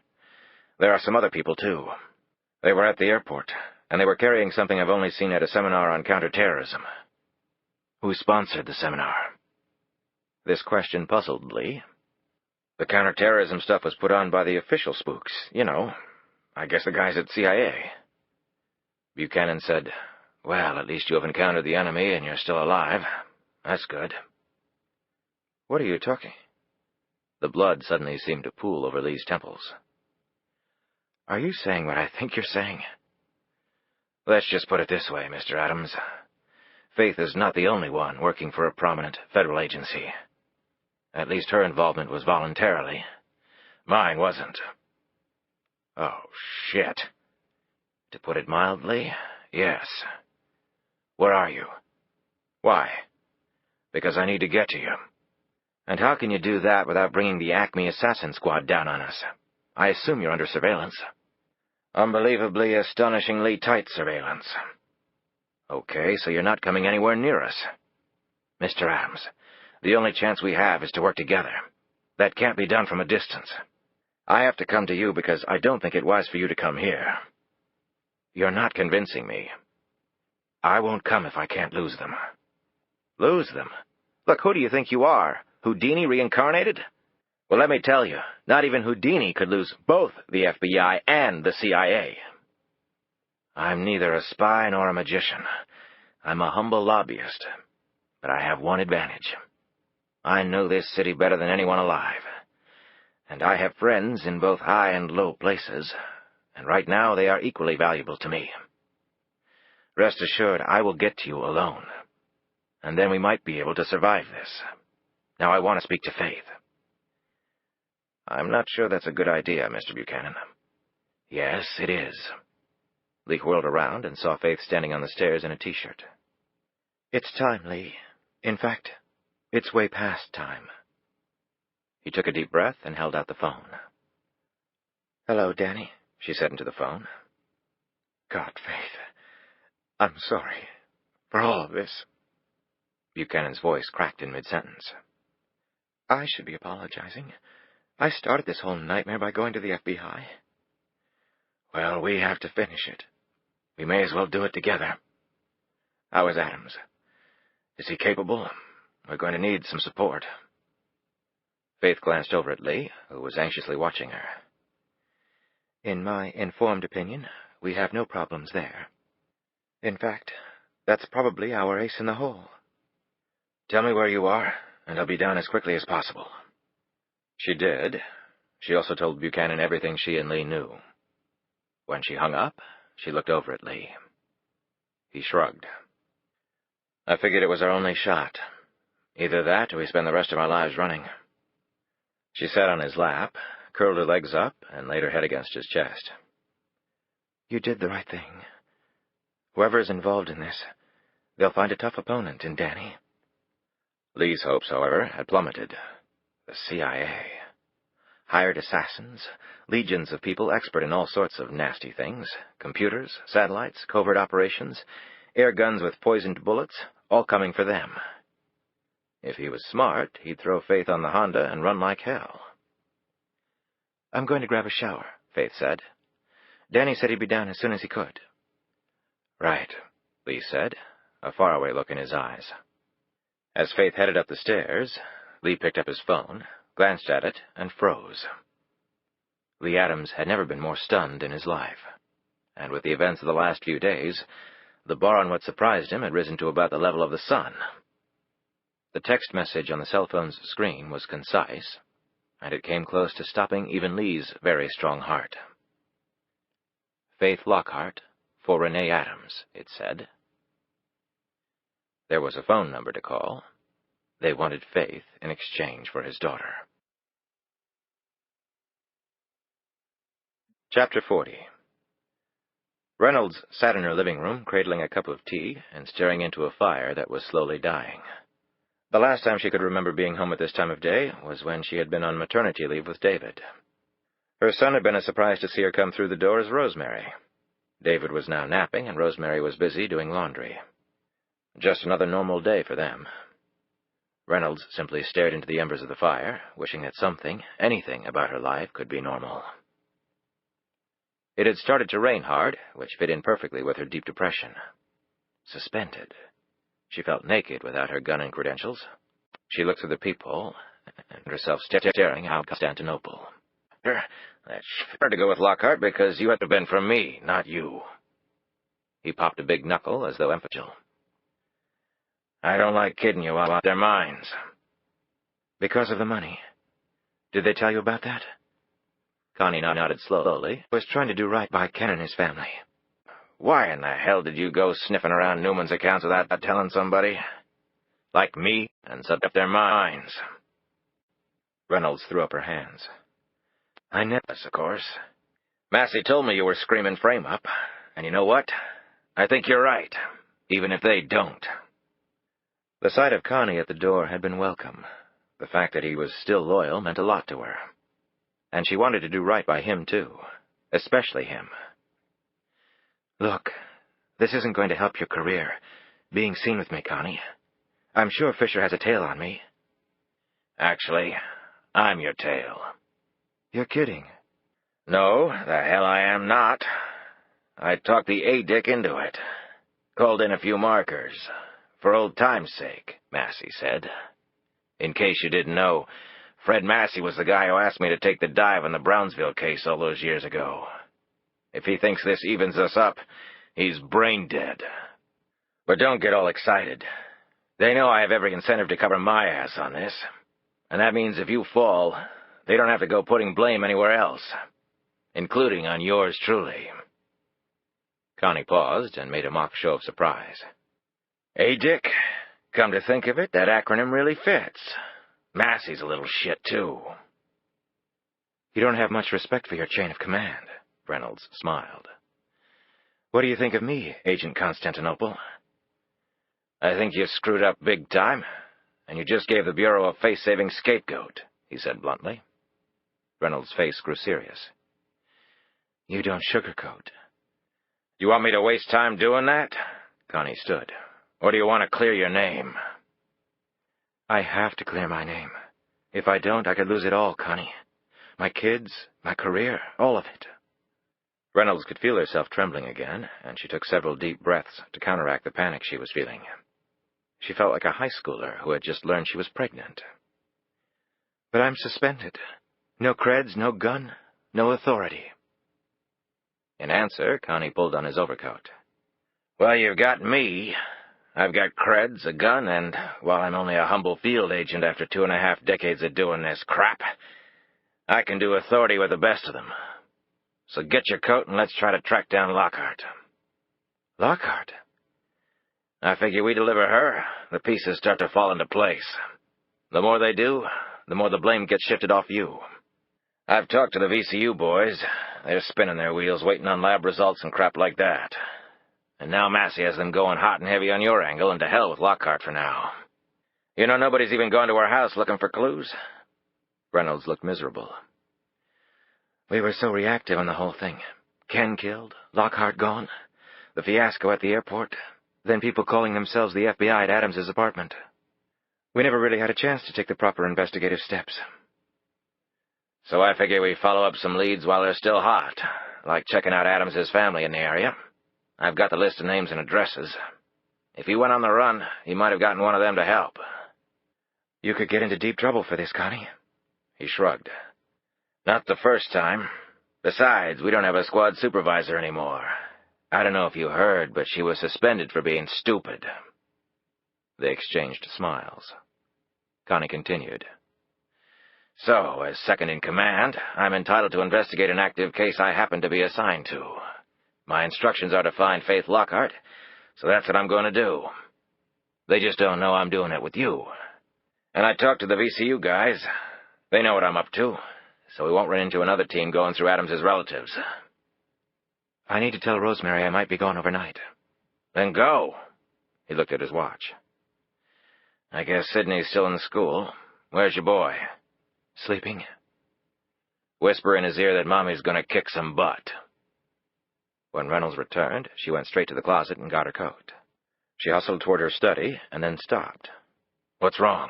Connie asked. She looked at him, slightly embarrassed. I was going to get my gun. Old habits die hard. Not to worry. You'll get yours back soon enough. But you have to make me a promise. When you go to get your gun and creds, take me with you. I want to see their faces. She opened the door for him. Deal. Chapter 41. Buchanan made a number of other phone calls from the parking garage as he worked out his arrangements. He then went up to the law firm and spent time on for his money.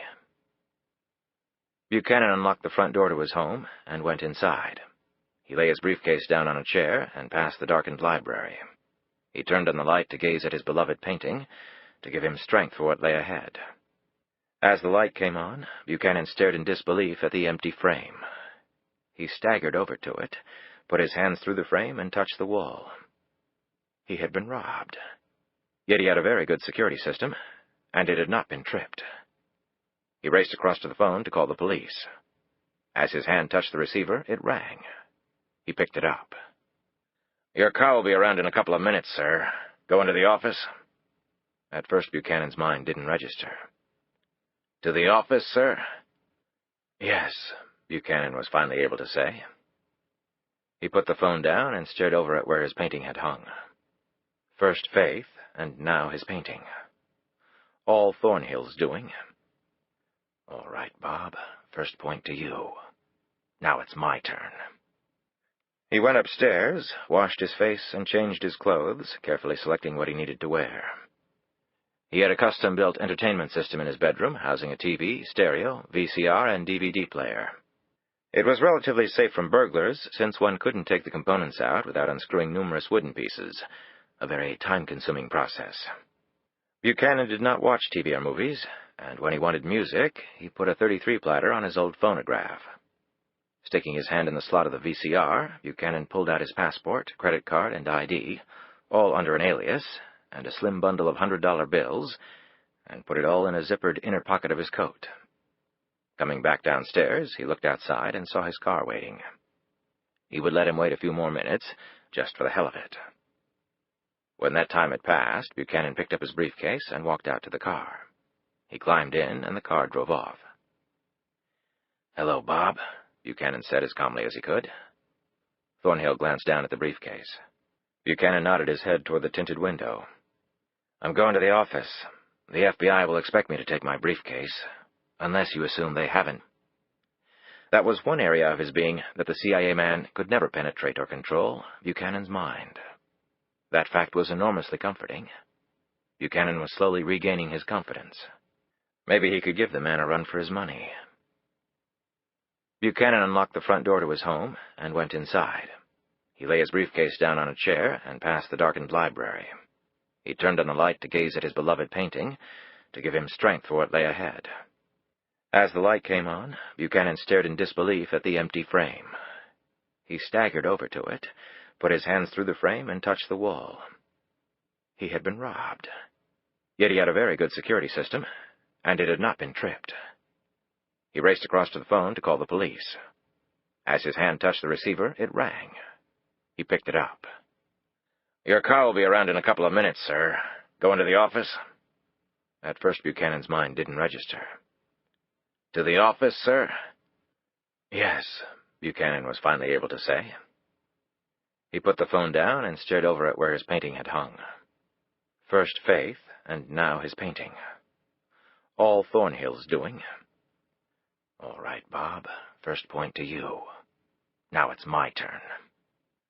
He went upstairs, washed his face, and changed his clothes, carefully selecting what he needed to wear.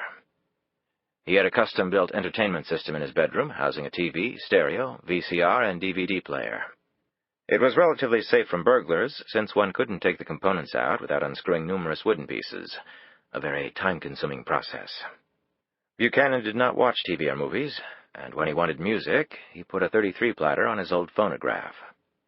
Sticking his hand in the slot of the VCR, Buchanan pulled out his passport, credit card, and ID, all under an alias, and a slim bundle of $100 bills, and put it all in a zippered inner pocket of his coat. Coming back downstairs, he looked outside and saw his car waiting. He would let him wait a few more minutes, just for the hell of it. When that time had passed, Buchanan picked up his briefcase and walked out to the car. He climbed in, and the car drove off. "Hello, Bob," Buchanan said as calmly as he could. Thornhill glanced down at the briefcase. Buchanan nodded his head toward the tinted window. "I'm going to the office. The FBI will expect me to take my briefcase, unless you assume they haven't tapped my phone line by now." Thornhill nodded. "You have the makings of a good field operative in you, Danny." "Where is the painting?" "In a very safe place, which is far more than you deserve under the circumstances." "What exactly does that mean?" "That exactly means Lee Adams, private investigator, hired by you to follow Faith Lockhart." Buchanan feigned being taken aback for a minute. As a young man, he'd had notions of being an actor, not in the movies, but on the stage. For him, lobbying was the next best thing. "I didn't know she had gone to the FBI when I did that. I was only concerned for her safety." "And why was that?" "I think you know the answer." Thornhill looked offended. "Why in the world would I want to harm Faith Lockhart? I don't even know the woman." "Do you have to know someone before you destroy her?" Thornhill's tone was mocking. "You were wrong to have done it, Danny. The painting will probably be returned to you, but for now, learn to live without it." "How did you get into my house, Thornhill? I have a security system." Thornhill looked as though he might burst out laughing. "A home security system? Oh, dear." It was all Buchanan could do not to fling himself on the man. "You amuse me, Danny, you really do. Running around trying to save the have-nots. Don't you understand? That's what makes the world go round. The rich and the poor, the powerful and the powerless. We'll always have them until the world ends, and nothing you do will change that. Just as people will always hate each other, will betray each other. If it weren't for the evil qualities in humanity, I wouldn't have a job." "I was just thinking that you missed your calling as a psychiatrist," said Buchanan, "for the criminally insane. You'd have so much in common with your patients." Thornhill smiled. "That's how I got onto you, you know. Someone you tried to help ended up betraying you. Jealous of your success, your wanting to do good, I suppose. He didn't know about your little scheme, but he aroused my curiosity. And when I focus on someone's life, well, kept secrets are not an option. I tapped your home, your office, even your clothing, and found myself a treasure trove. We so enjoyed listening to you." "Fascinating. Now tell me where Faith is." "I was hoping you could tell me that." "What do you want with her?" "I want her to come and work for me. There is a friendly competition between the two agencies, but between the FBI and my agency, I would have to say that we play much fairer with our people. I've been working on this project longer than the Bureau. I don't want all my efforts to be in vain." Buchanan chose his words carefully. He knew he was in great personal danger here. "What can Faith possibly give you that I already haven't?" "In my line of work, 2 is always better than 1. "Would your math include the FBI agent you had killed, Bob?" Thornhill took out his pipe and fiddled with it. "You know, Danny, you would be well advised to keep yourself focused on your part of this puzzle only." "I consider every part my part. I read the newspapers. You told me Faith had gone to the FBI. An FBI agent is killed working on an undisclosed case. Faith disappears at the same time. You're right. I hired Lee Adams to find out what was going on. I haven't heard from him. Did you have him killed, too?" "I'm a public servant. I don't have people killed." "The FBI got onto Faith somehow, and you couldn't allow that, because your whole plan goes down the tubes if they find out the truth. And did you really think I believed you'd let me walk away with a slap on the back for a job well done? I didn't survive this long in the business by being a damned idiot." Thornhill put his pipe away. "Survival. Interesting concept. You consider yourself a survivor, and yet you come to me and make all these sorts of unfounded accusations." Buchanan leaned forward and placed his face right next to Thornhill's. "I've forgotten more about the subject of survival than you ever knew. I don't have armies of people with guns running around doing my bidding while I sit safely behind the walls of Langley analyzing the field of battle like it was a chess game. The minute you came into my life, I made contingency plans that will absolutely destroy you if anything happens to me. Didn't you ever consider the possibility that someone might be half as agile as yourself? Or have all your successes really gone to your head?" Thornhill simply stared at him, so Buchanan kept going. "Now, I consider myself a partner of sorts with you, no matter how loathsome that thought is. And I want to know if you killed the FBI agent because I want to know exactly what I have to do to get out of this nightmare. And I want to know if you killed Faith and Adams as well.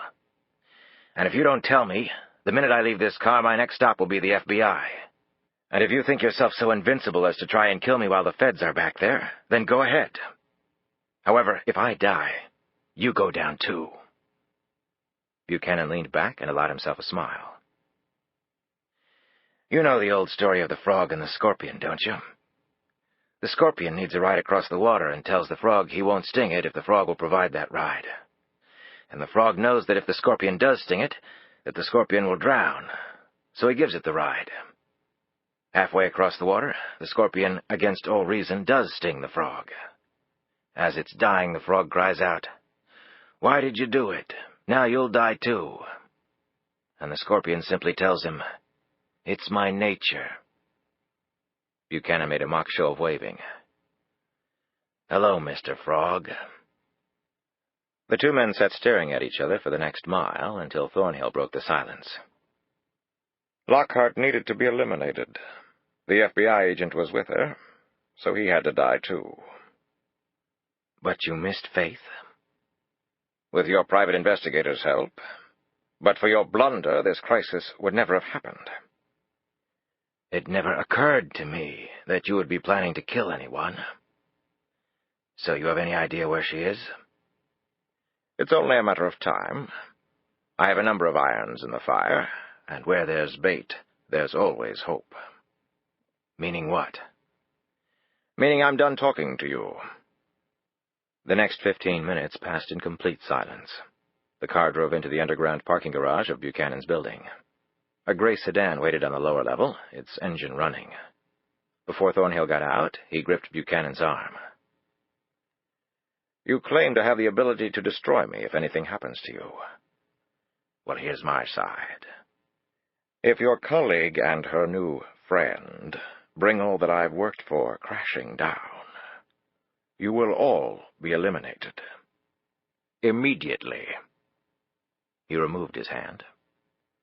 "Just so we understand one another, Mr. Scorpion," Thornhill added scornfully.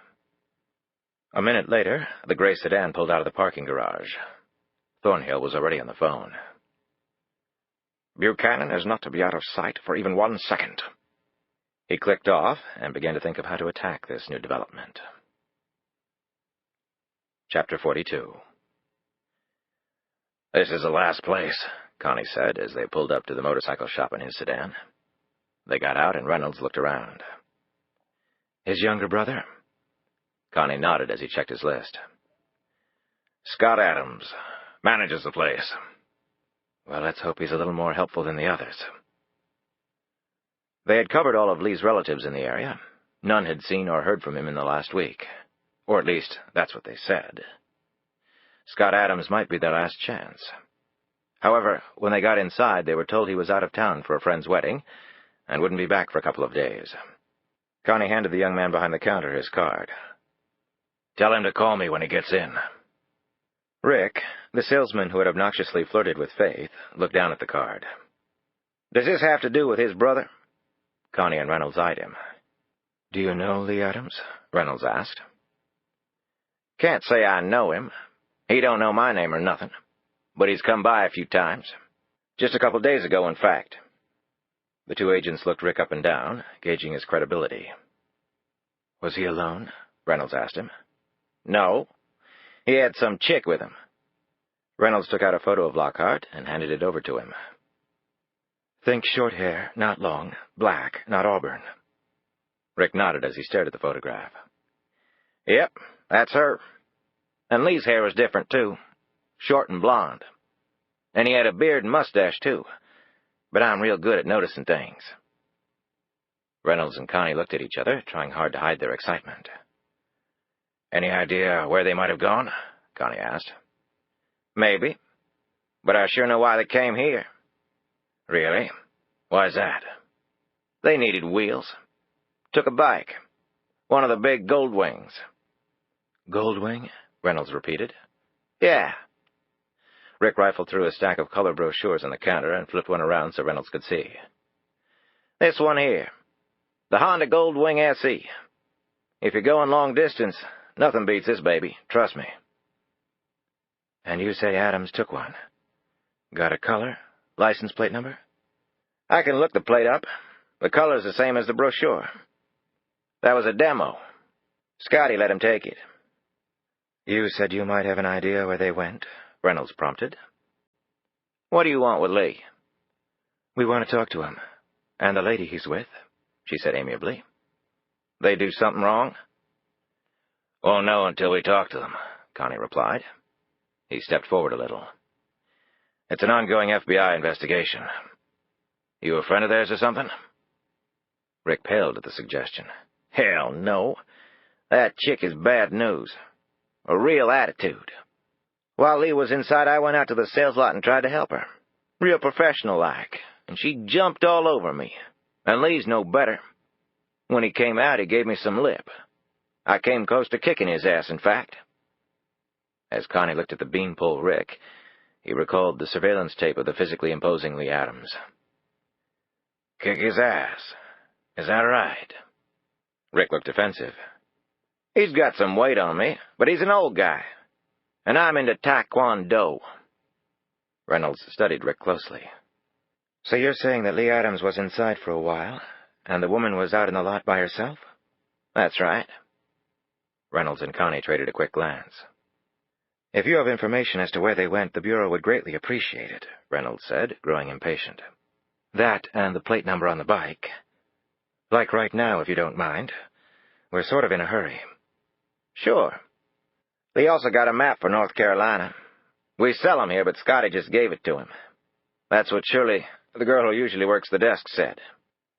Is she in today? Nope. Sick. I'm it. Can I get one of those Carolina maps? Rick pulled one out and handed it to her. How much? He smiled. Hey, it's on the house. Just being a good citizen. You know, I'm thinking about joining the FBI. Well, we could always use a good man, Connie said with a blank expression, his gaze averted. Rick looked up the plate number on the demo and gave it to Connie. You guys let me know what happens, Rick said as they started to leave. You'll be the first, Connie called back over his shoulder. The two agents settled back in the car. Reynolds looked at her partner. Well, Lockhart isn't being held by Adams against her will. He left her outside by herself. She could have taken off. They sure look like a team of sorts. At least right now. North Carolina, Reynolds said almost to herself. Big state, Connie said back. Reynolds looked at him with a wry expression. Well, let's see if we can cut it down some. At the airport, Lockhart bought 2 tickets for a flight to Norfolk International. So why the map for North Carolina? They couldn't take the plane. We'd have been waiting for them in Norfolk. At least Adams seems to know that. He was probably aware we have an arrangement with the airlines, and that's how we scored Lockhart at the airport. Lockhart screwed up by using a real name for the second ticket, but that was probably all she could do, unless she had a third fake ID, Connie added. So no plane. Can't use a credit card, so no rental car. Adams figures we have the bus and railroad terminals covered. So they get the Honda from his brother and a map for their true destination, North Carolina. Meaning that when they got to Norfolk by plane, they were either going to drive or hop another plane to someplace in Carolina. Reynolds shook her head. But that doesn't make sense. If they were going to North Carolina, why not just take a plane directly there? There are tons of flights to Raleigh and Charlotte out of National. Why go through Norfolk? Well, maybe you'd go through Norfolk if you weren't going to Charlotte or Raleigh or any place near them, Connie ventured, but still wanted to go to someplace in North Carolina. But why not still go through one of those 2 major airports? Well, what if Norfolk is a lot closer to where they wanted to go than Charlotte or Raleigh are? Reynolds thought a moment. Raleigh's roughly in the middle of the state. Charlotte is west. Connie snapped his fingers. East. The coast. The Outer Banks? Reynolds found herself nodding in agreement. Maybe. The Outer Banks has thousands of beach houses where one could hide. Connie suddenly looked less hopeful. Thousands of beach houses, he muttered. Well, the first thing you can do is call the Bureau's airline liaison and find out what flights run out of Norfolk for the Outer Banks. And we have some times to work with. Their flight was scheduled to get into Norfolk at noon. I don't see them cooling their heels any longer than necessary at a public place, so the flight out had to be relatively close to noon or so. Maybe one of the commuters has regular service. We already checked with the major airlines. They didn't reserve with any of them out of Norfolk. Connie picked up the car phone and placed the call. It didn't take long before they got an answer. Connie's features looked hopeful again. You're not going to believe this, but there's only one commuter service to the Outer Banks from Norfolk International. Reynolds smiled broadly and shook her head. Finally, some luck in this damn case. Talk to me. Tar Heel Airways. They fly out of Norfolk to 5 places in Carolina. Kill Devil Hills, Manteo, Ocracoke, Hatteras, and a place called Pine Island, near Duck. There are no regular departures. You call ahead and the plane is waiting for you. Reynolds spread open the map and scanned it. Okay. There are Hatteras and Ocracoke. They're the farthest south. She put her finger on the map. Kill Devil Hills is here. Manteo is south of that. And Duck is here to the north. Connie looked at where she was pointing. I've been down there on vacation. You cross the bridge over the Sound and head north for Duck, south for Kill Devil. They're fairly equidistant from each other at that point. So what do you think, north or south? Well, if they were going to North Carolina, it was probably at Lockhart's prompting. Reynolds looked at him curiously. Because Adams took the map, Connie explained. If he knew the area, he wouldn't have done that. Nice, Sherlock. What else? Well, Lockhart has some serious money. One look at her house in McLean will tell you that. If I were her, I'd have a safe house under my phony name in case the roof caved in. But we're still at square one, north or south. They sat there stewing over this until Reynolds suddenly slapped her forehead. God, how stupid. Connie, if you have to call Tar Heel to arrange for a flight, our answer's right there. Connie's eyes grew wide. Damn, talk about blind. He picked up the phone, got the number for Tar Heel, and placed the call, relaying the date and approximate time and the name Suzanne Blake. He hung up and looked at her. A reservation for 2 people with Tar Heel was made by our Ms. Blake 2 days ago to fly out of Norfolk around 2 p.m. They were pissed because she never showed. They normally take a credit card, but she'd flown with them before, and so they just took her on her word. And their destination? Pine Island. Reynolds couldn't help but smile. God, Connie, we might actually pull this off. Connie put the car in gear. Only bad thing is, I don't rate one of the Bureau's planes. We're stuck with the old Crown Vic here. I figure 6 hours or so, not counting stops. He checked his watch. With stops, that'll put us there about 1 in the morning. I'm not supposed to leave the area. Bureau rule number 1. You can go anywhere so long as you have your guardian angel along. Reynolds looked troubled. What do you think about calling in reinforcements? He eyed her quizzically. Well, I guess we could call Massey and Fisher and let them take all the credit. Reynolds suddenly smiled. Like you said, screw international relations. Give me a minute to call home, and then let's roll. Chapter 43. It had taken Lee several agonizing hours, but he had finally tracked down Renee. Her mother had flatly refused to give him her phone number at college, but in a series of calls to the admissions office, among others, Lee had lied, begged, and threatened until the number had been given up. It figured. He hadn't called his daughter for a long time, and when he did, it had to be for something like this. Boy, she was really going to cherish her old man now. Renee's roommate at UVA swore on her grave that Renee had left for class accompanied by 2 members of the football team, one of whom she was dating. After telling the young woman who he was and leaving a number for Renee to call, Lee had hung up the phone and then gotten the telephone number for the Albemarle County Sheriff's Office. He talked his way to a deputy sheriff and told the woman that someone had made threats against Renee Adams, a student at UVA. Would they please send someone to check on her? The woman asked questions that Lee could not answer, including wanting to know who the hell he was. Just check the latest most wanted list, He wanted to tell her. Sick with worry, he tried his best to impress upon her the sincerity of what he was saying. Then he hung up and stared down at the digital missive once more. Renee for Faith, he slowly said to himself. What? He jerked around and stared at Faith, there on the stairs, her eyes wide, her mouth open. Lee, what is it? Lee was out of ideas at the moment. He simply held up the phone for Faith, his face an anguished mess. She looked at the message and then stared at him. We have to call the police. She's okay. I just talked to her roommate. And I called the police. Somebody's blowing smoke at us, trying to spook us. You don't know that. You're right, I don't, he said miserably. Are you going to call the number back? That's probably what they want me to do. You mean so they can trace the call? Can you trace a cellular call? It's possible, if you have the right equipment. Phone carriers have to be able to trace a cell call to determine the location of a 911 caller. It uses a time difference of arrival method by measuring signal distances between cell towers and kicks out a string of possible locations. Shit. My daughter's head might be in the guillotine, and I sound like a damn walking science magazine. But not an exact location. No, at least I don't think so. It's not as precise as satellite positioning, that's for certain. But who the hell really knows? Some geeky asshole invents some new piece of shit every second that rips away a little bit more of your privacy. I know. My ex-wife married one. You should call, Lee. And what the hell am I supposed to say? They want to trade you for her. She put one hand on his shoulder, rubbed his neck, and then leaned against him. Call them. And then we'll see what we can do. Nothing is going to happen to your daughter. He looked at her. You can't guarantee that. I can guarantee that I will do everything I can to make sure she's not harmed. Including walking into their hands? If it comes to that, yes.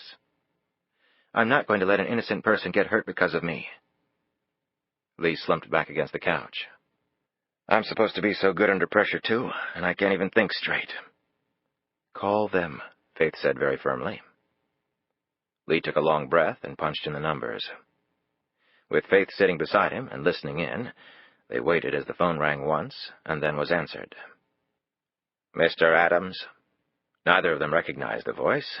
It had a mechanical quality to it, making them both think it was being altered somehow. It sounded inhuman enough to make their skin tingle with absolute dread. This is Lee Adams. Nice of you to leave your cell phone number at your apartment. It made contacting you much more convenient. I just checked on my daughter. She's fine. And the cops are on the scene. So your little kidnapping plan... I have no need to kidnap your daughter, Mr. Adams. Then I'm not sure why I'm talking to you. You needn't abduct someone to kill her. Your daughter can be eliminated today, tomorrow, next month, next year. While going to class, lacrosse practice, driving on holiday. Even while she's sleeping. Her bed is right next to a window, first floor. She often stays late at the library. It couldn't be easier, really. You sick bastard! You son of a bitch! Lee looked like he wanted to break the phone in two. Faith gripped his shoulders, trying to calm him down. The voice continued with irritating calm. Histrionics won't help your daughter. Where is Faith Lockhart, Mr. Adams? That's all we want.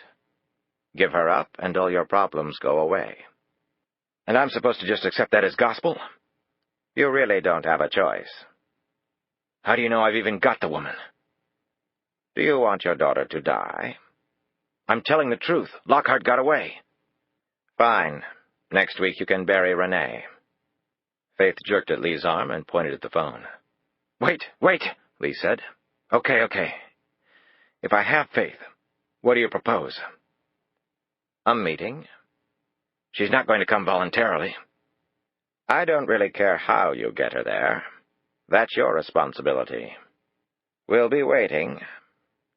And you'll just let me walk away? Drop her off and drive away. We'll take care of the rest.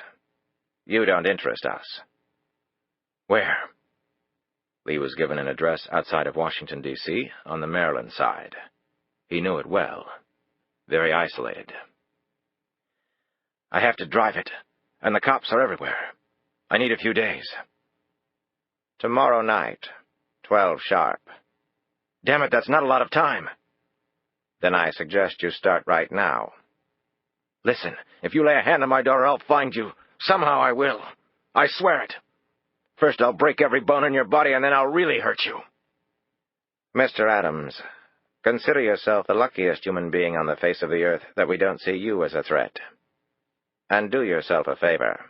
When you walk away, don't ever, ever look back. You won't turn to salt, but it still won't be pretty. The line went dead. Lee put the phone down. For a few minutes, he and Faith just sat there without speaking. Now what do we do? Lee finally managed to say. Danny said he'd be here as soon as he could. Great. I've got a deadline. Tomorrow, midnight. If Danny's not here in time, we'll drive to the place they gave you. But first we'll call in some reinforcements. Like who, the FBI? Faith nodded. Faith, I'm not sure we could explain all this to the feds in 1 year, much less 1 day. It's all we have, Lee. If Danny gets here in time and has a better plan, so be it. Otherwise, I'll call Agent Reynolds. She'll help us. I'll make it work. She squeezed his arm. Nothing is going to happen to your daughter. I promise. Lee gripped her hand, hoping with all his heart that the woman was right. Chapter 44. Buchanan had a number of meetings on Capitol Hill scheduled for the early evening, pitching to an audience that didn't want to hear him. It was like throwing a ball at a wave. It would either be kicked back in your face or lost at sea. Well, today was the end. No more. His car dropped him off near the Capitol. He went up the front steps and over to the Senate side of the building, where he climbed the broad staircase to the second floor, which was mostly restricted space, and continued to the third floor, where people could freely wander. Buchanan knew he was being followed by more people now. While there were lots of dark suits around, he had trekked these halls long enough to sense who should be here, as opposed to who looked out of place. He assumed they were the FBI and Thornhill's men. After the encounter in the car, the Frog would have deployed more resources. Good. Buchanan smiled. He would from now on refer to the CIA man as the Frog. Spies liked code names, and he couldn't think of a more appropriate one for Thornhill. Buchanan just hoped that his stinger was ready, filled to the hilt with poison, and that the Frog's shiny, inviting back wouldn't prove too slippery. The door was the first one a person would come to upon reaching the third floor and turning left. A middle-aged man in a suit stood next to it. There was no brass plate to identify whose office this was. Right next door was the office of Franklin Graham, the Senate Sergeant-at-Arms. The Sergeant-at-Arms was the Senate's principal law enforcement, administrative support, and protocol officer. Graham was a good friend of Buchanan's. "Good to see you, Danny," the man in the suit said. "Hello, Phil. How's that back of yours?" "Doc says I should have the surgery." "Listen to me. Don't let them cut you.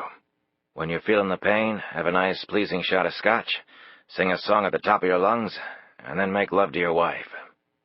"Drinking, dancing, and loving. Sounds like good advice to me," Phil said. "What'd you expect from an Irishman?" Phil laughed. "You're a good man, Danny Buchanan." "You know why I'm here?" Phil nodded. "Mr. Graham told me. You can go right in." He unlocked the door, and Buchanan passed through, and then Phil closed the door and stood guard. He didn't notice the two pairs of people who had idly watched this exchange. The agents reasonably figured they could wait for Buchanan to come out, and then take up their surveillance once more. They were on the third floor, after all. It wasn't like the man could fly away. Inside the room, Buchanan grabbed a raincoat off the hook on the wall. Lucky for him, it was drizzly outside. There was also a yellow hard hat on another wall hook. He slipped this on as well. Then he pulled Coke bottle glasses and work gloves from his briefcase. At least from a distance, with his briefcase under the raincoat, he would change from lobbyist to laborer. Going to another door at the end of the room, Buchanan removed the chain locking this door and opened it. He went up the stairs and then opened a hatch-like door, which revealed a ladder leading up. Buchanan put his feet on the rungs and started climbing. At the top, he popped another hatch and found himself on the roof of the Capitol. The attic room was how the pages accessed the roof to change the flags that flew over the Capitol. The inside joke was that the flags were constantly changed, some flying only for seconds, so that members could send generous constituents back home a continuous supply of stars and stripes that had flown over the Capitol. Buchanan rubbed his brow. God, what a town. Buchanan looked down at the front grounds of the Capitol. People were scurrying here and there, running for meetings with people they desperately needed help from. And with all the egos, factions, agendas, crisis upon crisis, and stakes greater than anything that had come before in the world's history, everything somehow seemed to work out. A large ant-hill came to mind as Buchanan looked down upon this well-oiled machine of democracy. At least the ants did it for survival. But maybe in a way, we did too, he thought. He looked up at Lady Liberty on her century-and-a-half perch atop the Capitol's dome. She had recently been removed via helicopter and stout cable, and the grime of 150 years had been thoroughly cleaned away. Too bad the sins of people weren't as easy to scrape off. For one insane moment, Buchanan contemplated jumping. He might have, too, except the desire to beat Thornhill was simply too strong. And that would be the coward's way out anyway. Buchanan was many things, but a coward was not one of them. There was a catwalk that ran across the roof of the Capitol, and it would take Buchanan to the second part of his journey, or more accurately, his escape. The house wing of the Capitol building had a similar attic room, which its pages used to raise and lower its flags. Buchanan quickly went across the catwalk and through the hatch on the house side. He climbed down the ladder and into the attic room, where he removed the hard hat and gloves, but kept on the glasses. He pulled a snap-brim hat from his briefcase and put it on. Pulling up the collar on the raincoat, he took a deep breath, opened the door to the attic room, and passed through. People milled here and there, but no one really gave him a second glance.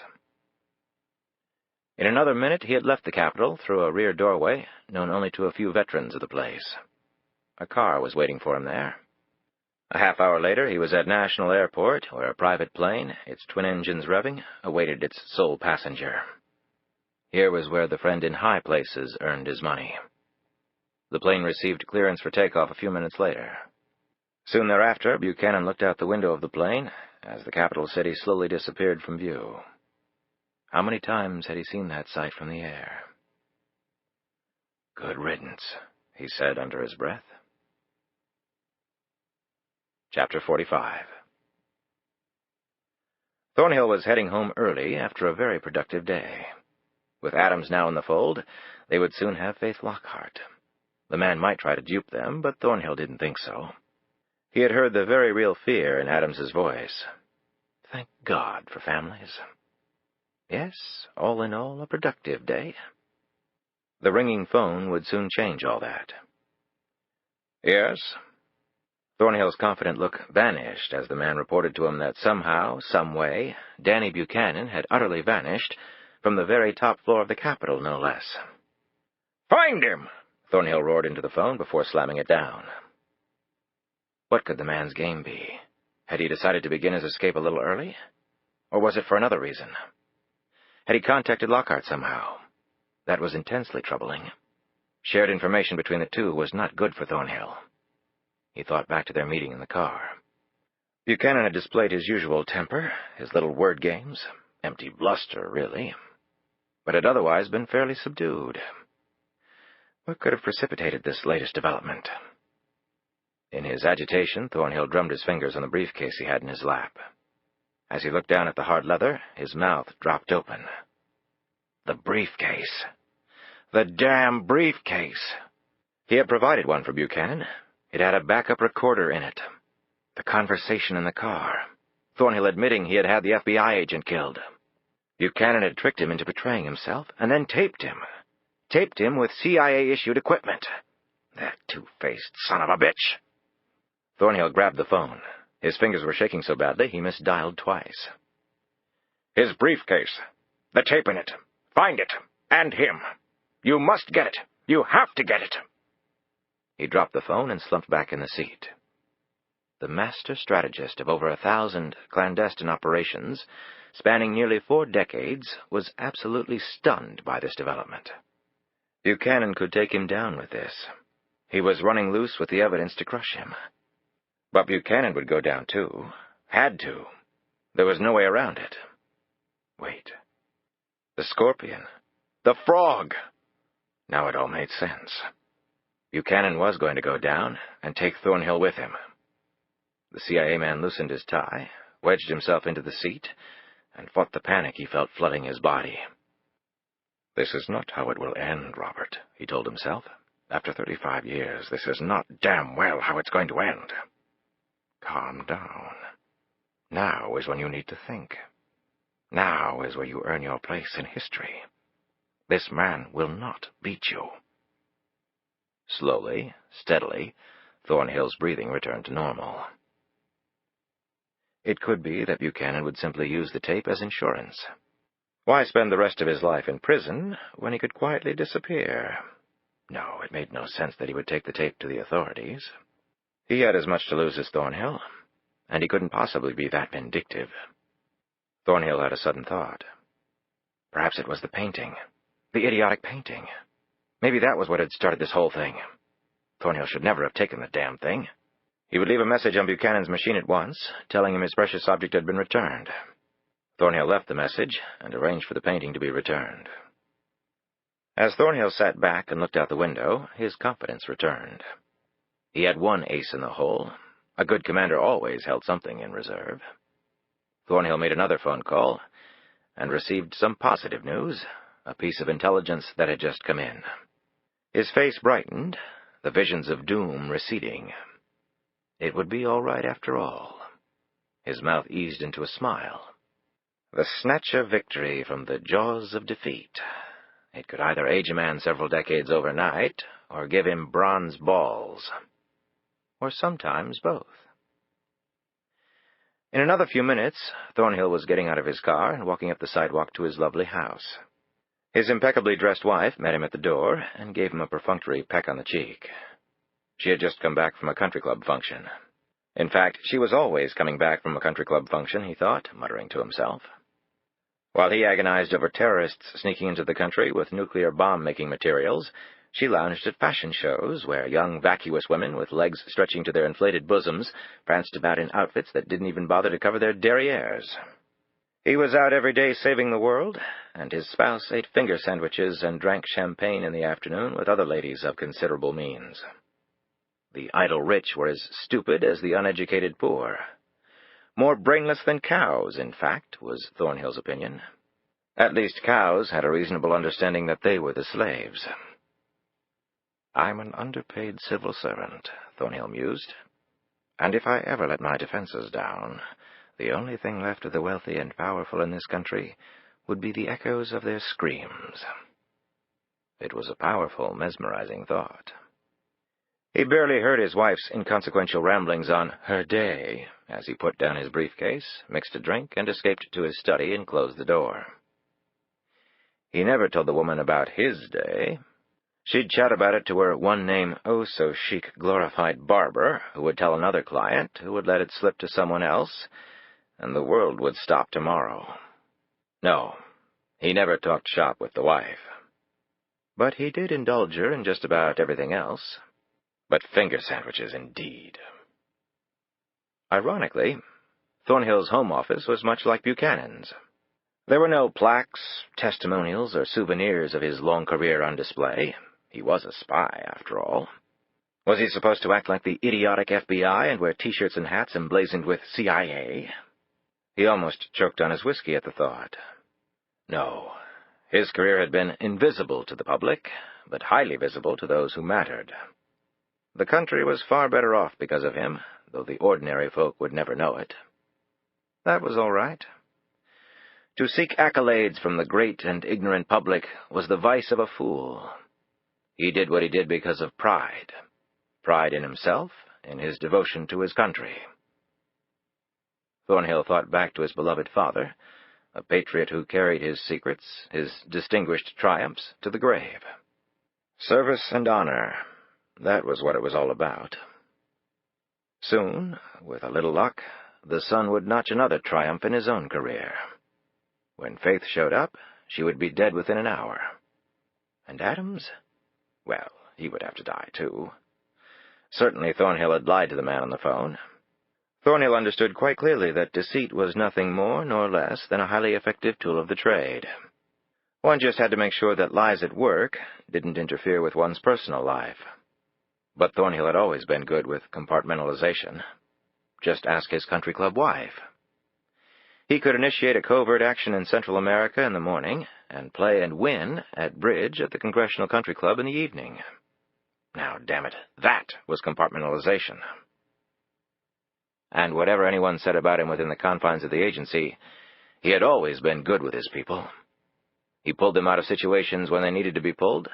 He had never left an agent or case officer spinning in the wind, helpless. But he also kept them in the field when he knew they could carry it home. He had developed an instinct for such things, and it had hardly ever proved wrong. He also didn't play political games with intelligence collection. He had never told the politicians simply what they wanted to hear, as others at the agency had, sometimes with disastrous consequences. Well, he could only do what he could. In 2 years, it would be someone else's problem. He would leave the organization in as strong a state as he could. His parting gift. There was no need to thank him.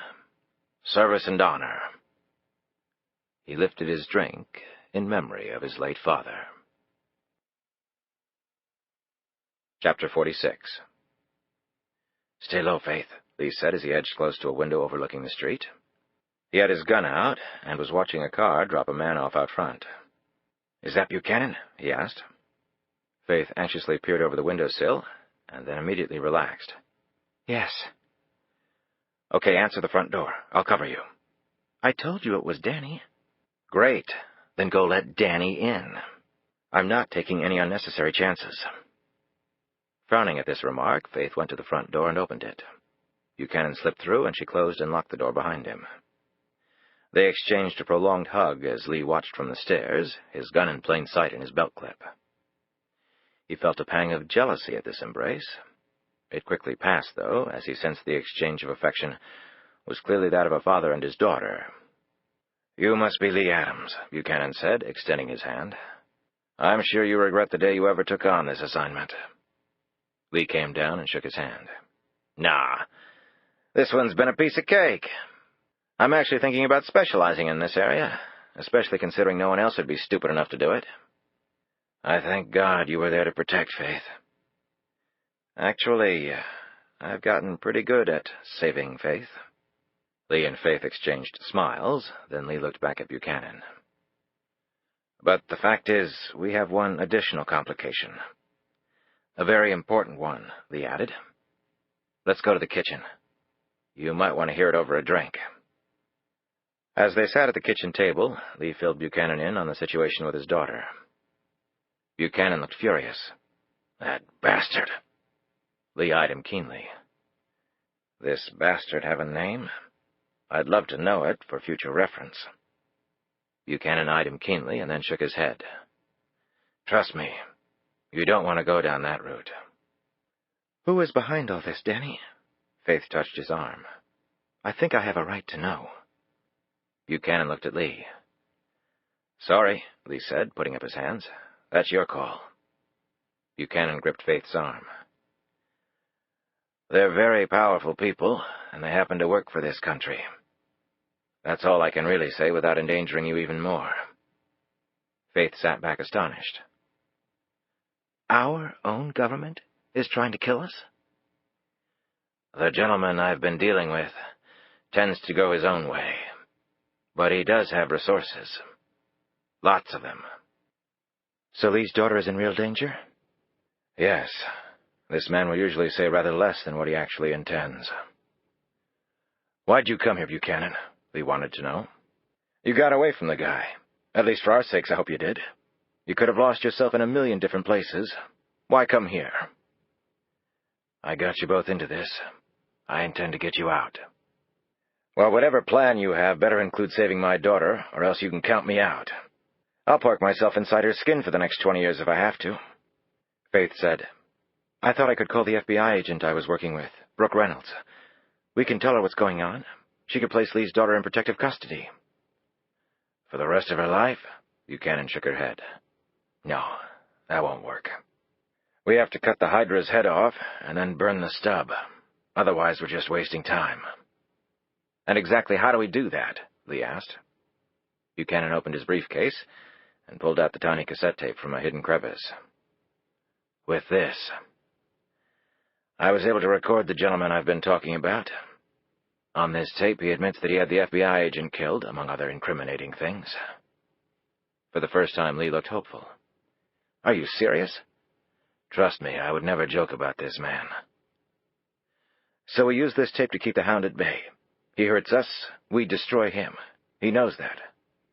Then we've pulled his fangs. Buchanan slowly nodded. Exactly. And you know how to contact him? Asked Lee. Buchanan nodded.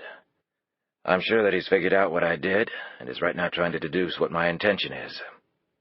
Well, my intention is that you call up this asshole right this second and tell him to stay the hell away from my daughter. I wanted him blood. And I don't trust the son of a bitch, so I still want something like a company of SEALs outside her dorm room for good measure. And I still plan on heading up there myself, just in case. They want Renee, they go through me. I'm not sure that's a good idea, Buchanan said. I don't remember asking for your permission, Lee fired back. Lee, please, Faith said. Danny's just trying to help. I wouldn't be in this nightmare if this guy had been straight with me up front. So excuse the hell out of me if I don't treat him like he's my best buddy. I don't blame you for feeling that way, Buchanan said.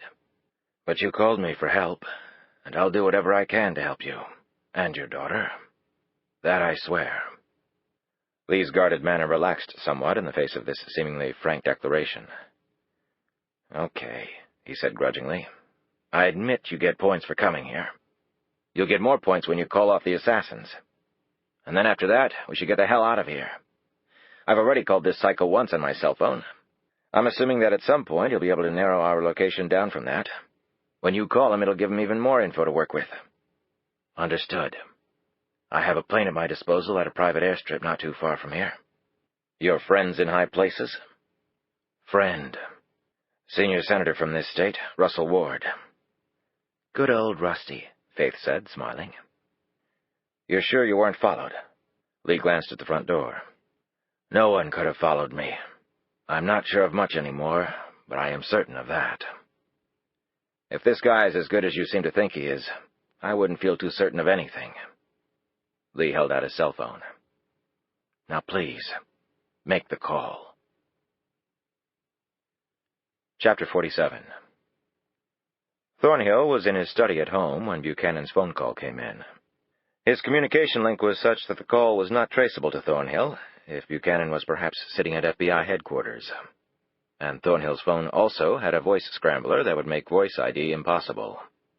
On the other hand, Thornhill's people were working on tracing Buchanan's location, but as yet they hadn't been successful. Even the CIA had its limits, what with the explosion in the field of communications technology. There were so many electronic signals flying through the air, it made it damn near impossible to trace a wireless call to a precise location. The National Security Agency would be able to trace the call, with its stadium-sized circular antennas. The super-secret NSA possessed technological might that made anything the CIA had pale by comparison, Thornhill well knew. It was said that the intelligence the NSA perpetually swept out of the air could fill the Library of Congress every 3 hours, gobbling up information in avalanche-bite mouthfuls. Thornhill had availed himself of the NSA's services before. However, the NSA, the inside joke was that the acronym stood for No Such Agency, was often difficult for anyone to control. Thus, Thornhill didn't want to involve them in this highly sensitive matter. He would handle it himself. You know why I'm calling, Buchanan said. A tape, a highly personal one. It's good doing business with someone who considers himself omniscient. I would appreciate some small bit of evidence, if it's not too much trouble, Thornhill said placidly. Buchanan played a snatch of the earlier conversation between the two men. Thank you, Danny. Now, your terms? Point 1. You don't go near Lee Adams's daughter. That is called off, now and forever. Do you happen to be with Mr. Adams and Ms. Lockhart right now? Second, all three of us are off limits as well. If anything remotely suspicious happens, then the tape goes directly to the FBI. During our last conversation, you said you already had the means to destroy me. I lied. Do Adams and Lockhart know of my involvement? No. How can I trust you? It would only have put them in more danger to tell them. All they want to do is survive. It seems a common enough goal these days. And I'm afraid you'll just have to take my word for it. Even though you just admitted lying to me? Exactly. Tell me, how does it feel? And my long-term plan? I really don't give a damn at this point. Why did you run? Put yourself in my place. What would you have done? I would never have allowed myself to be put in your place, said Thornhill. Thank God we can't all be like you. Do we have an agreement? I don't have much choice, do I? Join the club, said Buchanan. However, you can be absolutely certain that if anything happens to any of us, it's over for you. But if you play fair, you accomplish your goal. Everyone lives to celebrate. Good doing business with you too, Danny. Thornhill clicked off and sat there seething for a few moments. Then he made another call, but came away disappointed. The trace had not been made. Well, that was all right. He hardly expected it to be so easy. He still had his ace in the hole. He made one more phone call, and this time the information brought a broad smile to his lips. As Danny had said, Thornhill did know all there was to know, and he thanked God for his omniscience. When you planned for every possible contingency, you were difficult to beat. Buchanan was with Lockhart, of that he was almost certain. His two golden birds were occupying the same nest. That made his task infinitely simpler. Buchanan had outsmarted himself. He was just about to refill his scotch when his wife popped her head in. Would he like to go to the club with her? There was a bridge tournament going on. She had just gotten a call. A couple had canceled and wanted to know if the Thornhills could take their place. Actually, he said, I'm very much engaged in a game of chess. His wife looked around the empty room. Oh, it's long distance, dear, Thornhill explained, nodding at his desktop computer. You know the things one can do with technology these days. You can do battle and never even see your opponent. Well, don't stay up too late, she said. You've been working very hard, and you're not a young man anymore. I see light at the end of the tunnel, Thornhill replied. And this time, he was telling the absolute truth. Chapter 48. Reynolds and Connie reached Duck, North Carolina, around 1 a.m, after only a single stop for fuel and food, and reached Pine Island a short while later. The streets were dark, the businesses closed. They were fortunate in finding an all-night gas station, however. While Reynolds got 2 coffees and some pastries, Connie found out from the clerk on duty where the airplane runway was located. They sat in the gas station lot, ate, and mulled things over. I checked in at WFO, Connie told Reynolds as he stirred sugar into his coffee. Interesting twist. Buchanan's disappeared. She swallowed a bite of her pastry and stared at him. How the hell did that happen? Nobody knows. That's why so many people are catching grief over it. Well, at least they can't blame that one on us. Don't be too sure of that. Laying blame is a fine art in D.C., and the Bureau ain't no exception. Reynolds had a sudden thought. Connie, do you think Buchanan could be trying to rendezvous with Lockhart? That may be why he disappeared. If we could nail them both at the same time, you might get appointed director. Reynolds smiled. I'll settle for having my suspension lifted. But Buchanan might be on his way here. What time did they say they lost the tail? Late this afternoon. Then he could already be here, if he took a plane. Connie sipped his coffee while he thought this over. Why would Buchanan and Lockhart be doing anything together? He asked slowly. Don't forget, if we're right about Buchanan hiring Adams, then maybe Adams called Buchanan and they hooked up that way. If Adams is innocent in all this, But he sure as hell wouldn't call Buchanan if he thought the guy had anything to do with trying to knock off Lockhart. After all we've found out, I'm gauging the guy as her protector of sorts. I think you're right about that. But maybe Adams found out something that made him believe Buchanan didn't order the hit. If that was the case, he might try to team with Buchanan to figure out together what the hell was going on, and who else was out there trying to kill Lockhart. Somebody else behind this. One of the foreign governments Buchanan was working with, maybe? If the truth came out, they'd be sitting out there with world-class egg on their face. That's plenty of incentive to kill somebody, Connie said. I wonder, Reynolds began, as Connie watched her closely. There's just been something about this case that's never added up, she said. We've got somebody impersonating FBI agents, somebody who seems to know our every move. Ken Newman? Maybe. But that doesn't seem to make sense either. Ken's had cash coming in for a long time. Has he been somebody's mole for that long a period of time? Or is it somebody else? And don't forget about whoever's trying to frame you. Moving money around accounts like that takes some expertise. Exactly. But I just don't see operatives of a foreign government being able to do all that, and no one the wiser. Brooke, countries conduct industrial espionage against us every day. Shit, our staunchest allies even do it, ripping off our technology because they're not smart enough to do it on their own. And our borders are so open it doesn't take much to get in. You know that. Reynolds let out a deep sigh as she stared into the darkness, lying right outside the gas station's harsh ring of lights. I suppose you're right. I guess instead of trying to figure out who's behind this, we should try to find Lockhart and Company and just ask them. Now that's a plan I can relate to. Connie put the car in gear, and they sped off into the darkness. After locating the runway, Reynolds and Connie cruised the dark streets looking for the Honda Goldwing. Virtually all of the beach houses appeared vacant now, which made their search both easier and more difficult. It cut down the number of places they had to focus on, but it also made the agents stand out more. Connie finally spotted the Honda in the carport of one of the beach houses. Reynolds eased out of the car and got a close enough look to confirm that the license tag matched the bike Lee Adams had borrowed from his brother's shop. Then they drove to the other end of the street, hit the lights, and talked it over. Maybe it's as simple as me going in the front and you going in the back, Reynolds said as she studied the dark house. Her skin was tingling with the thought that a bare 50 feet away were two or possibly the three key people in this whole investigation. Connie shook his head. I don't like that. The Honda being there means Adams is in there, too. We've got his gun. A guy like that, first thing he would have done is get another one. And we go in, even if we surprise him, he knows the lay of the land better than we do. He might get one of us. He added, and you don't even have a gun, so we're not splitting up. You're the one who said you thought Adams wasn't a bad guy. Thinking something and being absolutely certain of it are two different things. And that difference is not something I'm willing to risk anybody's life over. And rushing in on anybody, good or bad, in the middle of the night, mistakes can happen.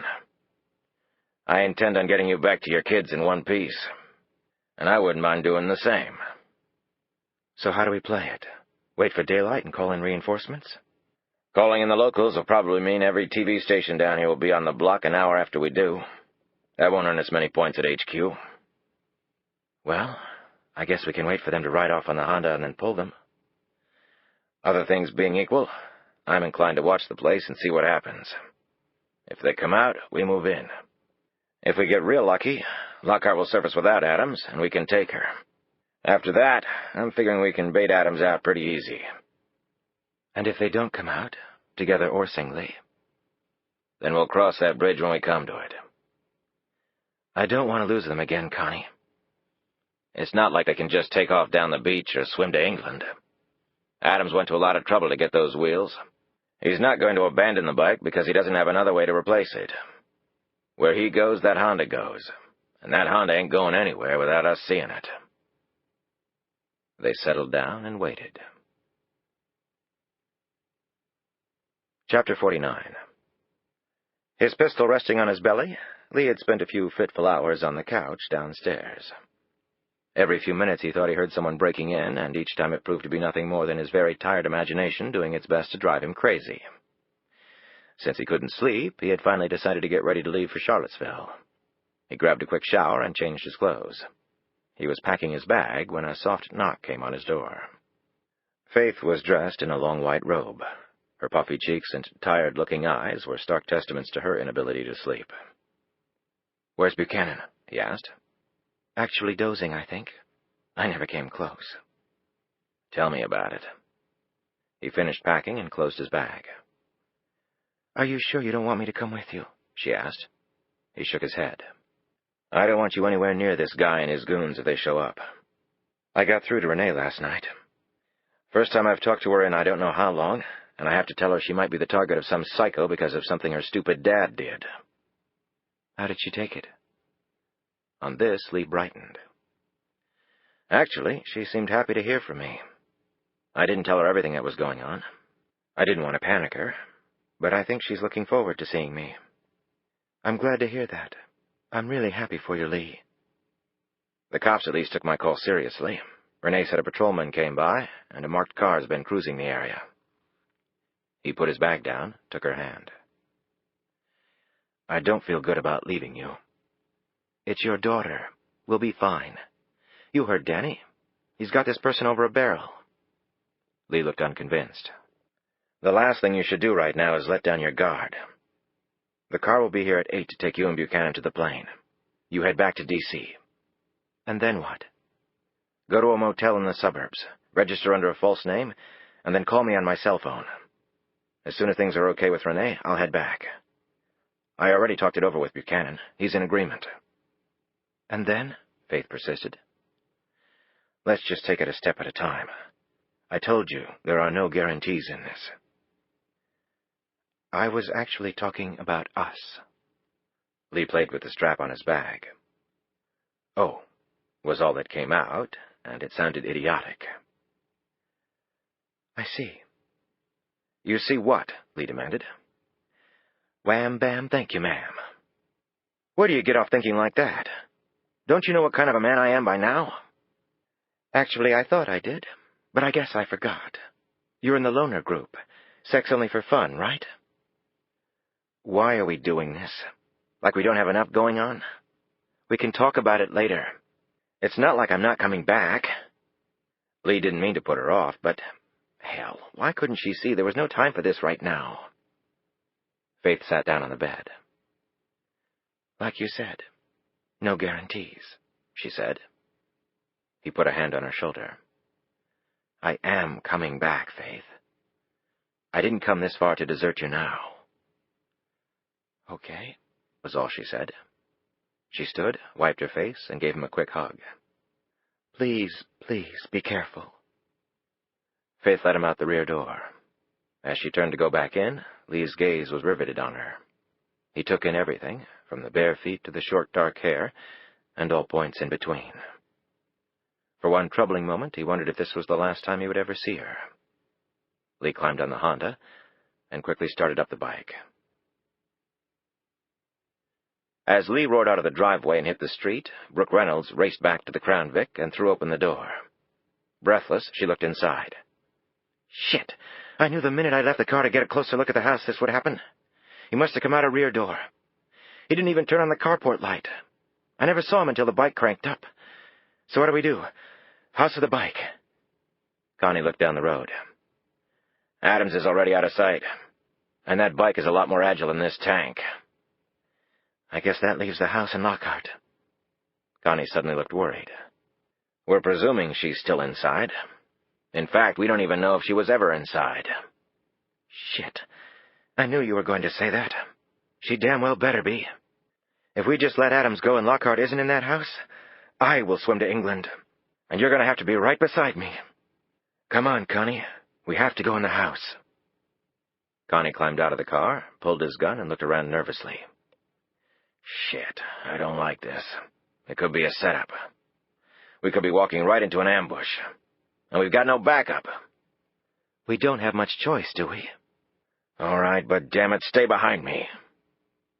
They headed for the house.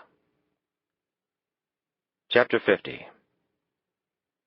Dressed in black sweats and tennis shoes, the three men raced along the beach, keeping low to the sand. Although the dawn was fast approaching, they were virtually invisible in their dark clothing against the backdrop of the ocean, and the pounding surf covered all sounds of their movements. They had arrived in the area barely an hour ago, and had just received some very disturbing news. Lee Adams had left the house. Lockhart wasn't with him. She must still be in the house. Or at least, they hoped she was. Buchanan, they had been told, might be there as well. They would take those two over Adams. He could wait. They would eventually get him. In fact, they would not stop until they got him. Each team member was equipped with an automatic pistol and a knife specially designed to take out the carotid in one efficient stroke. Each man was well skilled in exactly how to execute just such a lethal blow. Their orders were clear. Everyone in the house had to die. Perfectly executed, it could be a clean operation. They could be back in Washington by late morning. They were proud men, professionals in their own right, and long in the service of Robert Thornhill. As a team, they had survived some dangerous times in the last 20 years with their wit, skill, physical strength, and stamina. They had saved lives, made certain parts of the world safer, helped to ensure that the United States would become the world's sole remaining superpower. This would mean a fairer, more just world for many. Like Robert Thornhill, they had joined the agency to perform a service, to engage in a public trust. To them, there was no higher calling. All three men were also part of the group Lee and Faith had eluded at Adams's apartment. The episode had embarrassed them, tarnishing their reputation for near perfection. They had been hoping for a shot at redemption, and now they did not intend to waste it. One man stayed near the top of the stairs to keep watch, while the other two hurried down the boardwalk to the rear of the house. The plan was simple, direct, unencumbered by layers of detail. They would hit the house hard and fast, starting on the ground floor and moving up. When they ran into anyone, they wouldn't ask questions or seek identification. Their suppressor-equipped pistols would fire one time for each victim, and then they would move on until every living thing in the house no longer was. Yes, it was definitely conceivable they could be back in Washington before lunch. Chapter 51. Lee slowed down the Honda, and then stopped in the middle of the road, his feet coming down lightly on the asphalt. He looked back over his shoulder. The street was long, black, and empty. The dawn would be coming soon, though. He could see it in the softening edges of the sky, like the streaked edges of a Polaroid, slowly lapping to vibrancy. So why couldn't he have waited? He could have waited until the car came to take Faith and Buchanan to the airstrip. It would only delay his trip to Charlottesville by a couple of hours at most, and it would certainly increase his peace of mind. Why the hell was he running away so fast? Renee was protected. What about Faith? His gloved hand tapped against the Honda's throttle. It would also give him a chance to talk to the woman, to let Faith know that he cared very much for her. He turned the Honda around and headed back. When he reached the street, he slowed the bike. The car was parked at the far end of the street. It was a big sedan that just screamed federal government. True, it was at the opposite end of the street, and he wouldn't have passed it heading to the main road, but how the hell had his expert eyes missed that? God, was he really getting that old? He drove directly at the car, figuring that if it was the feds, he could cut off easily enough and lose them. As he drew closer, however, it was clear the car was empty. Starting to panic, he swung the Honda around, drove up into the driveway of the beach house 2 lots down from Faith's, and jumped off. Throwing down his helmet and pulling his pistol, Lee raced around to the rear courtyard of the house, and then onto the boardwalk that crisscrossed the rear common areas, connecting all the houses to the main steps going to the beach, like human veins leading to the heart's arteries. His own heart was pumping at a feverishly high pace. He jumped off the boardwalk, squatted low behind some sawgrass, and peered at the back of Faith's beach house. What he saw chilled him to the bone. The 2 men were dressed all in black and were sliding over the rear wall of Faith's courtyard. Were they the feds? Or were they the men who had been prepared to assassinate Faith at the airport? Please, God, don't let it be them. The 2 men had already disappeared over the wall. In seconds, they would be in the house. Had Faith reset the alarm system after she let him out? No, he thought, she probably hadn't. Lee jumped up and dashed toward the house. As he crossed the boardwalk, he sensed something coming at him from the left as the darkness began to lift even more. That sensation was probably the only thing that saved his life. The knife plunged into his arm instead of his neck as he ducked and rolled. He came up bleeding, but the rigid material of the bike suit had absorbed a good deal of the blow. His attacker didn't hesitate, but leaped straight at him.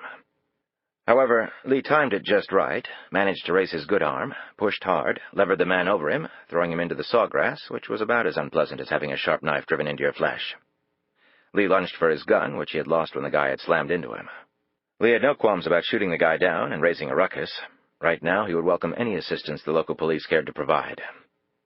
His opponent made a stunning recovery, however, bursting out of the sawgrass with startling velocity and colliding with Lee before he could retrieve his pistol. The two men landed at the edge of the steps. Lee saw the knife thrust coming again, but he was able to grip the man's wrist before the blade hit him. The guy was strong. Lee could feel the steely tendons in the man's forearm and in the rock-like triceps as he grabbed the man's upper arm in an attempt to force the knife out of his hand. But Lee wasn't exactly a weakling either. He hadn't shoved tons of barbells around for years for nothing. The guy he was battling was an experienced fighter as well, because he managed to get in 2 or 3 efficient gut punches with his free hand. After the first one, though, Lee tightened his abdominals and obliques and felt little pain from the other jabs. He had spent over 2 decades doing stomach crunches and having medicine balls slammed into his belly. After that punishment, the human fist offered very little difficulty for him, no matter how hard it was thrown. Thinking that 2 could play at that game, Lee let go of the man's upper arm and landed a body uppercut to the diaphragm. He felt the wind go out of the guy, but the grip on the knife remained unbroken. Then Lee landed 3 successful kidney punches, about the most painful ones you could throw and still leave your opponent conscious. The knife fell from the man's hand, clattering down the steps. Then both men rose to their feet, breathing hard, clinging to one another. Like a burst of wind, the man executed a nifty loop kick that knocked Lee's legs out from under him. He went down with a grunt, but popped right back up when he saw the guy go for his pistol. Being seconds from death gave Lee's body resiliency he could never summon in less dangerous times.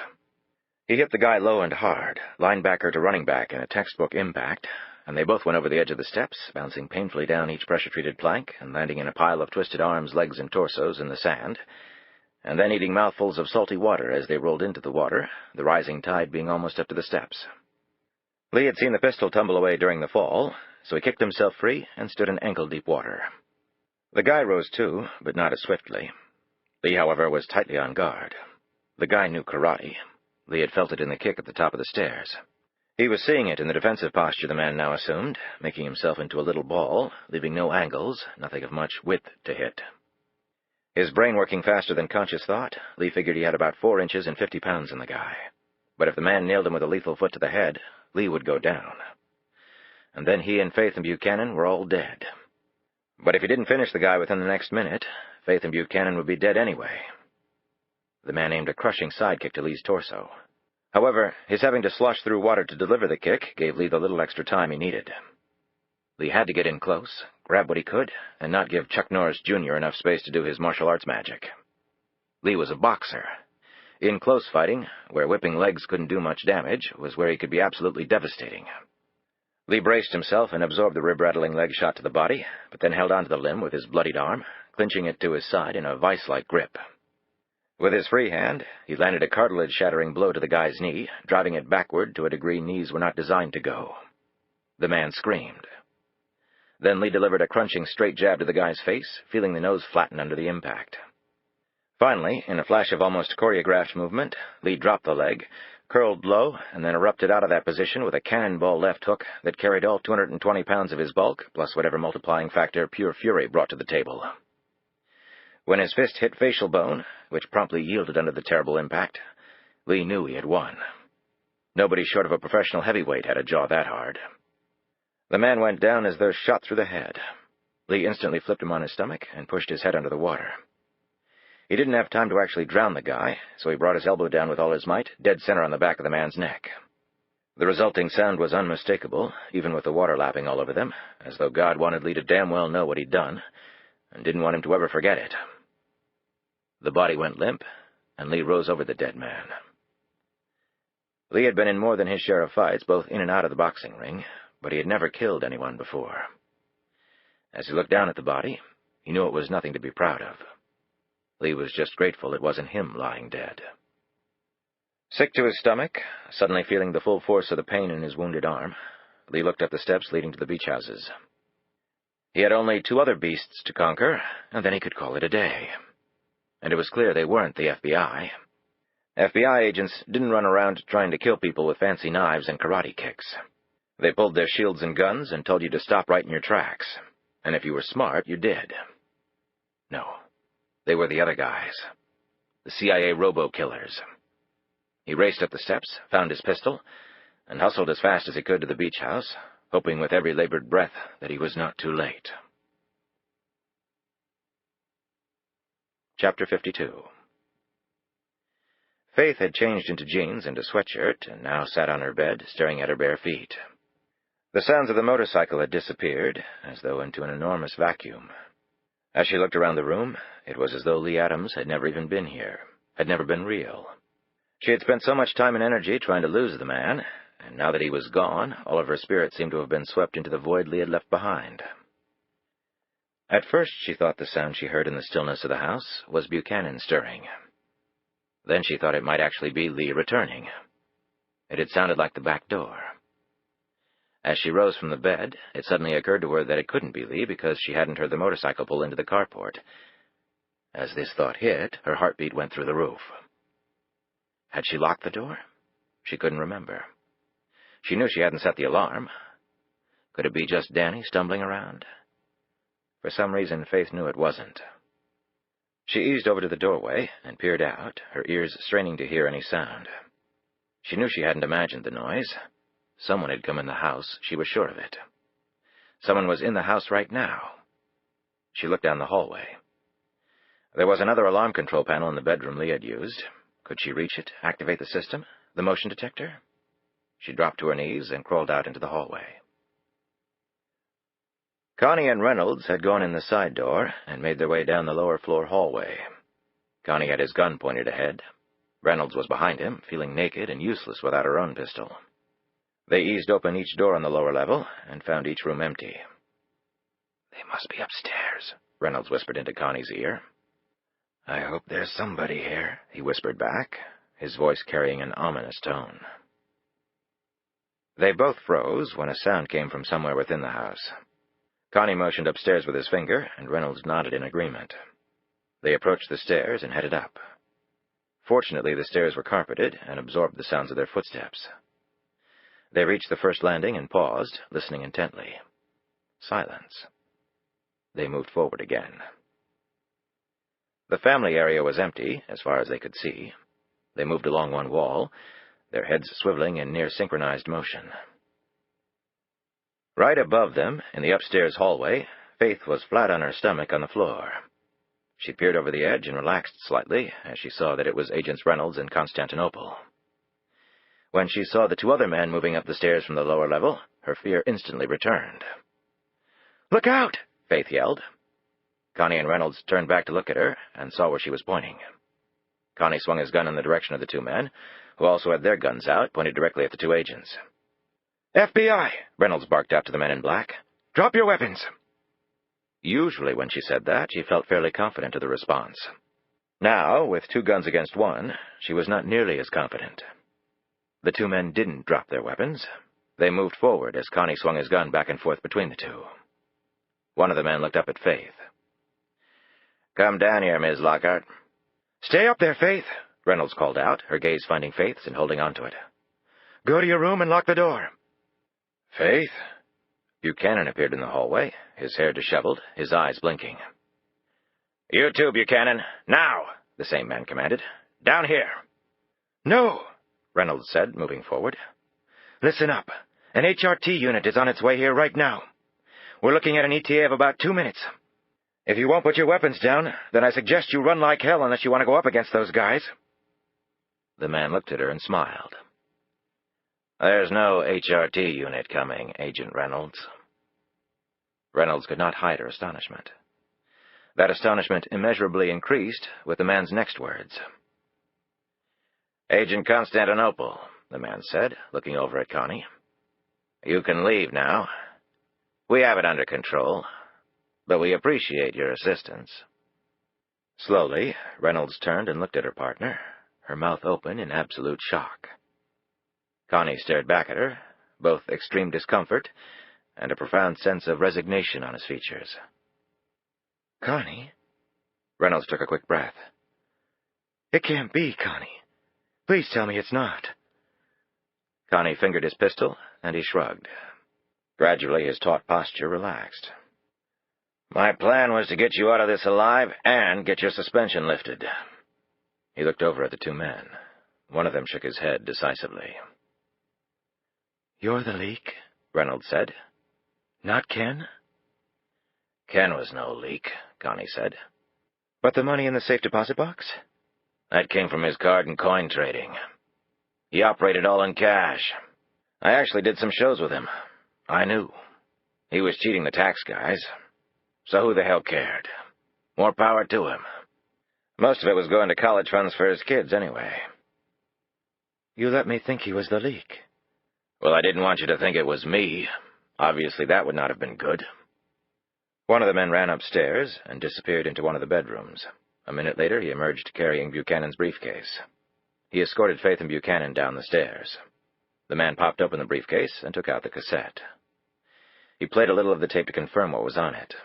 Then he cracked open the cassette, pulled out the tape, and threw the long strands into the gas fireplace, and hit the remote switch. They all watched in silence as the tape was quickly reduced to a gooey mess. As Reynolds watched the tape disappear, she couldn't help but think she was being shown the next few minutes of her life. The last few minutes of her life. Reynolds looked at the two men, and then at Connie. So they just tailed us all the way down? I didn't see anybody, she said bitterly. Connie shook his head. There was a transmitter in my car. They've been listening in. They let us find the right house and then followed. Why, Connie? Why turn traitor? Connie's tone was reflective. I put in 25 years at the Bureau. 25 damn good years.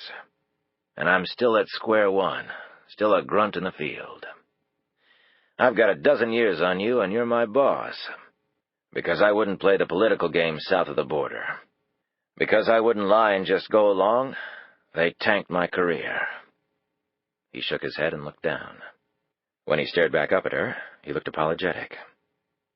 Understand, I got nothing against you, Brooke. Nothing. You're a damn fine agent. I didn't want it to end like this.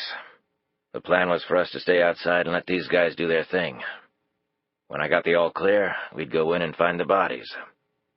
Your name would be cleared. Everything would work out fine. Adams taking off like that blew our plan apart. Connie stared with unfriendly eyes at the man in black who had identified him by name. But if this guy hadn't said anything, maybe I still could have figured out a way for you to walk away with me. The man shrugged. Sorry, I didn't know that was important to you. But you'd better get going. It's getting light outside. Give us half an hour. Then you can call the cops. Make up any cover story you want. Reynolds never took her eyes off Connie. Let me make up a cover story for you, Connie. It goes like this. We found the house. I go in the front while you cover the rear. I don't come out. You hear shots, you go in. Find us all dead. Reynolds' voice broke as she thought of her children, of never seeing them again. You see someone leaving. Empty your pistol at him. But you miss. Give chase. Are almost killed, but luckily barely survive. You call the cops. They get here. You call HQ. Fill them in. They send people down. You get bitched at a little for coming down here with me, but you were just standing by your boss. Loyalty. Who could really blame you? They investigate and never reach a satisfactory answer. Probably think I'm the leak for sure. Came down for a payoff. You can tell them it was my idea to come here, that I knew exactly where to go. I go in the house, get popped. And you, a poor, innocent dupe, almost lose your life too. Case closed. How's that sound, Agent Constantinople? She almost spat this last part out. One of Thornhill's men looked over at Connie and smiled. Sounds good to me. Connie never took his eyes off Reynolds. I'm sorry, Brooke. I really am. Reynolds' eyes filled with tears, and her voice cracked again when she spoke. Tell Ann Newman that. Tell my kids that, you bastard. His eyes downcast, Connie moved past them and started to head down the stairs. "We'll do them here, one by one," the first man said. He looked at Buchanan. "You first." "I take it that was a special request from your boss," Buchanan said. Who? I want a name, Reynolds demanded. "What does it matter?" the second man said. "It's not like you're going to be around to testify." The instant he said this, the bullet hit him in the back of the head, and he went down instantly. The other man whirled, trying to aim his gun, but was too late and took a blast right in the face.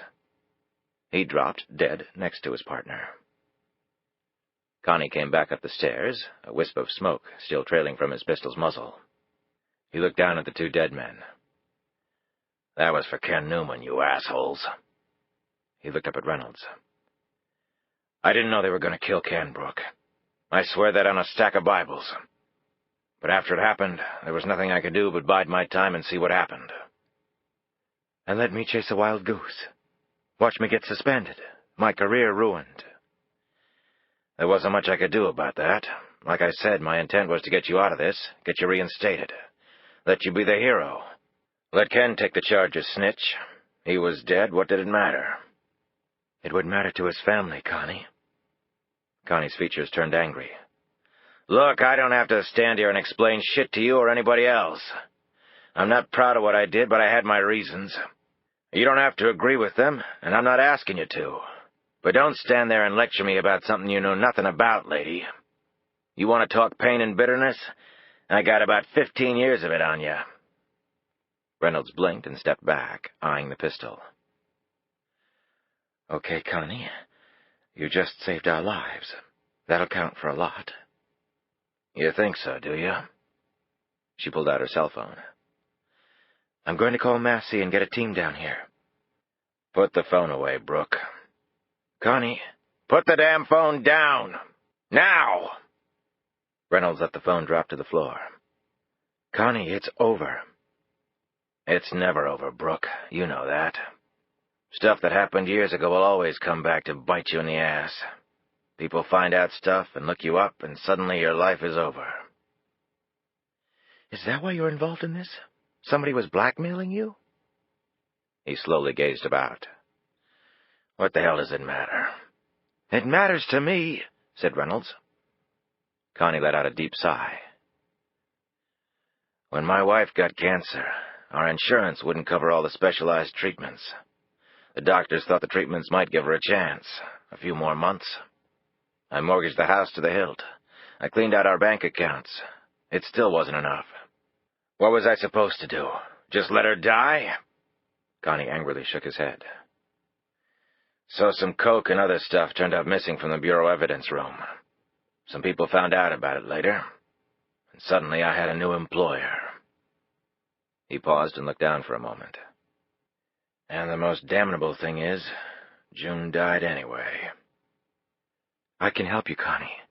You can end this right now." Connie smiled grimly. "Nobody can help me, Brooke. I made my deal with the devil." "Connie, let them go. It's over." He shook his head. "I came here to do a job, and you know me well enough to know that I always finish what I start." "Then what? How'll you talk yourself out of these?" She looked at the two dead men. "And now you're going to kill 3 more people? That's crazy. Please." "Not as crazy as giving up and spending the rest of my life in prison. Or maybe getting a chair." He shrugged his big shoulders. "I'll think of something." "Please, Connie, don't do this. You can't do this. I know you. You can't." Connie looked at his pistol, and then knelt down and picked up one of the dead men's guns that had a suppressor attached. "I've got to. And I am sorry, Brooke." They all heard the click. Connie and Reynolds instantly recognized it as the cock of a semi-automatic pistol. Lee barked, "Drop the pistol, now, or I put a tunnel in your head." Connie froze and let the gun fall to the floor. Lee came up the stairs and put the muzzle of his pistol against the agent's head. "I'm real tempted to shoot you anyway, but you did save me the trouble of tangling with 2 more gorillas." Lee looked at Reynolds. "Agent Reynolds, I'd appreciate if you'd pick up the pistol and keep it trained on your boy here." Reynolds did so, her eyes burning into her partner's. "Sit down, Connie. Now," she ordered. Lee went over and put his arms around Faith. "Lee," was all she said, leaning into him. "Thank God I decided to come back." "Can someone tell me what the hell this is all about?" Reynolds said. Buchanan stepped forward. "I can, but it may not do any good. The proof I had was on that tape. I was planning on making copies, but I didn't have the chance to before I left Washington." Reynolds looked down at Connie. "You obviously know what's going on. If you cooperate, it'll help your sentencing." "I might as well strap myself in the chair," Connie said. "Who? Damn it, who is behind this that everybody's so scared to death of?" "Agent Reynolds," Buchanan said. "I'm sure that particular gentleman is waiting to hear the outcome of all this. If he doesn't get it soon, he'll send out more men. I suggest we stop that from happening." Reynolds looked at him. "Why should I trust you?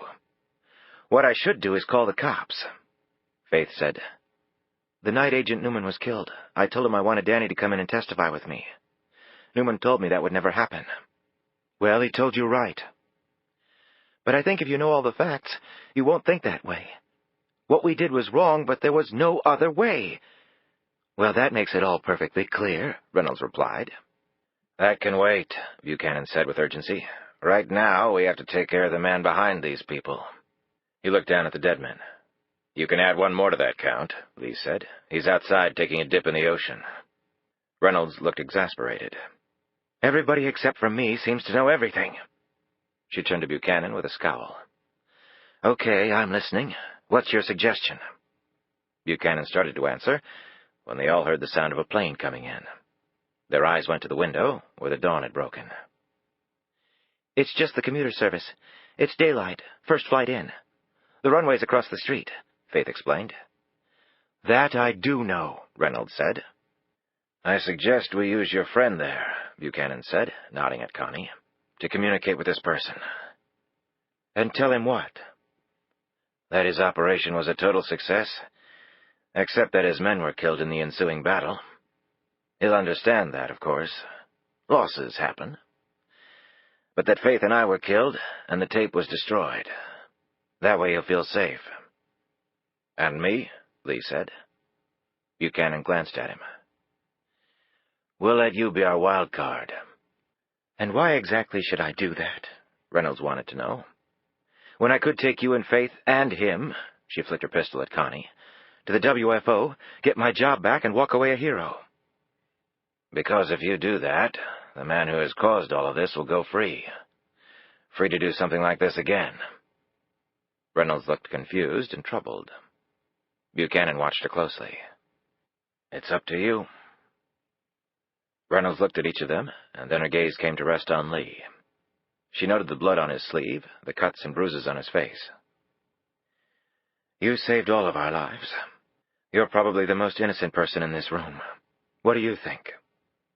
Lee looked at Faith and then at Buchanan before coming back to Reynolds. "I don't think I can give you a great reason to do it, but if you want my gut, I'd say go along with them." Reynolds sighed and looked over at Connie. "You have a way of contacting this monster?"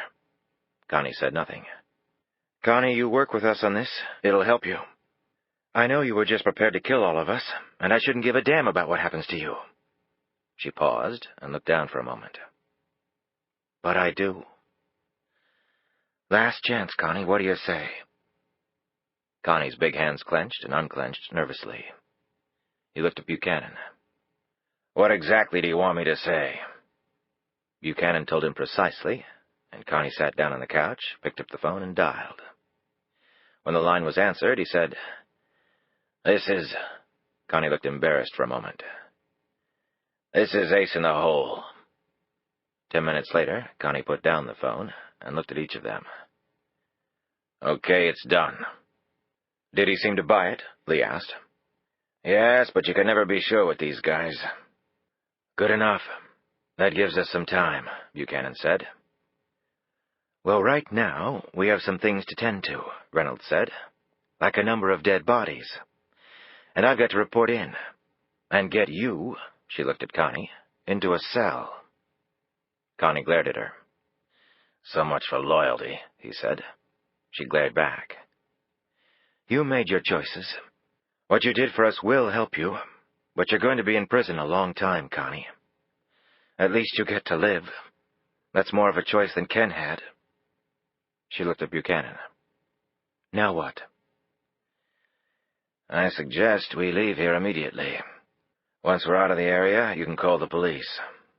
When we get back to Washington, Faith and I will meet with the FBI, tell them what we know. We must keep everything completely secret. If he knows we're working with the FBI, we'll never get the proof we need. This guy had Ken killed? Yes. Is he with a foreign interest? Actually, you both have the same employer. Reynolds looked at him, stunned. Uncle Sam? She said slowly. Buchanan nodded. If you trust me, I will do my best to bring him to you. I have my own personal score to settle with him. And what exactly do you expect in return? For me, nothing. If I go to prison, I go to prison. But Faith goes free. Unless you can guarantee me that, you can just call the police right now. Faith grabbed his arm. Danny, you're not taking the fall for this. Why not? It was my doing. But your reasons. Reasons are no defense. I knew I was taking a chance when I broke the law. Well, so did I, damn it. Buchanan turned back to Reynolds. Do we have a deal? Faith does not go to prison. I'm really not in a position to offer you anything. She pondered the issue for a moment. But I can promise you this. If you are shooting straight with me, I'll do everything in my power to see that Faith goes free. Connie stood up, suddenly pale. Brooke, I need to hit the John, like quick. He was wobbly on his feet. One hand slid to his chest. She glanced at him suspiciously. What's the matter? She scrutinized his pallid features. Are you all right? To tell you the truth, I've been better, he mumbled, his head rolling to one side, his left side drooping. I'll go with him, Lee said. As the pair started to the stairs, Connie seemed to lose his balance, and he pressed his hand hard against the center of his chest, his face contorted in pain. Shit! Oh, God! He dropped to one knee, moaning, saliva dripping out of his mouth. He started gurgling. Connie! Reynolds started toward him. He's having a heart attack, Faith cried out. Connie! Reynolds said again, as she stared at her stricken partner, who was fast sinking to the floor, his body twitching uncontrollably. The movement was fast. It seemed too fast for a man in his 50s, but then again desperation could mix with adrenaline in a flash. Connie's hand dipped to his ankle. A compact pistol was in a holster there. The gun was out and aimed before anyone could react. Connie had multiple targets, but he chose Danny Buchanan and fired. The only one who reacted as fast as Connie did was Faith Lockhart. From where she was standing next to Buchanan, she saw the pistol come out before anyone else. She saw the barrel pointed at her friend. In her mind, she could hear the explosion that would launch the bullet that would kill Buchanan. How she moved that fast was inexplicable. The bullet hit Faith in the chest. She gasped once, and then dropped at Buchanan's feet. Faith! Lee screamed. Instead of tackling Connie, he lunged for her. Reynolds's gun was trained on Connie. As he swung the pistol around in her direction, the image of the palm reader flashed through her mind. That all-too-short lifeline. Mother of two, federal agent, dead. She saw the headline fully and boldly in her mind. The whole thing was almost paralyzing. Almost. She and Connie locked gazes. He was bringing up his pistol, lining it up with her. He would pull the trigger, she had no doubt. He clearly had the nerve, the balls to kill. Did she? Her finger tightened on her own trigger as the entire world seemed to slow to the pace of an underwater world where gravity was either suspended or magnified. Her partner, an FBI agent, a traitor, her children, her own life, now or never. Reynolds pulled the trigger once, and then a second time. The recoil was short, her aim perfect. As the bullets entered Connie's body, his bulk quivered, his mind perhaps still sending messages, not yet realizing that it was dead. Reynolds thought she saw Connie stare searchingly at her as he started to go down, the gun falling from his hand. That image would haunt her forever. Only when Agent Howard Constantinople hit the floor and didn't move again did Brooke Reynolds take a breath.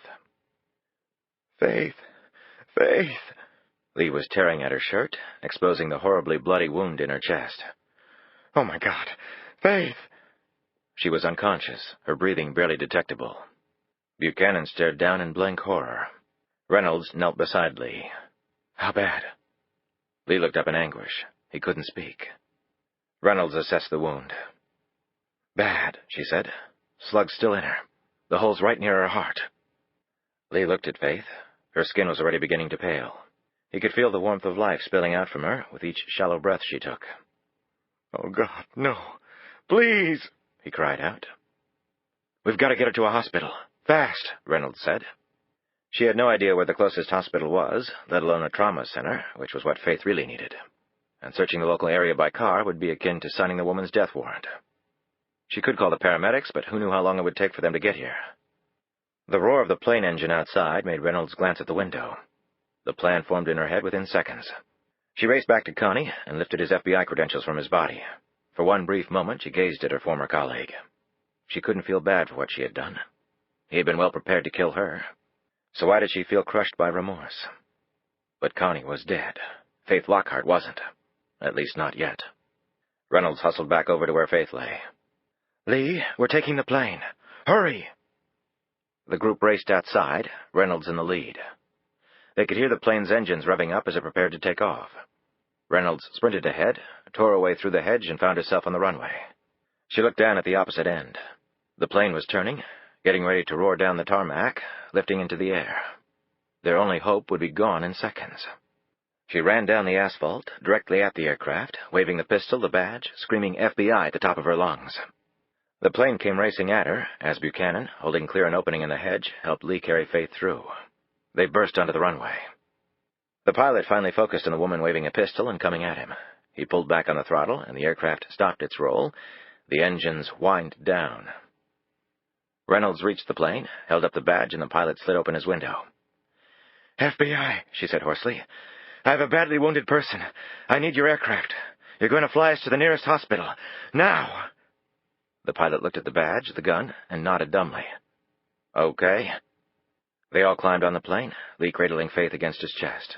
The pilot turned the aircraft around again, went back to the end of the runway, and started his takeoff roll once more. A minute later, the plane lifted into the air and rushed toward the embrace of the quickly lightening sky. Chapter 53. The pilot radioed ahead, and a life support ambulance unit was waiting on the tarmac at the airstrip in Manteo, which was thankfully only a few minutes of flight time away. Reynolds and Lee had used some bandages from the first aid kit on the plane to try to stop the bleeding, and Lee had given Faith oxygen from the small canister on board, but none of it seemed to have any effect. She had not yet regained consciousness. They could barely get a pulse now. Her limbs were beginning to grow cold, even as Lee clung to her, tried to give her heat from his own body, as though that would do any good. Lee rode in the ambulance with Faith over to Beach Medical Center, which had an emergency and trauma center. Reynolds and Buchanan were driven there in a car.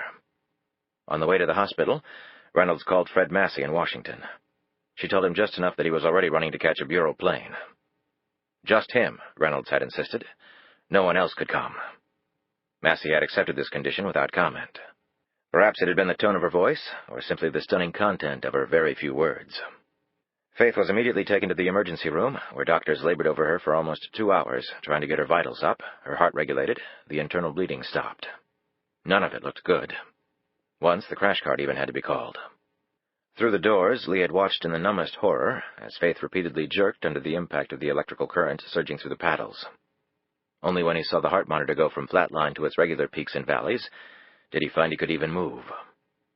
Barely 2 hours later, they had to cut her chest open, spread her ribs wide, and massage her heart to get it going. Every hour seemed to bring a new crisis as she barely clung to life. Lee paced the floor incessantly, hands shoved in his pockets, head down, talking to no one. He had said every prayer he could remember. He had made up some new ones. He was helpless to do anything for the woman, and that's what tore at him. How could he have let this happen? How could Connie, that old bulky son of a bitch, have gotten that shot off? And him right beside the guy? And Faith, why had she taken the round? Why? Buchanan should be the guy lying on that gurney with people swarming over him, trying desperately to push life back into his wrecked body. Lee slumped against the wall and slid down to the floor, covering his face with both hands as his big body shook. In a private room, Reynolds waited with Buchanan, who had barely spoken a word since Faith had been shot. He just sat there and stared at the wall. To look at Buchanan, no one would have guessed that anger was building in him, the absolute hatred he was holding for Robert Thornhill, a man who had destroyed everything he cared about. About the time Fred Massey arrived, Faith was taken to the ICU. She was stabilized for the time being, the doctor told them. The bullet was one of those vicious dum-dums, he said. It had tumbled through her body like a runaway bowling ball, doing considerable damage to organs, and the internal hemorrhaging had been severe. She was strong, and for now she was alive. She had a chance. That was all, he cautioned. They would know more soon. As the doctor walked away, Reynolds put a hand on Lee's shoulder and handed him a fresh cup of coffee. Lee, if she survived until now, I have to believe she's going to make it. No guarantees, he mumbled to himself, unable to look at the woman. They went to the private room, where Reynolds introduced Buchanan and Lee to Fred Massey. I think Mr. Buchanan should start telling you his story, Reynolds said to Massey. And he's willing to do that? Massey asked skeptically. At this, Buchanan perked up. Something more than willing. But before I do, tell me one thing. What's more important to you? What I did, or arresting the person who killed your agent? Massey leaned forward. I'm not sure I'm prepared to discuss any sort of deal with you. Buchanan put his elbows on the table. When I tell you my story, you will be. But I'll do so only on one condition. You let me deal with this man, in my own way. Agent Reynolds informed me this person works for the federal government. That's right. Well, that's pretty damn unbelievable. Do you have proof? You let me do this my way and you'll have your proof. Massey looked over at Reynolds. The body's at the house. Do we know who they are yet? She shook her head. I just checked in. The police and agents from D.C., Raleigh, and Norfolk are on the scene. But it's too early yet to have that info. But everything's on the QT. The locals have been told nothing. We're controlling all flows of information. You won't see anything on the news about the bodies, or about Faith being alive and in this hospital. Massey nodded. Good work. As though suddenly remembering something, he opened his briefcase, pulled out 2 objects, and handed them to her. Reynolds looked down at her pistol and creds. I'm sorry any of this happened, Brooke, Massey said. I should have trusted you, and I didn't. Maybe I've been out of the field too damn long. Pushing too many papers and not listening to my instincts anymore. Reynolds holstered her gun and put the creds in her purse. She once more felt complete. Maybe I wouldn't have either in your position. But it's in the past, Fred. Let's move on. We don't have much time. Rest assured, Mr. Massey, Buchanan said. You'll never identify those men. Or if you do, they'll have no ties to the person I'm talking about. How can you be so sure of that? Massey demanded. Trust me. I know how this man operates.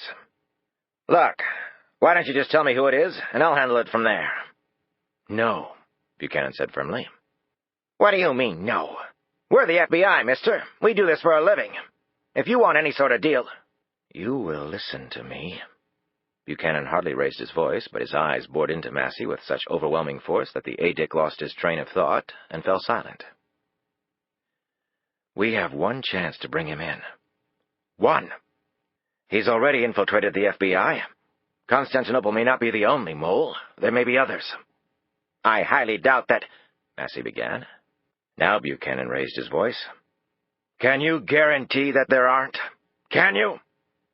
Massey sat back, looking uncomfortable. He glanced at Reynolds, who shrugged. If they could turn Connie, they could turn anybody, she said. Massey looked miserable, shaking his head slowly. Connie. I still can't believe it. Buchanan tapped the tabletop. And if there is another spy in your ranks and you try to trap this man on your own, you will absolutely fail. And your chance will be gone. Forever. Do you really want to risk that?" Massey rubbed his smooth chin, thinking it over. When he looked up at Buchanan, his expression was wary but interested. "Do you really think you can nail this guy?" "I'm prepared to die trying. And I need to work the phones. Call in some very special help." Buchanan smiled to himself. A lobbyist to the very end. He turned to Lee. "And I need your help, Lee, if you're willing." Lee looked surprised. "Me? What can I do to help anybody?" "I spoke with Faith about you last night. She told me about your special abilities. She said you were a good man to have in a bad situation." "I guess she was wrong about that. Otherwise she wouldn't be lying up there with a hole in her chest." Buchanan put a hand on Lee's arm. "I can barely function with the guilt I have for having stepped in front of that bullet. But I can't change that now. What I can do is try to make sure she didn't risk her life for nothing. There's great danger for you. Even if we get this man, he has many at his back. There'll always be some out there." Buchanan settled back in his chair and watched Lee closely. Massey and Reynolds stared at the PI, too. Lee's muscular arms and broad shoulders were in stark contrast to the fragility of the look deep within his eyes. Lee Adams took a deep breath. What he really wanted to do was stand next to Faith's bed and never leave until she woke up, saw him, smiled, and said she'd be okay. And then, so would he. But, Lee knew, one rarely got what one wished for in this life. So instead, he looked at Buchanan and said, "I guess I'm your man." Chapter 54. The black sedan pulled up to the front of the house. Robert Thornhill and his wife, dressed in formal evening clothes, came out the front door. Thornhill locked the house. Then the two got in the car and were driven away. The Thornhills were attending an official dinner at the White House. The sedan passed the phone line control pedestal belonging to the community where the Thornhills lived. The metal box was large, bulky, and painted light green. It had been placed there about 2 years ago when the phone company had upgraded the communications lines for this old neighborhood. The metal box had been a sudden eyesore in an area that prided itself on splendid homes and high-dollar landscaping. Thus, the residents had paid for a number of large bushes to be planted around the above-ground pedestal. These bushes now hid the box completely from the road, which meant that the telephone serviceman had to approach it from the rear side, which faced the woods. Aesthetically pleasing, the bushes were also very welcome to the man who had watched the sedan pass by, and then had opened the box and begun delicately picking his way through its electronic guts. Lee Adams identified the line going to the Thornhills' residence with a special piece of his own customized equipment. His background in communications hardware was serving him well. The Thornhills' home had a good security system. However, every security system had an Achilles heel: the phone line. Always the phone line. Thank you, Ma Bell. Lee went through the steps in his head. When an intruder broke into someone's home, the alarm went off, and the computer dialed the central monitoring station to inform them of the break-in. Then the security person at the monitoring station called the home to see if everything was okay. If the owner answered, he had to give his special code, or else the police would be sent. If no one answered the phone, the police would be sent automatically. Simply put, Lee was making sure that the home's computer would never reach the monitoring station, yet would let it think that it had. He was accomplishing this by building an inline component, or phone simulator. He had dropped the Thornhill home from the landline feed, effectively severing outside phone communication. Now he had to trick the alarm computer into thinking it had phone service. To do this, he installed the inline component and threw the switch, effectively giving the Thornhills home a dial tone and phone line that went absolutely nowhere. He had also found out that the Thornhills alarm system had no cellular backup, just the regular landline. That was a big hole. A cellular backup was incapable of being fooled, since it was a wireless system with no way for Lee to access its feed line. Virtually all alarm systems in the country had the very same backbone, land and data lines, and thus they all had back doors in. Lee had just completed his. He packed up his tools and made his way through the woods to the rear of the Thornhills' home. He located a window that was not visible from the street. He had a copy of the Thornhills' floor plan and alarm layout. It had been provided to him by Fred Massey. By accessing this window, he could reach the upstairs alarm panel without passing any motion detector points. He pulled a stun gun from his backpack and held it flush against the window. The windows were all wired, even the second-floor ones, he knew. And both top and bottom window components had contacts. Most homes only had contacts at the bottom window casement. If that had been the case here, Lee would have simply picked the window lock and slid down the top window without breaking any contacts. He pulled the trigger on the stun gun and then moved it to another position on the window where he thought the contact elements were probably located. In all, he fired 8 shots into the window frame from the stun gun. The electrical charge from the gun would melt the contacts, fusing them together and rendering them inoperable. He picked the sash lock, held his breath, and slid the window up. No alarm sounded. He quickly climbed through the window and closed it. Pulling a small flashlight from his pocket, he found the stairs and headed up. The Thornhills, he quickly observed, lived in extremely comfortable luxury. The furnishings were mostly antique. Real oil paintings hung on the walls, and his feet melted into the thick, and he assumed, expensive carpet. The alarm panel was where all such alarm panels were located, on the upper floor in the master bedroom. He unscrewed the plate and found the wire for the sound cannon. 2 snips, and the alarm system had suddenly developed laryngitis. Now he was free to roam. He went downstairs and passed in front of the motion detector, waving his arms in defiance, even giving it the finger, pretending it was Thornhill there scowling at him, helpless to do anything about the intrusion. The red light came on, and the alarm system was activated, although the system no longer could scream its warning. The computer would soon be dialing the central station, only its call would never get there. It would dial the number 8 times, get no answer, and then it would stop trying and go back to sleep. At the central station, everything would seem perfectly normal. A burglar's dream. Lee watched as the red light on the motion detector disappeared. Each time he passed in front of it, though, it would go through the same routine with the same result. Call 8 times and then stop. Lee smiled. So far, so good. Before the Thornhills came home, he would reattach the wires for the sound cannons. Thornhill would be suspicious if the normal beeping sound didn't occur when he opened the door. But for now, Lee had work to do. Chapter 55. The White House dinner was very memorable for Mrs. Thornhill. Her husband, on the other hand, was working. He sat at the long table and made inconsequential conversation when called upon, but spent most of his time listening intently to the guests. There were a number of foreign visitors tonight, and Thornhill knew that good intelligence might come from unusual sources, even a White House dinner. Whether the foreign guests knew he was with the CIA, he wasn't sure. That was certainly not public knowledge. The guest list that would be printed in the Washington Post the next morning would identify them only as Mr. and Mrs. Robert Thornhill. Ironically, the invitation to the dinner had not come because of Thornhill's position at the agency. Who was invited to White House functions such as this, and why, were the greatest of mysteries in the capital city.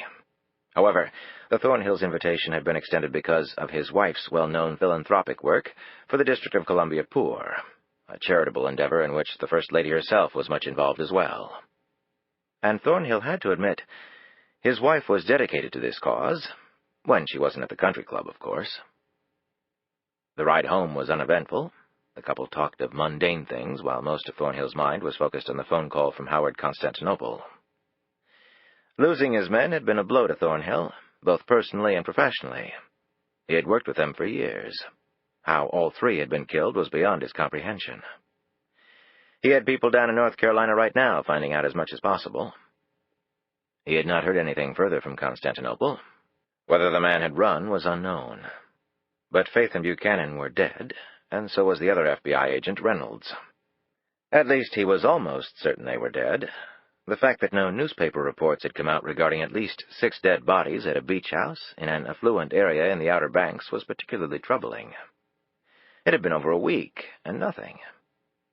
It might be the Bureau's doing, covering up what was quickly building to a PR nightmare for them. Yes, he could see them doing that.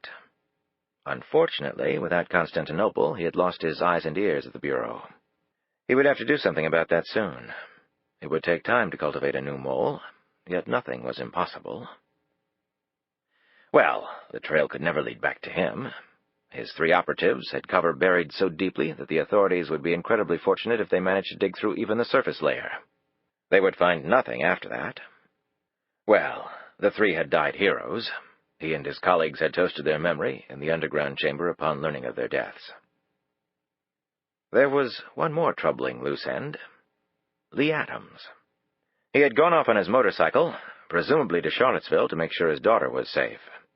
He had never arrived in Charlottesville. That Thornhill knew for a fact. So where was he? Had he come back and managed to kill Thornhill's men? And yet one man taking out all 3 of them was incomprehensible. But Constantinople had not mentioned Adams in the call. As the car drove along, Thornhill felt much less confident than he had at the beginning of the evening. He would have to watch the situation very carefully. Perhaps there would be some message waiting for him at home. As the car pulled into their driveway, Thornhill glanced at his watch. It was late, and he had an early morning. He had to testify tomorrow before Rusty Ward's committee. He had finally tracked down the answers the senator wanted, meaning he was prepared to throw out so much bullshit that the room would have to be fumigated after he had finished. Thornhill disarmed the security system, kissed his wife good night, and watched as she went up the stairs to her bedroom. She was still a very attractive woman, slender, fine-boned. Retirement would be coming soon. Perhaps it wouldn't be so bad.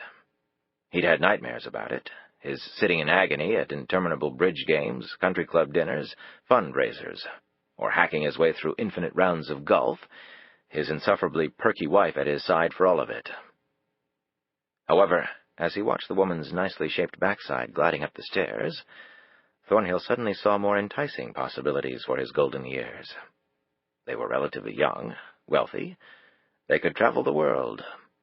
He even thought he might turn in early tonight and take advantage of the physical urges he was suddenly feeling as he watched Mrs. Thornhill gracefully ascend the stairs to their bedroom. He liked the way she slid her high heels off, exposing black-hosed feet, moved a hand along her curvy hip, let her hair down in back, her shoulder muscles tensing with each movement. Those hours at the country club certainly hadn't all been wasted. He would just pop in his study to check his messages, and then head upstairs. He clicked on the light in his study and went over to his desk. He was about to check for any messages on his secure phone when he heard a noise. He turned to the French doors that opened out onto the garden. The doors were opening, and a man was stepping through. Lee put a finger to his lips and smiled, his gun pointed directly at Thornhill. The CIA man stiffened, his eyes darting left and right, looking for escape, but there was none to be had. If he ran or screamed, he would be dead. He could see that in the man's eyes. Lee crossed the room and closed, then locked the door to the study. Thornhill watched him silently. Thornhill received a second shock when another man stepped through the French doors, closing and locking them too. Danny Buchanan looked so calm as to be almost asleep, yet a high level of energy danced behind his eyes. "Who are you? What are you doing in my house?" Thornhill demanded. "I expected something a little more original, Bob," said Buchanan. "How often is it that you see a ghost from the very recent past?" "Sit," Lee ordered Thornhill. Thornhill eyed the gun one more time, then went over and sat on the leather couch facing the 2 men. He undid his bow tie and dropped it on the couch, trying, with some difficulty, to assess the situation and decide on a course of action. "I thought we had a deal, Bob," Buchanan said. "Why did you send your team of killers down? A lot of people lost their lives unnecessarily. Why?" Thornhill looked at him suspiciously, and then at Lee. "I don't know what you're talking about. I don't even know who the hell you are." It was clear what Thornhill was thinking. Lee and Buchanan were wired. Perhaps they were working for the FBI. And they were in his house. His wife was upstairs dressing, and these 2 men were in his house asking him these sorts of questions. Well, they would get nothing for their troubles. Buchanan stopped and glanced at Lee. "We came here as the sole survivors, to see what sort of arrangement we can work out. I don't want to keep looking over my shoulder for the rest of my life." "Arrangement? How about I yell up to my wife to call the police? You like that arrangement?" Thornhill eyed Buchanan closely, and then pretended recognition. "I know I've seen you somewhere before. In the newspapers?" Buchanan smiled. "That certain tape Agent Constantinople told you was destroyed?" He slid his hand in his coat pocket and pulled out a cassette. "Well, he didn't get it exactly right." Thornhill stared at the cassette as if it were plutonium about to be shoved down his throat. He reached into his own jacket. Lee raised the pistol. Thornhill gave him a disappointed look and slowly edged out his pipe and lighter, taking a moment to light it. Several soothing puffs later, he eyed Buchanan. "Since I don't even know what you're talking about, why don't you play the tape? I'd be interested to know what's on it. It might explain why two complete strangers have broken into my house." "And if that tape had me talking about killing an FBI agent, neither of you would be here, and I'd already be under arrest. Bluff, bluff, bluff, Danny." Buchanan slowly tapped the cassette against his palm, while Lee looked nervous. "Come now. Don't tease me with something and then pull it away," said Thornhill. Buchanan dropped the cassette on the desk. "Maybe later. Right now I want to know what you're going to do for us. Something that will make us not go to the FBI and tell them what we know." "And what might that be? You talked about people getting killed. Are you insinuating that I might have killed somebody? I'm assuming that you know I'm employed by the CIA. Are you foreign agents attempting some sort of bizarre blackmail scheme? The problem with that is, you need to have something to blackmail me with." Lee said, "We know enough to bury you." "Well then, I suggest you go get your shovel and start digging, Mr. "Adams. Lee Adams," Lee said with a fierce scowl. "Faith is dead, you know, Bob," Buchanan said. As he said this, Lee looked down. "She almost made it. Constantinople killed her. He also killed 2 of your men. Payback for your killing the FBI agent." Thornhill looked suitably bewildered. "Faith? Constantinople? What the hell are you talking about?" Lee came and stood directly in front of Thornhill. "You bastard! You kill people like stepping on ants. A game. That's all it is to you." "Please put your gun away and leave my house. Now! Damn you!" Lee aimed his pistol directly at Thornhill's head. Buchanan was next to him in an instant. "Lee, please don't. That won't do any good." "I would listen to your friend if I were you," Thornhill said as calmly as he could. He had had a gun pulled on him once before, when his cover had been blown in Istanbul many years ago. He had been lucky to get out alive. He wondered if his luck would hold tonight. "Why should I listen to anybody?" Lee growled. "Lee, please," Buchanan said. Lee's finger hovered on the trigger for an instant, his gaze locked with Thornhill's. Finally, he lowered the gun, slowly. "Well, I guess we'll have to go to the feds with what we have," Lee said. "I just want you out of my house." "And all I want," Buchanan said, "is your personal assurances that no one else will be killed. You've got what you want. You don't have to harm anyone else." Right. Whatever you say. I won't kill anybody else," Thornhill said sarcastically. "Now, if you'll please leave my house. I don't want to upset my wife. She has no idea she's married to a mass murderer." "This is no joke," Buchanan said angrily. "No, it really isn't, and I hope you get the help you obviously need," said Thornhill.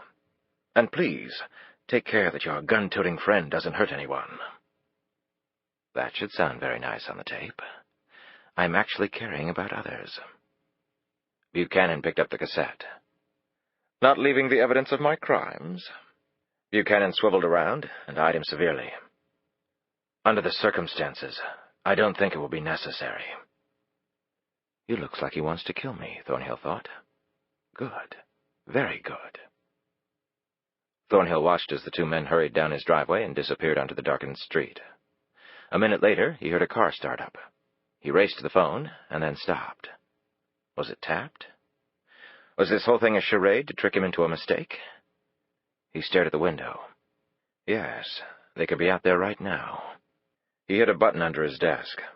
All the drapes in the room descended, and then a small whooshing sound commenced at each of the windows. White noise. He slid open his drawer and pulled out his secure phone.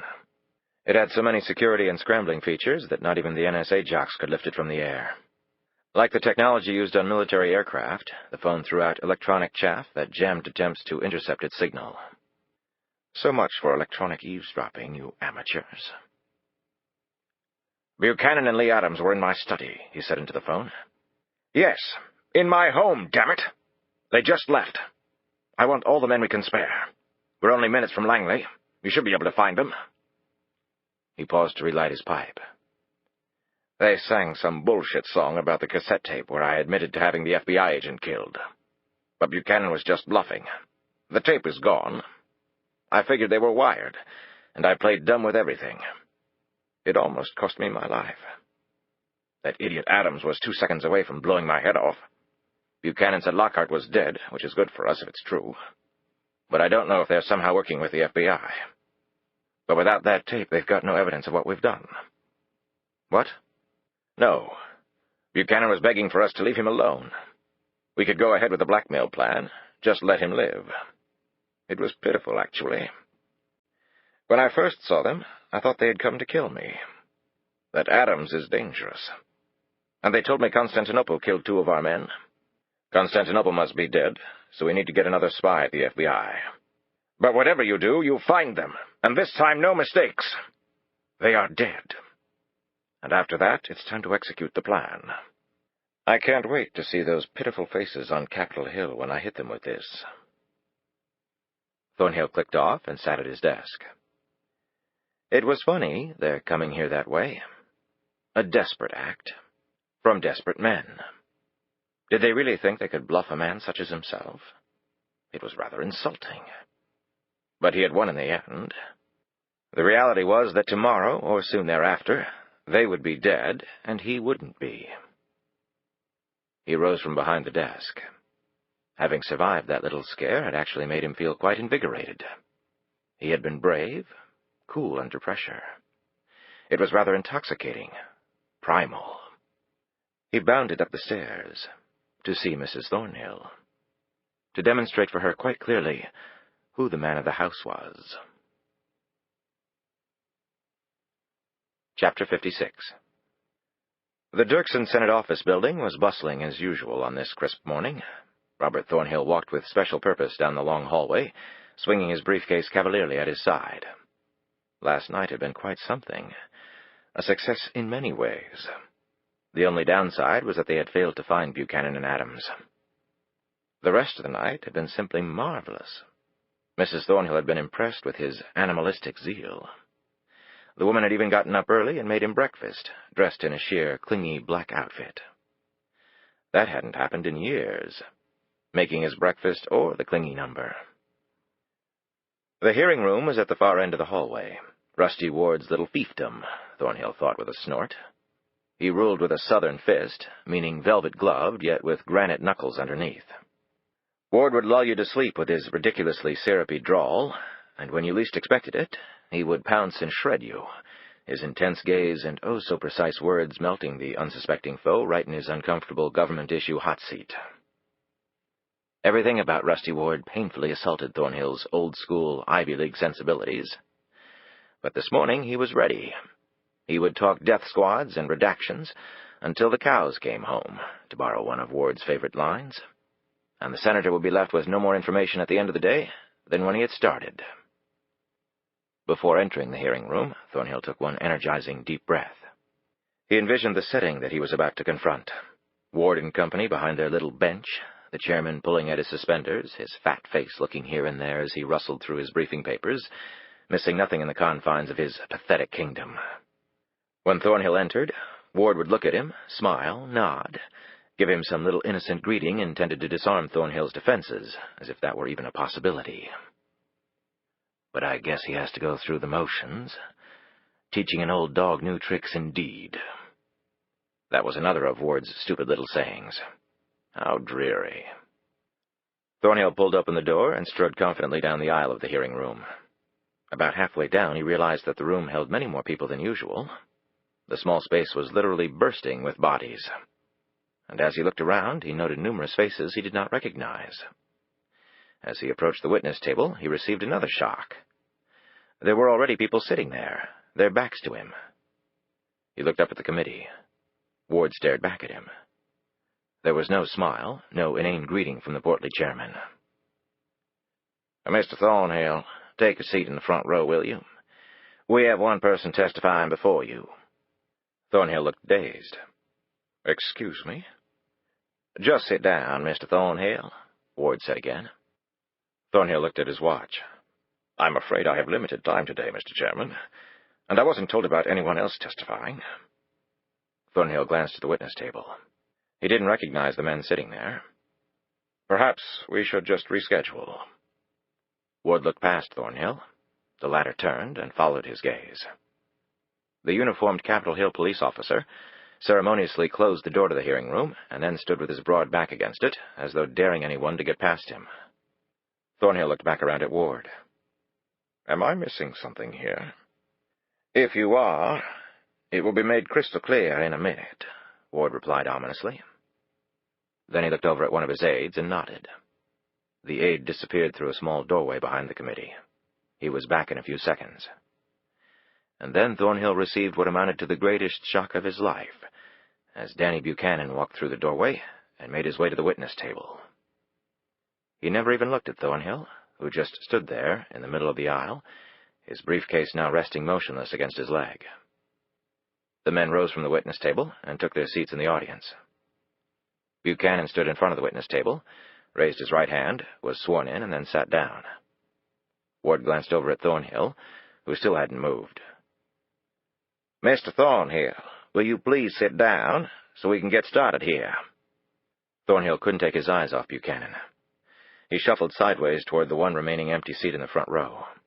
The large man sitting at the end of the row moved aside so Thornhill could pass by. As Thornhill sat, he glanced over at the man and found himself staring at Lee Adams.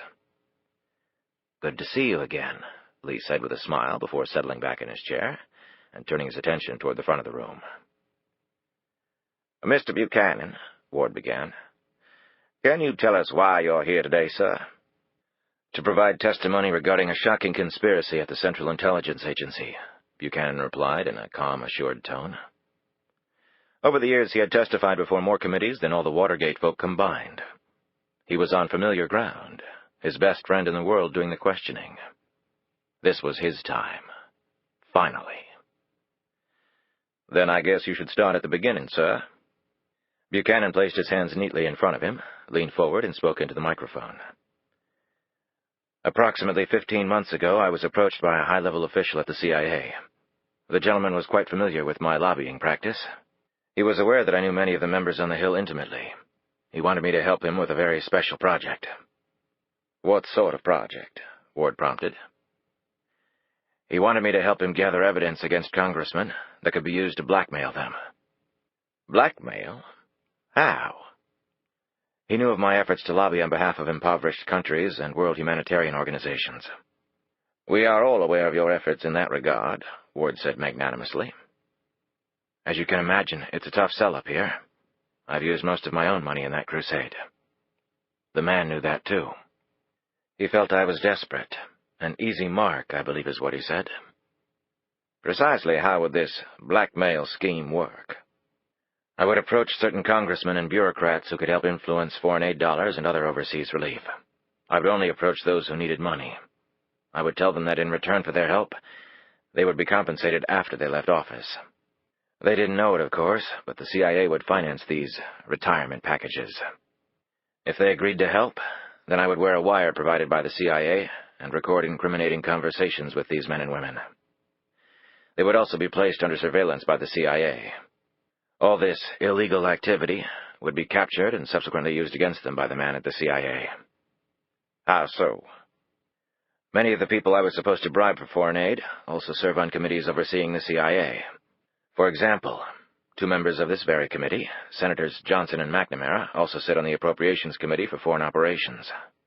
The gentleman from CIA gave me a list of names of all the people he wanted to target. Senators Johnson and McNamara were on that list. The plan was to blackmail them and others into using their committee positions to help the CIA. Increased budgets for the CIA, greater responsibilities, less congressional oversight. that sort of thing. In return, I would be paid a large sum of money. Buchanan looked at Johnson and McNamara, men he had recruited so easily 10 years ago. They stared back at him with exactly the proper look of shock and anger. Over the last week, Buchanan had met with every single one of his bribees and had explained what was happening. If they wanted to survive, they would back up every word of the lie he was now telling. What choice did they have? They would also continue to support Buchanan's causes, and they wouldn't be getting a dime from him for doing so.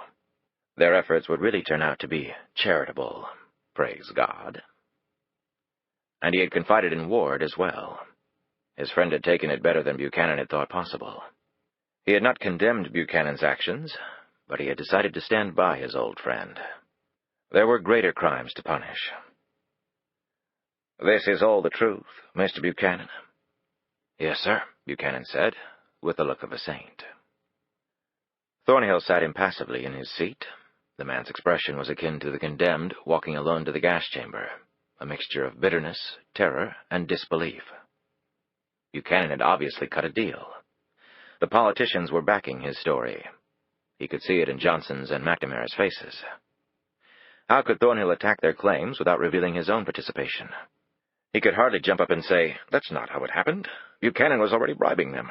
I just caught him and used him for my own blackmail purposes." His Achilles heel. It had never occurred to him. The frog and the scorpion, only the scorpion was going to survive. "What did you do?" Ward asked Buchanan. "I immediately went to the people on the list and told them what had happened, including Senators Johnson and McNamara. I'm sorry we were unable to bring you into the loop at the time, Mr. Chairman, but absolute confidentiality was the key. We collectively decided to set up a sting of sorts. I would pretend to go along with the CIA's plan, and the targets would pretend to be part of the plan. Then, while the CIA was gathering its blackmail material, I would secretly gather evidence against the CIA. When we felt the case was strong enough, we planned to go to the FBI with what we had." Ward took off his glasses and dangled them in front of his face. "Damn risky business, Mr. Buchanan. Was this blackmail operation officially sanctioned by the CIA, do you know?" Buchanan shook his head. It was clearly the work of one official there, and not the CIA. "What happened then?" "I gathered my evidence, but then my associate, Faith Lockhart, who was unaware of any of this, became suspicious of me. She thought, I suppose, that I was actually involved in a blackmail scheme. I, of course, couldn't confide in her. She went to the FBI with her story. They commenced an investigation. The man from the CIA found out about this development and arranged to have Ms. Lockhart killed. Thankfully, she escaped, but an FBI agent was killed." The entire room began buzzing at this. Ward looked pointedly at Buchanan. "Are you telling me that an official from the CIA was responsible for the murder of an FBI agent?" Buchanan nodded. "Several other deaths have also occurred, including—" Buchanan looked down for a moment, his lips trembling. "Faith Lockhart. That is what has prompted my appearance here today. To stop the killing." "Who is this man, Mr. Buchanan?" Ward said with as much indignity and curiosity as he could feign. Buchanan turned and pointed directly at Robert Thornhill. "Associate Deputy Director of Operations, Robert Thornhill." Thornhill erupted from his chair, waving an angry fist in the air, and roared, "That is a damnable lie! This entire event is a circus, an abomination the likes of which I have never witnessed in all my years in government. You bring me here under false pretenses, and then subject me to the preposterous, outrageous accusations of this person. They were in my home last night. This Buchanan person, and this man." Thornhill pointed an angry finger at Lee. "This man held a gun to my head. They threatened me with this same insane story. They claimed to have evidence of this nonsense.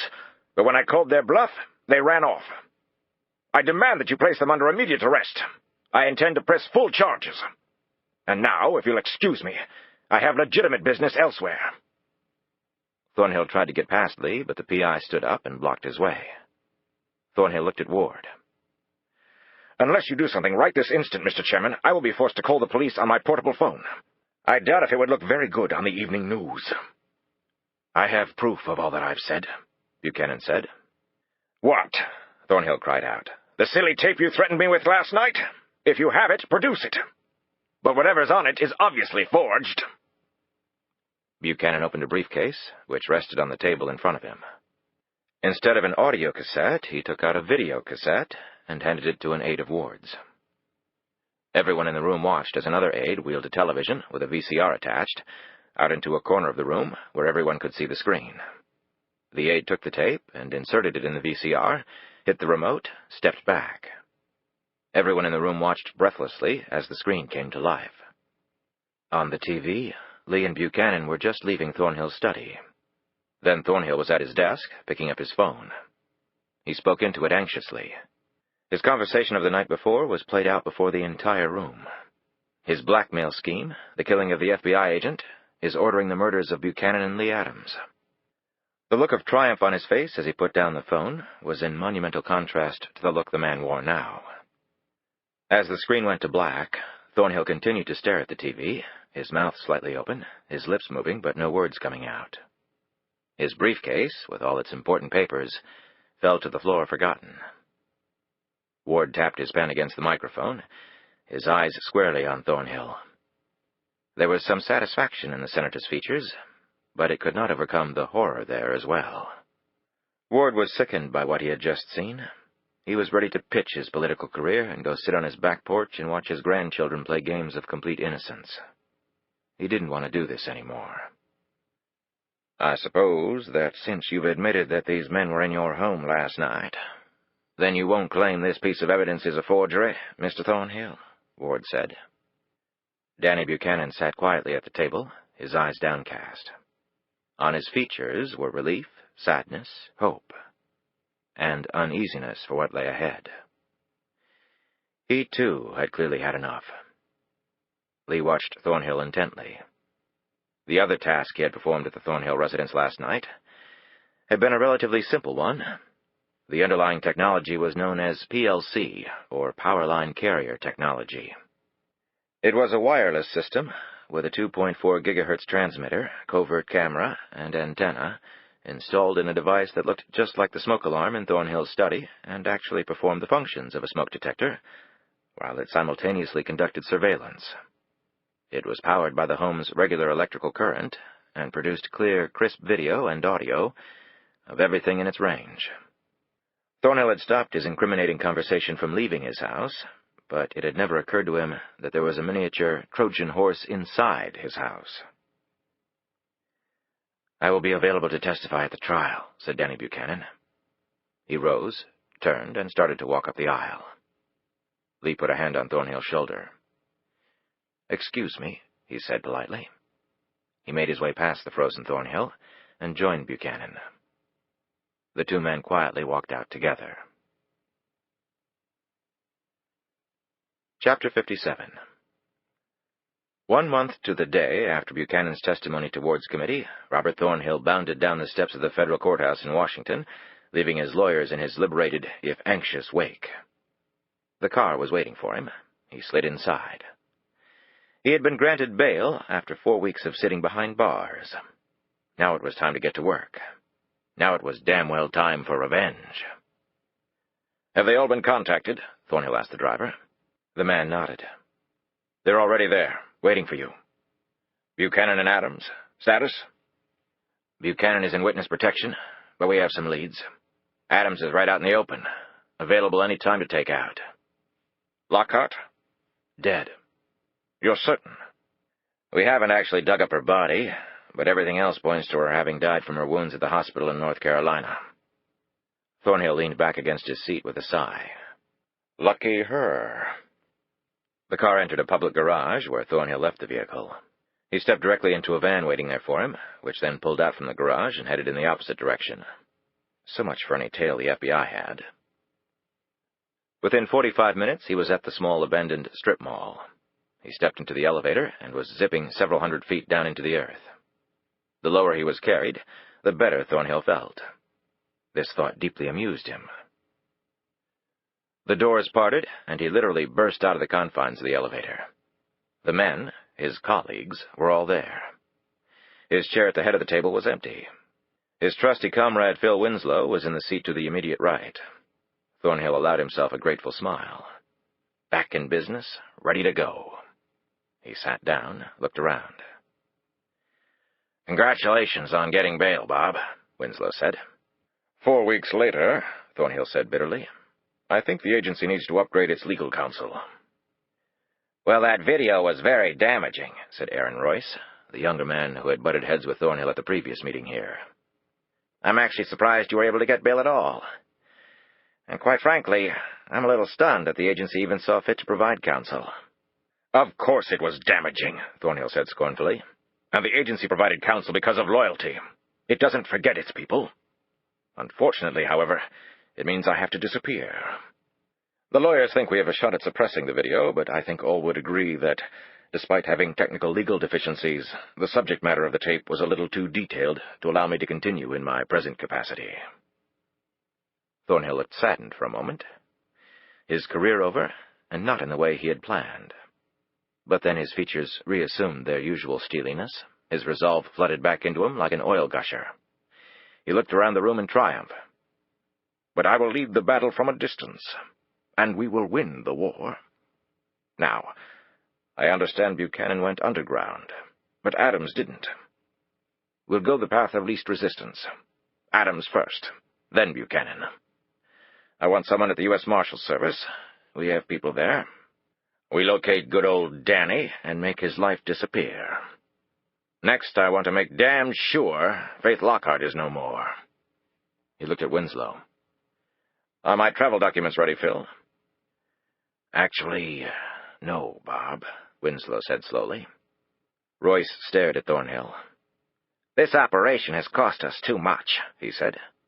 3 operatives dead, you indicted, the agency's turned upside down, the FBI is all over us. It's a total and complete disaster. This makes Aldrich Ames seem like a bounced check." Thornhill noticed that every man in the room, Winslow included, was looking at him with a very unfriendly face.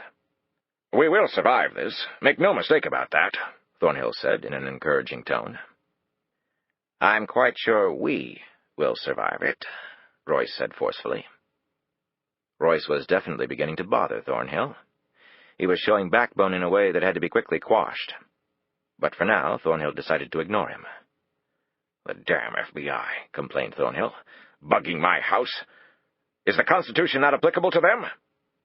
"Thank God you didn't mention my name during the phone call that night," Winslow said. Thornhill looked at him again, struck by the curious tone in his friend's voice. "About my documents. I should prepare to leave the country as soon as possible." "That won't be necessary, Bob," Royce said. "And frankly, despite your constant outbursts to the contrary, until you screwed everything up, we had quite a good working relationship with the FBI. Cooperation is the key these days. Turf battles make losers of everyone. You made us into dinosaurs, and you're dragging us down into the mud with you." Thornhill gave him an exasperated look, and then glanced at Winslow. "Phil, I don't have time for this. You deal with him." Winslow coughed nervously. "I'm afraid he's right, Bob." Thornhill froze for a moment, and then looked around the table before settling back on Winslow. "Phil, I want my documents and my cover, and I want them right now." Winslow looked at Royce and gave a slight nod of the head. Aaron Royce rose from his chair. He didn't smile. He showed no signs of triumph, just as he had been trained. "Bob," he said, "there's been a change in plan. We won't be needing your assistance in this matter any further." Thornhill's face flushed with anger. "What the hell are you talking about? I'm running this operation, and I want Buchanan and Adams dead. Now!" "There will be no more killing," Winslow said fiercely. "No more killing of innocent people," he added quietly. He stood. "I'm sorry, Bob. I truly am." Thornhill stared at him, the first tremors of the truth hitting him. Phil Winslow had been his classmate at Yale, his fraternity brother. The 2 men were members of Skull and Bones. Winslow had been his best man. They'd been lifelong friends. Lifelong.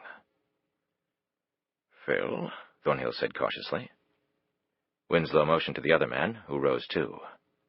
They all headed for the elevator. "Phil," Thornhill said again, his mouth going dry.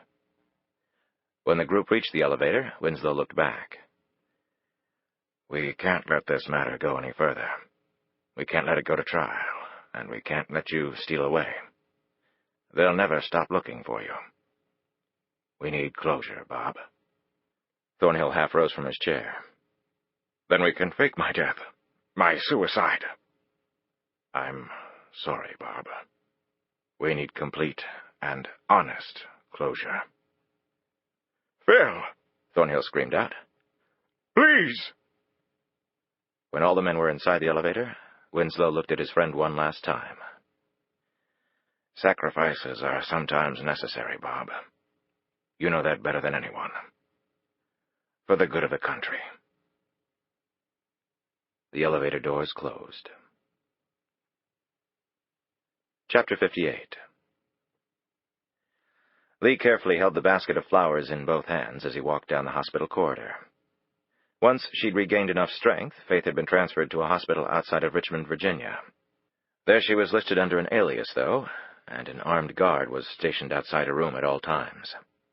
The hospital was considered far enough away from Washington to maintain absolute secrecy on her whereabouts, yet close enough for Brooke Reynolds to keep a close watch on her. This was the first time Lee had been allowed in to see her, despite his frantic pleas to Reynolds. At least she was alive, and getting better every day, he had been told. Thus he was very surprised when he approached her room and there was no guard outside. He knocked on the door, waited, then pushed it open. The room was empty, the bed stripped. He walked around the room in a daze for a few seconds, and then ran back out into the hallway, where he nearly collided with a nurse. He grabbed the woman's arm. "The patient in 212. Where is she?" he asked. The nurse glanced at the empty room, and then back at him, her expression a sad one. "Are you family?" "Yes," he lied. She looked at the flowers, and her expression grew even more distressed. "Didn't anyone call you?" "Call me? About what?" "She passed away last night." Lee's face paled. "Passed away," he said numbly. "But she was out of danger. She was going to make it. What the hell are you talking about? Passing away?" "Please, sir. There are other patients here." She took his arm and steered him away from the room. "I don't know the exact details. I wasn't on duty. I can refer you to someone here who can answer your questions." Lee pulled his arm free. "Look, she can't be dead, okay? That was just a story to keep her safe." "What?" The woman looked puzzled.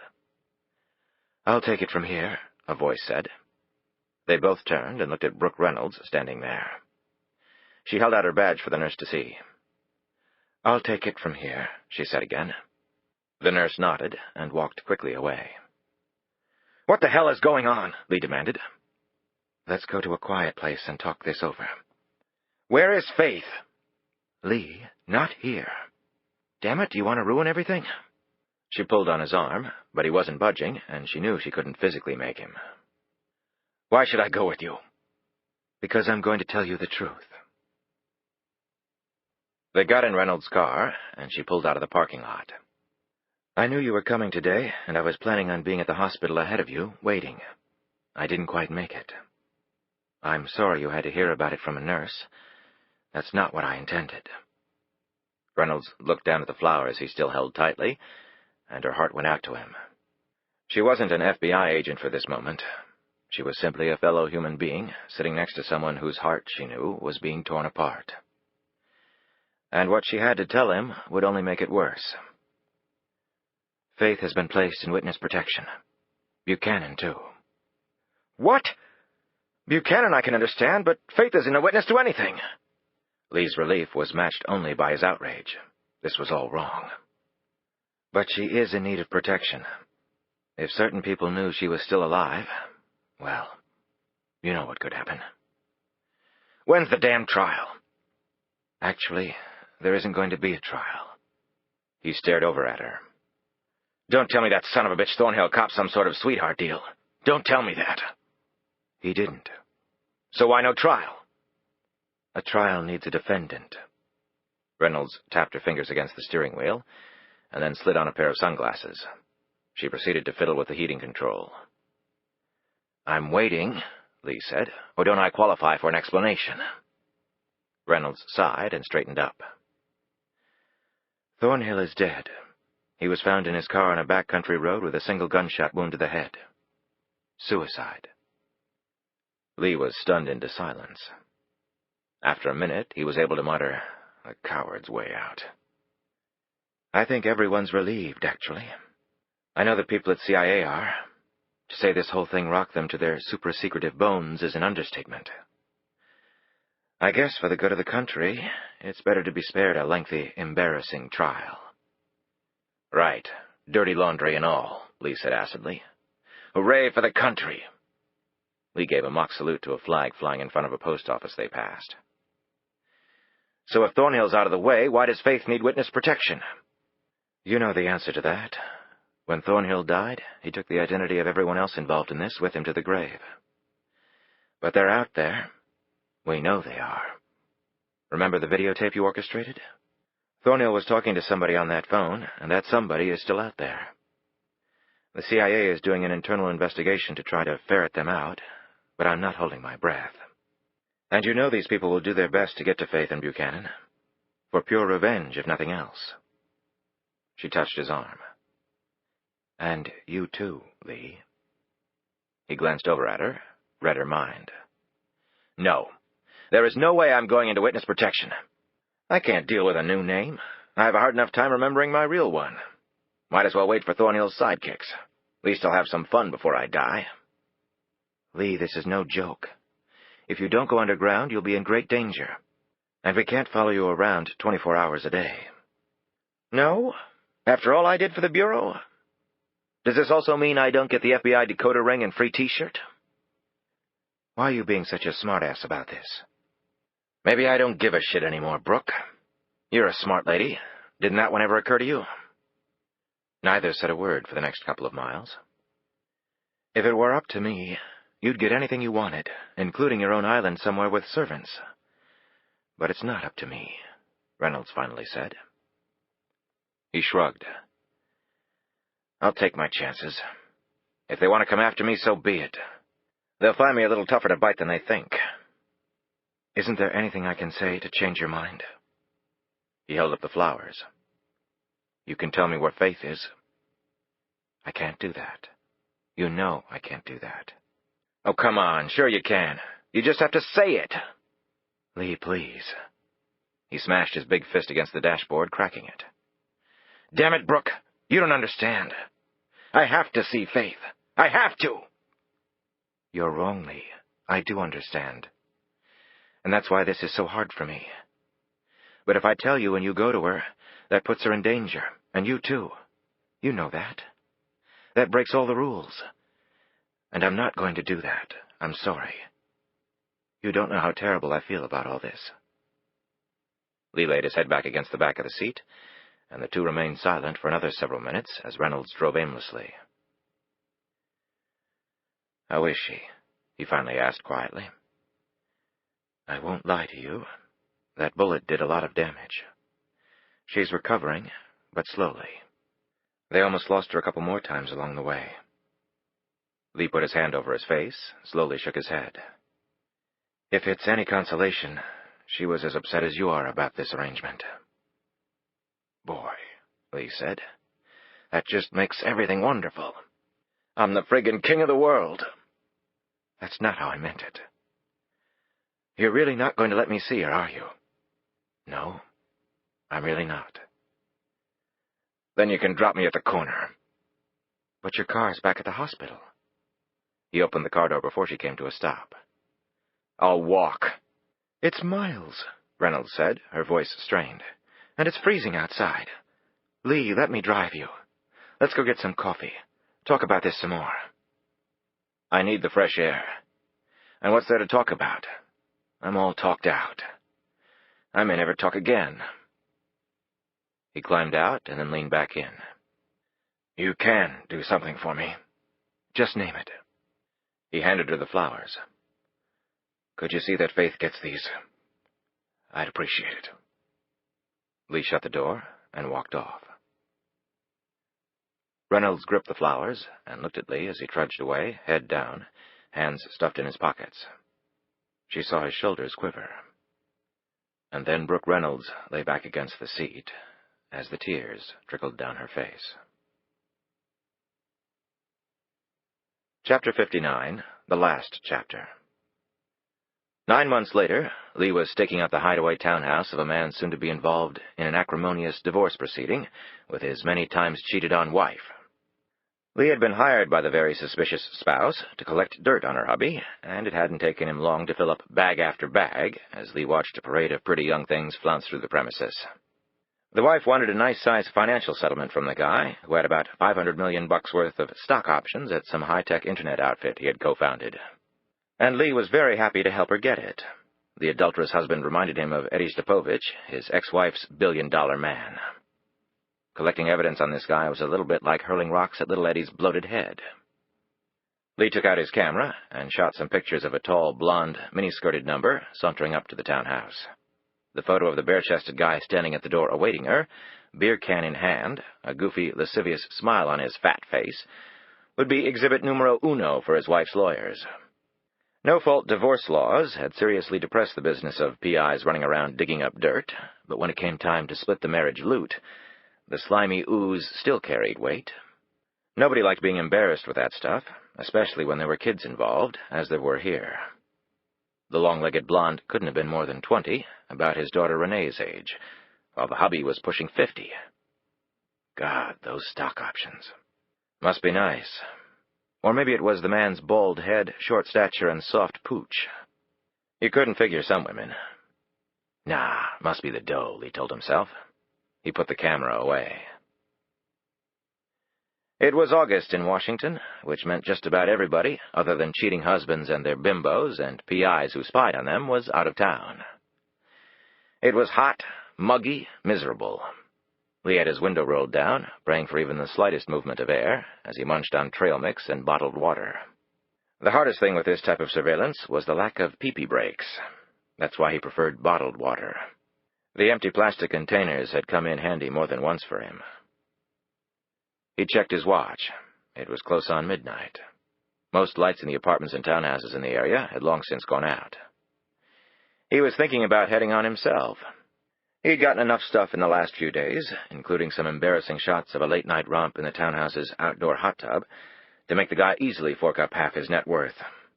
2 naked girls who looked young enough to be thinking about the senior prom, frolicking in the bubbly water with a guy old enough to know better. This probably wouldn't sit too well with the upstanding stockholders of the husband's nice little high-tech concern, Lee imagined. His own life had taken on a routine bordering on obsessive monotony, or so he had dubbed it. He got up early, worked out hard, pounding the bag, crunching the stomach, and hoisting the weights until he thought his body would raise the white flag and then present him with an aneurysm. Then he went to work and kept at it non-stop until he barely made it to dinner at the McDonald's late-night drive-thru near his apartment. Then he went home, alone, and tried to sleep, but found that he was never able to actually accomplish total unconsciousness. So he would prowl the apartment, look out the window, wonder about a whole bunch of things he couldn't do a damn thing about. His life's what-if book was filled up. He'd have to go buy another one. There had been some positives. Brooke Reynolds had made it her mission to send as much business his way as possible, and it had been quality, good-paying stuff. She had also had a number of ex-FBI agent buddies, now in corporate security, offer him full-time employment with, of course, stock options. He had turned them all down. The gesture was appreciated, he had told Reynolds, but he worked alone. He was not a suit type. He didn't like eating the kinds of lunches that required silverware. Traditional elements of success would undoubtedly be hazardous to his health. He had seen Renee a great deal, and each time things had gotten better between them. For about a month after everything had shaken out, he had barely left her side, making sure that nothing would happen to her because of Robert Thornhill and company. After Thornhill had killed himself, his concerns had faded, although he was always on her to stay alert. She was going to come and visit him before school started up again. Maybe he'd drop Trish and Eddie a postcard, telling them what a fabulous job they'd done raising her. Or maybe he wouldn't. Life was good, he kept telling himself. Business was good, he was in good health, his daughter was back in his life, He wasn't 6 feet under helping to fertilize grass, and he had served his country. All good shit. Which made him wonder why he was so unhappy, so out-and-out miserable. Actually, he knew, but there was absolutely nothing he could do about it. Wasn't that a kicker? Story of his life. Know the blues, but just can't change them. A car's headlights flicked across his side mirror. His gaze immediately went to the car that had just pulled up behind him. It wasn't a cop wondering why he had been parked here for several hours. He frowned and looked over at the townhouse. He wondered if his naughty tech mogul had noticed him and called in some reinforcements to help teach the curious PI a little lesson. Lee hoped that was the case. He had his crowbar in the seat next to him. This might actually be fun. Kicking the crap out of somebody might be the depression antidote he needed. Get those endorphins going. At least it might get him through the night.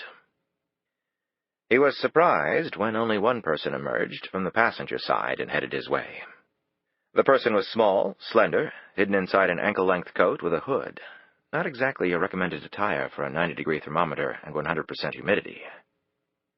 His hand tightened on the crowbar.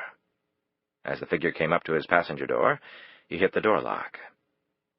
The next moment, his lungs had locked up and he was gasping for air. The face looking in at him was very pale and very thin, and very Faith Lockhart. He unlocked the door and she slid in. He looked at her, finally found his voice down near his knees. "God, is it really you?" She smiled, and suddenly she didn't seem so pale, so drawn, so frail. She slid off her long hooded coat. Underneath, she had on a short-sleeved shirt and khaki shorts. Her feet were in sandals. Her legs were very pale and thinner than he remembered. All of her was. Months in a hospital had decimated her, he realized. Her hair had grown out and was longer, though far from its original length. She looked better with her real hair color, he thought. Actually, he would have taken the woman bald. "It's me," she said quietly. "At least, what's left." "Is that Reynolds back there?" "Nervous and upset that I talked her into it." "You look beautiful, Faith." She smiled in a resigned fashion. "Liar, I look like hell. I can't even bear to look at my chest. God." She said the words in a joking manner, but Lee could sense the anguish behind the light tone. He very gently touched her face with his hand. "I'm not lying, and you know it." She put her hand around his and gripped it with amazing strength. "Thank you." "How are you really doing? I want facts, nothing but." She stretched her arms slowly, the pain in her face so evident from such a simple movement. "I'm officially retired from the aerobics circuit, but I'm hanging in there. Actually, each day it gets better. The doctors expect a full recovery. Well, in the 90th percentile anyway." "I never thought I'd see you again." "I couldn't let that happen." He slid over to her, put his arm around her. She winced a little as he did this, and he quickly backed off. "I'm sorry, Faith, I'm sorry." She smiled and put his arm back around her, patting his hand as she did so. "I'm not that fragile. And the day you can't put your arm around me is the day I call it a life." "I'd ask you where you're living, but I don't want to do anything that could put you in danger." "Hell of a way to live, don't you think?" Faith asked. "Yes." She leaned against him, resting her head against his chest. "I saw Danny right after I got out of the hospital. When they told us Thornhill had killed himself, I didn't think he was ever going to stop smiling." "Can't say I felt any different." She looked at him. "How are you, Lee?" "Me? Nothing happened to me. Nobody shot me. Nobody tells me where I have to live. I'm doing fine. I get the best deal of all." "Lie or the truth?" "Lie," he said softly. They exchanged a quick kiss, and then a longer one. The movements were so easy, Lee thought, their heads turning at just the right angle, their arms going around each other with no wasted motion, like pieces in a puzzle someone was sliding together. They could be waking up at the beach house the morning after, the nightmare never having occurred. How is it possible that one could know another person for such a short period of time and have it feel like several lifetimes? God would only let that happen once, if ever. And in Lee's case, he had taken it away. It wasn't fair. It wasn't right. He pressed his face into her hair, soaking up every particle of her scent. "How long are you here?" he asked. "What did you have in mind?" "Nothing fancy. Dinner at my place, a quiet talk, letting me hold you all night." "As wonderful as that sounds, I'm not sure I'm up to that last part just yet." He looked at her. "I'm being literal, Faith. I just want to hold you. That's all. That's all I've been thinking about all these months. Just holding you." Faith looked as though she might start crying. Instead, she brushed away the lone tear that had tumbled down Lee's face. Lee glanced in the rearview mirror. "But I guess that's not in Reynolds' agenda, is it?" "I doubt it." He looked back at her. "Faith," he said softly, "why did you step in front of that bullet? I know you care for Buchanan and all, but why?" She took a shallow breath. "Like I said, he's unique. I'm ordinary. I couldn't let him die." "I wouldn't have done it." "Would you have done it for me?" she asked. "Yes." "You sacrifice for people you care about. And I care a great deal about Danny." "I guess the fact that you had all the means to disappear, fake ID, Swiss bank account, safe house, and instead went to the FBI to try and save Buchanan, should have clued me in on that." She clutched his arm. "But I survived. I made it. Maybe that makes me just a little extraordinary in a way." He cupped her face with his hand. "Now that you're here, I really don't want you to go, Faith. Like I would give everything I have, do anything I can, if you wouldn't leave me." She traced his mouth with her fingers, kissed his lips, stared at his eyes, which even in the darkness seemed to have the blinding heat of the sun behind them. She never thought she would ever see those eyes again. Maybe the fact that she might, if she were to survive, had been the only thing that had saved her, had not let her die. Right now she wasn't sure what else she had to live for, other than the apparently depthless love of this man. "Start the car," she said. Puzzled, he looked at her but said nothing. He turned the key in the ignition, put the car in gear. "Go ahead," Faith said. He pulled the car away from the curb, and the vehicle behind them immediately did the same. They drove along, the car following them. "Reynolds must be pulling her hair out," Lee said. "She'll get over it." "Where to?" he said. "How much gas do you have in the car?" Faith asked. He looked surprised. "I was on a stakeout, full tank." She was settled against him, her arm curling around his middle, her hair tickling his nose. She smelled so wonderful he felt dizzy. "Let's go get some takeout Chinese. We can drive to the lookout spot off the GW Parkway." She looked at the star-filled sky. "I can show you the constellations." He looked at her. "Been chasing stars lately?" She smiled at him. "Always." "And after that?" "They can't keep me in witness protection against my will, can they?" "No, but you'd be in danger." "How about we'd be in danger?" "In a second, Faith. In a second." "But what happens when we run out of gas?" "For now, just drive." And that's exactly what he did.